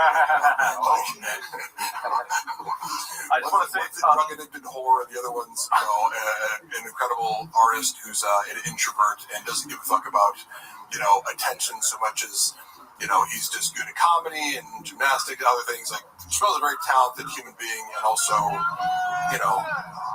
is a committed artist and just a likable, down-to-earth person. Shout out to Truckboy for asking all these questions. That has been a question throughout the chat is thoughts on Kalila. You don't have to go too far into it. Oh, yeah. I mean, am I honest? Even though she's our boss. She's one of our bosses. Be careful. Yeah, exactly. Yeah. She's our... You want to say anything about her before? She's our Jules. I mean, she's a great person. I don't know bad about my boss. Next. Yeah. Cool story, bro. 2 words, Mark. Blank check. Okay? Yeah. I mean, I gotta go bathroom. I don't do Baja mode, dude. Yeah, I did a bit on what's that show called? Well, it was a podcast that's no longer up. It was like with Richie the Clown. There's a clip I know that has some views on the internet of me mocking Kalila and doing her Filipino accent. But I do believe she has psychopathic tendencies, as evidenced by her poetry. Oh yeah, we unearthed her poetry, and it's extremely dark. And if it's any sort of accurate representation of her thought process, it seems to be highly exploitative, manipulative, like fantasies of wealth, power, celebrity, like sadistic behavior towards men, like if you found someone's journal and you saw this shit, you'd be like, this person writes like a psychopath. You know what I mean? I wonder. Yeah, I do. So that's my evidence for that. And also, in person, she seems to be performatively, emotionally intelligent, right? She does the whole when we consider being mindful of the things that we talk, so great she's but yeah, misdirecting you with a calm, deliberate. She's articulate and smart enough to misdirect away from the fact that she's calculated, vindictive, sadistic. Right? If you look at enough clips of Tiger Belly, you'll see evidence of her being. When the mask slips, she's sadistic. She has enough self-awareness to not do that all the time. And she often comes across as genuine, and I believe that she is very close with Bobby, but I have to assume she is very calculated in her pursuit of Bobby, and she's highly incentivized to make the relationship seem as legitimate as possible and her love legitimate, even though I would assign very ulterior, calculated motives for her to pursue Bobby and become well-known and famous. Although I'm not saying she didn't do anything for Bobby. I'm not saying she doesn't have talent. It's kind of like a manager for him, almost, Right. To set him up and kind of in a sense, exploit him, but benefits him, but also benefits her way more, mutually beneficial. Her writing poetry to me is interesting in of itself, being in this world of Rogan and comedians, diaries and poetry. I'd love to read, I don't know. I mean, obviously Shop's diary, but he doesn't write. But Rogan, what's in Rogan's diary? He spits facts. Jeff Dye, does he write poetry? Women, that's a haiku about how women are whores. I don't know how to do haikus, but it would be something about women. Listen, I'm as horny as Brendan's forehead, all right? So, okay, that's all I'm saying. Sorry. Come on, that was good. Mark makes Baba look like a photographer when it comes to having the best brains for the arts, That's a great little word salad. Don't even know if being insulted or complimented.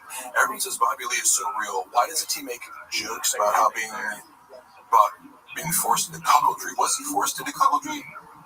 Technically, I know people throw around the term cuck a lot as if a girl that you're dating fucks someone else, but it's does it imply watching? I don't know. I don't get it because Baba does say that quite a bit. He called Marin a cuck. Yeah, and I feel like it's an overused word these days. It's like people say liberal cuck. It's I've said that I heard from a girl that you fucked that you like to hear.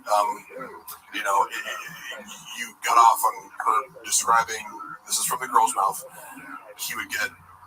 During sex, he would say, "Describe the biggest black dicks you've ever had." Oh my god! I was like, I can't unhear that.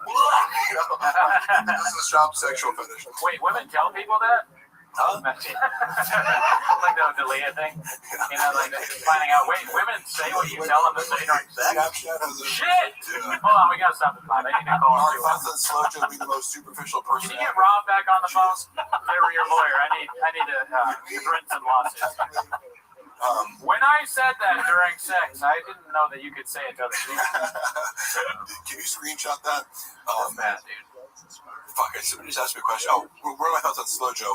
Yeah, she's in person. What I thought was funny about this, her portrayal in the Rio Poppy specifically is that it's predicated on her being a rattlesnake. Yeah, and like goddamn rattlesnake. Hot tempered and this and that. It's like, if you meet Joanna, she's incredibly sweet. Oh, really? Superficial. Spicy. Like, but, you know, she's like, well, wannabe Kim Kardashian, right? Oh, okay. Does Kim Kardashian be mean and nasty? You know what I mean? Like, it's like, no. She's very polite and conscientious and sweet. Like, now Shab will, like, privately, he'll complain about her, like, oh, getting into arguments and this and that. I'm like, well, yeah, like, anybody who doesn't buy into your, like, stupid worldview you can have arguments with. So, sure. I would imagine that she's, like, not accurately portrayed by Shab, for sure. There's no way he's, like, describing her accurately. No. Crop out the ugly. No, I know for a fact he's actually, she's real round. He told me how, like, because there's a joke in Gringo Poppy where he goes, crop out the uglies, and sit back, and then the reveal is, we're in a group chat, dumbass, and he's saying that to his wife. Yeah. And I go, did she really say that? And he goes, no, that was me. I was like, oh yeah, we told us. Oh, the opposite. There's always a swapping going on, right? There's always a projection or a reversing of the victim and the offender. I'm fast. Oh, sorry. Let's call it what it is. 40 chess. Oh yeah, he's playing 40 chess. 40 chess, 5D chess. Like 3D chess is enough. People have 40. Like he's playing 80. What is 80 chess? Yeah, 10. Yeah. So we're on right now. What's the 8th dimension? Well, it's 40, like 40. Oh yeah, 40. CT. I mean, some people are just giving money. I know, it's very nice. Thank you, Tim. They're just giving it. I think it's because, like, you're already spitting facts as it is. They don't really have a question. They don't question the facts that Mark Harley spits. Somebody said, honest thoughts on Brian Callen. Okay. Love you, Brian. You want to hear something funny that I learned recently? Oh, yeah. Okay. I don't think you, I don't know. I don't give a shit if he cares. I know somebody who was flying him around in his private jet, going back and forth between Austin and LA. Because for a time period he was flying to LA. Right. So I know the wealthy individual who I'm personal friends with, Jamie, who I introduced. Did he ever try anything with cats? Who was using, and Brian loves rich people. Brian's favorite people are rich people. He also likes people in cow costumes. Saying underwear Lopez. I don't know what that fucking story is about the Lopez. I don't know. I've seen it out of context. And I'm like, what the fuck was he doing? He certainly was glitching. Lopez. Funny. This guy who's ushering Callen back and forth.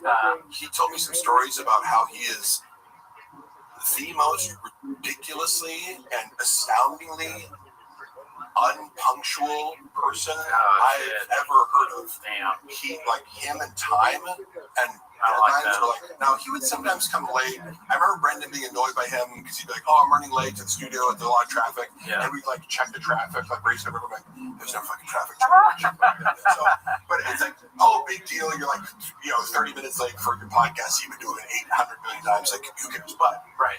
And I know, but Brendan did seem annoyed by it, fairly so, because like for the most part, Brendan's on time and kind of considers that like his big win. That it's like I just show up, and it's like, well, okay, you suck at your job, but yes, you did technically come on time.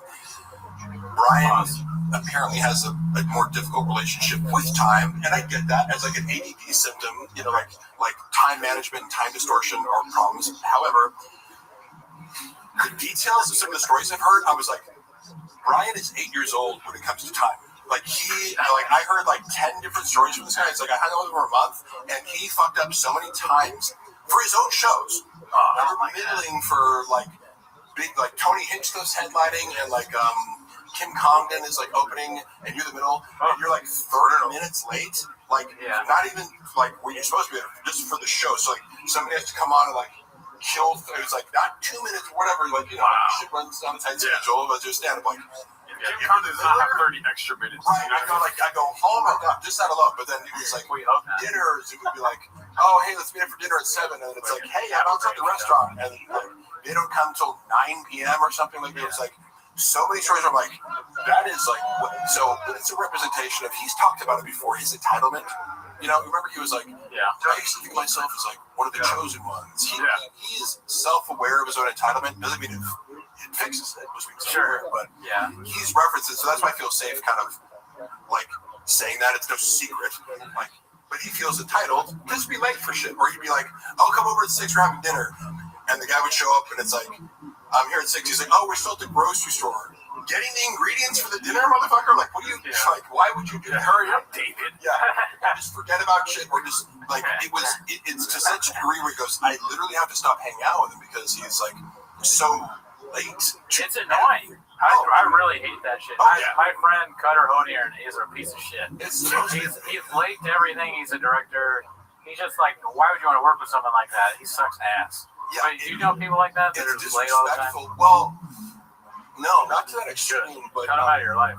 You can get away with it more. The more status you have, like, because you hear about these celebrities where it's like, you know, for example, I don't know if you're following the Blake Lively just Maldini lawsuit, but like, a little bit. You hear a lot about like actors holding shit up on set, like The Rock and Vin Diesel. Like they were talking about how like Vin Diesel would like hold up production. If you're an A-list actor and you want to have a temper tantrum, there's not much you can do to like force Vin Diesel out of his trailer if he doesn't want to show up. Right. It's gonna cost money, but what do you do? Fire him? Like there's no like mechanism in place to like punish you for not showing up on time. Yeah, what are you gonna do? Volume punch me? Yeah, so I was like, I know there's something there. I was like, what did he say? Thank God. 3 hits. Yeah, exactly. Figure it out. Trunkwood wants to know Tony Hinchcliffe. Go. Oh yeah. Tony Hinchcliffe. Do you guys have thoughts on Tony Hinchcliffe? Oh yeah, we do. Yeah. Go for it. He's terrible. Really? Oh no, I don't watch. He's absolutely horrendous at stand-up. Yeah. You know, he's another guy that was actually nice to me, kind of not unlike Jeff Dye when I met him, but his stand-up is just very bad. You said something that was very, I think, do you like when he's on Kill? Do you like Kill Tony the show? Not really. Okay. Yeah, I mean, here's the thing. Kill Tony show is great, right? But he's only a part of it by name. What I said the other day was that he's an open micer that got his way. Like the fantasies of an open micer, Tony Hinchcliffe for some reason can just achieve all those. Yeah. And without really the talent. To corroborate that, because I also met him. He was really nice to me. He made a funny joke about me. He called me like half man, half centaur, or some funny joke. And I was like, oh, that's funny. A funny roast, you know, that it wasn't mean. And my buddy, who is a comic in LA, seemed to have an issue. Like I brought him up once, and he was like, "That fucking guy walks around the Comedy Store like he's the fucking king of the universe." So apparently, he does rub people the wrong way if you interact. People say that. People have said that about him a lot. I mean, the only interaction I've had with him is I did Kill Tony once. He was nice to me on that, and then after the roast battle, he gave me some compliments. Yeah. So like both times I was like, and he didn't need to be nice. He could have slammed me because I bombed. So both times I was like, all right, well this guy's a nice guy, but that was before. So I do still feel bad about clowning him. Yeah. But my thing is I want to be as honest as possible. Yeah. His stand-up is god awful. We watched one shot, and you can't even find it online because it's. And they took it down, right? They took it down. I have seen him actually do that in person. The thing where he's like acting like a big deal. Yeah. I told the story in the pod before, but I was at the roast battle once, and he tried to make fun of this random open micer in the crowd. Yeah. And this open micer, I like the guy. Yeah. But again, I'm going to be honest. He is not funny. He is not good at stand-up. He's somebody who actually might kill me. So I love the guy. I love him. But he, at least at the time, he wasn't very good at stand-up. He said something back to Tony, and then Tony tried to slam him. It didn't go that well. But then the open micer was like, your special one shot, it's terrible. No one liked it. And he got a big pop, right? Yeah. And then Tony tried to come back at him, and it bombed. And then the open micer went back, but he was like, yeah. Too, when I remember, there's been some moments in my life. I remember we used to roast each other in my fraternity. We'd like, as part of the initiation, you could like anonymously roast people. You would tell one of the pledges to like, you'd write a roast, and I'd say Cootie, like, and so you would go about Cootie, you had to go Cootie, and small T that bitch. Mr. Cootie, is it not true that you're going to go get it, write some roast, right? Yeah. So you know it's coming from. So it was very fun. One dude,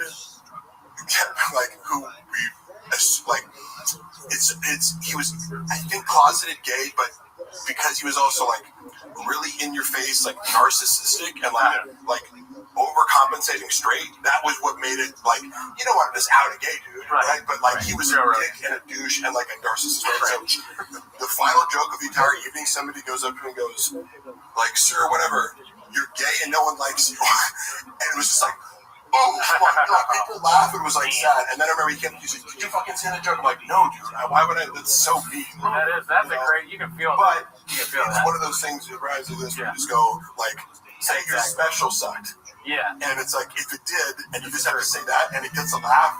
Like, what are you gonna do? Yeah, it was so much worse. It was so much worse than that because he kept trying to thank you. Oh yeah, and then you're trying to one up it. Yeah. And it's not working. It got worse and worse, and the crowd started chanting the open micer's name and like, Tony sucks, Tony sucks. Yeah, it was insane. I said this on the podcast, and 2 people messaged, or actually more than 2 people, they messaged me about it, about other times that exact same thing happened. So this has happened to Tony 3 times at least. Yeah. Random open mic. Somebody said Mark should sign up for Kill Tony, and if he gets pulled, do some shit.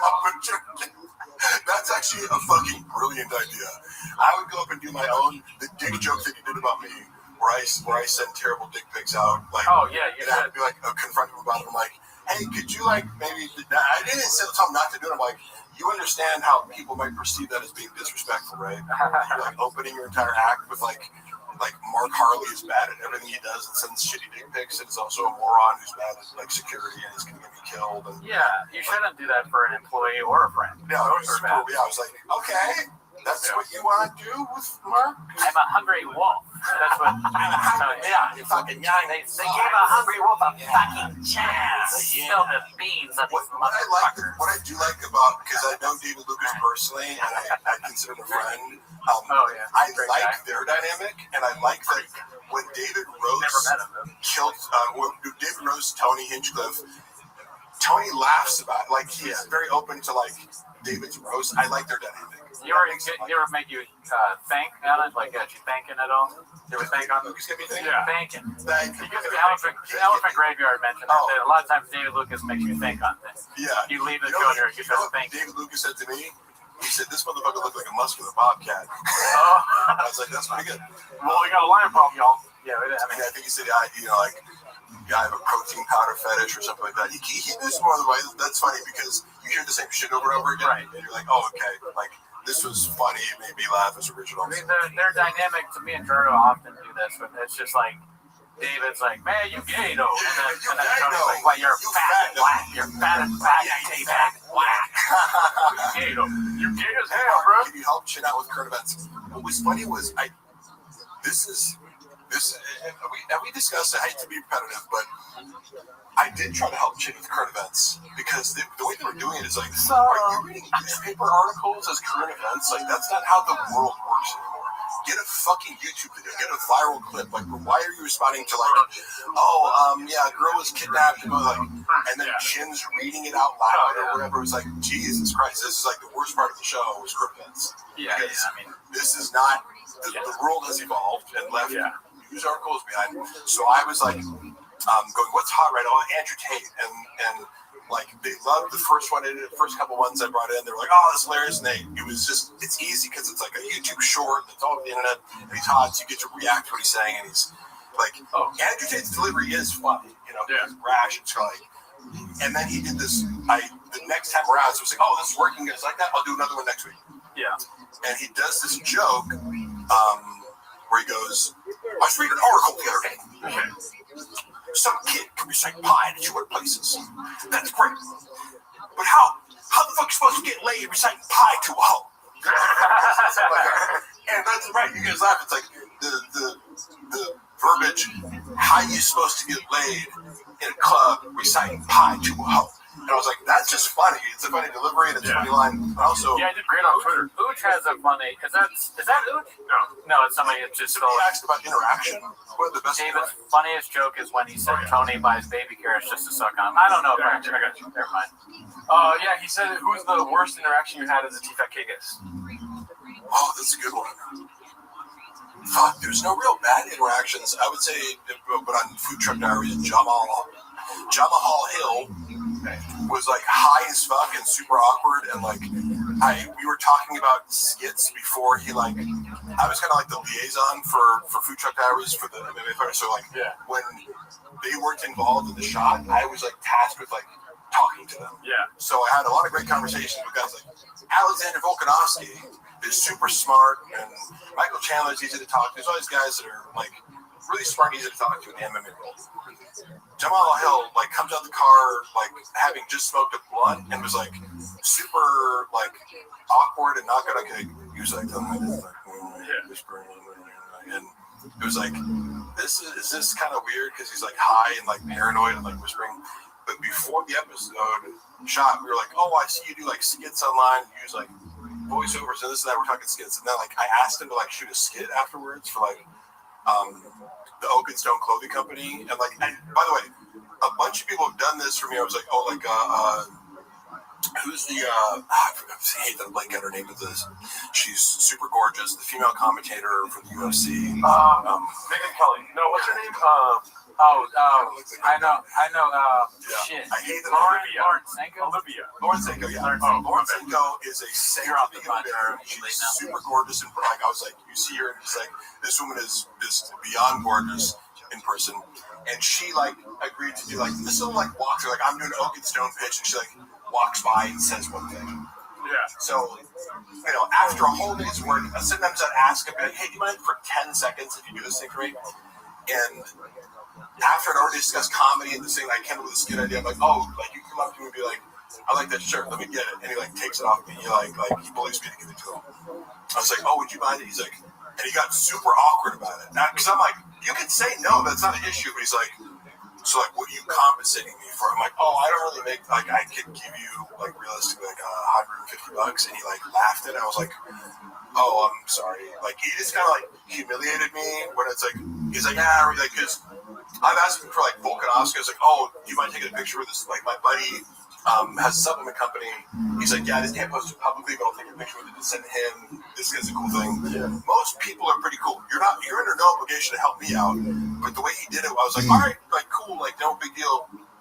But he made this huge deal about it, like I was about to give him $5,000 for like being in a social media video after he like kind of, we were talking about comedy earlier or whatever, and no, we should just get, which again, it's totally his right. If it would have ended there, I wouldn't be talking about it. But then I get a call from Brendan. He's like, did you fucking try to like get Jamal Hill to do a like promo? I'm like, how did that get back to you? Like, he's like, his manager called me. I'm like, did he? You know, like his manager, Jamal complained his manager, talk to you, or there was a woman there who came with Jamal Hill and like was this obvious like social climbing like bimbo. Later, you know, like disappeared and fucking like, you know, she came over and was like, oh hey, when you guys are doing the conducting business in the King of the Stay room for 2 hours, cool. You know, but she was there. I think Shab had left and she was still there. I think she must have like used it as a predicate to like reach out to Shab. She's like, oh, does he know like Mark and me, Jamal, and we're uncomfortable? Like, yeah, as a way to like kind of be like, oh, I'm not just looking out for your best interest, but like, why am I being reprimanded about asking a simple question to a guest? Like, we're in a production studio. Yeah. He just did, was he paid for this whole episode? Like, I like, it was just, because again, I'm totally open, Big said no, but Brent didn't even consider it. Was like, this was the worst episode of like Food Truck Diaries ever, and I don't disagree. Yeah. And that, again, he doesn't know me anything but a lifted salt taste smile because I'm just like, you could have not been a dick about it. Just because people who are bigger than you, like Laura Senko doing one for me was fucking so cool, and she's like gonna be, you know, bigger than, I don't know, I just think she has way more appeal than you on social media. That Jamal Hill? Sorry, I missed something. Yeah, although he is like, I mean, he was champion. It's just, he's become, the world is now seeing that he's very likable as he copes with his losses. Like, I was not a fan of his. It was funny because Brendan was like, he'll never be champion, and then he was. I was kind of like, wow. Like, it was funny that you kind of like said that to me. I was agnostic as far as his fighting skills, but Megan Olivia, no, it was Lauren Senko. Okay. Lauren Senko is gorgeous in person. Like, she looks hot on camera, saying in person, it's like, has Mark answered who Baba makes cleanup is used to whoever the fuck is there? Probably George or the janitors or did we inside info about the Pure Spectrum? Yes, okay, Pure Spectrum lawsuit. That's a great question. All I can say is Brendan introduced the idea of the Pure Spectrum lawsuit. It must have been 2021 because we were at Zoo Culture lifting alone, and my recollection is not exact at the time frame, but we were lifting there, and I wasn't yet working at Thick Boy So I believe it must have been like summer 2021. Somehow this gets brought up. He's like telling me that he had to sue them. Yeah. Right? And so his version of events, again, when I first know him, so I have no reason to distrust everything he says, which I now like. Anything that Chop says is like, take it with a grain of salt, because if it involves him being wrong and other people, like, and money and numbers, it's like none of this is potentially true. There could be a kernel of truth, or he could be flipping it entirely on its head to like project, you know, his bad deeds onto other people and reverse victim and offender. But he told me what is literally an upside down version of the story is on record now, which is he said this. I was working for the CBD company. Like, I got ownership stake in it. They like came to me and like offered me this. Yeah. Like, and he presented it as I'm getting like I own a portion of their business and it's like paying some sort of dividends each month and everything's going great. And then slowly that starts to dwindle down to the point where I'm going like, what's going on here? And I'm condensing this, but it's like the accusation that Shab was making is I'm being fraudulently, like, kind of my stock in the company's being diluted or something like that, or I'm being, like, what I should be getting is being artificially deflated, and I have to bring someone in and do, like, accounting, you know, like, and audit their numbers because I'm supposed to be getting, it's like, big check, and then it gets smaller and smaller and smaller, but, like, the company's growing. Like, he was like, there's some sort of inconsistency where my paycheck is suspiciously getting smaller for no reason. Then the lawsuit says, like, that's weird, like, that's crazy, and then you, like, you know, so you have to take legal action against this guy, you know, but in this story, he's the innocent victim of being swindled out of, like, a business deal. You know what I mean? He was unfairly treated by a guy who, like, Magic bean salesman. Yeah. It's like, this guy came in and just fucked me over, and I'm like, I gotta sue him. But then you read the lawsuit, and it's like, I can corroborate what he did here because I've seen him do the same thing elsewhere, which is one way you're getting paid is a flat fee to do social media posts, right? In-rain models, you know, whatever the total was something like $1,000 over the course of the relationship. Yeah. You know, whatever it is, we'll pay you $10K a month, but you have to do 2 Instagram feed posts and 8 stories or something. You know, you have these like requirements, right? Yeah, we call that a Black Rifle Buffalo, right? It's like you have to do it. Yeah. He did nothing. Yeah. He didn't post once, right? So it's like not just like, oh, we missed one here there. He was doing nothing. Maybe talked about his podcast, something like in his mind he justified it, but he was paid hundreds of thousands of dollars and just wasn't doing it. Like they look back at whatever time frame, they're like, hey, so it turns out you posted no posts and no stories. We have to stop doing that, or like we have to dissolve your ownership. So, and then the ownership of the company would be another source of revenue if it pays dividends. And then also like using a code, like use code SHOP, so you're getting the percentages of the sales using the code. Yeah. So 3 streams of income. Well, if you're not posting like the code, if you're not promoting it, you know, if you're not hitting the post, your pay is going to get docked. If you're not getting commissions, your pay is going to get docked. And then the ownership stake, I think, was negotiated because they were like, well, instead of us suing you for the $300,000 that we gave you to do nothing, how about you just like give us back the 10% of the company? Yeah.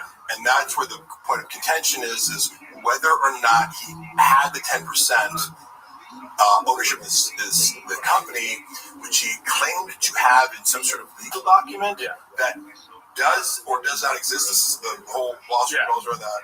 But it's alleged that he took $100,000 after dissolving his ownership stake to pretend that he still had the or claim legally that he still had the ownership stake.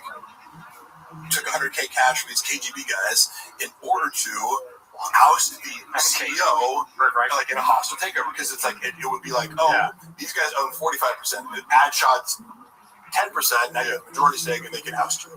That's like, so go, oh, that's great. The opposite of what you told me. Which one's true? Gee, wonder who's telling the truth. Yeah. You know? Sad, because at the end of the day, that whole CBD thing was about the kids. You know, giving CBD to kids for their type 1 diabetes. And I think he justified it, because I know he justified it some way. Probably him crying about it on a podcast once. It was like, I did the promotion. I talked about, CBD and how it cured my kids' seizures, and therefore, I am God now, and give me $500,000. When I see a kid, I'm just like, I see, you want any CBD? You know, like, and I do my jack, not unlike Pete Holmes with Magic Mind. I'm like, you want some Magic Mind? I give it to kids all the time. Yeah, this guy's a real narcissist. The boys are getting tired. You know what? I'm autistic, bitch. Hey. No, I was going to ask him about the CBD thing too. We want to talk about CBD, and you know what? If you have a problem with that, that's your problem. Why don't you go back to Also, Dallas? I love it. If you allege me of being a narcissist, why don't you use the diagnostic criteria? Oh, you don't know what the fuck you're talking about? There's 9 of them. Can you name them? Can you go into theory? You ever watch Sam Vaknin lecture on narcissistic personality disorder, borderline personality disorder? Oh, you almost forgot. Y'all must have Where are my pencils? Yeah, people accuse me of being a narcissist who know fuck nothing about narcissism or any form of personality disorder. Sounds like somebody's not watching YouTube. Oh, give me 1 second here. We got a guest coming in. Oh shit! We got a motherfucker zooming in. Oh shit! Who is it, Daddy? Oh, I don't think he's there yet. Okay, he's not there yet. Wait, let's not. Oh shit! Is that Brendan Walsh? Brandon, you got Brandon. Talk about Brandon. Another Brandon. What's up? What's up, Walsh? Dicey. Wait, you're up. Oh, you did, dude. Unmute. You're mute. I'm gonna text him. You're mute. Talk about Giz and 5 Mark. Yes, I am. Oh, there he goes. Yeah, dude. What's up? What's up, Walsh? How do you make it big? How can I hear him? Oh, are your headphones kind of fucked up or something? Let me see. Oh yeah. No, it's like this. Can you hear it now? And like, hello. Can you hear it? I'm lost in the sauce. Go ahead. I can't hear him though. I can hear him. With Brendan, we can hear you. It's just Mark can't hear you. Oh, okay. Yeah, you're good. Can you hear him? No. You mess with these a little bit, you'll see. Dude, so Walsh, what's up, man? We've been watching the 24-hour Gringo Poppy with Mark Harley. Sorry he couldn't be at the beginning. What are you up to? Have anything better you can be doing with your time? You can't hear him. I'm gonna take these. Oh, I'm gonna get my headphones. Yeah. It's all crazy here. Yeah, sorry. Yeah. Now I can't hear. Can you hear me? No. Oh, let me see here. Where are you at? Is that you? Is that you? Yeah, that's me. I got it. Okay, We're good. All right. Technical difficulties, but I can hear now. What's up? Now Walsh can't hear. I hear you. Okay, good. Chuck Walk difficulty. Where are you at right now? In Jackson. Nice. Great place. Never been. I'm fucking a lot of chicks. Oh hell yeah, dude. Hell yeah, dude. DMing. Have you guys ever talked or have you ever met Mark Harley? No. What's up, bro? Hey, real quick. How many chicks you fuck? I was just curious if you did have any hookups for addies and baddies while I'm here. Bro, I got all the hookups. I got friends in dark web places. So how's it going with the watching? I mean, We've watched it 15 times. We watched it a lot already. Yeah. We've got. I think I ever watched the whole season. Really? Yeah, it is pretty long. Walsh, do you have a favorite bit from the Gringo Poppy that you can remember? Oh, the I one? So you go mute again? I don't know why. I'm trying to fix this. We can't hear you. That's the other. Oh, he's muted. By the way, He's muted again. you think Bob is still on? Can you hear us? How about when I was working for Midway, Brendan was on so many substances every day. As like a business owner, it's like he's drunk, he's on kratom, he's popping Adderall, he's like nicotine. It was like. So I'm going to tell the story because we can't hear Brendan at the moment. Oh. We're trying to fix the audio. Tell the story of what Brendan being a drug addict. Yeah. It wouldn't surprise me if he got off of drugs. Like I don't think he's somebody who would necessarily misrepresent that because it was all pretty out in the open when he was doing this. Yeah, now we can hear Walsh. Sorry, so what was your favorite bit from Gringo Poppy? I think I like when he makes his eye go like this.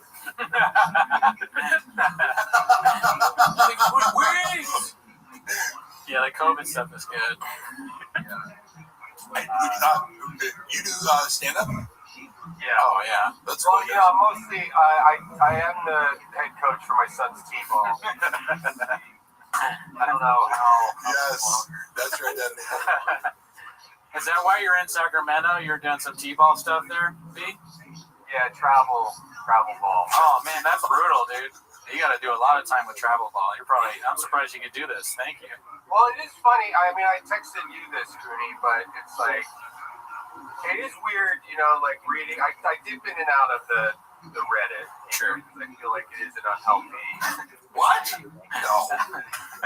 Get the fuck out of here. I do have the empathy too, where I'm like, God, could you imagine? Like, put yourself in his shoes. Like, imagine you stumble across a Reddit board where people are just picking apart every second of your life. Can I tell you though, I felt like that because I didn't know what it was, and then the first time I ever appeared on TVK, barely knowing Brendan or his history or the Reddit or anything, all of a sudden the next day I appear and I'm like, they bring me out as like a guy to talk about lifting weights and anabolics and dieting and stuff. So I'm like giving what I would consider benign advice to people, and then the next day, like, I'm being bombarded with like, you fucking ugly loser, you're the worst actor. Like, cause I at that time I only had like acting reels on my YouTube, and there's like thousands of comments like, you're the worst fucking actor ever. I'm like, what the fuck is this? Like, what did I do to these people? And having no concept. But then Brendan was also like, did you get a bunch of hate? Like, just want to let you know. So I'm like, I immediately dismissed the entire Reddit as being full of crazy people. But then you have to, so I was like, oh, okay, yeah, they're just lunatics. But then you go back and go, well, Brendan has been, a public narcissist who like compulsively lies on air for like a decade before this. So there's a reason for it, because he repeatedly makes these mistakes, even just, pronouncing words. He's a lolcow, but yes, it would be scary. However, if I was him, like, my best advice would be like, if you could go back in the time machine, lean the fuck into it, dude. Like, own the community or participate, or if it bothers you deeply, pretend like it doesn't. Otherwise, it's going to get bigger and eat you alive, Well, I'm just curious how he does process all of this. Yeah. He's aware of it. I mean, it's brutal. Everything in his go-to coping mechanism is anyone who's criticizing me is coming from a place of jealousy, which dismisses any criticism as legitimate because you're going, I'm superior to you. Over 100,000 people consistently. And honestly, it's illogical. That's what winds up sucking me back in, because I'll tell Cooney this too, where I'm like, I have better things to do with my time. I can't fucking this shit anymore. And then, I'll step away for a month or two for free, and it'll just be one of those things. Like, late at night, I'm fucking, everybody's in bed, those are asleep. My girl, that's the thing too. My name's Brendan. I'm a failed comedian. I'm a failed podcaster. It's watch sometimes because it's like, close, My wife's name is Johanna. Is it really? Taco Bell. She's on Taco Bell Mexican. Right. I mean, you can relate. That's part of what brings us in. See, the thing, what I would say, you asked, how tough is it to be in Brendan's shoes? But if you're in Brendan's shoes, your feet are going to be wet, remember? He drinks out of his shoes, so you can't do that. That's what sucks me back in, though, because it'll be late at night or whatever. For whatever reason, I'll be online just fucking wasting time. And I'll be like, I'll click on I'll go seek out, because I muted the TFATK Reddit, so I don't even get any suggestions, so I don't even know. When you go on Reddit, because again, I think Reddit's amazing, you know what I mean, for a lot of, as a social media app, if you want to call it that, but but I'll get away from it. And then I dip in for a second, and then it's like the guy. I mean, it's just nonstop hits. Like I'm like, what the fuck? What? That was one time when I left, and I came back, and it's when he got the fucking Chompy tattoo. Oh yeah. And I'm just like, yeah, the hits don't stop. As you're saying, he keeps outdoing himself. Brains hanging. And then he starts scrolling back, and there's people making references of shit where I'm like, well, wait, what does that even mean? What are they talking about there? And then you go and you find another jam. Yeah. I remember finding out Best Brains for the Arts. Oh, fuck, yeah. The clip was him attempting to discredit a group of black MMA commentators. Yeah. And you're just like, oh my god, you're like openly racist. Yeah, that was just legitimately a racist thing to say. Yeah. It made no sense. And it didn't make sense. I didn't even know what that. I didn't know where Best Brains came from. He was like, come on, these aren't the best brains. Because we're like a black panel. Yeah, it was like Cormier, I think, and somebody else is like, we get what you're doing. We get it. Yeah, it's all black. We get it. You're trying to do like the diversity hire thing. And it was just like, do you hear the words that are coming out of your mouth? Like, I mean, we were laughing about this today while she said, I just saw that movie 15 Years a Slave. And we hadn't heard that before. You're like, God damn, dude. But Shab is legitimately a racist. Oh, for sure. Knowing him privately, and I'm not going to say like the exact ways in which I feel comfortable saying. I don't believe it. Yeah, no way. I know Bobby guy. I've seen various shades of racism expressed, like depending on the circumstance. If we're completely alone and there's no one around, he's going to express racism in a certain way and more subtly in other ways, and it kind of slips out, even when he's on fucking camera and he knows everyone's watching him, he still can't help but be racist. But there's some sort of, simpletons are racists, right? But like, I always feel like, were you raised this way? Like, is your dad racist? Because I get empathy towards people. Look, if you were raised with certain terminology or attitudes towards other races because your father or parent, or your community acted that way and it's normalized, like, I met people from South Africa sometimes who are like, the way that they talk about black people, I'm like, that sounds really racist in America. Harold Chop was born in South Africa, Stat. Well, I got a question for you. So with the Reddit time, is it like in the house? Is it like Daddy's doing his Reddit time, or they're just already asleep? No, like don't disturb. I don't do anything until everybody's in bed generally. Okay. Otherwise, there's fucking weird some shit on TV. But it does get. I mean, I haven't been this bad in a while, but there was a period of time when I did have to step away. When it was literally the first thing I would look at. Grab my phone, check, whatever. If there was a text message, I looked at that, and then the first thing I would do is go on Reddit and see like this. But it's a testament to the creativity of the group. Addiction problems. Like going to it in the morning and there's nothing. You're like, damn it, there's something. The same post last night. Hair of the dog. I would like to put a plea out to everybody running the TFATK Bobby Lee, Reddit board. Right. Bobby Lee and the 300 pages. His cohorts. If we can please make a message across the board, because they did this with you, Mark, where I think they had to blur your face. Yeah. Can everybody please blur Callan's fucking feet when he's wearing a jacket? Yeah, dude, fucking on that board, to see that cocksucker sitting Indian style, goddamn flip-flop. Yeah, the Indian style is hilarious. Most offensive visual assault. Yeah. What a great call. Because you're like, is that even comfortable? With the big gay lion stuff. They please make it mandatory. If there's any clips showcasing Callan's feet, you heard it here. Delete the clip until the feet are pixelated. Well, it sounds like you're running for office here, dude. I mean, like, you're going to be in a cabinet. Brian Campbell, watch out. We got a new guy. Strong action. Skits and bits party.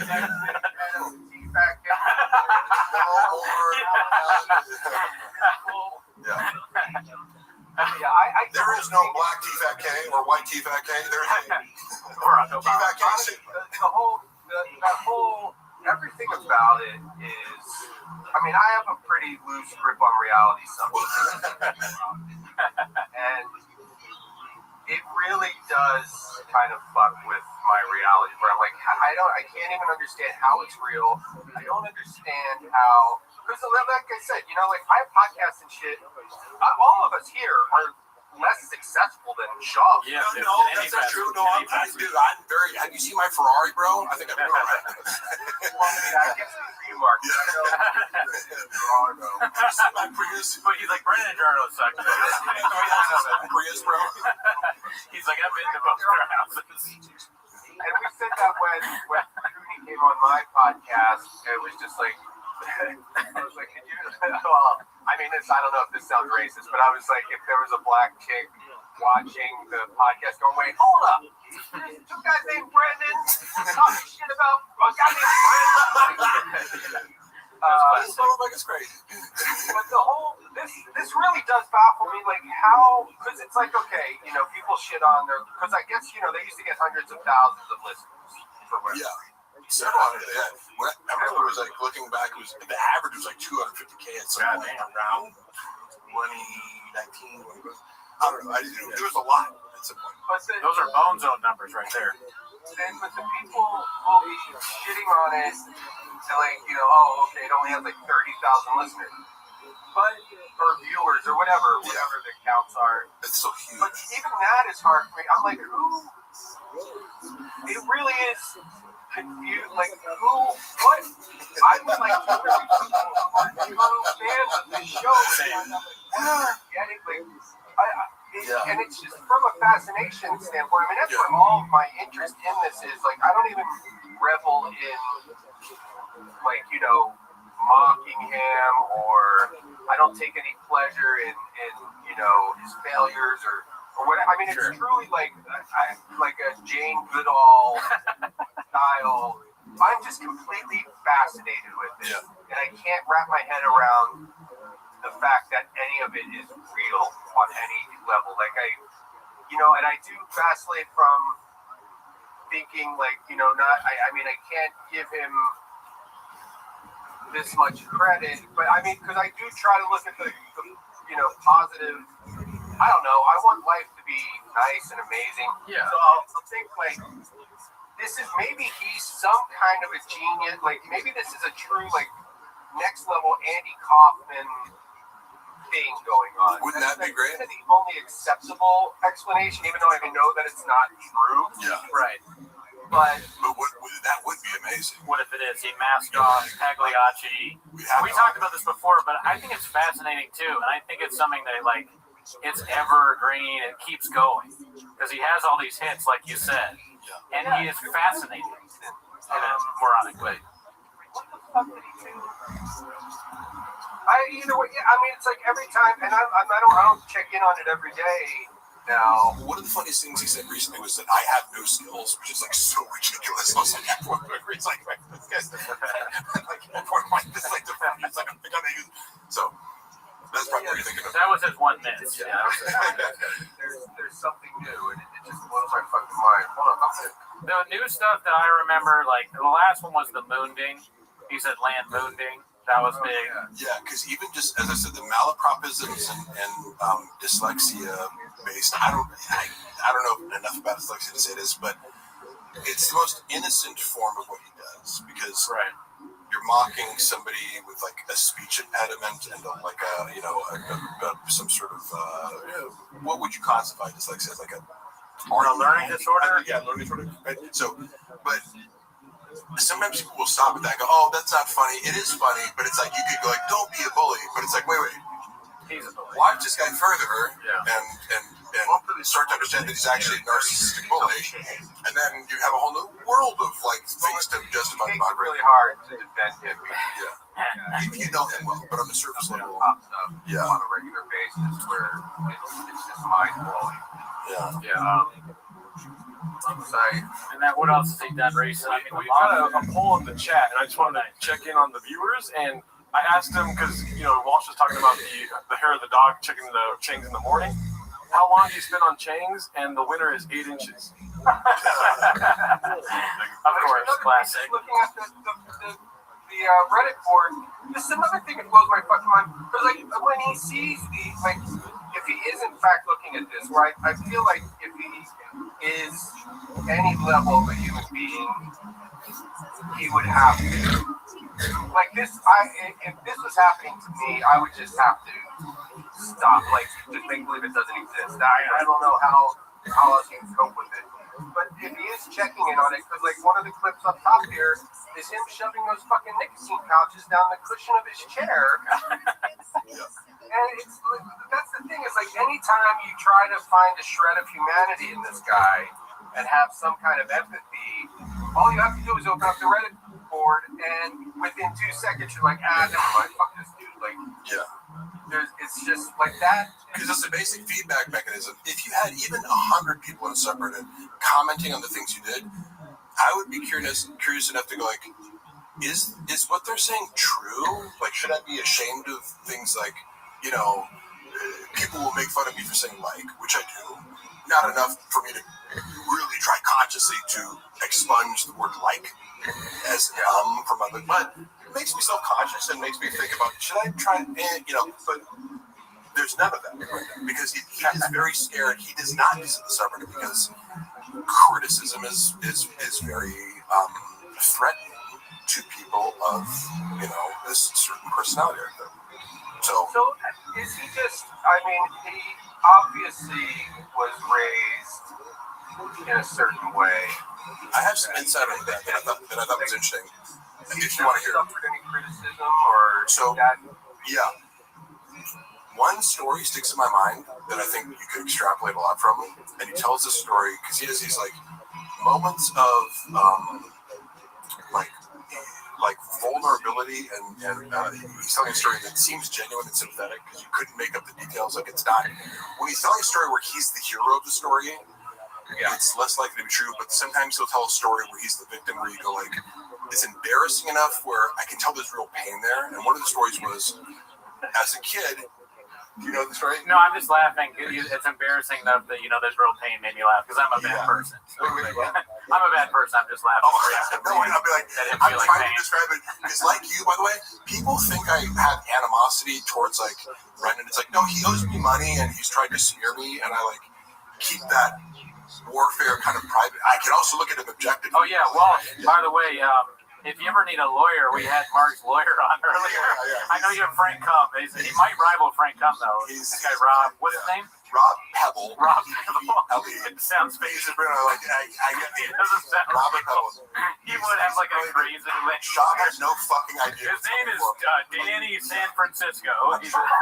Shop is banking on, like, because I did the settlement conference that went totally sideways because they were like, oh, here's like on paper you're owed $150,000. We'll offer you 2.5K. I was like, suck my fucking dick, bitch. Like, but my lawyer wasn't there. So they think I'm like, I don't have a lawyer. And I heard like basically what their defense is going to be because I heard the lawyers regurgitate what Brendan told them. I'm like, oh my God, like, you have no idea that he can't back up anything that he's saying here. But go ahead, believe that. I'm sorry, I derailed you. The story I was going to say is, as a child, let's say he was, I don't know, between 10 and 13 or something, he starts off by saying, I used to love strawberry ice cream. And if there's a gallon of Neapolitan ice cream, I would dig out all the strawberry ice cream. So it's fresh, like. Yeah, I hate to say this, but I'm familiar with this story. But not him being insight into his childhood trauma, because my parents, like, right, I can list off any flaws or whatever, but I go, to shame me about eating it's not something that would happen ever, even if I was fat, like saying you fat fuck or something, whatever his dad said, because he comes home and he's like, Brendan, did you eat all the fucking strawberry ice cream out of the, which is a stupid thing to do, but it's a kid thing to do. But like, clearly Brendan has always been self-absorbed, and he's like, I know, I'll just eat all my dad's fucking ice cream, like eat this one part of the ice cream to myself. And my dad yells in the room and just goes, did you know fucking strawberry ice cream? He's like, yeah. He's like, fat pig or fat fuck or fat pig or something. And his response, do you remember what his response was? He was like, oh fuck, it was like a dagger through my heart. So that was the moment where I'm like, oh, your dad hurt you. And trauma aside though, is the fact that he has managed to go this far in life with just, never really learning anything. I assume his dad is his dad funds everything he does. Like, he doesn't Like this his dad made actual success. You know, like actually made that like the Pentium chip or something like that. He did something where it was The diamond mines are pretty profitable. The emerald, he has the Emerald Empire. He actually built a business, you know, rather than you know. I mean, I'm surprised that there hasn't been like an actual. I mean, I guess there's like the you know, those YouTube channels like the Beige Frequency and Hell's Graveyard and shit. But I mean, this is just, he's such a fascinating guy, like to have a real true documentary made about this guy. Oh, yeah. But I guess you can't really keep up with it because by the time you're done editing, they're going to be like, he did 70,000 fucking crazy things. Yeah. That's facts. Documentary. Yeah. So there has to be like an ongoing like reality show. Like I don't know. Like a reality show would just be like a fucking. That's such a good idea. Because hive-minding is like, who's going to watch all this shit and come up with the, like, find the footage that matches him contradicting himself and previous things. I never watched that Beige Frequency documentary or whatever it was where it exposed all like the lies in his, like, before I met him. Because I met him and was like, oh, this is a guy who Chappelle Lacey opens for. Like, I had a clean slate as far as meeting him, so he just seemed pretty normal to me. And I didn't have an incentive. Once the subreddit like attacked me for like appearing in his world, I was like, oh, these are crazy people. So why would I seek out more information about this person when I feel unfairly attacked by them? I think. And then later you watch a page and be like, oh my god, he just lies about everything his whole life. You know? By the way, the chat is saying that you guys are on Baja mode. I don't know what that means. Thanks, chat. I think that you guys have a great idea with the reality show. I would watch that, but my thing has always been documentary on specifically the Gringo Coffee, because that is like the most important aspect of his work. I want to work. I'm being serious here. I want to work as. I was talking to Adam Sandler and Yasiel Puig the other day about this because we were discussing ideas and all that. And they were like, "Yeah, you got to do this. Like, this is your thing." That's something. But no, I do think that the main thing that I would like to see is a documentary on like the building of the set. Who wrote the stuff? Like, how did he come up with the jokes? Like, what is people's reaction to it? And then obviously Papa comes in it, and we interview him at some point, or the director does. I would like to contribute some things. Like I could add a few key things, not everything, but I go like, I was there for the conversations where, you know, I'm friends with the editor who's being tasked with like you're sending. It's difficult because I edited for Brendan. I learned how to edit for Brendan, and I was his normal paid editor. Was having trouble editing clips down to 90 seconds. Yeah. He'd be like, oh, here's a fun clip, get it down to a 90-second Instagram reel. Right. And I would treat him like a writing project. I'm like, okay, let me do this. You know, like I learned how to do that because, and then Brendan started trusting me, right, to like edit more. So I did have a little bit of editing experience. One of the things with the Gringo Poppy was he kept going, juice up the laughs more. Yeah. In his head, a stand-up comedy special is funnier. Juice up the laughs. If the laughs in the audience are louder, and so it was like repeated. It's like he sent it back. You know, he sent the dish back 4 times to the fucking kitchen to be like, warm it up. It's like, dude, how fucking loud do you think the laughs need to be? You know, so people might notice that it sounds ridiculous because it was ridiculous. Because you're like, dude. You want it more loud than that? Like, do you think it's going to make the jokes better? Are you tricking people into laughing? He doesn't know anything, yeah. And by the way, the reason I brought up the strawberry ice cream thing was the insight was he has an issue with seeing other people eat. I eat a tremendous amount of food, but I'm also in shape, right? And this is a difficult concept for him because I think one of the reasons he wanted to be friends with me was like, I think he thought he was going to get like ripped by osmosis. And I'm like, yeah, we can work out in the gym together. I also run 6 miles a day, and I also like eat a strict diet. And you know, if you want to get ripped, you have to like live the lifestyle, which I don't always. But if you want to get to 9% body fat, you have to do a lot of things, right? He believes that it's kind of like, oh, if I'm around this guy, I'm gonna, you know, and then probably became disappointed later. He has a very strange relationship with food. In that, like, he hates when other people are eating around him and he can't be eating because he publicly presents a facade that he's on a carnivore diet or he's on this diet, which means if he's around other people, he has to keep pretending that he's on carnivore or he's not eating or he's doing this. But then it's keto, man. Like, I had enough inside to be like, he's like, yeah, I stuck to the carnivore diet today, but then like, I had a pint of Ben and Jerry's. I'm like, you're not on carnivore. That's not a carnivore. Like, you can't be like, what a child. Oh, I ate steak, and then the next meal I ate, a bunch of candy. That's not a carnivore. You just ate steak and candy. He would say something crazy like, yeah, I'm on the carnivore diet, but I ate 10 bags of Skittles yesterday. It's like, that was every day with him. I don't think he stuck to a diet for more than 18 hours at a time. So I go, well, you wonder why you're not losing weight. It's because you just, like, you're eating an additional 1,000 calories of fat every day. So, but he would, in the green room, because, like, in the green room, he's in charge, right? The Oprah isn't on there, but that's where we get fed, right? So I'm ordering, like, oh, can I get, 2 orders of chicken tenders? Because I eat a lot of fucking food. And if it's Saturday, yeah, I eat good all week. I'm going to have some fucking chocolate cake or something because it's free at the Improv or, He hated it. He'd be like, Jesus Christ, Mark. Like, I'm like, do you think you can shame me for eating a lot? Like, I'm like, that's not how that works, bitch. Like, he sees your joy. Yeah, I'm going to rather be in front of you and have no shame. You have shame over eating. Yeah. And that's your problem. But I see you trying to shame me the same way your dad shamed you. And this is part of a body dysmorphia or eating disorder complex that you have that it becomes very transparent because he has this like contempt, for other people eating around him, and multiple stories that seem like when but the moment he can get in private, like he wouldn't want to eat before show, but then after show, he's like, let's go get pizza. I'm like, aren't we supposed to be dieting or like, you want to go get pizza at 1 a.m.? Like, He's like, Chuck E. Cheese. Let's go to Chuck E. Cheese. My relationship with food. They have a cat there. And I get it. I'm going to off here real quick. But do you think he would his, narcissism, would he give, if somebody did present him with making a weekly reality show with him, would his narcissism outweigh his... Do you think he would allow that? So would he allow a camera crew to film him and his family? If it was, yes. If you pitched it to him as this is something that's going to glorify you and humanize you, which I when I came into his world, I was like, because I'm a writer, I go, and a student of storytelling, I go, the best thing you can do is to counter the narrative from the subreddit, which they've co-opted your life story, right? And they're telling it for you because you don't want to tell yourself accurately.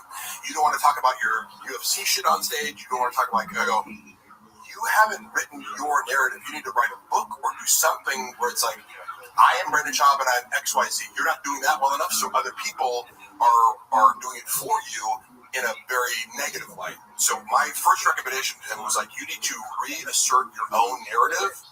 Hire a ghostwriter, hire me, hire whatever, but what you're not doing, like from a publicist standpoint, is framing your narrative correctly.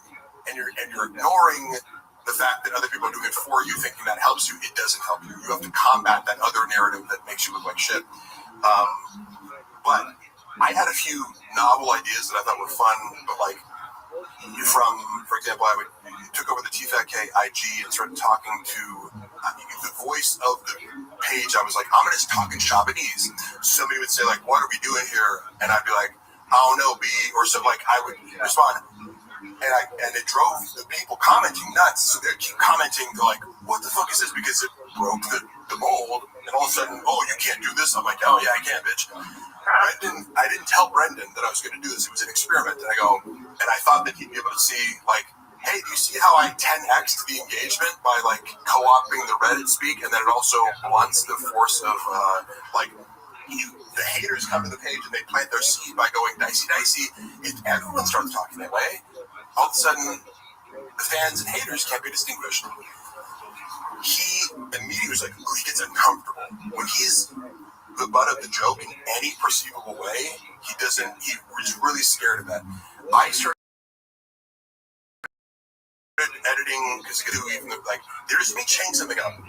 I started editing the clips in a way where like I'd have these like weird zoom ins and kind of like do like a little bit different editing style for the clips, because it's just normal. But Brian and Brendan, because of their egomania, like, and self-absorption, like, no, like, we're funny on our own. They don't, it's like, hey, guess what? Like, I study comedy too, bitch. like, you're not the only person in the world who has ideas about comedy. They always thought they were like, let me teach you about comedy. I'm like, okay, I've been a screenwriter for 20 years, but go ahead. Like, if any idea, this put them at the butt of the joke, because the clips, by zooming in on certain things that Brendan would say when he's like stuttering or something like that, it was funnier, but it made him the butt of the joke rather than like, oh, we're telling a funny story. But if you do something like that, and I'd be like, I'd edit it in such a way that zoomed in on his mouth. So you were editing them to show that? And they hated it. And I have a couple examples of what I did that I can show. Like, they're probably still up there, but they were like, they also, again, I was taking. Who's they? Brendan and Brian. Okay. And the creative director at the time, because creative director. No, this guy, he's actually very talented. He quit. Right. He quit, and I heard the conversation. And I was the only person in the studio. And the next day, Brendan goes, "I had to fire this guy." And I'm like, "You didn't fire him. He quit. He told you that you were the worst boss he'd ever had." Like, I was what? I was there. I heard the phone call. Like, how are you instantly turning this into something that's the complete opposite of what happened? But he had to explain to Brendan, because he tells me, he's like, Brendan's like upset about the reels while you're editing them, and he doesn't understand that like you're open to feedback and just trying things, and that this is a style, like an artistic style that you're experimenting with. And Brendan thought that I was like going to be too sensitive to I'm like, I can edit it. This is harder to do. So like, if you want me to edit it the easy way, sure, I can give you 3 normal shitty reels. But these ones are getting more engagement because it's weirder and more kind of like watchable, and but they hate anything that makes them the butt of the joke. So any novel idea I had, like you're proposing, of like a reality show. Well, yeah, if the reality show, if he knew that it would end up being something that was reliant on his stupidity and errors being the source of comedy, rather than him being just a funny person who's telling funny stories and roasting other people. Like, if it was like, watch Shop roast his kids and his family and his loved ones, and like he's the only normal sane person, in the household, that's his style of comedy. Everyone around me is stupid and incompetent, and I'm just a normal cool guy enduring all the idiots around me.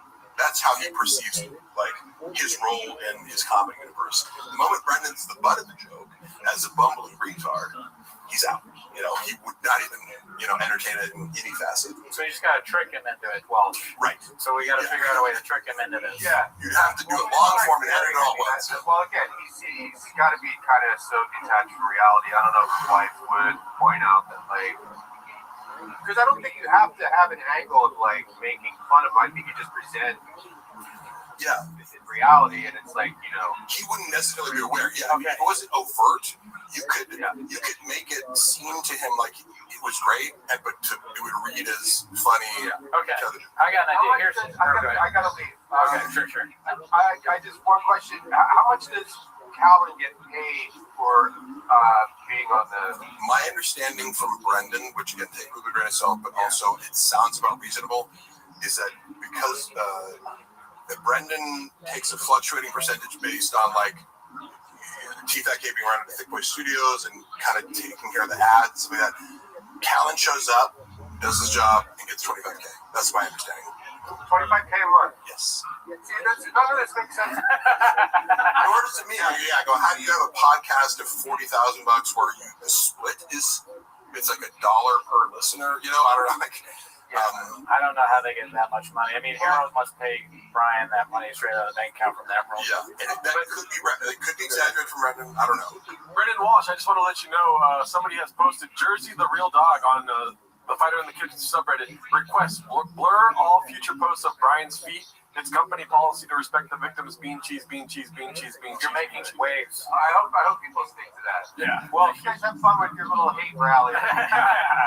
All right. Well, you and me, we're gonna do Windy City Heat 2 with Brendan Schaub. Okay. That's our next business plan. All right. Love you. Bye. Nice meeting you, big. Nice meeting you. Thanks, bro. All right. See you. See you, Brendan. Wow, Brendan Walsh, world record pod. Check it out. Let's switch. Yeah. Here you go. Oh my gosh. Sorry, I've been running around. Let me see here. We have been playing the Gringo Poppy in the background that whole time. If anyone's wondering. How do you guys originally know Brendan? Just through comedy. Yeah, first I was I go from a Skits and Bits online. Bits. Yeah. So, Mark, what's the thoughts on college med beds? Oh my God, Joe Rogan is a redacted, unfunny. Peptides are very low consequence. Like, you can fuck up steroids and have some unintended consequences. Comedy by promoting other talentless, unfunny redacts to the top of the industry. Okay, so think about the 3 worst comedians of the Rogan sphere. Great question, Truckfoot. What do you think, Mark Harley? I was going to let you guys go first because I feel more comfortable shitting on comedians after actual comedians shit on comedians. Okay, 3 worst comedians of the Rogan series question. Tony Hayes put Bert Kreischer. Who's the 3rd? David Lucas. Oh, there you go. How dare you? It's so easy. That's my point. Oh, sorry. I mean, no, I'm just kidding. No, I'm glad you stick up. I will not stick up for your friends. Not enough people are sticking up for their friends these days. Yes. Yeah. I genuinely love David Lucas. We work out together. Like, he's just always been a cool guy to me. So. You guys play video games?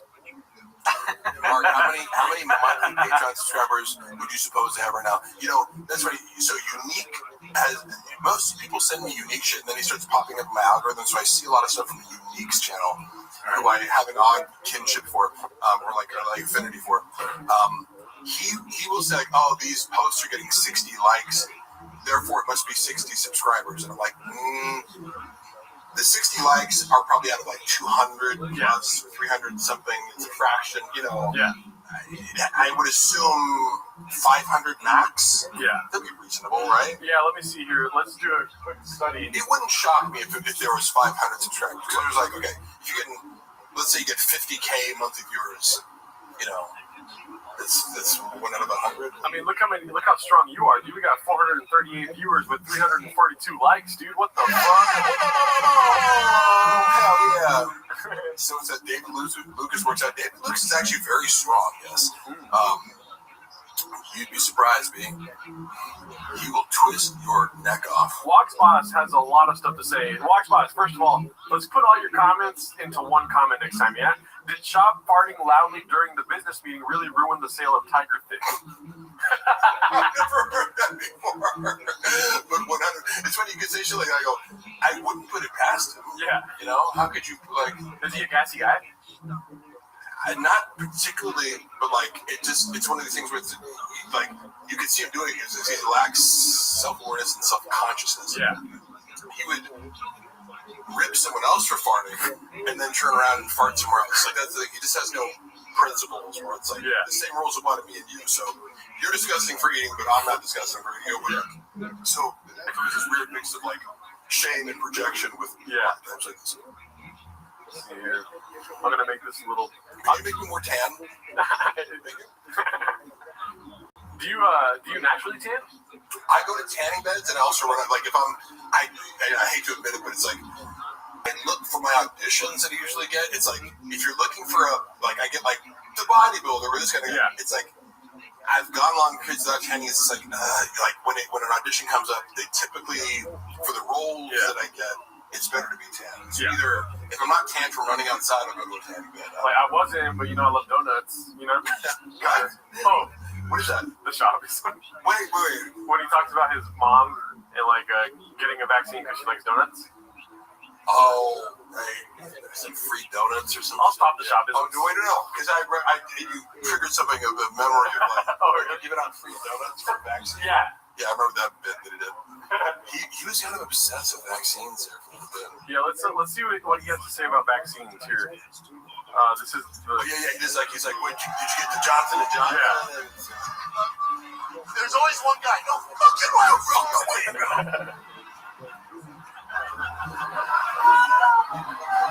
It's like that's he's not touching the something.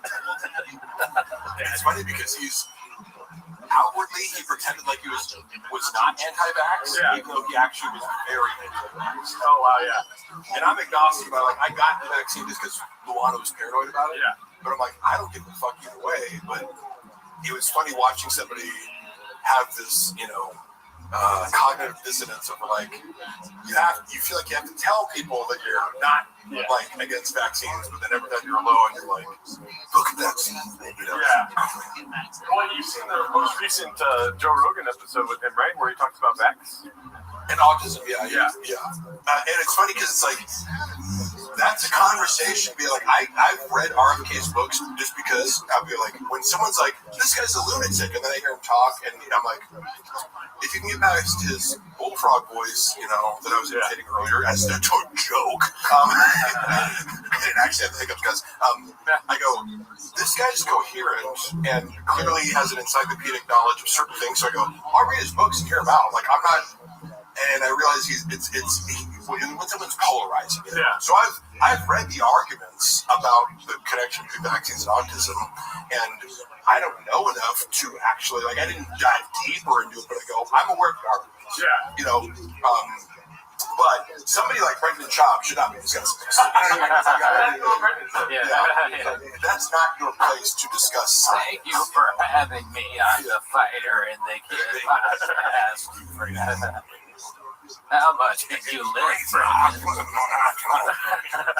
How many chicks did you I fucked 5 squirrels last night. I was driving around Central Park with a big black mirror in my SUV. And at night we fuck each other. I got a vaccine. RFK Gringo Bobby.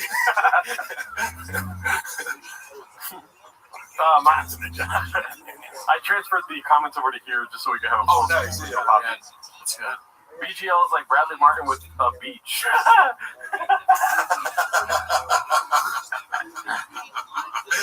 Oh man, did he do Bradley Martin? It was fun. You know, do people know about Bradley Martin and Brendan Schaub's dynamic? What's their dynamic? I know that he won money. Yeah, like it was just funny because when they first started talking, it was like I got to witness them first hanging out, and it was always funny because I think like had I not been with Bradley's so sensitive to like social status, he would have completely ignored me. Yeah. All he cares about is like, are you in your 20s and like a rising social media star that I can take advantage of? And that's literally his only guess. So it's like he sees my gray hair and is like, well, next, like he would have like, I don't give a fuck about you, but like I see you paying a lot of attention to Brendan Schaub, and then like by virtue of me being in his orbit, he's like would like acknowledge me. No, he was nice to me. Yeah, like he was nice to me, and he gave me a ride at some point. Like I don't have any problem with Bradley Martin, but their dynamic was funny because like outwardly they're like, oh man, it was funny. Me and this guy was like Spider-Man meme, like you were the same person. Yeah. But then Brendan would talk mad shit about him behind his back because again, anyone who threatens him, he tells a story of like they were doing a podcast maybe, and something came up where he's like, someone's like, who's stronger between you two? And Brendan's version of the story was, or like Brendan's attempt to be diplomatic, right? Now, Bradley Martin's super strong. Like, he's not just a big dude. He can deadlift 700 pounds. He can bench 4 something. You know, it's like he's strong. So, and stronger than Brendan because that's what he does. Like, and you can just look at him and be like, yeah, okay, Brendan's strong, but like Bradley Martin's an actual power lifter. Yeah. So Brendan tries to answer the question first. He goes, "Oh, I'm sure, like, you know, he's trying to do like, you get me a deadlift, I get you a bench, or kind of, I'm sure there's some lifts that you get me." And Bradley's just like, "What the fuck are you talking about? I beat you in everything." Yeah. Which is true, right? Brendan was like so taken aback by that. Like he had to tell me that he's like, what a fucking egomaniac. I'm like, but he was just saying, like, you were trying to be like, oh yeah, I get you. It's like, but that's not true. I'm trying to do literally every lift. Yeah. Like, have you seen me squat 6 plates? Can you do that? You know, like, this is, you know. But in his mind, he's like, Jesus Christ, like this guy's insane. For the fact that I'm obviously I'm the star of the show. Yeah, like, there is a question I wanted to ask you that was in the chat here. My wife's not cool. Oh, and then he accused Bradley Martin of being gay. Because he was like, Brendan saw his girlfriend. But that's like saying, like, I breathed today. If you're in the shop, literally, I'm trying to tell you, like, that's another part of this whole, like, weird gay fascination was like, how many people do I have to hear you talk about being gay who you have no evidence for being gay, and it's either are you lying about the person being gay, which is super fucked up. Yeah. You spread a gay rumor about a straight. It's like how socially aggressive is that? Like passive aggressive, right? Be cool. Right, be cool, bro. Yeah, it's like, and then if the guy is actually gay, you think it's cool to just like out people who don't want to be outed? Like, what? You know? Look, if you walk in on a guy sucking dick, like you could be like, hey, I think Mark might be gay. I walked in, have a cappuccino with him. You know what I mean? Not the cappuccino. But the amount of times that I would watch him accuse someone of being gay with no evidence. The only evidence being he does something better than me. Bradley Martin's stronger than me. You know that guy's gay, right? Yeah, right. I mean, say it in a way where he goes, it's like, if you disagree with me, you're clearly not, it's like, you can't see it? Like, what? How he's gay? Yeah. Like, what part of Bradley Martin is gay? Like, that he's talking this chick that you like? Yeah. Is that what it is? That you tried to hit on? Well, you could always play your chops game and be like, well, dude, he could never be as gay as you. But I wanted to highlight this right here before it goes away. Kodachrome Graphics. Mark, do you have plans for a new podcast? If so, do you need a piece of an editor? Yes. Plug your podcast. Hit me up. Hit me up on Instagram if you want to do that. Me and Luana, as I mentioned before, we've been filming episodes of Hella Toxic, and basically I'm not going to release it without her permission, but we're arguing over the source of like the comedy. I'm like, the fact that you're walking off and getting mad and we're fighting is the source of like that's what. So we're kind of arguing. We shot a bunch of stuff, but and empathy for Luana, which is she doesn't have experience podcasting, and I am a little bit impatient. Like I could be more gentle. However, it's like as I'm setting everything up, and it's like hot outside, and turn off the AC. It's like I'm like sitting there sweating buckets, and she's like getting pretty. I'm like, hey, could you could you wait a little bit, or just not be in a bad mood when I'm like I'm doing all the work over here and sweating my ass up, and then you're like, I need to be Luana. I'm Luana. He's the Luana of the pod. What? I'm the Luana. He's the Luana of the pod. Yeah. I lose my shit. Yeah. Yeah. Is that true? Oh, yeah. Oh, you like in the setup and stuff like that? Yeah. All right. You have her have this on camera where I'm like, I'm annoying the fuck out of her, and then she like walks off. But I'm like, no, Luana, now she's mad about it. She's like, it doesn't make me look good. I'm like, nobody cares whether you look good. Like, I don't look good because I'm being annoying. Yeah. None of us have ever looked good at probably at all. It's like, so I'm currently trying to convince her to release this footage. Or I'm like, no, that's like, people don't want to see two people getting along. Swimming. It's like, hey, here's our like perfect fine relationship. I'm like, no, it's called Hella Toxic. I know. And then you guys are just getting along and everything's working. That's why I'm like the joke that I came up with that she admitted. She even told me on camera, like she walked out, she's like, so fucking thinking about the last episode every time. It's so stupid. I'm like, no, this is because you're doing what I predicted. You're walking off. Yeah, you're going to toxic. You know what you I'm out with your toxic. You should, in the intro, have you like lifting a car. That'd be great. That would be fucking hilarious. That's like the intro theme song. And then have her in the car like rolling her eyes like, here we go again. Kind of meaty fat chick, meaty delta. Let's go leaning into it, You should. That sounds good. But yeah, check out Hella Toxic. It's on Mark Harley's YouTube channel. There's just one episode out right now, but like, okay. The real truth about it, we released that first episode. It's the fake first episode because we filmed the real first episode, and we spent too long talking about like we'd just seen this movie Sinners. And we're both bitching about how we didn't like it, and she's like, certainly as we were about to get to a part where we had planned, which is we wanted to tell our narrative, and we were like we planned to like read out messages from where we first met 10 years ago, like on OkCupid when she was in Germany. I was like, well, I want to make that part of like the serial narrative aspect of it is. We're going to tell our story, but also just like banter. As I'm about to like pick up the binder with the thing, she's like, "This is fucking sucks." Like, and she's like, "Well," I'm like, "Wait, like, come back." Like, wait, no, that was fine. She's like, "We're talking about Sinners for 40 fucking minutes." I'm like, "It's okay." She thinks too much. Right? Yeah. It's like trust me. People aren't like, "Wait, they spent a minute too long on talking about a movie." People are just listening to it. Yeah. If you think too much, you don't get great shit. Like Gringo Pop, you didn't put any thought into this. No, exactly. Just put it on YouTube. Yeah. Part of I forget sometimes that I'm like. You have to practice that, and like just the art of releasing your inner critic and talking nonstop, right?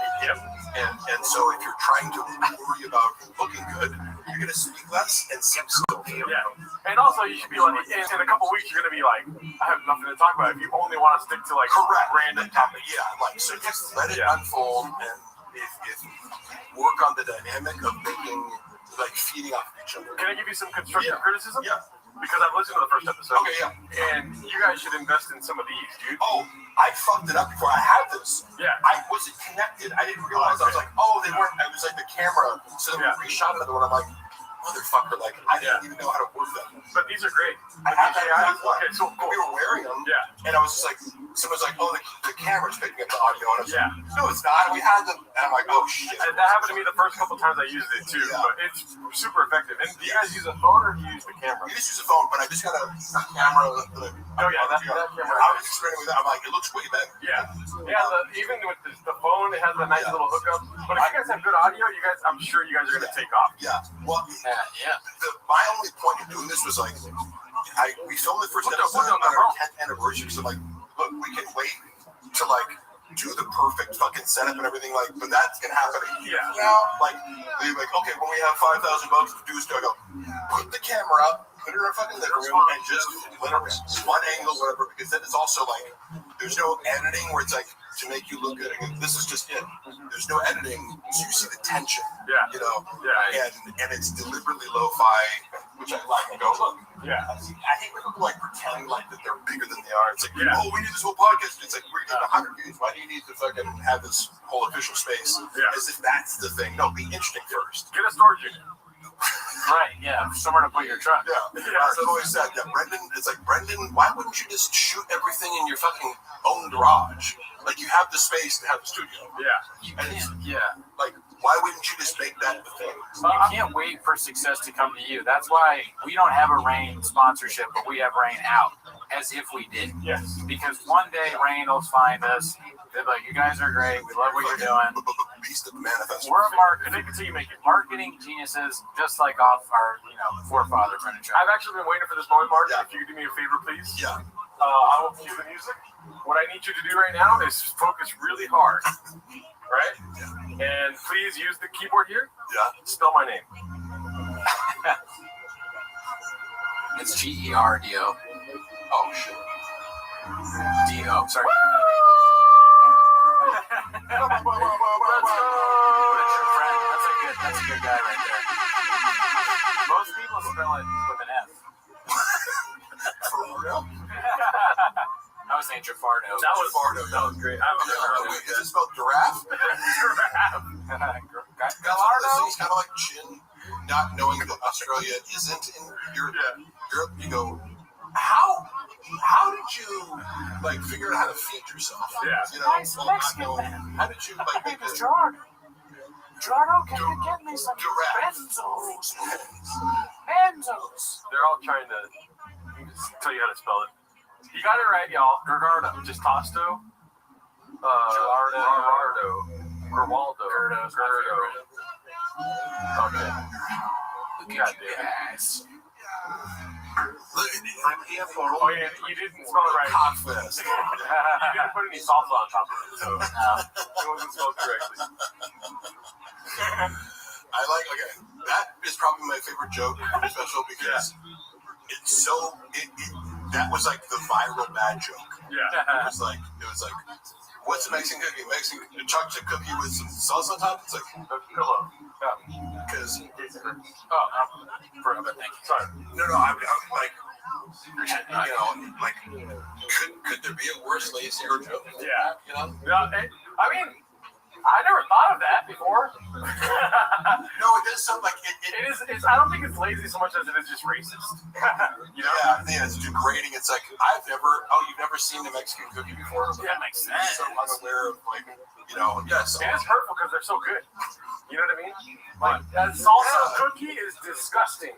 Yeah. But a Mexican cookie is Disneyland, dude. That's what I always say. Mexican cookie mean the thing you brought that one time specifically? Yeah. It also implies it's like, oh yes, Mexicans don't know how to make food. Yeah. Why would you put salsa on a cookie? Yeah. Yeah. Facts. Everyone knows Mexicans don't know how to make confections, They're really upset. They're saying my name is Sharpie. I don't know what that means. Jafardo. Greg Giraldo. Oh, I'm sorry I can't spell your fucking name, dude. I didn't sign up for a spelling bee. I signed up for a 24-hour fucking podcast starring BGL, dude. The flyer you sent me said BGL, 24 hours, we're not going to talk. You talk. Be careful, BGL. My car is very heavy, okay? Yeah, so. My manager. My car has a hybrid battery. We reenact that here. Yes, please. That'd be crazy. If we could water down the footage of what's actually out there, it'd be great. But yeah, but just what? This is what I do all the time. Hey, to have BGL lift your car. It's like a carnival act. Yeah, this is just a stunt that I do. It's my thing. He's the world's strongest threatening man. Oh, I'm sorry I abused a fucking car one time. I apologize to the car. The car's in court. The car got a temporary restraining order against me. You know, you couldn't do that to a truck, though. Hey, Mark, please confirm if Baba ever told you that he had baddie hour time with Whitney Cummings. Yeah. All the time. What? You're saying that Shab had sex with Whitney Cummings all the time? Yeah. I mean, I'm just saying, it's my honest perception of it. Oh, my God. I have actual confirmation of it, and my inference from, I'm not making a stretch, I'm not guessing. It's like my impression based on what he told me was that they had casual sex as friends over the course of 7 years. Yeah. So, I mean, according to him. Like, again, yeah, they take so that explains, like, you know, you brought I don't know why he'd lie about it. It's not like he's like, oh, my big flex is like, I'm fucking with you. I just had their friends, you know? Yeah, this is like, he brought up Sinners. It's like, that explains why Whitney Cummings lost her funny and Brendan Schaub got really funny. You know what I mean? He sucked it out like a vampire. Yes. He took her comedic ability to sex. Yeah, that was one of the things about Sinners where I'm like, wait, so you become a vampire and all of a sudden you're really good at playing the fiddle? Yeah. It was like, this is confusing me. I didn't like Sinners because the rules of the vampires were clear. I'm like, what is the... Okay. I'm like, you're introducing the vampire rules too late. Suspending your disbelief was like running over hurdles. It's like, I gotta suspend it. Yes. Well, it's like Whitney Cummings is like Sinners because she's a vampire skank. I gotta say, hey, you know what? I don't know what you guys think about this. I'm an interesting topic. Maybe we talk about it. When Whitney Cummings went on Flagrant, do you remember this episode? It kind of became, I think, a little bit viral for the fact that, like, my perception, I think other people's perceptions too, was they were like kind of ganging up on her and being a dick. And I was watching it, I'm kind of like, I try to not go out of my way, women and you're bullying. It's like, hey, you're a female comedian, you can fucking hang. Yeah. It was like, are you guys going, it seemed like they're going out of their way to like be a dick to her. And it made me uncomfortable. Well, now you're talking about the hierarchy of suck, which is like, where is Whitney Cummings compared to Flagrant? You know what I mean? Yeah. Well, like, I'm not even commenting on her comedy. I'm just like, why do you have someone on to be a dick to them? Yeah. You know what I mean? Like, I watch porn, but I'm not going to watch shit fuck shit. You know what I mean? If it's actually mean, it's probably lame. I mean, you could poke fun, I guess. I didn't see it, but she's better than they are. Like, I'm gonna say this: Whitney Cummings, funnier. Who wants to 60 Kimby? Whitney Cummings is funnier than Akash and Andrew Schultz and those goons on the couch. Yeah. Like, I know that people ripped one of her specials and I didn't watch. I was just like, oh, people really was bad. I won't watch. Like, I'm not gonna. People are like, oh, burn your boat sucks. I don't really feel the need to watch shitty stand-up specials. Yeah. Right. But like, you watch it every week. Like, I've seen Whitney. There was one where she had like an AI robot, and I was like, oh, that special was good. So I like some specials. Jokes isn't the one with the robot. Oh, no? Because we watched Jokes. I'm just saying, I don't think that Whitney Cummings is a bad, like, I know maybe some stuff she's put out was poorly achieved, but I've seen enough to go like, yeah, she can write jokes, she's better than Brendan, whatever, but I just remember watching the Flagrant episode being like, they're really going out of their way to like be like a group of guys kind of ganging up on her. She calls it out. She's like, "Are you guys like really doing this right now?" Yeah. And they go, "Oh, they're kind of gaslighting her, like, oh, just change it." It's like, but you're being meaner than like, you know, when Logan Paul's on the episode, you're kind of kissing his ass. Yeah. Like, Yeah. No, it's just. That's funny to be like treat Mike Majak way better than Whitney Cummings. Yeah. He's a god. Yeah. You can't insult that guy. It's just a little trashy to be like, but when a girl comes on, it's like, we're gonna bully her. Like, Like, I don't know. You gotta bully everybody if you're gonna bully. Yes, or nobody. Keep the same energy. Everybody get these jokes. Yeah, it's just weird to like crank it up like in a because it's not one-on-one, which I would get if you're like, okay, I'm gonna interview a girl a little bit differently, or maybe add some tension vibe to it, one-on-one. But it's like there's 6 dudes here. Yeah. It's like a couch full of guys, like all trying to like take their shot at like, you know, like roasting Whitney Cummings. She's horrifically bad at comedy, but so are they. Yeah. So it's not fair. Yeah.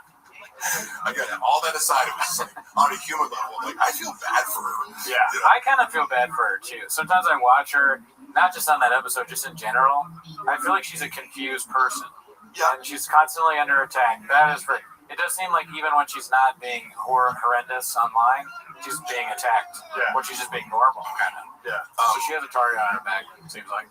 One thing, you know, so Tim Dillon riffed about this, about going over to her house, and it's like, he was like, you know, one of this great rants about it, he's like, you go over to her house, and it's like, you got a 27 hit with her. Like, he's describing, like, the, you know, menagerie of people that are at Whitney Cummings' house at a given moment, and I remember I saw that after Brendan Schaub had kind of confirmed, like said something similar to me in private, about, like, who hangs out with Whitney Cummings at her house? You know, like people who take drugs. It's like a weird mix of people. Kind of like January 6th shaman. They got a certain. I can see him there. There's a certain weird kind of eyeball collection of Hollywood people. The lady for the Cincinnati Reds that was racist back in the day, she died, but she's right there. Yeah. So Brendan described it. Like Tim Dillon, like ranted about it to her face. It was like really funny, and she was like laughing in acknowledgement that it was accurate. I'm like, that gave me some insight into like, I think she does probably use a lot of drugs. Like, oh, okay. Yeah. Who's the guy that killed Khashoggi? That guy? He's been Solomon or something. He's probably there. Oh, Khashoggi, fuck man. The Ayatollah's in the corner. For a second, I was thinking about that. God damn. I just imagine she picks people like her. Now she's gone right wing, so she can't have like Reese Witherspoon. Yeah, she's super right wing now. She can't have like fucking the Disney stars over now, but she's transitioned a little bit. She's gonna have more like right wing people, like Tucker, or maybe comes or whoever, Christine Levitt, and the I don't know, women that are conservative, I guess. Yeah, Tim Dillon. Women that are conservative. Oh, and Tim Dillon. Okay. I mean, I think she's somebody that just doesn't. She's not authentic. She's struggling with her thoughts, so she just asks herself, "What do people think?" And then she does that, you know. And so that's what you get. Oh, what's cool? She's a constant. Is this cool? Yeah. What's cool right now? Okay, that's a wow. Matt Rife's not cool anymore. Sometimes people will wake up and meditate or pray or something, but she wakes up and she goes, "What's cool?" Yeah, exactly. She checks TikTok like Walsh checks Reddit. Do you guys watch TikTok at all? Because I don't really, and I kind of like draw the line there. When someone sends me a TikTok link, I'm like, if you're not sending me this on the app because I'm not on there, iMessage me a fucking TikTok link. Same thing with Facebook. My mom, all over Facebook. For some reason, I'm a hypocrite because I go on IG, but I'm like, one social media app that's addictive is enough. TikTok is too much. A lot of those go unseen that I get sent because I'm just not on it. I just don't give a fuck. My sponsor sends me so many TikToks, and I just put the haha. I did the coonie. I put haha. Yeah. I blocked Gerardo and his mom too. I blocked them both. So he can't send me stuff. I exclusively send him Aspen Gold TikTok clips. I'm gonna block your dad too, just preemptively now. I'm thinking about it, because if he ever gets on TikTok, I don't want that. I don't want that.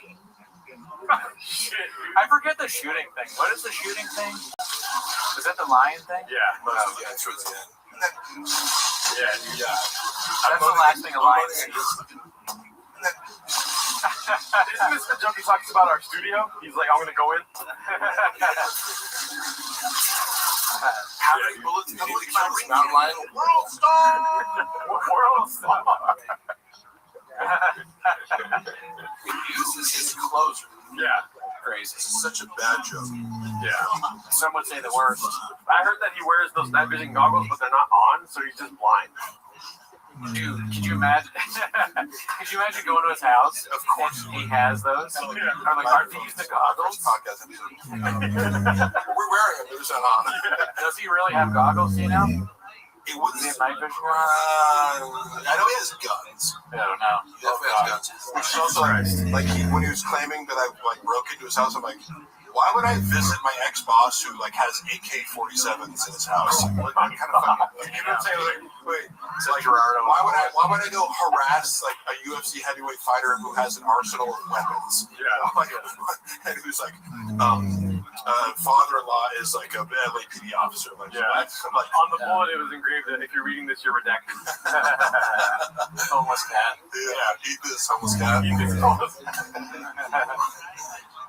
Fuck, man. Catch this, you blockbuster. He's definitely coming for us at some point. Yeah. You know, I'll fight to the death. It's a matter of when as opposed to if. I remember because it's funny, like when he chose to. I would love to. Earlier you asked about Akash making notes. Yeah. And one of the things I wanted to comment on was like. It's like this outline. How do you give notes on somebody on a stand-up special that's already been filmed? Yeah. You shot it, motherfucker. Yeah. It's like, hey, can you give me script notes on the movie? It's like, well, that would be at the script stage. You have to watch somebody's set and give them feedback. Yeah. Right? So he was doing a lot of like, can I get feedback on this, on his finished product? And it's like, well, unless I have access to all the footage and angles and jokes you took out, I can't, like, unless I have the raw footage, how can I give you a note? Somebody, editor, that would take weight, So I remember he was just like thirsting for, like, is this good?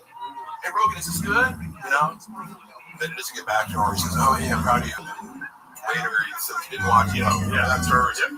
Did you watch it? You didn't watch it, Yeah. He's like, well, clearly he didn't fucking watch it, He was just like, yeah, hey, great job, buddy. Yeah. I'm doing 8 3-hour podcast. Definitely have time to watch. I mean, there is precedent for that, though, because I think it was Joe DeRosa just did his special. Yeah. And he said that he had already filmed it. I keep thinking it's whenever he's doing the What's Up Dallas. Let's see, because anyways, that's our donation. Cockfest. But Joe DeRosa filmed the special, right? They saw that by him. Ladies here tonight, I'm Bro Whisperer. I'm not used to that. I demo 18 to 30. We got your own mails. That's what I specialize in. Real cockfest. Yeah. I don't mind it though. I'm the Bro Whisperer. I'm the Bro Whisperer. Is Chin's family dishonored by him, Mark? Oh my God, that's an aggressive question. Probably not, because he's maintained steady employment. Have I told you? I don't know. I don't mean to be repetitive. The connection that I see between Korean culture, what I know about Korean culture via Malcolm Gladwell book, and do you know about this? Like, how I like Malcolm Gladwell books because he focuses on these little interesting like anecdotes that prove some broader point, like the 10,000 hour rule or whatever. One of his books talks about how Korean Airlines had a disproportionate number of crashes, and they tried to trace it back to like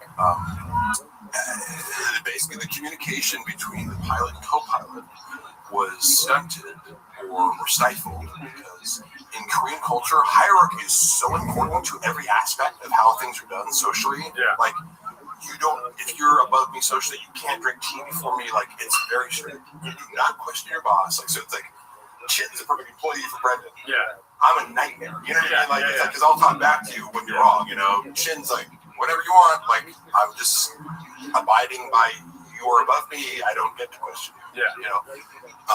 But also, Brendan, he likes that. Despite the fact that Chin isn't like offering new creative ideas. It's like, well, you kind of get one or the other. You're super loyal employee, shuts the fuck up all the time, or utilitarian. So he loves it, presents it. But I do see that as part of the reason. How do you survive in the shop universe? You have to be totally compliant. You have to be a shark. You never have swim and non-threat. You got to be. It's like he either has to have some sort of leverage over you, or be so vital, or whatever. It's like, like I said, Chris D'Elia is like, if you're funny enough, it's like Chris D'Elia can do no wrong just because he's like so vital to his world, he looks up so much to him. You're either like a god to him, or like an appliance that never questions. Yeah, he is like a Jeffrey Epstein-sized void of like, why does everyone keep Shop around? He's not funny, and he sounds like fucking terrible to be around. Here's the great guy. If you're socially above him, like D'Elia, Brendan makes it much easier for you to be around. He's not a high maintenance friend, because he's also sensitive to social hierarchies in the sense that, like, he's texting me around the clock as my employee, like transgressing boundaries, and knowing that I can't really be like, hey, dude, like, no more texts after 6 p.m. Yeah. You know, unless I want to lose, then he's going to find another reason to fire me or something. Yeah. He makes you understand that without saying it. But Chris D'Elia, he's not going to bother. Yeah. You know, he's going to go, he's going to tag along with Chris wherever he fucking goes, and he doesn't really hang out with these people outside of. Dude, you fired Mark, bro? Did you know? Yeah, That's I like Mark. Cardinal. I don't know what, I don't know where Mark is. He left, but I think it's like pretty cool. Like we've been drinking Mark Connell together, bro. No. Already no. Oh my god. I mean, Chris was way nicer though. Yeah, that's good. Do you think with Papa, like who do you think he thinks is the funniest person, or does he even like him? George Carlton. You didn't even know who George Carlton is. Yeah, because outside people like Jim Carrey, it's like obvious. Like how old are you? 34. Okay. Because I remember being. I grew up on Jim Carrey. Yeah, it's like that was the funniest motherfucker on the planet to me, and I still think it holds up. It's like he's like he is, you know, and he was the same comedian. Yeah. Went into acting, and I just think like he did MMA first, but yeah. But he's in the lineage of like Canadian you MMA. know, like I love looking back at like you know like physical comedy over the ages. It's like that is universal, and it's like an athletic mastery thing. Like when you watch him, it's like he was one of a kind for our time, but he is in this lineage of like everybody in the 40s and 50s. Like there are guys doing physical comedy. It's a skill. Yeah. You never know because it's like, oh, I used to love SNL. I was like, oh yeah, how did you like SNL? Name a skit that you liked. You know, so like he likes the idea of liking SNL. Yeah, and like again, we've heard that change. You'd be like, oh yeah, growing up, like my dad wanted me to be a star. My dad wanted me to be an NFL player. I want to be like, wait, what was the childhood dream again? What age? Worked on trucks. I was a comic book seller. Yeah. Like it's again, and some of like age frequencies, the person who can kind of like. I didn't see that. Like, oh, when you put all these things side to side, when he's telling some bullshit story on that Ari Shafir. He thinks like Jim Carrey is Elmo from Sesame Street. He's like, you know, the guy when he's red, you know, and you squeeze him, and he's some tickle him. Sometimes he laughs. Jim Carrey rules. Yeah, if you should hear like because you know, as comedians, you guys think about like not only who you like the most, but why you like them. Yeah. Maybe you should hear Brendan go like, why do you like Jim Carrey? Yeah. Articulate what you think is real about it. But I have heard a manager. I go, Did David Lucas get beat up in Mothership parking lot? I heard that. Oh shit! Does the Mothership have a parking lot? How dare you? This David Lucas slander I will not stand for. You are being racist right now, and I need you to stop. Okay? Oh, I think he's confusing it with the time where an owl landed on his arm. He falsely confused. Yeah. Did you get beat up in the parking lot, David? Is that an inside joke I'm missing? Yeah, he thinks that titties on your arm feel like an owl landing on it.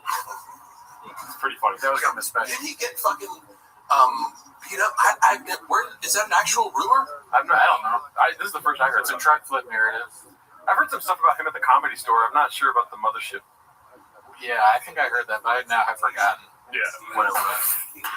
Does that surprise anyone? Great. No, like the David Lucas part of your brain is like it got conquered by Graves. Yeah, Graves is the Fourth Reich in his brain. You know what I mean? What's Graves? Oh no, that's kind of does sound like a nickname for Elf Draven. No, but I have Graves disease. It's like it's not a big deal, Papa. That's thyroid. Thyroid. Ever heard of it? Yes. But I take a pill. Yeah, FT-free. Yeah. And yes, exactly, dude. This guy's a doctor. Wow. I mean, listen, he knows his stuff. Like a doctor. Like Joey Diaz was talking to a doctor yesterday, and they'll admit this. It's like you can be more of an expert in certain very specific niches. Like a lot of bodybuilders probably know way more about anabolic compounds within your body versus doctors. They're not teaching you shit. You roughly know, but vaccines. Sometimes they'll go into like a checkup and they're like, "You're taking too much testosterone." I'm like, "Oh, good." They're like, "You should take 50 milligrams a week." I'm like, "Yeah, for sure." Like, shut up. You know, no fucking idea. Yeah, you should be able to be that small. Come on. You know.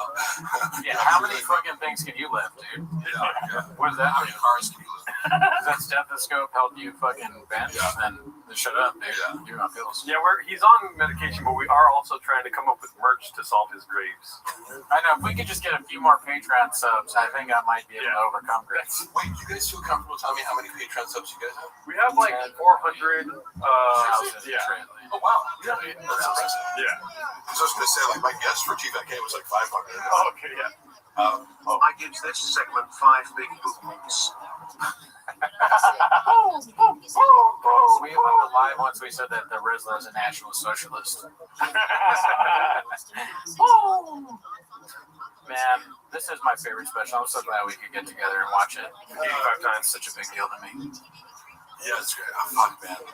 I can't believe I took part in this, and it was like such a big, like, team effort celebration. And the documentary has to be a docu-series, and one episode has to be called Marg with a G. And it's like, it has like AC/DC music playing, and like a silhouette of you. This is a joke of yours, but like I can actually. Oh no, this is not a joke of mine. No, this is not a joke. I'm being 100% serious. I'm sorry for. No, I like because I like the idea also of like books, for example, written as oral history is kind of like different. Like you just, it's like a story told of different perspectives about an event. Exactly. So The Last Dance is about the 6th championship. In that scope, they go back. I need to watch that. I want to watch it. Yeah. I know everyone loved it. So, like, for instance, this is his 6th championship, his 2nd special. You know, the Gringo Poppy. That's the lens, but then the scope of it all kind of goes back to this. Yes. You're part of it. The whole history with you would be an episode, and it goes back to, like, I don't know how to make a documentary about the special itself, like a joke he told or whatever. Yeah. Oh my god. But it would be like Brendan Schaub would need to be involved because Michael Jordan was involved. And then this is like, dude, he would make shot for shot remake. Oh my god. Shot for shot remake. You just like there's a way switch out everything shot for like Brendan Walsh was alluding to earlier, like to get him involved. I agree with you. It would be pivotal. You could do without him. 2 words, dude. 100 million. Are you think he's gonna say no to that? Of course not. Yeah. This guy committed fraud for $100,000. Exactly. Like after he'd already gotten like 2 words actually for you guys. We are rich. Yeah. Dude, could you imagine shot? I know that. No. Come on, just stay with me. We do a shot for shot remake. The part where Michael Jordan's like, and for some reason I took that personal. Yeah. It's Schaub on the laptop, but he's watching Sesame Street again. Yeah. You know, another element. For some reason I said giraffe. You know. North Korea with a PH. I'm trying to think of what shops I took that personal would be. Hurt both ways, like Bobby Lee. Oh yeah, the Reddit. Yeah, that's your perspective. Yeah. That's your fit the documentary because it's all these different people's perspectives. Andy Letterman. Yeah, that could be that. Oh my god, yeah. Who's Scottie Pippen? Brian Callen. Are you sure about that? No. What is it? I just wanted to do that. The thing is, like, his openers are better than him, you know. Like, whether it's whoever he brought up. We go through the whole lineup of the Chicago Bulls. Like, who's Scotty Kukoc? Who's fucking BJ Anderson or Tony Kukoc? Scotty, dude. Stay with me. From what I understand about the rivalry, by the way, between Scottie Pippen and Michael Jordan was so intense that they were like, they bet on like the size of their son's penises or something. Oh my it was like god, crazy! Like where, this is, I don't know that it's conceivable because these guys are like egomaniac competitors, right? Like, kind of. Mark, can I ask you though? Did you read that online, or is that a Tiger fact? You know what I mean? Thank you. Yeah, so we're gonna hear that idea. I'm like, no, this is fine. Like, it's triggering to people, or they like it, or whatever. But it's like, if you think you're gonna promote this fucking shitty whiskey without being polarizing, like they wanted it to be like, you know, some professional thing. I'm like, oh, cool. So who is the art director for the photo shoots that you want to do of like, you know, this elaborate Tiger thick whiskey promotion on a budget of nothing? Like what? You know, make it look like the Rock's page. Okay, cool. You want to do that with AI, or like, you know, you want to pay the Rock money? Yeah, or you want me to fucking troll people into following this page? Your choice. And then I stopped managing it, and 2 months later, it's like taken down. I remember commenting on it. I got blocked on the page because I was posting every day on it, and like I got fired for putting an extra C. Yeah, the 4th C. Yeah, which took it to a game. I was looking at screens because I got to review out my evidence. He was so fucking pissed at that. He was like, "Fuck!" Like he's telling, like, dude, like one person saw it on Facebook because it didn't even. You can't hyperlink on Instagram, so I went to a Facebook account. me and Jay are both like, there's a Facebook account, like, it's auto posting. None of us were aware of it. One person commented on it. It was like, no likes. One, hey, might want to check the spelling. And he's like, motherfucker. It was like as if he just like accidentally, uploaded a picture of himself fucking a dude to the internet, and he's like, oh my god. It's like, yeah, it's happening all of us. And then I get fired, and it was like, okay, so wait, like what? Like, I'm getting, and then, but you assume we got someone else lined up, right? And then I would watch it, like when I left, I was like, how come no one's posting to this page? And, hey, how's the replacement going? It's not been fixed. Yeah. We're actually in hour 5, y'all. What the hell?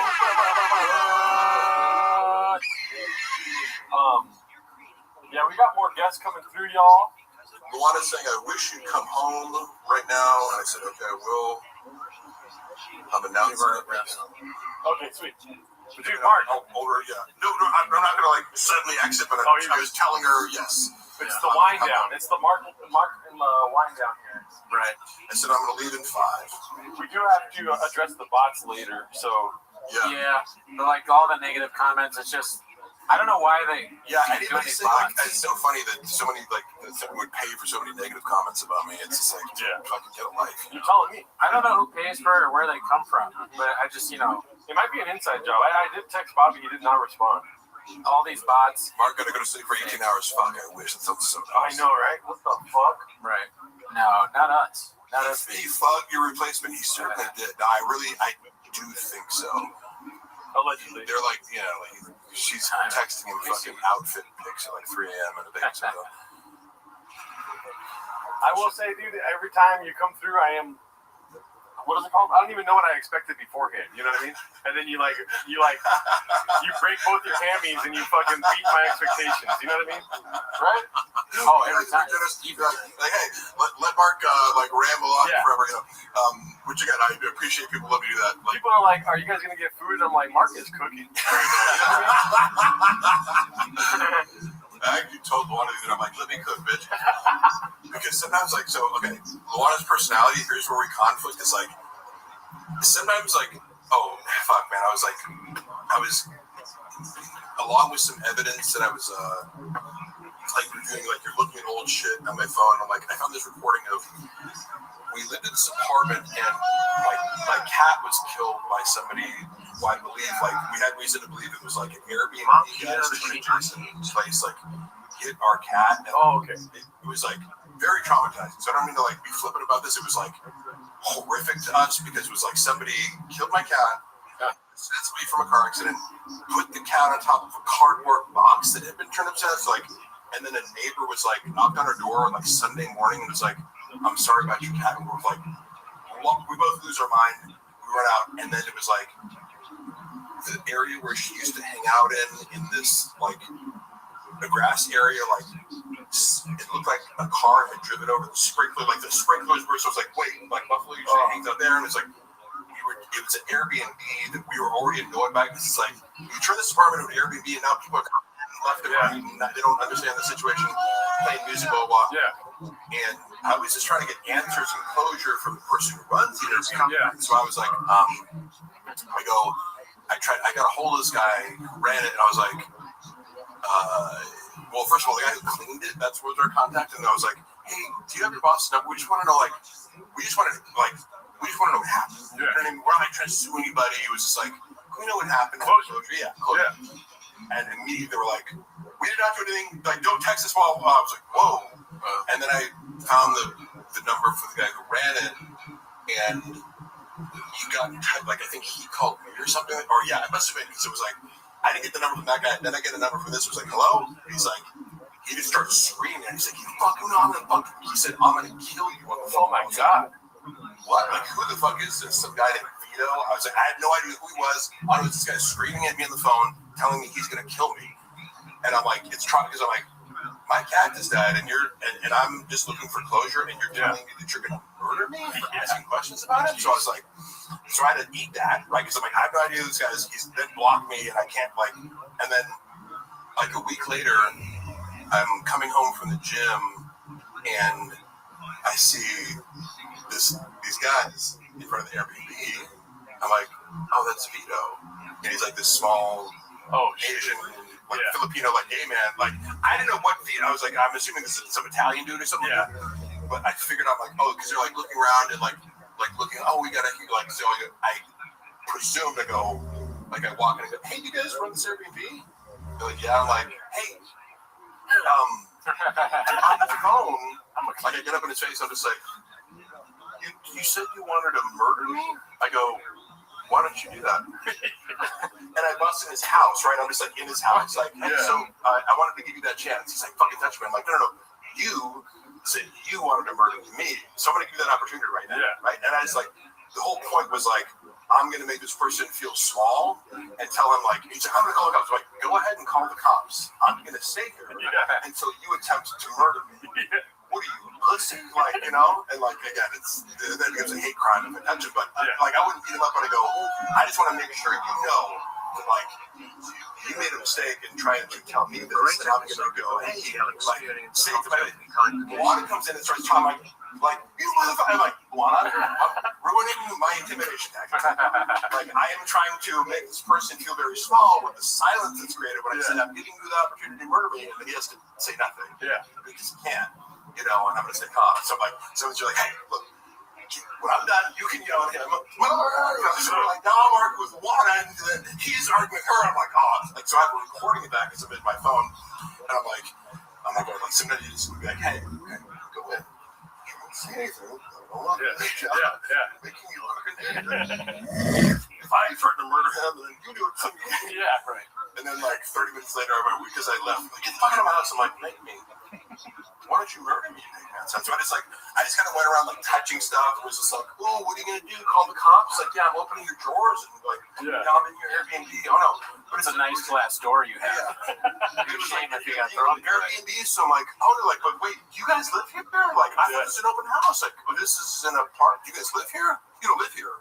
You rent it? What did I try to get them to admit, like, oh, you run an illegal Airbnb. Like, oh yeah, man, like, so what's your position here? You run live here or not? Or Tristan's open? Yeah. I'm hungry. Yeah, I'm just trying to like intimidate him, make him feel comfortable, make him go, get out! And realize he has no power. Yeah. Should call like until the cops escort me out, right? But I left on my own accord, but I felt like the job was done. Yeah. And then the cops, like 20 minutes later, come over to my house, and they're like, they're like, hey, were you in this guy's house? I'm like, yeah, I was. You can't do that. I'm like, I know. Thank you. No shit. You trying to arrest a lion officer? I don't know if that's a good idea for you. Yeah, bro. Try it. Try me right now, dude. There's a guy in college I knew who speaking of a shirt. One of the guys on the track team, he was being drunk and disorderly, got tased by the police at the party, and he like ripped the little things out and he goes, I'm an athlete, I can take it. Damn, I'm sorry to hear about your cat, dude. Yeah, sorry, man. I didn't like it is sincerely like losing a pet. Yeah. Super emotional. If I wanted to go there and think about it, I'm glossing over my emotions about it right now, but it was to get to the point of like you know, the humor of like when you want to be a tough guy and then your wife's like nagging you. It's like, hey, stop right now. Like I'm trying, you know. Yeah. Because that'll happen with the strong personality like Luana. Yeah. It's like, hey, you can have your shirt in a second. Right now I'm being the tough guy. Speaking of which, Luana doesn't have to come over now. Okay, yeah. Okay. Yeah. Want to eat something? Not sure if I can. I got a sausage for you, bitch. Oh, shit. Would you like poke or something? I'll do some poke. That's what I told my right hand that night. Yeah. But what is this? Yeah, I know, right? Dylan was like, Brendan Shops. A gay man. Shops a gay man. Yeah. It's a gay man. But it's accurate. This is a gay man on stage. But I just want to say before you get going that I'm so grateful that you came through. I'm so grateful. It's funny. And also, by the way, so having worked with a bunch of influencers who like, one of my biggest pet peeves the last few years has been like drones, multiple spans. So yeah, I hope so. So influencers do this. Hey, can you shoot right now? I'm like, motherfucker, what? Like, can you give me any warning whatsoever? So Brendan was really on top of it, being like, hey, like a month from now, shoot. And then he give me like every like appropriate update. So it's impossible for me to find like I do need that. Yeah. Like, oh yeah, all right, this today. Okay. Yeah, God. That was amazing. I mean, I appreciate the conscientiousness, and everyone out there should fucking remember that when you're trying to get people to actually show up for shit. Don't be like, hey, can you come to the Quarry Hills right now and shoot a skit? Yeah. No. Yeah. I'm in Seattle, man. For what? Fucking TikTok? Yeah, dude, I'm hanging out with Antoine Jameson. Get in line, bitch. Yeah, I really appreciate you guys having me over. We love you again so much. The fans love you, I dude. love you sincerely. All the stuff that I said about it being a very positive out of all the Brendan Schaub based reaction content channels, I do think you guys have probably the most positive, like kind of good spirited crowd. So thank you guys all for watching. As long as I wanted to stay for the full 24 hours. But, oh God, no, dude. It's gonna be hard for us. but you're gonna do it. You got. Look, you got. I'm sorry. I should have left some more reins. Oh no, you're good. This is my favorite flavor. Please take the reins. Take the reins. Yeah. I'll let Jesus take the wheel. Here we go. Yo. Here, real quick, come over here. Okay. Yeah. Yeah.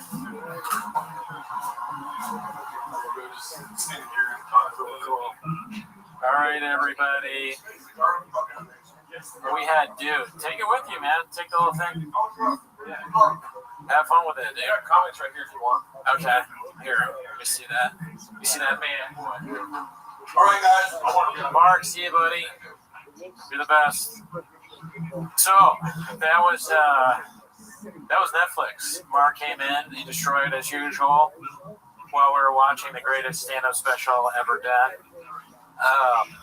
Yeah, what a comments, dude. Oh, 2 S words. Yeah, maybe Horn Brothers can be a thing. I'm not glad that the horn in the middle of my head is back. I had that surgically removed by a doctor. The doctor cut off. He said this is a real thing. I got a horn in the middle of my head, and the doctor cut it off. And I didn't think it was going to grow back, but I guess it's grown back. What's up, Mark Ramirez? Good to see you. Good to see you. Lando, it's been a while since I've seen you. TriStar, whoa. I feel like I haven't seen TriStar in a while. Tommy Jarvis, what'd you say? This is so great, Papas. You got good guests and everything. Yeah. Walsh, I mean, we want to get some more people on. It's been tricky to kind of like coordinate with everybody. But I think later on, It Doesn't Matter podcast is going to be on with us. Potentially, we got to reach out to a few other people. One big guest, obviously, and well, they're all big guests.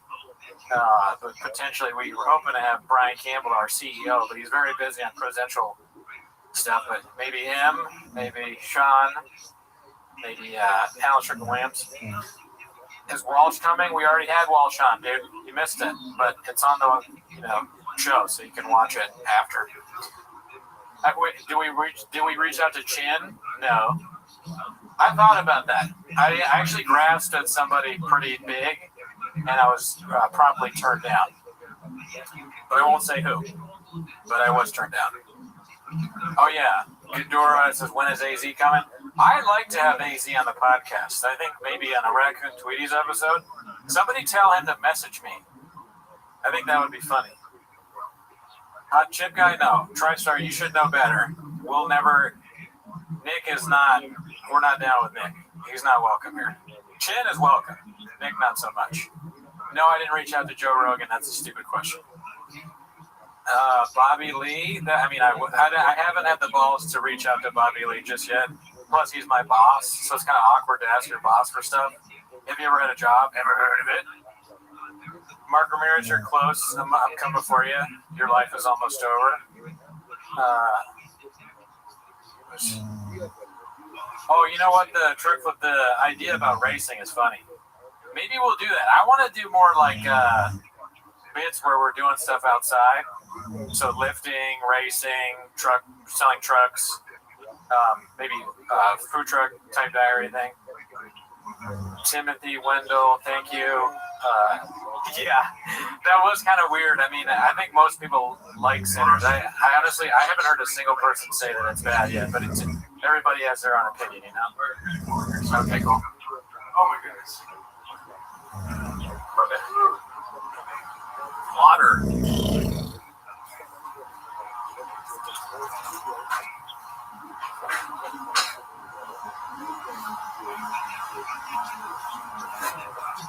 Oh man. Give it up for Gerardo, dude. Like organizing all this shit. I mean, how do you even film in this thing? Got chairs everywhere, different setups. I think we're probably gonna move back to the couch soon, so we can, because most of the guests are gonna be a Zoom. For that, we're not gonna have people show up in person going forward. Oh, balloon fart. We don't matter. We didn't count, dude. Oh, right on that.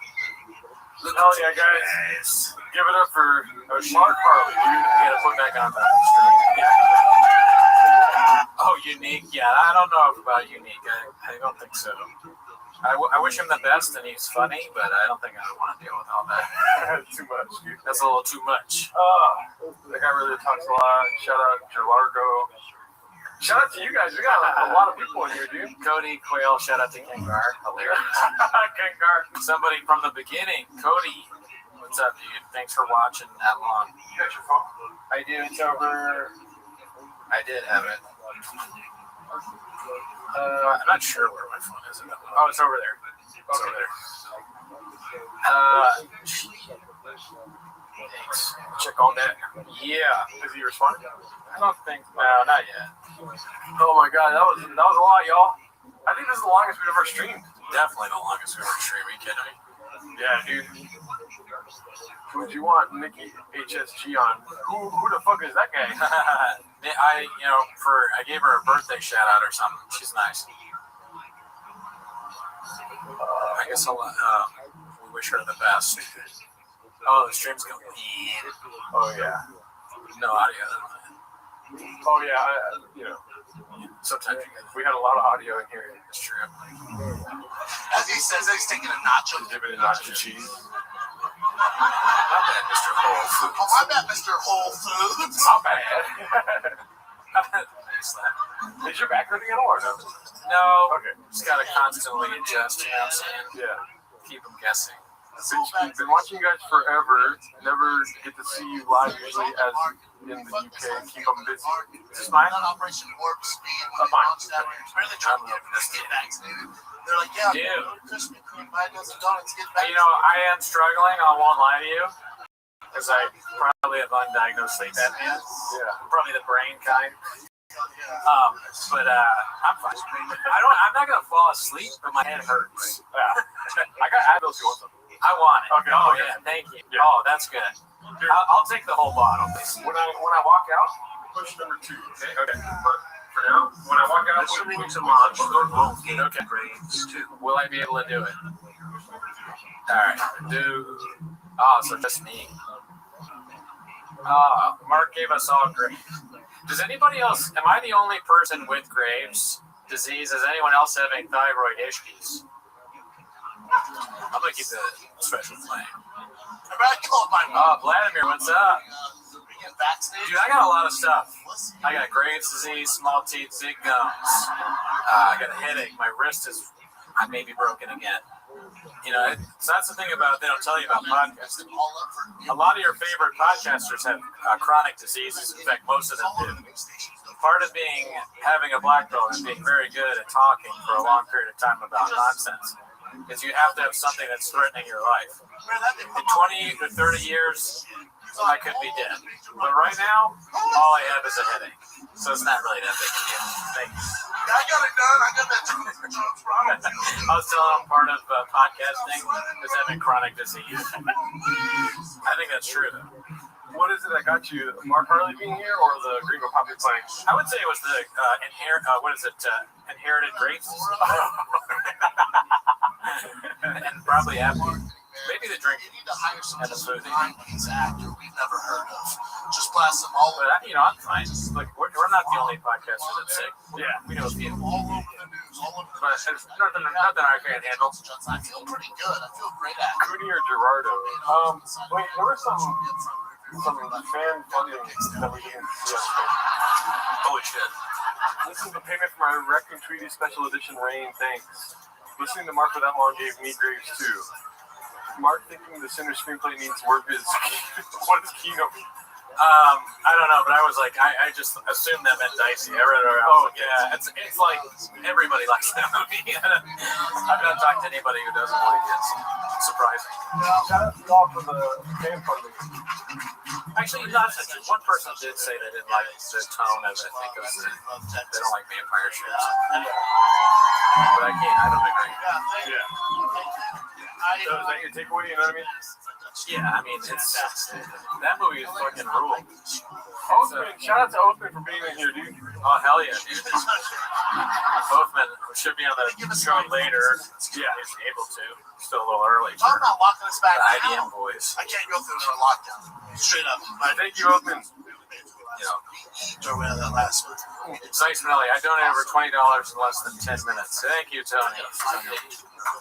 Yeah, dude, I stayed up until like 1 in the morning setting up this board. The MNXT says as soon as Cooney transitions to the couch, he's falling asleep. Yeah. Like a red, I should DoorDash Red Bull. I would drink this at gunpoint. I can get you Red Bull if you want. Do you have Red Bull? No, but I can go to the Aldi right here. If you want to. Yeah, I can do that. Make sure. Can you keep the Yeah, I mean, listen, I'll just keep talking to the chat. Okay, I'll go get 2 Red Bulls from you. Yeah. I got you. Fast. Yeah, you're good. That's what, when Gerardo leaves and he's getting a drink from me, and I'll just make fun of him. I also, what's it called? I got a free trial on Zoom, so we're good. Oh, sick. Yeah, gotta cancel that. Yeah, I'll keep an eye on it. Yeah. And would you rather sit on the couch or no? Up to you, bro. I'm fine here or there. Everything's already set up for the couch if you want.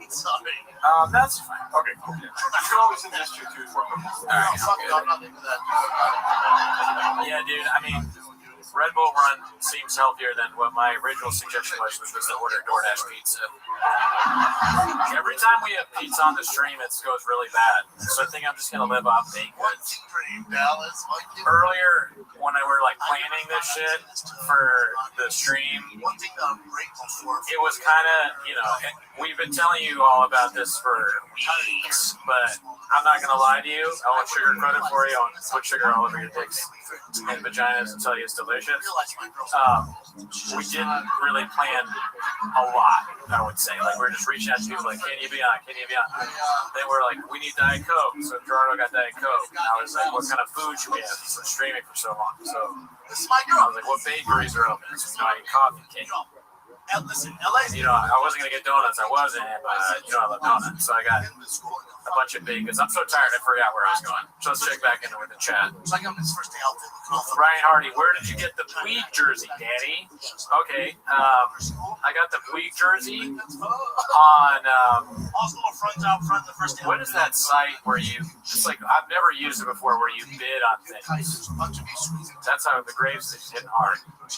I got it on that site where you bid on stuff. And I wasn't sure about jersey sizes, so I had to chat GPT what is large in jersey size. If you don't know, 48, Danny. eBay, that's it. See, you asked the question, you knew the answer already. That's the kind of fan we want. Thank you for helping. I got it on eBay, I bid a little bit under, and I won immediately, and I was like, damn, I should have bid way less. I said, you're in a group chat with other parents, dumbass. Fucking, but it wasn't that expensive. And it came, and then like yesterday, I got a little surprise for you, Gerardo, and he was like, oh, I think I already know what it is. I had forgotten that I texted him. Oh shit, Gerardo's calling me. I'm gonna put on speaker. All right, you're on speaker. You know I want sugar free. Don't ask me a stupid question. No, I'm kidding. Thank you. I appreciate it. I'm sorry. All right, Larry. Dude. Would you guys are sugar free people, I'm assuming, right? I mean, is it, I'm glad that he asked, but because sometimes people aren't, but I gotta have a sugar free. But anyways, I was talking to Gerardo, and he's like, I think I know what it is. I'm like, what do you mean? He's like, the Yasso Puig thing. Apparently I texted it to him earlier, and I forgot. It's just, I mean, the Greg's is really, recently I just don't remember anything. I might have even just said that twice. I'm not really sure. Yeah, dude, I mean, all sugar-free soda is pretty good, so I think it's all great. Bone, would have been cool if you guys could have gotten Matan on. I don't have any connection to Matan. I think he's funny. Sure, it'd be great to have him on, but I don't know anyone that knows Matan. So if you all know Matan, you can tell him to come on our show. If he has the time, we'd love to have him on. That guy, he cracks me up. Originally, I was sort of like, I don't know about this guy, but now I think he's hysterical. Fucking cursor. Cooney doesn't put sugar all over his Red Bull until he. That's exactly right. I could have said it better myself. Thank you, FB. Appreciate it. Thank you. Thank him. Is the like count good? I haven't looked at it.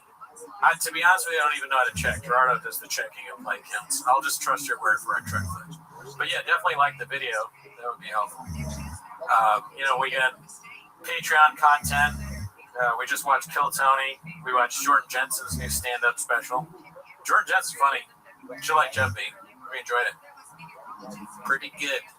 Pretty good stuff. We watched on the Patreon. We watched specials and we reviewed them.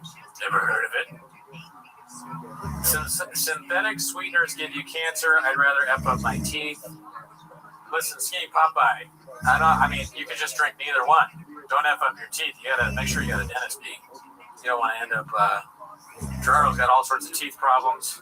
I just have small teeth, but I don't have any cavities. Gerardo's getting like a root canal soon. I don't want that. And that's true. TriStar puts a good point. Everything gives you cancer. I'm gonna turn back on the special now. I thought you'd like that. Listen, fucking Gringo Poppy probably gives you cancer if anything else. Nah. Thank you for the food, but nah, I don't. Nah. Field Trippers, you're wrong. His singing his ass. Hard disagree. He's got a good voice. He sings well. The real deal, Holyfield. Oh, this shit is. The real deal, Holyfield. This shit is. Flat asses before her. Just never would never work out. I'm freaking this one. Voice goes, dude, hit 2 when Gerardo walks in. It's already, I think probably 4. But, Gerardo, yeah, I should hit 4 just as long. Should I hit 4? Spicy. You want spicy? Thank you, dude. Let's talk about it. Oh, shit, dude. More than by 2. Oh, no, you go. Oh. Dude, when we first got together, she was cooking authentic Mexican food. What flavors are they? White gummy bears. Sour gummy worm and white gummy bears. White gummy bears is a strange choice. Why white gummy bears? That's so weird. Rain is like racist or something. What is the question? Gerardo trusts me so little with like streaming that he's doing a poll with 3 energy drinks in his hand. If I let you do it, the computer will break. White gummy worm. White gummy bear. See that? I didn't even know. I fucked it up already, dude. What's happening right now? Is he not a Puerto Rican shortstop for the Dodgers? I haven't had a Red Bull in like 5 or 6 years, dude. Something crazy like that. But I'll do it for the stream. Anything for you all. We aren't sponsored by Red Bull. We have loyalty to Rain. However, I will not drink it because it is poison. Shout out to you, Timothy Wendell. Oh my god, it's so good. Yeah, I miss this. I will regret this in 30 minutes. Dude, let me ask you. Oh, shit. It's a tough question. Let me ask y'all a question. Anybody ever remember 5-hour energy drinks? I used to like to drink those and watch the Hero Bobby solo. But no, dude, those are like Sal Volcano. We watched him on the Patreon. And the one thing I agree with him about is the feeling you get from having a 5-hour energy is indescribable. Yeah. It is not a good feeling. Yeah. The second you drink it, you're like, oh my god, why? Why did I do this? What kind of job is this? That I need 5-hour energy to do it. That was when I had the most hourly of hourly jobs. Bookstore, restaurant, smoothie guy. I was like slamming 5-hour energies, making smoothies with apple stickers in it. Hey, mine has a sticker in it. Who's the guy making it? Oh, I'm sorry. I accidentally left the sticker on the apple. I apologize. Here we go. Dude, everything they eat, bean cheese.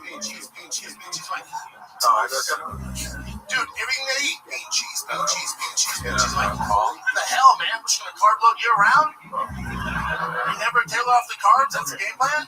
I got you. I'm talking to you. Sorry. All right. They're like, they go, wait, Paul Pierce is going to be on the show? No. The truth. Like, hey, Paul, what do you think? What do you think about the Gringo Poppy? He's like, man, you gotta get these fucking better special events. Dude, it's half and half. They don't know which one they want me to drink. They're both so good. I mean, Rain is pretty good. I'm not gonna lie, I was pretty pissed when he drank my Rain because they don't even have that flavor there anymore, dude. It's crazy that they got new flavors. I don't understand the marketing of Rain. Like, why make a new monster? Yeah. Why rebrand like that? Yeah. You're cutting into monster sales. It's like, we need something for Gen Z. A new kind of. I'm fine with it. This is the perfect energy drink right here. Well, coffee is, but the second best. Which one do you want me to drink? I'm not gonna look. I mean, I think white gummy bear. You gotta try to do it. Try it. Push it. That's healthy. I fucked up. As usual. Don't vote for me. Don't vote just like I vote. Okay. Don't copy me. Don't be a cuck. All right. That's the last thing you want to be. Don't cuck off me. Vote with your heart. I'm gonna wait till it says 5 minutes ago, and then I'll choose something. I don't need sycophants, okay? But if you criticize me in any way, you're a bot. Yeah. Oh, I was so upset. We should have started the stream off at the bots thing. We kind of killed the bot joke, but I forgot everything I was going to say anyways. Yeah. So we met up last night and talked for 3 hours about this bot bit that we were going to do. And it's not a bit, it's for reals. We're done with the bots. Yeah, no, there's no bit. No more bots. You know what I mean? We're going to focus our attention instead of on the comments, on coffee cake, stuff like that, donuts. It's just crazy, like the comments where they go like, oh, go back to Timos every week. It's like, all right, bot. Yeah. Like, do you think I was born yet? Do you think this is my first rodeo? Yeah. That's what I told Gerardo the last week. I was like, there's a lot of people that don't. I told him to sit down so you can take it. I was like, I got to talk to you. There's a lot of people that are watching us right now that think it's actually the first time that we've been to a rodeo. And he was like, you know what? You're right. You said that. Remember, you said you're right. Yeah, I told you, I was like, there should be bots that put sugar all over our dicks and tell us it's delicious. You know? You're like, both of us have been to many rodeos. Yeah. I did say that. Yeah. We talked a lot about rodeos after that, bull riding. Yeah.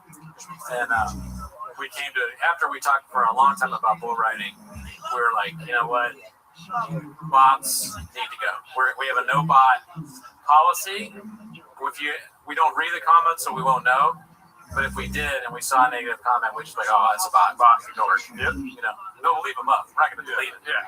But we'll know that any kind of criticism whatsoever in any way, even if it's not just like enough reverential, like it's something that's not like you guys are amazing, then I know it's a bot comment. Yeah. You know, it's like, who's going to read it? The other bots. So why would we delete it? You know what I mean? The bots are communicating and liking each other's posts. Elizabeth Marsden, peace myself laughing. What up, Ireland? What up, Irish bot? What's up? I do like a Schultz thing. What's up, fam? In Ireland, bro? What's up, my fucking home country? I saw some Irish comments, so I was happy to see the Irish flag, and you know, I went to I went to see Swell Season last night at the Greek Theater. Shout out to Irish people. I don't know if any of you are fans of Swell Season in the chat, but it was pretty good. Never heard of the movie once. Never heard of it. Take these broken boat. All right, it looks like White Gummy Bear won for that poll. So let's go ahead and jump the other one. Picho 55. Cooney, go get sleep study, please. I agree, dude. I think Oathman was right. I don't know if I mentioned that earlier. Oathman is the one that told me I probably that me because he's got it, but it affects his brain is so small. Yeah. That that's why he has sleep apnea because they measured his brain. It's very small. The bots are blowing each other. That's another bot telling us what's happening in the bot room, dude. I know. I mean, for all I know, bots can have sex with each other. I have no idea. Check this out, dude. Ready for this? Oh, I've been at Belfast. Belfast. Truck flap and Belfast. I'm really losing it. You're good. But I have been. You ready for the sweet, sweet sound? Yeah. Of that rain, that nectar. Thick nectar, dude. Ready? Ooh, ASMR, dude. Holy shit, dude. Yeah, that's crazy. Try not to buzz, dude. Truck flip talking about Black Cab Tour. I've been on it. Not good. Damn, that sucks for you. It's way too sweet, dude. Oh, it's really sweet? Yeah. You want some? No. Okay. Absolutely not. Then you dig your own grave. Get that away from me. You're right. Just smell my hand. Okay. Oh, dude. The crash from the energy drink probably, yeah. The last time I had Red Bull might have been more than 6 years ago. Yeah. I think it was. Because it was I was hanging out with my old roommate from Philly, and they were drinking, and he goes, "Hey, I got your Red Bull, awesome." And I was like, "Oh man," and he's, "Yeah, we're gonna drink some Red Bull. We'll stay up drinking." I was like, "All right." I was pissed off. I don't want to drink a Red Bull, but cheers. What you guys got a lot of bots in the spot? Yeah. We need a cocaine protocol. No. Check this out though. Look at the screen over there. Watch this. Whoa, dude, have you ever seen someone looking like they had more fun in their life? Rain fucking. Yeah. It's just so good. Dude. It's such a good product. They care. They do a lot of volunteer work and charity and shit. There's a Rain charity where they give sour gummy worm to like mothers in need when they're pregnant. And yeah. It just, I'm really emotional talking about it, but they're a great company, and it means a lot to us that they support. I told you off this podcast, but my kid was having seizures, and I gave him Rain. That's so stupid. I'm so sorry. No, that was hilarious. Fucking Rain, the Rain treating seizures. Yeah. Oh my God, Justin's having a seizure. Quick! And they open his mouth and you pour in sour gummy worm or cherry limeade. Cherry limeade's not Rain. That's Sonic, I think. G, you play music and Chin singing his ass. I'll do it for $3 for sure. Yep. I gotta turn this off. Man. Shout out to Lucas Cicero. He said, "Oof, just turned on the stream. 19 hours to go. Praying for y'all." Oh, dude, I haven't seen enough Gringo Poppy yet. No, me neither. I'm just trying to get more in, you know. Oh, I did have a fun bit that we don't have to do it now, but we'll do it a little later. Okay. We're still waiting on some motherfucking guests. Great page for my kids' teeth to be enlarged. My kids' teeth. I know. When I saw him with the second coffee cake, it was amazing. I cannot believe I've never had a Boros coffee cake before. That might be the best coffee cake I've ever had in my life. Don't see that. I didn't get a bite. How does it? Well, it's easy to get in this cheap. We'll go there after. But listen, how does it coffee cake with icing on it? Whoa! What the fuck? I didn't know it had icing on it until I took a bite. I didn't see the icing. I was like, oh my God, I didn't even think about this. There's a cookie left. There's lava cheese roll. That donut is disgusting. Oh, really? Yeah, it's horrible. Look, you can eat it. The cookies? The donut's not from Porto, so I won't say where. Oh, okay. It's not from Antigua. I went into Antigua and I was like, cool story. I don't know what you got going on here, but I don't like what I see. Yeah. So, I didn't buy anything. It's Lucas's birthday yesterday, so let's just say happy birthday, Lucas. Happy birthday, Lucas. From all of us over here at Timos and RT, dude. Yeah. Dude, that's so funny. Both. I can listen to you talking about coffee cakes literally for 24 hours. Oh, thank you. That's the next 24-hour stream. I just love bakers, and when you, so I'll give you another thing. During stream. Thanks, MXC. I mean, to let you in behind the curtain, when I came here, boss, Jardo was asleep. I told him when we were recording. I mean, we both agreed on when we were recording. I told him when I'd be here. Yeah. Jardo was asleep. I called him a few times, and then I was like, you know what? He's asleep. I'm gonna get more baked goods. I tried to get coffee cake, but I was like, I'm not gonna drive far away, so I went to another coffee shop. Yeah. And or bakery. And then I came back, and he's still asleep. So I honked my horn, and then I went behind his window, and he's charging his car through his window. So I started screaming his name, and then I called him again. He woke up, and that all happened. Yeah, and yeah, I woke up at 6 a.m. and I was like, Cooney's not gonna be here for a couple. I sleep deep. Pause. I'm a deep sleeper. I woke up but early, but I knew I wasn't gonna have time for shit. Shit slow. You know, I mopped the floors all night. I cleaned. It's very nice. I cleaned all the floors. I took out my trash for the first time this year. It's pretty nice, dude. It smells good here. Last time you came in, it smelled like. And you have bad smell too. Yeah, I really bad smell. It smelled like a cat's kitty litter. Truly, a lot of things are wrong with me. I mean, I forgot about the bad. I can't smell. But God, the way in a gas leak. My old roommate, he was like, "Do you smell a gas thing?" And I was like, "No." And then we called over the gas people, and we had a gas leak. It's not good leak.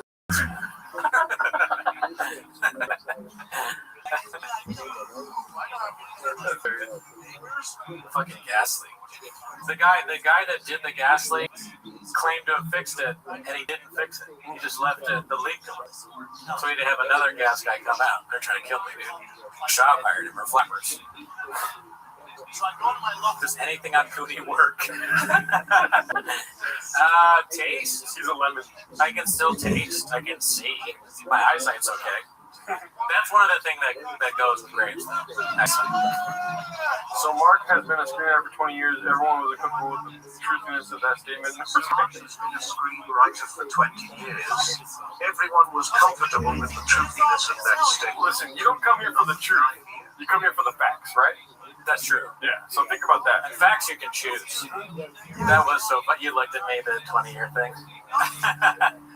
Sure, I've been a screenwriter for 20 years. That was awesome. I wish I said stuff like that. I like how Brendan Walsh, in the same motion he entered the chat, he left the chat. Yeah. He was like, all right, I gotta go. See you later. No, listen, you don't have to tell the truth when you're spitting facts, right? Yeah. That's what I say. You have no sense of smell and you have no sense of humor. Comedy, ever heard of it? Come on, dude. That's a bot. That's a bot, dude. Oh, that's a bot. Yeah. That is a fucking bot and a half. Oh, shout out to the subscribers, too, dude. We got a shit ton of subscribers today, dude. Oh, we just hit 10,700. Hell yeah. Oh, hell yeah.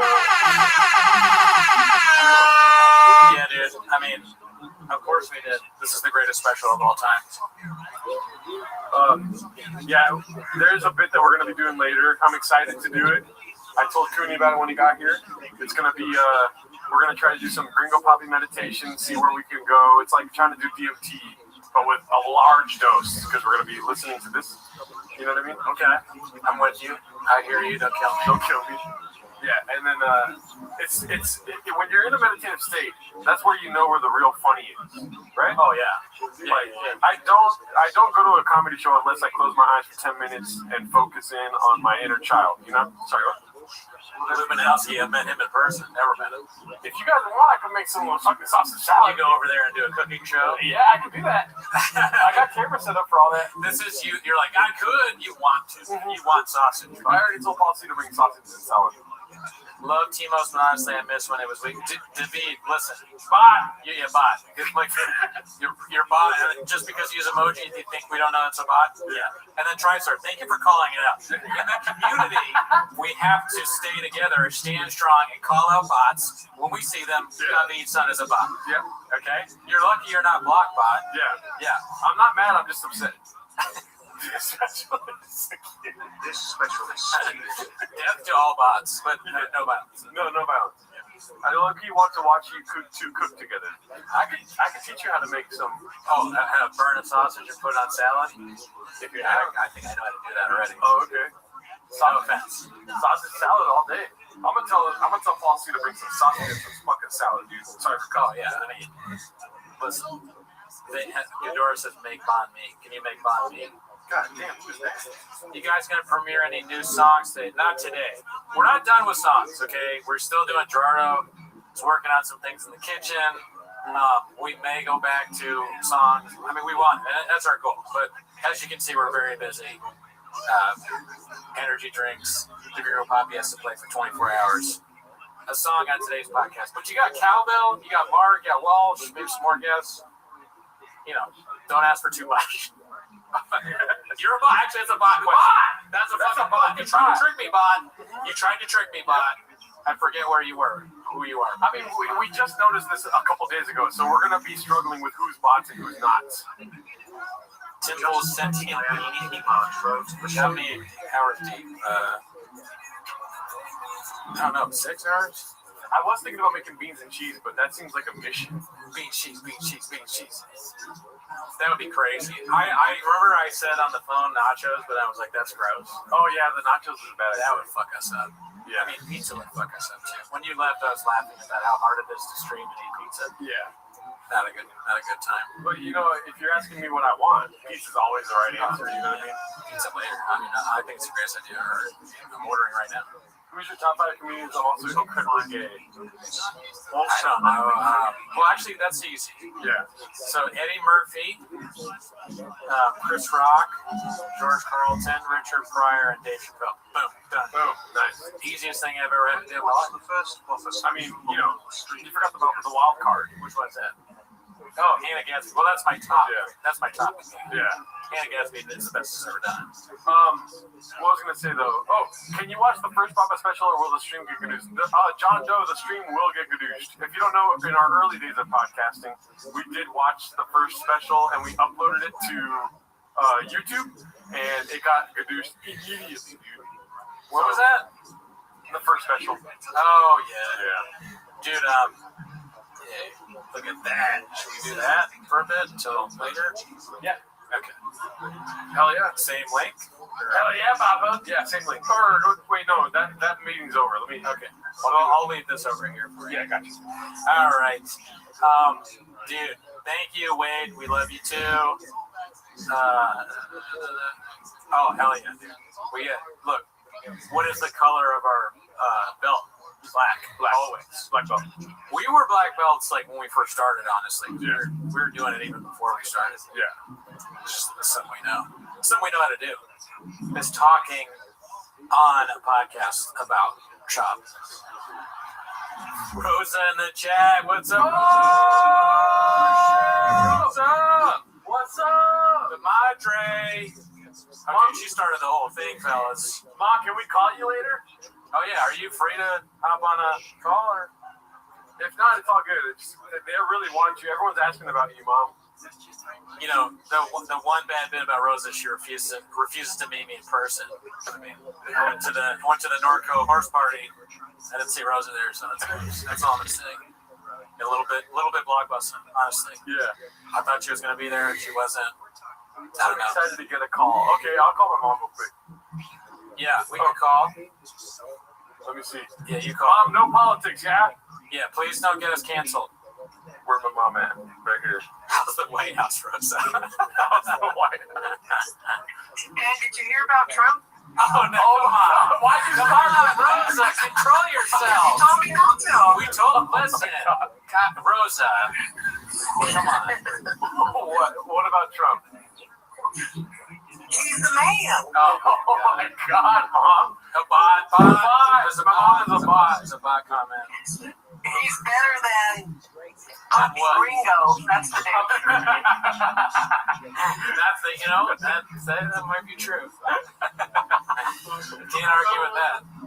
That's just tiger fact. Sheriff and Andre Hashem said my mom died Monday, and the Rosa bit is really making me happy. So, what? Yeah. Everyone else is calling you a Russian bot. I think that people are enjoying your call is what's going on. But we've told people that yeah, I'm a real person. I'm not a bot. Oh, okay. That kind of sounds robotic right there. That didn't help. It cut out a little bit. It made you sound like a robot. I have I'm getting over some sinus stuff. Oh, okay. Sorry to hear that. Yeah. It's called TDS. But the other way. The opposite. Yeah. Okay. What's the opposite of TDS? Austin brain. Rosa Alarcon has Austin brain. My mom has heavy Austin brain.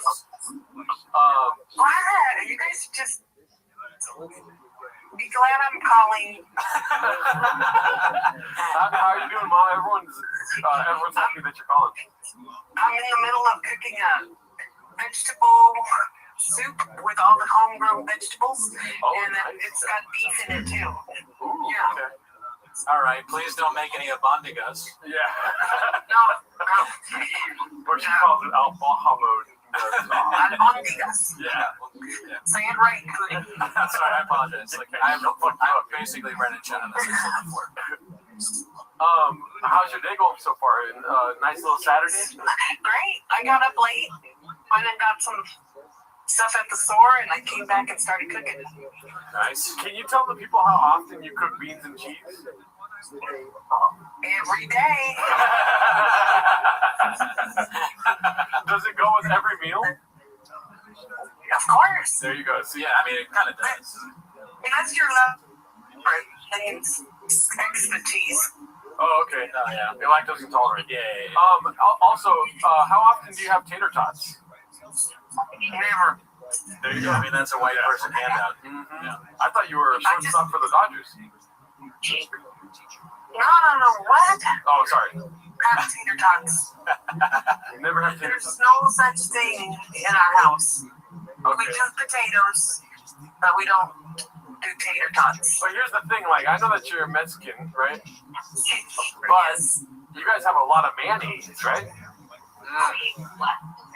Yes, the only best foods. You know what's funny, Mom, is I was telling somebody the story. Remember when I was a kid? We've talked about this on the podcast before, when the seagull shit in my sandwich? Yeah.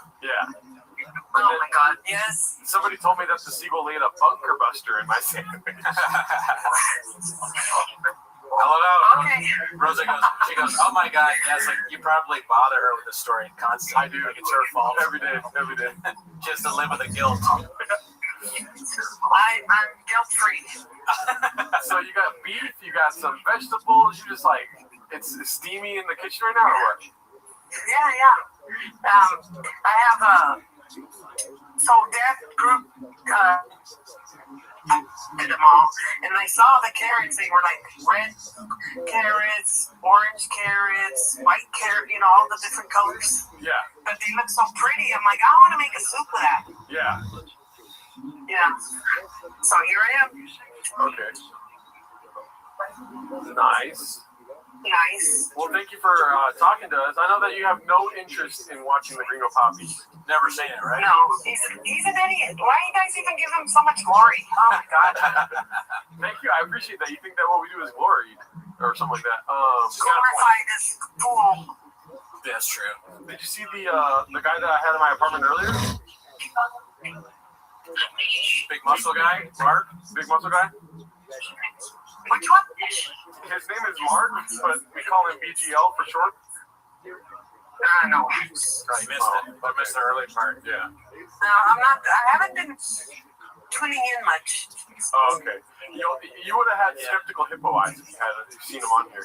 But thank you, Mom. I'll call you later. Maybe tomorrow. We have another guest chiming in here. Sorry, then go ahead. All right, have a great night, Rosa. Not as important as your next guest. You're the most important. I love you. I hope the boss haven't taken you too, Mom. I love you. All right, bye. Love you.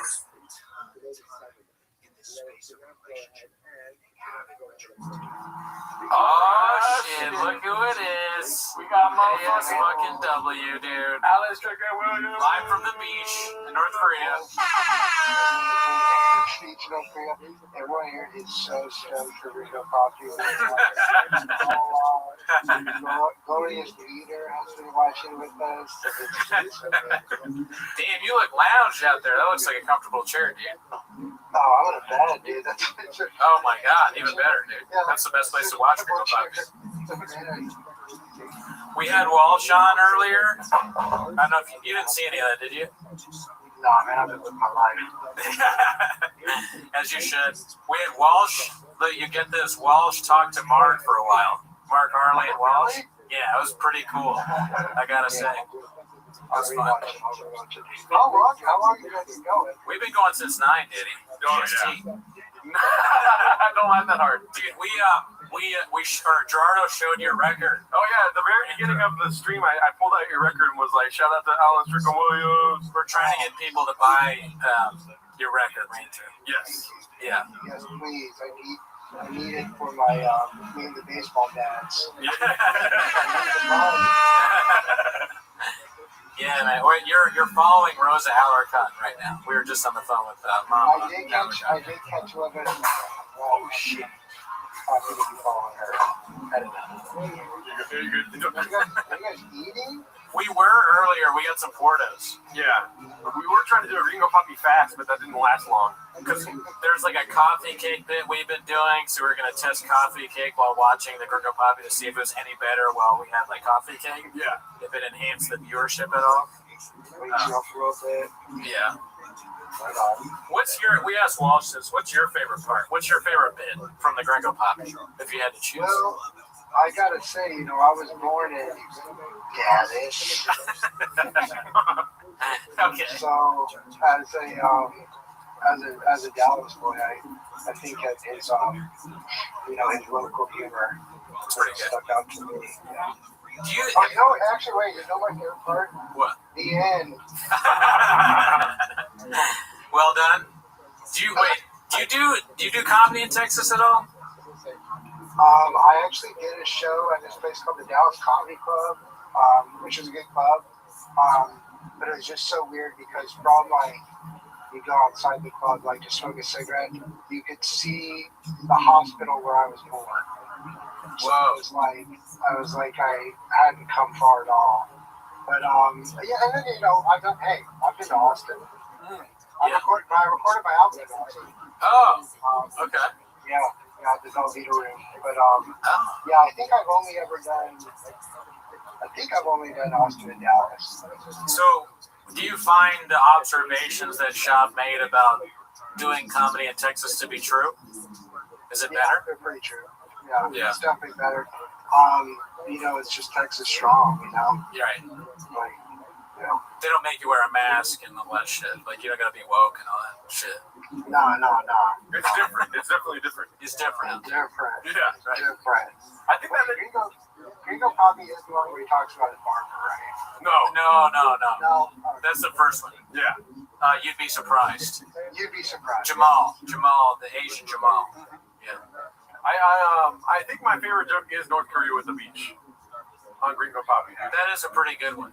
I think that might be mine. I like Mr. Whole Foods a lot, though. That sticks out to me personally. Yeah. And I'm glad that we can celebrate the special itself on a glorious day like this Saturday. Dude, Alan, you gotta. If I could be so bold as to give you advice, I think you gotta do that as an improv. Yeah.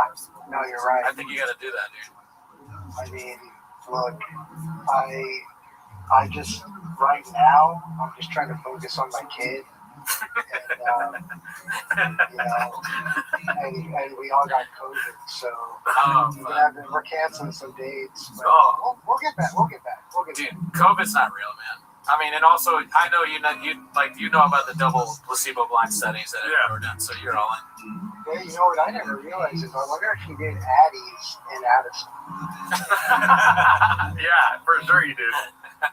Yeah. Addie, You think they get the Gringo Poppy without Adderall? Did you see the thing that Moses Storm did when he did that as an improv, the IG story? No, I don't think so. Oh, no. I should have asked him if he wanted to be on. I didn't think about that. But Moses, he had a show at the Addison Improv, and he posted this really funny video of how honored he was to be doing it, and he edited in clips of the most offensive shot bits, and he starts pretending to cry, and then at the end he put us in it. And I was like, holy shit! And that's how you get our favor. It's just including us in any way, shape, or form. That's how we know you're not a bot. Yeah, if you want to not be a bot, you have to be on the Patreon or be friends with us. Yeah. Otherwise, you're a bot. Yeah, those are funny. Yeah. But he's in the tribe. So you got to do it too. Is what I'm saying. Okay. Please make a video. Addison Improv. Include us. Yeah, we should do a live 10 minutes there. Oh, that would be nuts. The goal. That would be nuts. Holy shit. We get the gang together. Fucking Addison trip. I think you might be going longer than 10 minutes. Never, dude. Right. We'll share a hotel. So what have you guys been doing? Just actually, is it on a loop right now? Yeah, it's on a loop. It's right behind you on our screen. Yeah. What part is it on? Let me see. Not sure at the moment. It's puto cabrón right now. That's the one. Do you know? Can you tell that just from the visuals without? Or the Yes. We're almost there, yeah. Yeah. Yeah, no, I can tell from the timestamp on the bottom, the red line. I clamp that with my finger like that, and I'm like, oh, yeah, puto cabrón. Yeah, we have a huge general setup. We have 3 screens back to back to back. And I'm not joking around, it's for real. Just like everything feeding me information while we stream here. Love it. Wait, so how you had Harley on? Oh yeah. Yeah, dude, Harley came in the beginning of the stream, and you know he has the energy of 1,000 men. He did 3 or 4 hours straight of Bappa intelligence. Of facts. Yeah, Tiger facts. Oh, that's great. Yeah, and I mean it's hilarious to have him meet people. So I wish he could talk to you as well. Yeah. But watching him talk to Walsh was pretty fun. Yeah. So it was a good time. Something's going viral on Chang's right now that he said. What's going on? Apparently, Papa would ask the baddies to talk. Oh, okay. Yeah. I don't want to read that one. Yeah.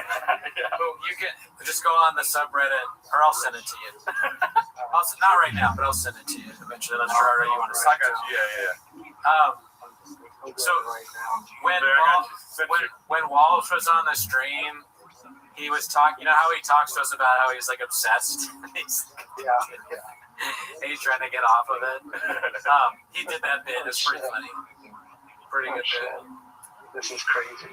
You're not like deep in the stuff. I mean, you send clips sometimes, but you don't have the same kind of addiction that Walsh has, right? No, I'm not like Walsh. I think because Walsh has a family is why he's so addicted to it. Right. I think he relates to Shock. Relatability, yeah. I'm not. I'm just a one thick boy on my own. Yeah, I'm more of a Joanna than a Shop. Who are you in the Shopperverse is a good question. We've probably done this before. I like Louis Vuitton more than I like baseball, Is there anyone who's bald in the Shopperverse? Mandel. Oh yeah, Howie. Maybe that's who I am. Yeah.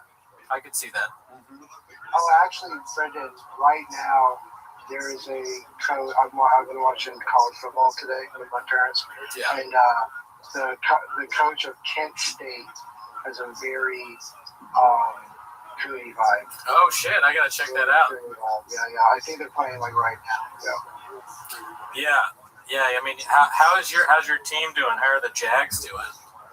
Jags are okay. I mean, that'll be tomorrow. My parents live in Florida State, and I've been watching that with them. And Kent State sucks, so they're winning. But they beat Alabama the first game of the year. Besides that, they haven't really played anybody else that matters. Schaub would have started on all those teams probably. He was pretty good. No, I saw Schaub play today. He was really good. He played on like 17 teams. He did. He was very good. Yeah. Buffalo Bills was the main one. I'm sorry to inform you, but I think the Jags are going to lose tomorrow. Who are they playing? They're playing. Who are we playing? Who are the Commanders playing tomorrow? Do you know? The Commanders play the Raiders. Yeah, that's right. Oh, Jags are playing Houston. Yeah, they're going to lose. Yeah, they might. Although Houston's lost both games so far. True. I've always been a football guy myself. I don't know anything about football, but I'm in a Pick'ems league, and I picked the Jaguars to lose. I'm sorry, I didn't know they were your team. If they were your team, I'm picking the fucking Commanders every week. The Commanders will probably be good, but they just lost to the Packers because the Packers are really good. Yeah. We'll see. Any team would be better with Schaub.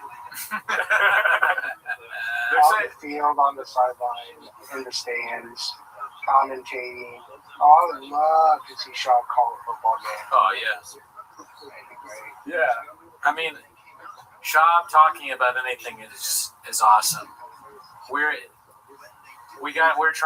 talking with Walsh about like a reality show. That was the new idea he had, a Schaub reality show. But I still think the Gringo Poppy documentary is what I'm most interested in.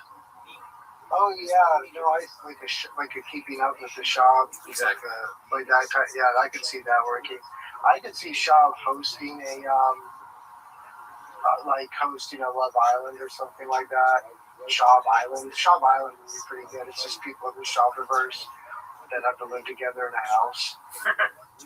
And you get to vote someone off every week. That'd be great. Oh, yeah, I mean, Shab Island, yeah, so different Shab. He did almost host Fear Factor like Ludacris, or like Ludacris beat him at that. Yeah. It's another, you know what show I unironically I love now is The Floor. Do you ever watch The Floor? I just saw a commercial for The Floor because there used to be a show called The Wall. Do you remember The Wall? No, what's The Wall? The Wall was, and it was the guy that was the voice. He used to be a weatherman in LA. I don't know if he still is, but he would play announcer, do a lot of things. So he would be called like, "Hey, here comes the Wall," and then it was like, you know, like an old cartoon and like, you know, like Wile E. Coyote or whoever would like run through a wall. Yes. Would leave like an imprint. Yeah. Like it's basically like a wall comes at you with a weird imprint, and you have to like. Oh, like get through the wall, make the pose. If you don't, it'll like knock you off into like water, like whatever the hell. But yeah, so like I saw that there was. Well, what is The Floor? Okay, so the tiles light up. Yeah, The Floor is totally different from that. What you just described sounds like a show that Simon Gibson would host, but this show, The Floor, is a little more intellectual. If you like things like that, it's the guy. What's Rob Lowe is the host. He does a great job, and he's he gets low on the floor. It's so all these people are on the floor, and they are experts in different categories. And there's a randomizer that picks one or two people, and they battle against each other. So it's like a picture of like whatever, like let's say it's history and R&B artists. So like if it's R&B, the history guy go against the R&B, and it'll show a picture of like Brian McKnight, and they go back and forth. And if you get the answer wrong, you lose time. And there's a timer, and it goes. And so there's all these categories. It's fucking. I'm not doing it justice, but it's a great show. You know, I gotta tell you also, I got distracted because I just imagined Shab saying R&B as RBD. BRB. He's like, I love Usher. BRB, dude. It's my favorite kind of music, man. Oh, really, dude? He fucking loves that shit. Oh, man. But yeah, no, The Floor, the new season's coming out. It's hosted by Brendan Schaub. Check it out. Yes. It's going to be pretty good, dude. Fun 8 days a week. Oh, yeah. No. I mean, what other shows could he host? What other game shows? I mean, Price is Right would be good because he wouldn't know the price of anything, and he would he'd probably start arguing. But he would do it if he was the host. Also, this is what he would do if he's the host of stuff. He's the host of Jeopardy. He says the thing out, someone gets it right, he goes, I heard it both ways. He'd be like that. Doubts, he'd be arguing with like the actual answers, even though they're definitely right. Yeah, not yet. I'm not sure about that one. What's the capital of Massachusetts? Boston. He doesn't even know his own. Boston. But I guess that's what was the suitcase show where there's money in it? He'd probably tell people the amounts by accident. What was that called? Make It. I think that might have been Make a Deal. Let's Make a Deal. Was that a Howie Mandel show? I'm not sure. I think you're right. I think it was for a minute. Yeah, I've been saying, like, I know Howie Mandel is funny when he makes fun of Schaub, but I've been kind of saying he sucks. He's not good. Yeah, like, I don't understand why people like him. Howie's not. I mean, Howie was just like one of those. There's this old clip where you can watch Howie, like, you're like, oh, this is what he used to do. This is what made him famous. It's like from the 80s, and it's like, I don't know if he was actually coked up, but like it has that just like crazy energy. Yeah, I've seen that. You know what I'm talking about? Where he puts the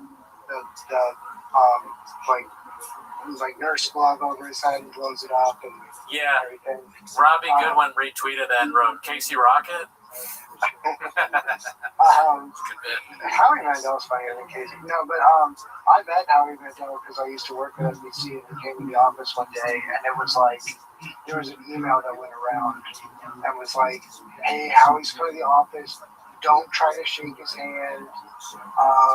And he was kind of nice and friendly, but it was like there definitely been incidents. But he was like, he was trying to be really cool, and I think he made a really stupid, like, NBC, there's the peacock. I think he made a really weird cock joke in front of all the assistants, which is weird. But yeah. You can't do that anymore in woke culture, dude. You get fired. At least he called out Sean's mangina.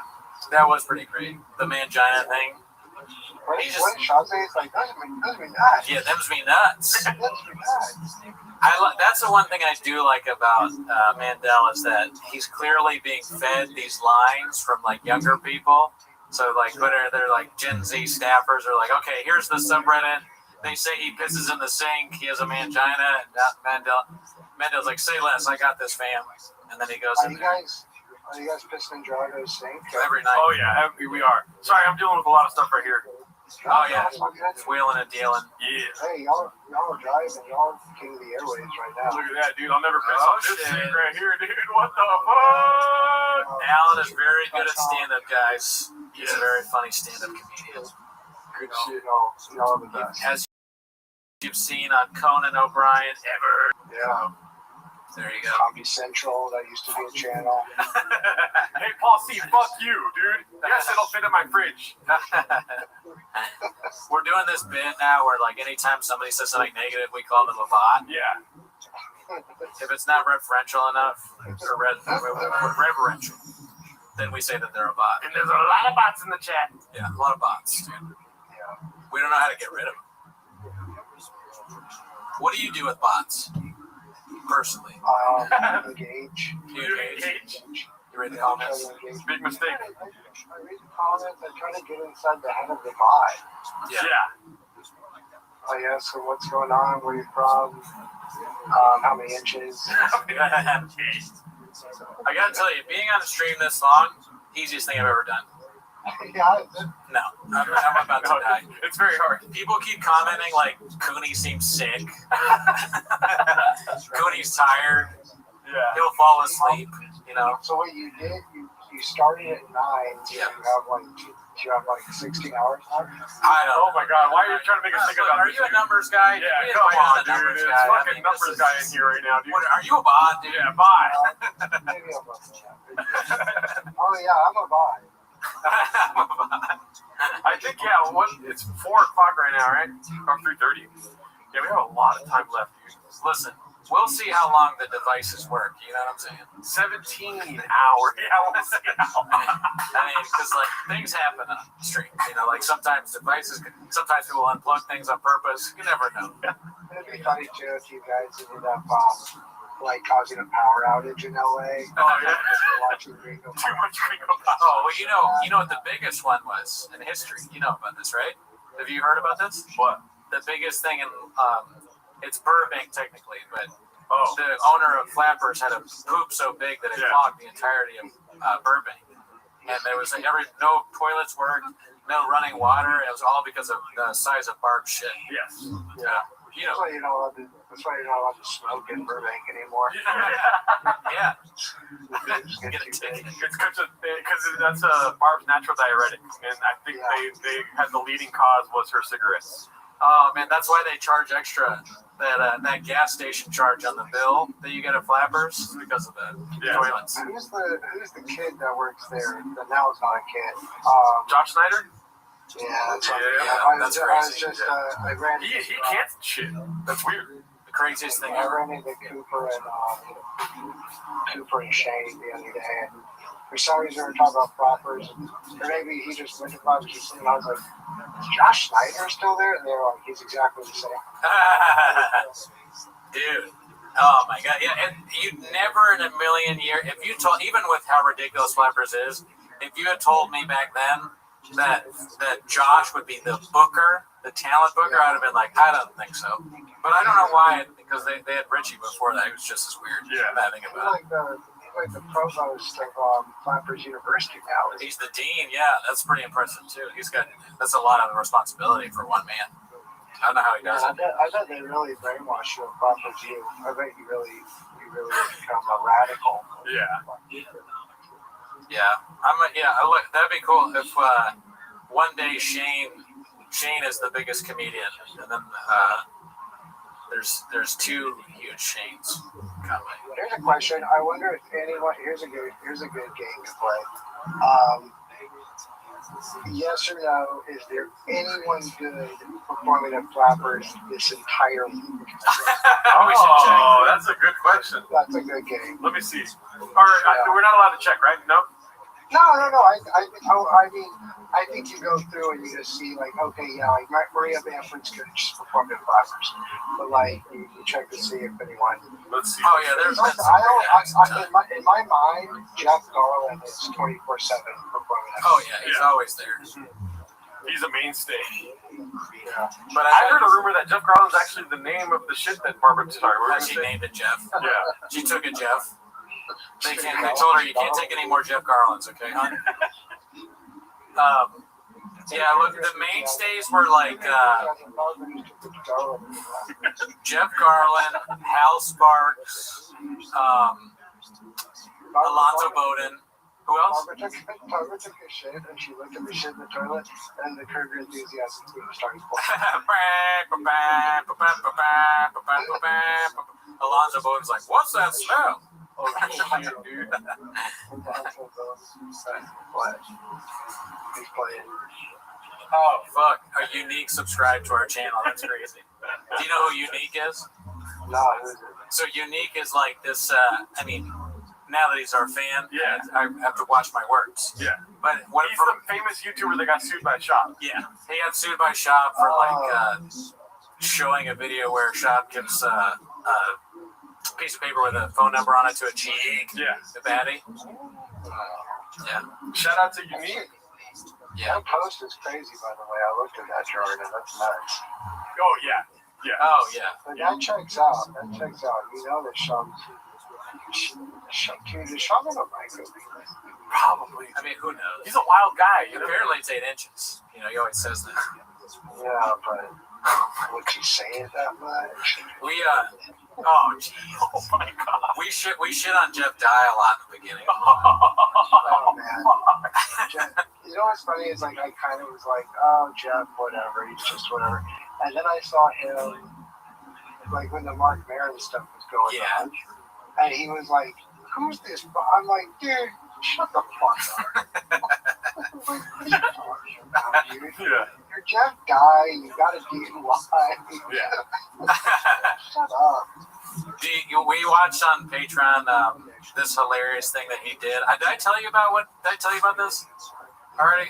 Okay, so he did a video on his YouTube channel where it's like Jeff Dye hates women or something, and he goes and it's him and he's like, all these people think I hate women. I don't hate women. Women are great. In fact, here's a list of women I think are funny. And he starts listing out women that he thinks are funny, and he puts their picture up. It's so good. It's everything you would think it was. But is he being like sincere? Yeah. No, if he wasn't, then it would be funny.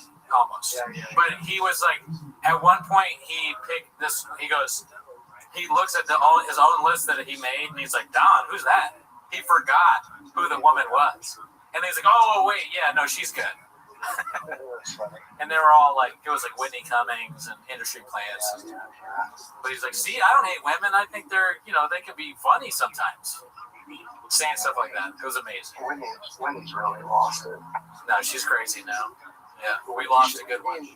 Whitney, we should be able to call Child Protective Services 5150 to take that kid away from her. Oh, you're worried about the kid. I'm worried about Whitney. I'm worried about both of them. My heart goes out to them both. CPS. Dude, Mark said that. I feel bad saying this again, Margaret, but maybe, you know what? I'm not going to say it again. Okay. I'm going to leave that. I'll tell you later. Everyone in the chat knows. I'm not going to say that again. I don't want that. I don't want a clip of me saying that, actually. Yeah. Now that I think about it, I'll leave that alone. Text it to me and I'll say it. But it's good. Unique is in the chat and he said acknowledge me. We did though. We said shout out to you, dude. Yeah, thanks for subbing. Yeah. He said sub balloon. Everybody loves balloon fart. Balloon fart is one of the mainstays here. Balloon fart is very friendly. Originally it was Wadsworth, but then he disappeared. He waddled somewhere else. But yeah, I don't know where Wadsworth is anymore. He left. Is Elton Graveyard in this? Sometimes he chats in, but he's not. No, he hasn't chatted in today. I mean, he's a legend. I think he's in hiding right now. Yeah. Smiley face emoji. People like. I'm sorry. You're good. No, you're good. Thank you. Like regular people were like asking me about that. Oh yeah. Yeah, I mean that really went into like past just like insane comedians that talk about other comedians all day. Yeah, he transcended the bots. Yeah, I mean, Marin was talking about Elephant Graveyard on like the New York Times podcast or something like that. It was hilarious. Yeah, he was like, "You gotta this guy. Who's your guy?" He was like, "This guy, Elephant Graveyard." And they're like, "Okay, next question, please. Please don't ask us. Please don't talk about that on this. This is a newspaper, sir, ran by billionaire technocrats. They don't want. They listen." They got their own simulacrum at the fucking New York. Yeah, Jeff Bezos, believe me. Washington Post. Has Sean said anything about free speech in the past 48 hours? There was that one. The Moonding clip is about something about like how something's fake. I forget with the Kirk stuff. I just wonder if he said anything on Kimmel. I don't know, but you know he will. You know he will at some point soon. Oh, that's what he should take over Kimmel's spot. Yeah. Brendan Chops to take over Kimmel. How have I not thought about it? Do you know Guillermo, our friend Colin, just turned to be Guillermo? Yeah, Chin as Guillermo. All right, who's Guillermo? Brian? Callan. Callan? Yeah. Guillermo's so much more talented than Callan. Yeah. Nice. Al, do you know the band The Swell Season? Or the movie Once? You I've heard of Once. That's like a musical Irish thing. Yeah. I saw them. Were you in that? I wish, Danny. I saw them last night at the Greek, and the guy, he said that they were supposed to be on Kimmel. Can you believe that? Oh, really? Yeah, they came to LA. That's so funny. I was like, oh, am I going to get a job on Kimmel because we just got canceled? Like, what happened? Oh, fuck. Yeah. Feel bad for the writers. Raiders. I think that it sounds like maybe they'll be back, but wait, isn't the Greek awesome? Oh, yeah, I mean, it's great. I went for the first time last year, and it was like, it's pretty close to me, so I can like walk there and shit. Nice. All right. Cool. I'll let you know when. Yeah, I mean, I've been there twice. This time we got the seats in the front, and they were super nice seats, good food, very laid back, everyone's friendly. It's not like one of those like venues where they're very strict about shit. They just kind of, oh yeah, your seat's over there. Got a little salsa on it. Yeah, the Greek is the Hollywood Bowl of salsa on it. It's very good place. Highly recommend. Who would you see? I saw St. Vincent. Ah, okay. Yeah, I'm going to see Ronald Kiley there in a couple weeks. Oh yeah, no, you're a big music guy. Ronald Kiley's sick. Yeah, I'm seeing him. That's why I'm here. I'm seeing him tomorrow in St. Augustine. Oh shit! And you're on tour with Vampire Weekend. Yeah, I've seen them like 9 times this year. You know, have kids, you can see Vampire Weekend 9 times in 1 year. I fucking love that band. I want to go to Vampire Weekend. And then on my bucket list is to go to Ween with Walsh. Oh, yeah, Ween with Walsh. That'd be nice. Oh, thanks, bud. Sean could host I'm Not Smarter Than a Fifth Grader. Never heard of it. Sean could host I'm Not Smarter Than a Fifth Grader ever heard of it. Brown Cornelius is asking you if Rilo Kiley is back together. Obviously they are, right? Yeah, they're reunited to do shows. I don't know if they're going to put out a new album or anything, but they've been touring, I think, since June, July, something like that. I think the same thing happened with the band from Once, because like they were together and they broke up. But what's happening too is like we're around the same age, so it's like the bands that we liked back then, like their big albums or whatever, are hitting like their 25-year anniversary or like 20-year or whatever. Yeah. I mean, I'm only 17, but Yeah, Riley Kiley's like white Never woman. thought about that. Yeah, go ahead. Riley Kiley's like white woman System of a Down, you know? very much. Yeah. Very much. Yeah. That is crazy that we're at the age now where the bands are like reuniting. Like, I guess me seeing the Swell season is like my parents forcing me to see the Temptations. Who's still alive from Peter, Paul, and You Mary. know what? We never really talked about. Oh wait, well, whatever. I gotta go. But that freaking Alan Dershowitz picture. Oh yeah. That's crazy. I talked to I didn't explain to you. I talked a little bit about it on Raccoon Tweeties, our other show, but I went to Martha's Vineyard and I stayed at Chillmark. And you know, I don't know how much you know about Martha's Vineyard, but that's where like Larry David. Chillmark sounds like something Sean would say. Chillmark. That's where Larry David and Alan Dershowitz got into a fight. Did you hear about that? Yeah, I did. Larry David like got into his face like, "You suck, you fucking asshole." So I've always thought like maybe I'll run into Alan Dershowitz here, but I went to the Chillmark Tavern, just right next to the cottage that we're staying at, and we sit down, and the Dersh walks up. He starts walking towards the restaurant, and I'm like, "Oh my God, that's Alan Dershowitz." I'm trying to whisper it to my family, and they're all like, "Who? What?" I go, "Alan." They're like, "Alan Dersh." They're yelling his name as he's walking up, and he sat at the table next to us, and he's literally right next to me. And my mom's like, "Where is he sitting?" I go, "Behind me." Okay, and then I did a selfie. You're like, yeah. touchy. I wanted to give him shit, but my family was there and it felt fucked up. But I didn't. I saw him twice though, because he was at the tavern, and then we bought tickets to a play, and his daughter was the star of the play. So we watched. He sat at the table next to me there too, but then thankfully didn't have a seat near me during the play. Didn't have to deal with all that, but yeah. I just got one question. What's that? Was she hot? His daughter? She's cute. She's got a. I didn't understand. It's like a children's school play. Was she hot?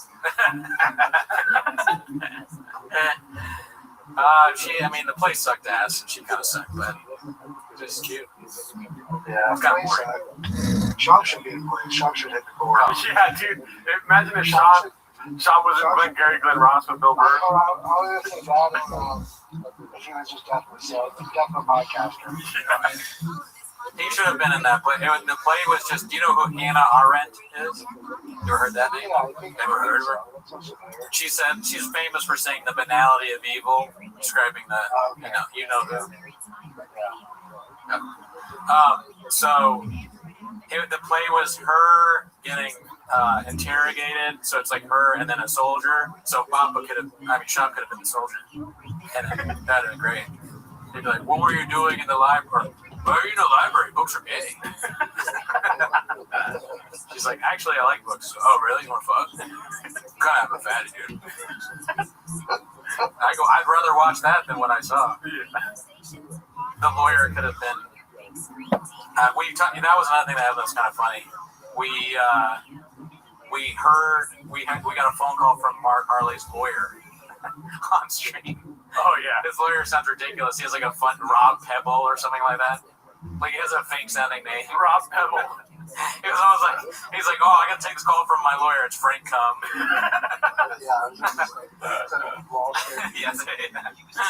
Why does your lawyer have this offensive accent? These are really good. The lawyer calls it a bomb threat. Hey, this is an old Walsh bit. Hey, what's going on? My name is Bobby Pebbles. How can I be of service? Yeah, I'm Bobby Pebbles. I'm gonna get you off. What do you mean you're gonna? I'm suing for wage and hour violation. Yeah, I'll get you off. Yeah, you're gonna come. I'm Frank Cum, actually. Rob Pebble. You go to a different school, but easy. You go to a different school. Bobby Pebbles, attorney at law, at laws. He sounded hilarious on the phone too. He was like, "Here's what I want you to do, Mark." What? Tell him what he couldn't say on the pod or something? Yeah, well, Mark was like, "Are you sure that you want to be on like the pod?" And he was like, "Oh yeah, that doesn't matter." And I did mute it, and then they were like, "No, leave it on." I was like, "All right." Attorney-client privilege exists even if you're on a podcast with 400 people listening. If you didn't know so that. funny if like he just gets a bunch of clients from the stream. Oh, they should. He's the best lawyer around. That's what I heard. Not for Mark. It's the BGO. It's good for you. Yeah, exactly. If you want a big attorney. Good lawsuit. Big good lawsuit. Good lawsuit. Good. I'm a big good lawyer. That's what BGL stands for. What are your qualifications? I went to Yale. Never heard of it. Daddy. Shop should give a talk at Harvard. Commencement speech? Oh, yeah. Commit that. Absolutely. So today is the first day rest of your life. How do you mess that up? It's like a rest for your life. I want a rest of your life. Is there any pictures of Chauvin in graduation cap? That'd be great. Oh, man. I want to see Oreo dunks. Yeah. How did he graduate from high school? That's surprising. They're doing way more Shaw AI things. Yeah. Shaw is like a little like kid going to school with a lollipop. Yeah. I mean, Shaw in a diaper. Pajamas with the hat on. Shaw in the Oval Office. There you go. Shaw in the Oval Office. There you go. That's a good question. Not to get political, but we could. I mean, who's a better president, Brendan Shaw, Donald Trump? It's tough, isn't it? Yeah, I think Shaw too. Shaw's first term was better than Trump's second. Trump's first term was better than Shaw's second. Oh, okay, yeah. That's right. Yeah, and I can't remember either term because I have Graves' disease. Yeah. So. He graduated because he played sports and was a beast in high school, so the coaches make sure they pass by telling their teachers to pass them. That's probably true, Squab. He graduated because he sold so many comic books out of his closet when he was a kid. Yeah, He got a special comic book salesman. Right. Exactly. He got a degree with the marketing. What is it called? Device. Yeah. Yep. Yeah, you got one of those like those young. What is the young business thing? The YJCs or something like that. Future Business Leaders of America. Something like that. They were big with Shaw because of the comic books he sold. Shaw was a future podcaster in America growing up. Yes. Yeah, that too. Because he always wanted to be a comedian, even back.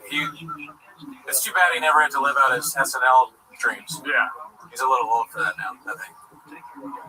Shaw was at 4-H because that was as far as he got in the alphabet. That's as far as he got in numbers and as far as he got in the alphabet. Well, thank you, ASW, for coming through, dude. Yeah, we love you, man. Love you, brother. Good luck. Godspeed. We gotta get back. We got some business to do, dude. We gotta watch some Gringo Pop. Yeah, we gotta get back on it. You know what I mean? Later on, Trev. Alrighty. Where were we, dude? Oh, we're back on, dude. Here we go. Let's go. Nobody checks this man. Man, that they come on the news. He's sweaty as shit. He's on all the major roads. Holy shit, dude! Oh shit! Back to the Gringo Poppy. I got it done. I got that Johnson, bro. I don't feel good, bro. I can't stop sweating, bro. I feel like I'm on wings. I'm gonna lay low for the vaccination. Remember that moron? It's all in marketing, man. Like, they need to hire some just dime-piece actor we've never heard of. Yeah. Just blast them all over the news, right? Just somebody who's fun. Get them on there. Just put them all over the news, all over the nation. Like, yeah, dude, I get the Johnson. I feel pretty good. I feel great, actually. If I'm being honest, one side effect, I just want to be up front with everybody. Goddamn dicks down to here.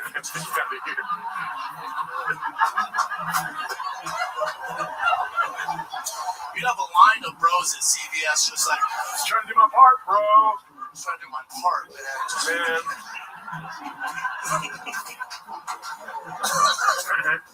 It's good to be in Dallas, man. You guys doing it? That's a rough cut, right? It's good to be in Dallas, man. You guys doing it right. It's good to be in Dallas. I know. Yeah.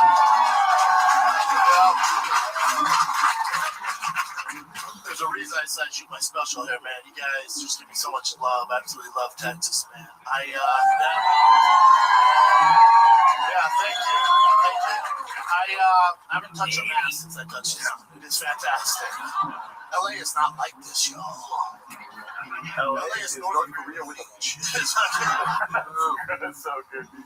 One of the greatest jokes ever written. Yeah. Let's see. I'm gonna leave this. How did he even think of that? Yeah. You know, North Korea with a beach, dude. But they give us Wi-Fi, so that's cool. What's the over/under on him writing that bit? 0%. Zero. I would never take credit for it, though. The writers, that's another thing that's funny. Is that no writers ever take credit for anything.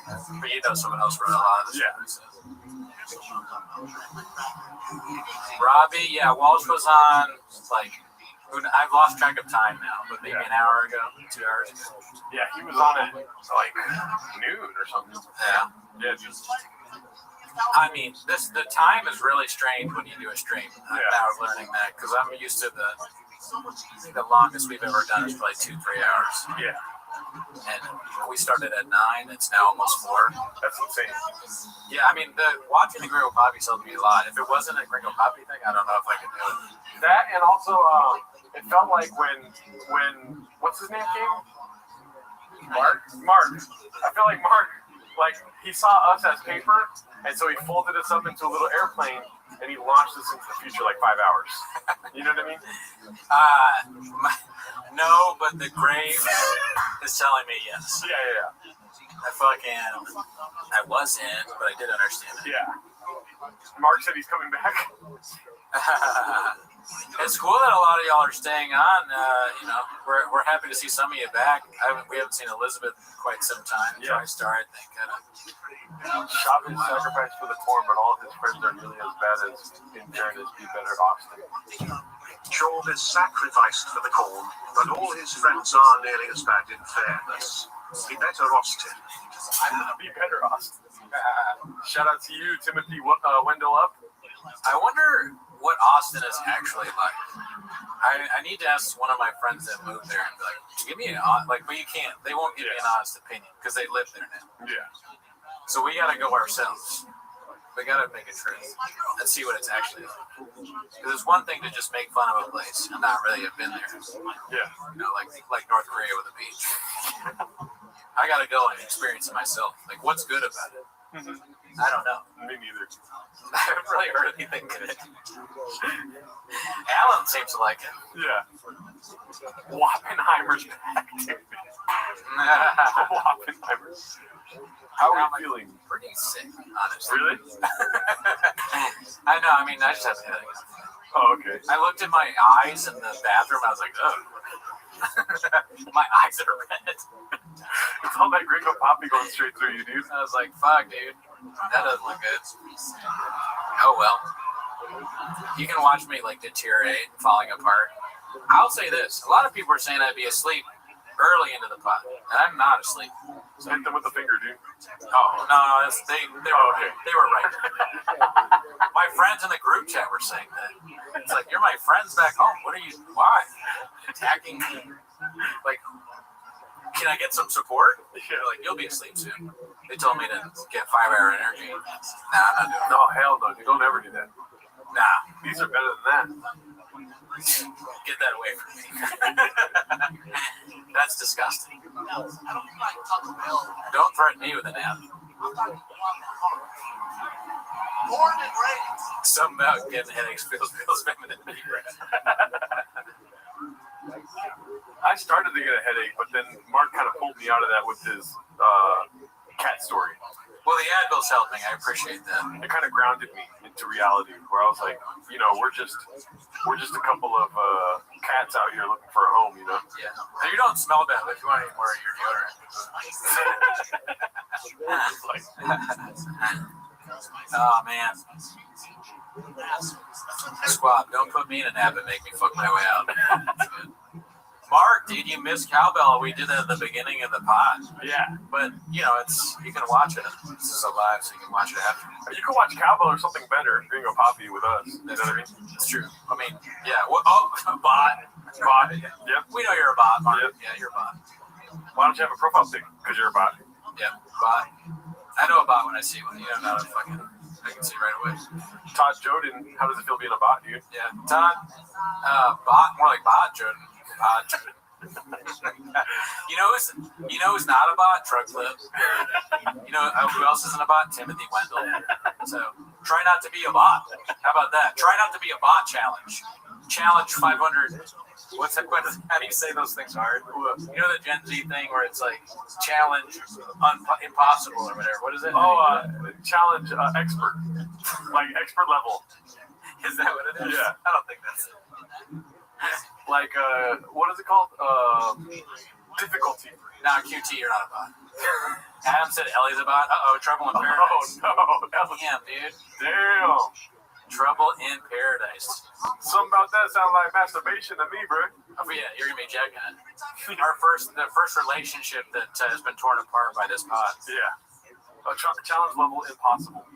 Oh fuck, Timothy's a bot. Oh, Psych. fuck. We know you're not a bot. Psych. Lou Dobbs, rest in peace. One of the best ever do it. Try not to enjoy Gringo Poppy challenge if possible. There you go. That's how you do it. Challenge impossible. So I was close. Do you guys hang out with Margaret outside the pod? I mean, we hung out with him at P.F. Chang's. I went to dinner with him once with Luana. But outside of that, not really. Trouble in Paradise B. Is this Timos? Bot. YouTube channel Q. Bot. Yep. Yeah. Shadow band bot. Think bot whiskey.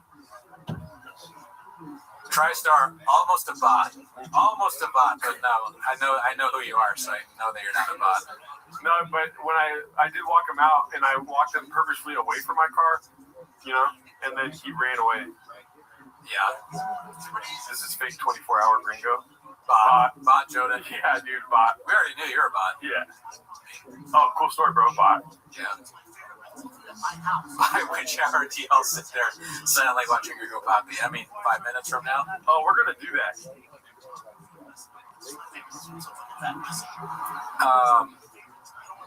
Yeah, dude. Honestly, Smith and Burns is making me kind of want P.F. Chang's food. I know, right? It was pretty good. And I liked P.F. Chang's before that. It's a good.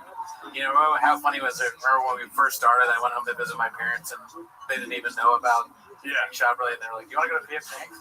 I was like, "Yeah, fuck yeah, dude." I do. My parents are savage. They order from P.F. Chang's. Yeah. What are you trying to order? You can press the food on that. It's a P.F. Chang's. You get pork chicken. It's delicious. We had no idea it was so good. Were you watching the show?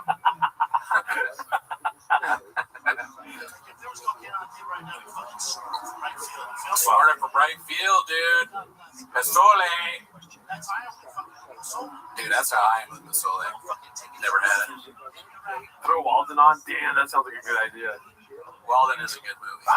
You wouldn't like that, Walden. Oh, shit, the bot paid us. Oh, thanks, YouTube channel. You're not a bot anymore. Shout out to you, Butter. Good to see you. Here is some money for therapy after watching Papa for so long. That's a good thought. How many loops of Gringo Puppy have y'all had already? It's hard to count, but we do have expert, what is it called? Beast. We have lawyers, AI, and they're going to tell us after the stream. We'll be sure to be transparent about the numbers. It's a taxable amount. Yeah. Therapy will be key. We had taxable coffee earlier. Yeah. There's still an A cookie left. There's the Baba cheese. Yeah. It's the worst donut I've ever had in my life. What's that other thing, you know? That weird cinnamon thing? I don't know. I'll find out for You sure. should eat that. Yeah. I want you to have it. Those cookies were nuts. Dude, I can't believe you've not had Portos. I've had Portos. Oh, it was great. It was Mark. Sorry. I get offended by food. When people say they haven't had Portos here, it's like the craziest thing I've ever heard in my life. I can't, like, you live in Los Angeles, you haven't been to Portos? Oh, really? Oh, really? That's crazy. That was sus, my guy. 24 hours is 23.5 hours too much. That's hilarious. Steve Keith. If you walk around in Los Angeles, we don't have a big. We're like North Rear of the Beach, but you will find a Portos at some point. They got one in Downey. They got one in Glendale. They got one in Bourbon. They got one in Pasadena. They got one everywhere. I don't know if they have one in Pasadena, but they have them everywhere. Is this content transformative? I'm worried for you, Timothy. Are you kidding me? I don't know what to say, but what's it called? Somebody was saying something that I wanted to comment on. See, this is the 7-hour stream brain right now, dude. What are you trying to do? I was trying to figure out something. I was going to say something. I forgot what it was, though. Oh, I've had the Cuban sandwiches at Porto's. Those are fucking bomb. Their sandwiches are really good, too. Yeah. I thought about it. I was like, I could get, like, real food, but by the time we ate it, it wouldn't be. Like, potato balls. I was like, we'll be eating cold potato balls. I don't really want to do that. I mean, I have done that many times. But today, I was like, I'm going to have coffee and cold potato balls. I don't know. Janae wants to know if you brought extra Graves meds to make it through the night. No, I only have to take it 5 times a week now, Janae, so suck on that. Bot. And only once, and it's so small, it's very low milligram. And my levels so far, knock on wood, are almost normal. You guys might not be able to hear the Gringo Poppy that loud, but the way I have the, Cooney said at the stream earlier, it's blaring in our ears. Yeah. The way that Cooney set it up, it's like the noise that we make on stream times 10. It was just him being like, you need to. You want to do some smelling salts? I do. I just read that. That'd be fucking dope if we had smelling salts right now. Oh, Garden of Stone said it. That's right. I'm so tired I didn't even know that I read that. That's where we got to. I'll read your comment as if it's mine. Forget that you said it. Blame the team. Lubinowski, welcome. Yeah, great guy. Him and Lucas. I wonder if Lucas is on the stream. I don't know what his name is, but I met them in New Orleans. Oh, okay. That's like what, 1.5 days ahead? Yeah, I think so. Papa is a poet and a philosopher of our generation and all that shit. Philosopher of our generation and all that standing Miss Woman. for Mr. Graves' big goal. Selling smalls.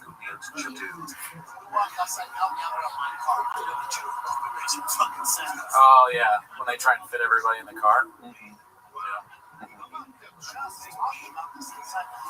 I still don't know what smelling salts are, to be honest with you. I know we've gone over it before. Yeah. I don't understand it. But is AZ joining? Bot. Turn up Cooney's mic. I want to hear the Graves playing. Bot. Obvious bot. Is there a drinking? Bot. Come on. The bots are getting easier to tell, dude. Ammonia daddy like cat piss. Bot. Oh, you know what? 36 teeth, not a bot thing to ask. I should have grasped. I actually, you know what? I have not. That's the one person I have not even grasped at. Yeah.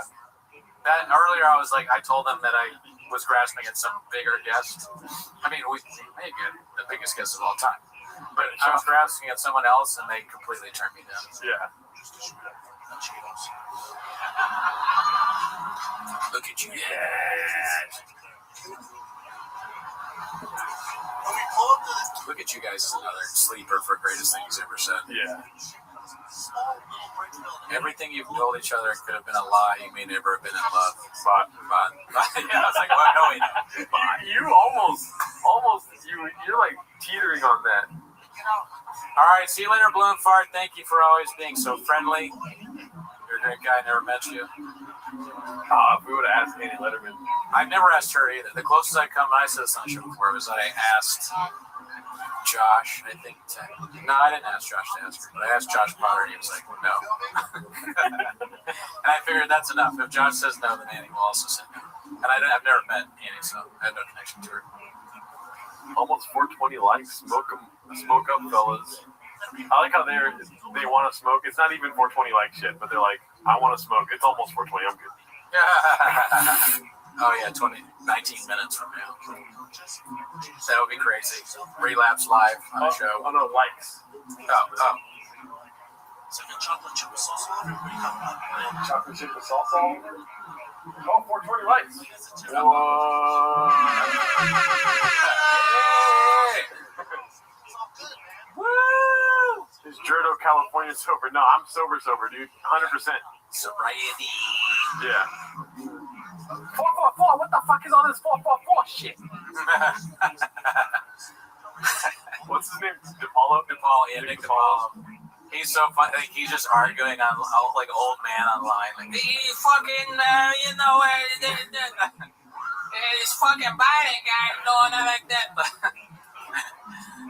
Oh man, these fucking liberals they're not fucking Jimmy Kimmel's an asshole.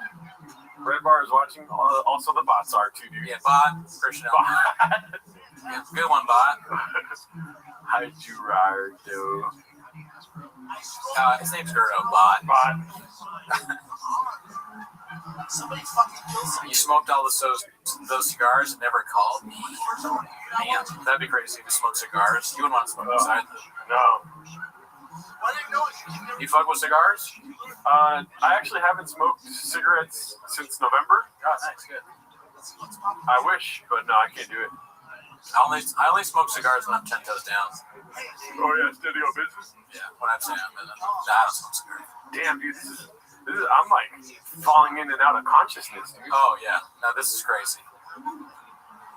You fuck with water? I haven't had lemonade in months. You smoked all those cigars, never called me. Bring back Cooney Plainview. I know we need to bring back. If I told you I smoke a cigar, I might be too tired for Plainview. When do you guys think you'll hit the wall? I mean, I'm like rubbing against the wall right now. I hit the wall 5 hours ago. I hit the wall before we started. I'm where the woke meets the wall. I'm the wall from the TV show Alan. I feel like if the shape was just me sitting in this chair, I still wouldn't get through the wall. Gerardo's the wall. Rub that wall, Daddy. I mean, I don't know. Smoking cigars. I know Red Bar has his feelings about it. Oh, Roger got arrested? Oh, yeah, you didn't see that? Oh, dude, the video's gnarly. Why? Just because it's so sad looking. Someone's filming. He's like, you filming me? He's getting locked up by the cops. Just tragic. I feel bad for him. He did a really bad thing, but I feel like he's just, he's got issues. Yeah. He is clearly caused by serious mental issues. Not funny. But sad. And sad, I should say. I have a secret. Should I tell you or no? Yeah. My boy's getting sausage salad right now, dude. Yeah, I gotta text McCorkle soon and see what he's up to. I think we fumbled the bag on McCorkle, right? We might have fumbled the bag. It might have been too late because he did say that he could only do early, and then Ward was here for 5 hours or something like that. I want him on. I mean, we'll get him on. Yeah. I love the guy. Yeah. He's probably doing whatever he said he was going to have to do. Yeah. Unfortunately. 0 Dark 30. We will probably have. We'll have a few more guests, so don't get it twisted. There's more guests coming. Yeah. What's he doing right now? Oh, he's starting the closing bit. Oh yeah, the Lions. Yeah. I know I said this earlier. I would like to see the what happened? Elizabeth Marsden. What'd she say? BGL's telling a cat story as we speak. Yeah, I mean, I've heard. That's not the first time I've heard the cat story. Yeah.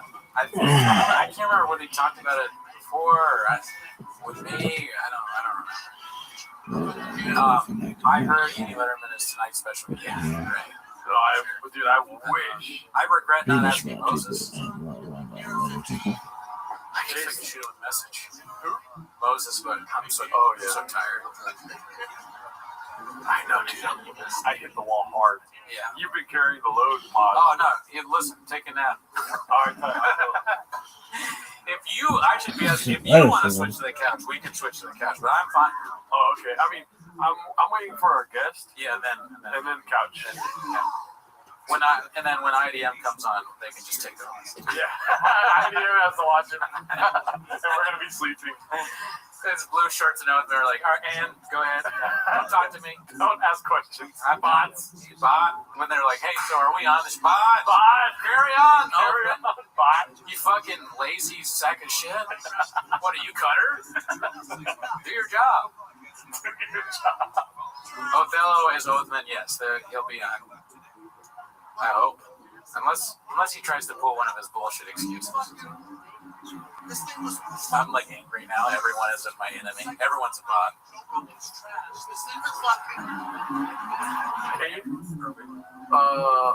You know the one thing I'm looking forward to at the end of the stream? What? I'm gonna watch fucking cowbell at the beginning, dude. You missed cowbell. I did miss cowbell. Okay, that's nice. How was it on a scale of 1 to amazing? How was it being him again? Or what do you mean? Wait, what are you talking about being him again? Yeah, I'm not cowbell. I'm sorry. I'm at grades. Yeah. Cowbell did great. Hey, we should end the stream. Cody's acting weird, dude. Adam and Cooney getting more unhinged as each hour passes.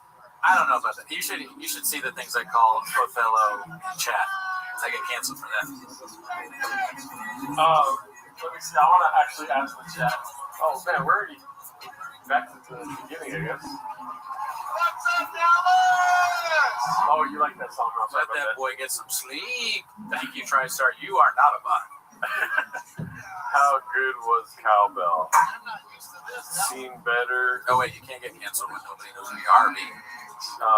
Neither better. My demo, 36 rows. Let's see what they think. That's what I specialize in. Did you see cowbell earlier? I am cracked. We should have taken a nap while Mountain Mark was here. Yeah, we could have, yeah. What's up, Dallas? Texas.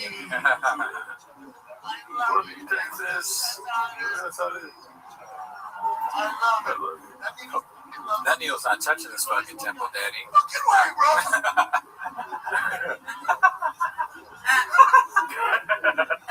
Look at the walk.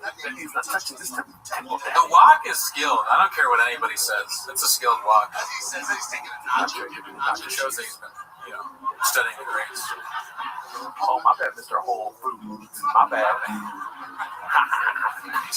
Yeah. What do you want to do, man? They flipped it all up with the marketing. I'm not into that. It's all their marketing. They fucked this whole thing up with their marketing. Yeah. On Operation Warp Speed, they launched that. We're the Trump leader for get vaccinated. They're like, yeah, go to get vaccinated. Huh? What the fuck? Makes sense. I feel like hell yeah, fuck this.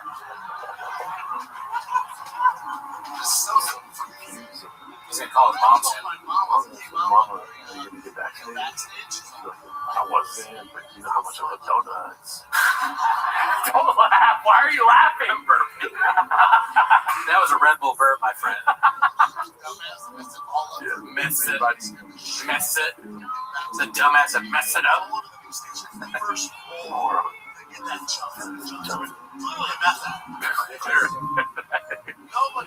Oh my god, that's so funny. You smoke meth? It looked like you were like you're laughing.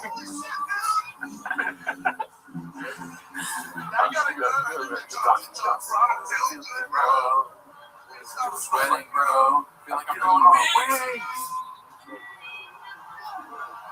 I'm gonna lay low for a little bit of vaccination. Just gonna.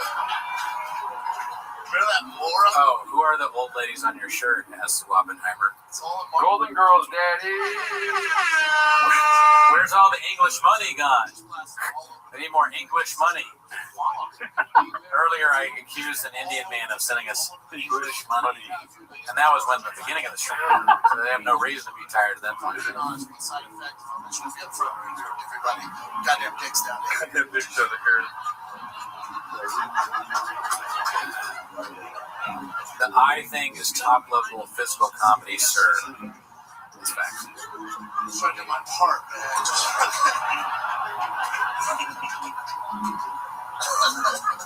Oh, Nathan, are you English? Shout out to London. Always good to have international. Successful Egg is back. Goddamn Dick Santa. Yeah, you're right. Goddamn Dick Santa here is pretty funny. But get back in the kitchen, Successful Egg. You need to go viral in the Reddit. Okay? Hurry up. You can watch the stream for a little bit, then you got to go right back to making clips. Oh, shit. LA is North Korea with a beach. San Diego airport is closed due to a nose gear collapse on the runway. It's a nose gear collapse. Sounds bad. Yeah, that's not good. Yeah. Prayers out. I can't go through the lockdown. Straight up. Oh, shit. LB from England as well. We leaked our way out of that last one. We did not do it. The UK. My lockdown was English. Here's what I'm talking about. I would not do anything. Sounds like what they need to do. The Gringo Poppy, dude. We're not locked down. Girls fighting with me the other week. You're locked down. We're fucked. She was fighting with me. What are we going to do? Oh my God. My life would be so much easier if I was just eating shit. The laugh after that is so crazy. I was locked down with the rose down it. Quarantine the homies. So much more fun we would have. Oh my God, dude. We'd like video games all day. We'd work out. And then we fuck each other. That guy. It's like, so dumb. So we're gonna play video games. Sorry. Aside, don't burn yourself out, Gerlardo. You'll have a chance to do this all over again in 10 hours. Good one. Thank you, Asad. Yeah. Bot. I knew a bot when I saw one. Yeah. You know why bots say they burn out? That's why bots actually burn out for real. Us homeless cats, we don't burn out. Gordo is asking me which homies he's thinking of here. Joe Rogan. Yeah, probably just Joe. Governor of California, Governor Newsom, locked us down. Oh yeah, Newsom. Never heard of him? Yeah. This guy, I wouldn't realize this. bankrupt businesses. According to Kyle. I realized my girl's not cool. My girl's not cool. She's not a friendly human being. What would he call Gavin Newsom? Can we do another poll for Gavin Newsom? Y'all gonna be in Trump. I got some funny names. Not TikTok. I was gonna say he called Gavin Newsom Gavin DeGraw. What else? Gavin, I'm so tired thinking of things. Gavin Newsom, Gerardo Alarcon, Gordon got some. Gordon Gecko. Cheese on 3. Ready? 1, 2, 3. Cheese on cheese. Oh yeah. I snap a Gavin Bluesen. my girl. She gets it. She looks at cheese. Okay, come on. Come up there with reset. We've been 8 hours and we haven't said the name. We're trying to not do that one.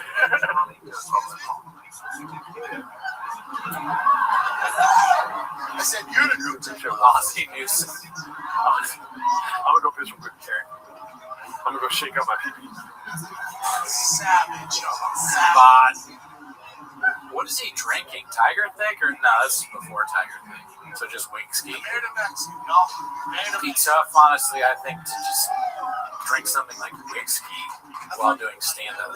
I've had a beer on stage, but that was fine. I don't mean like Taco Bell. Whiskey during your set. The same called deep breathing different. Born and raised. Came to the States 10 years ago. Illegally. Illegally. The real deal, Holyfield. Oh, this shit is. Oh, yeah, LP. Yeah, who knows? I wonder how many tabs I got. Just to see. Just would never work. The old bit. This one of the boys goes, dude, Papi, dude. Get with Latina, bro. You know why? Because they're fun and they're spicy. No doubt, definitely spicy. Real spicy, right? Let's see. Real spicy. You know spicy? Tabs. How many? You want to guess how many tabs I got open right now? Throw some numbers in the chat. How many tabs do I have on my phone currently? That's way higher than 14. Go way higher. Closer. Closer. Let's see if anyone gets it. Ooh, that was close. Jesus Christ. Oh, you got really close. Oh my God. I got 40. Paul was very close. Paul Kersey. 4. Everybody, Paul Kersey, very close. Oh, yeah.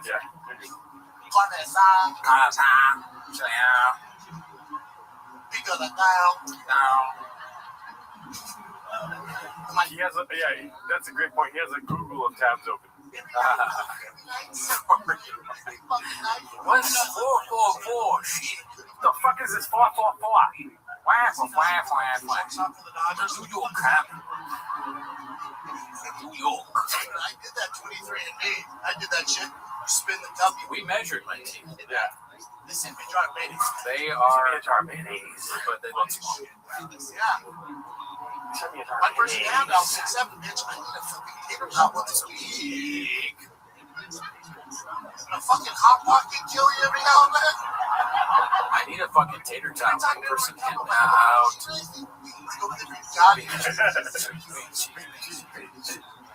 For real? Every time they would come like, does it ever occur to her? Maybe Brendan's not trying to shit his pants. You know, you want to hear something true, Cooney? Yeah. I'm talking to this girl, and yesterday the last message I sent her was, I'm watching the world's worst stand-up special for 24 hours tomorrow. What did she respond back? Can we flip? Close, but no. Good is good. Can I watch it with you? No. She didn't respond. But I don't do this for me. I do this for my kiddos. Yeah. I mean, you gotta make money to buy baseball bats and gloves and court for the bat. Dude, everything they eat, bean cheese. She's like, I like that. what the hell, man? I like that part a lot. Carb load year round? Bean cheese. She's like, nice. Dude, everything they eat, bean cheese. She's like, dance. What the hell, man? Carb load year round? You never tail off the carbs? That's dude, everything they eat, bean cheese. She's like, what the hell, man? Damn, dude. Carb load year round? Talk about Michelangelo, dude. Painting the Sistine Chapel right there, daddy. That's some of the best stuff ever written. Yeah. That's just facts. Yeah. Never tail off the carbs? That's a game plan? Ice cream. That's what, like, the Migos or something like this, they should make a song called Every Night with that. White t-shirt. Every night. Same Gringo Pop beat. I can't even do it right now. How many times do you think Futures watched the Gringo Pop beat? A lot. Yeah. Great artists watch great artists. Yeah. You know, Iron sharpens iron. Yeah. You go around, you go up to fucking Bob Dylan, you're like, you ever seen the Gringo Pop beat? He's like, that's back. Watched it last night. So before I start this video, that's Comics. Exactly. Special, dude. Yeah. The thick boy stick. Daddy's number. Yeah. Bye.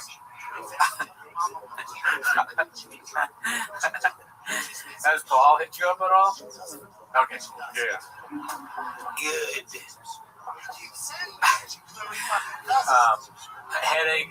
Headache 1 hour in. Good.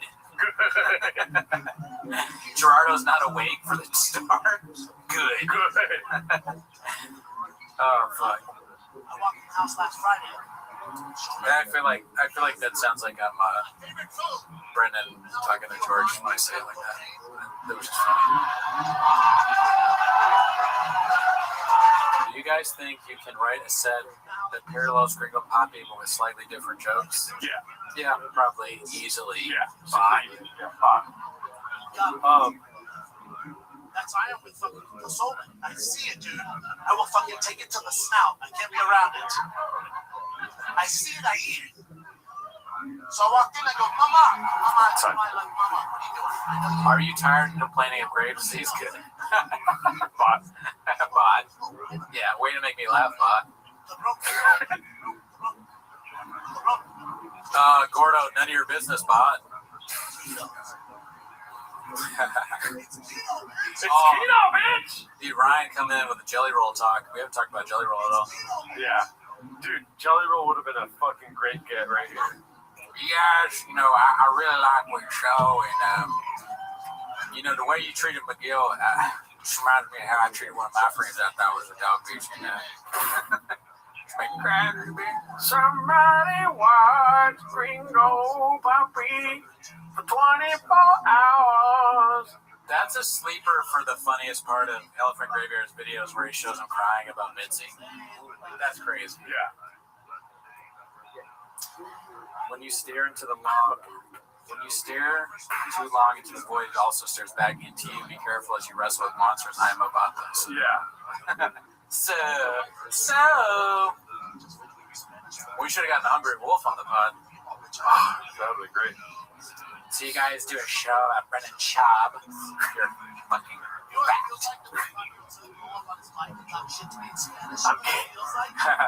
When's the You'd Be Surprised 24-hour stream? I don't think we can get away with that. Yeah, it's on Showtime B. Never heard of it. How sad would it be if we went to the gym with Tony and could bench more than us? Oh, Fucking kill myself. You probably can, honestly. I don't bench. Nah. That's not facts. Day to prove I'm heterosexual. I love pussy. I love the way it tastes. I love it feeling like a pussy on my penis. Pussy loves me. Girls can't get enough of Hinchcliffe. What's the food tips looking like? We got some surprises for you guys. But keep in mind, we are in stasis right now, awaiting the second half of this stream, which we're not even at the halfway point. Yeah. Which is a rough thought. Have you guys ever sacrificed a Saturday for skits and bits? Oh, yeah, entire Saturday. An entire Saturday. Don't remind me of that. This is going to be a rough weekend for me.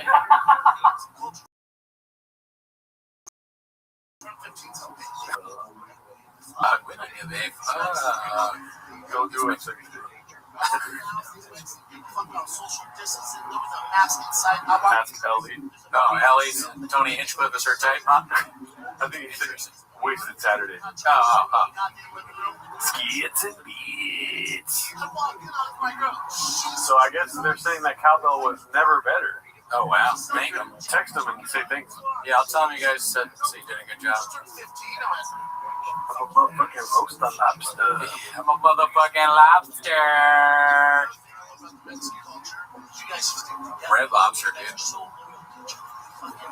That's so cool that people have been here since the beginning. Are you guys in your mom's basement or what? Yeah, spots. Homeless cat. Yeah. I bet you don't even have a profile pic. Like I care. Next. Dude, fuck doing this for the rest of your life. Imagine streaming every day. That's crazy that those guys do that. The big streamer people. That's insane. I guess at some point you just gotta just completely tune out. Like, I'm surprised. Yeah. I know. Well, you know what the cool part about doing this though is that sometimes you get to meet your idols. You know what I mean? Yeah, sometimes. Sometimes it's just like what? Unbelievable that you get to talk to people like this, dude. The CEO, which I'm gonna take my hat off. So yeah, dude, take off your hat, dude. Bald ass head. I can't have a hat on meeting the president. The CEO. I'm sorry, I should have worn a suit. I have it on a sports jersey. I'm embarrassed. It's number 66. I can't hear Brian though. Wait, that's... Oh, there he is. I can hear him now. We did it. We got him. Thank God. What? Yeah. What's up, Dallas? Hey. Whoa. Crazy. Man. BC. Wow. This is amazing. What are we calling today's episode? 24 Hours of Shop? Yeah. Oh, yeah. I don't know if you know this, but we've been well, yeah, you do know this. We've been streaming the Gringo Poppy since 9 a.m. Wow. I did tune in early when Hella Mark was in there. I didn't see any baddies, but I could see in his eyes lots of ass. Yeah, no, it was pretty crazy. Yeah, he had a lot of energy. Every fest. Yeah. Everyone knows that. Yeah. So wait, fellas, Gerardo, you can hear me, right? Yeah. Oh yeah, we can hear you. Yeah. Wow, that's a wild hair day. Oh yeah, sorry. This is 8 hours of streaming here. Oh yeah, this is what streaming does to your hair. You know, that raccoon. Hey, are you guys? How much caffeine / nose beers you guys rocking? Oh, I don't know about caffeine, but we got rain, baby. Rain has a new flavor called white gummy worm. So that's what Gerardo's drinking. Yeah. I had a Red Bull and an Americano. Ever heard of it? Yeah. So we got a lot of caffeine. We're very tired. I have a headache. Will you make it? You won't make it 24 hours. No, I mean, listen, if it gets anywhere near 24 hours, there might be like a mistake where I unplug on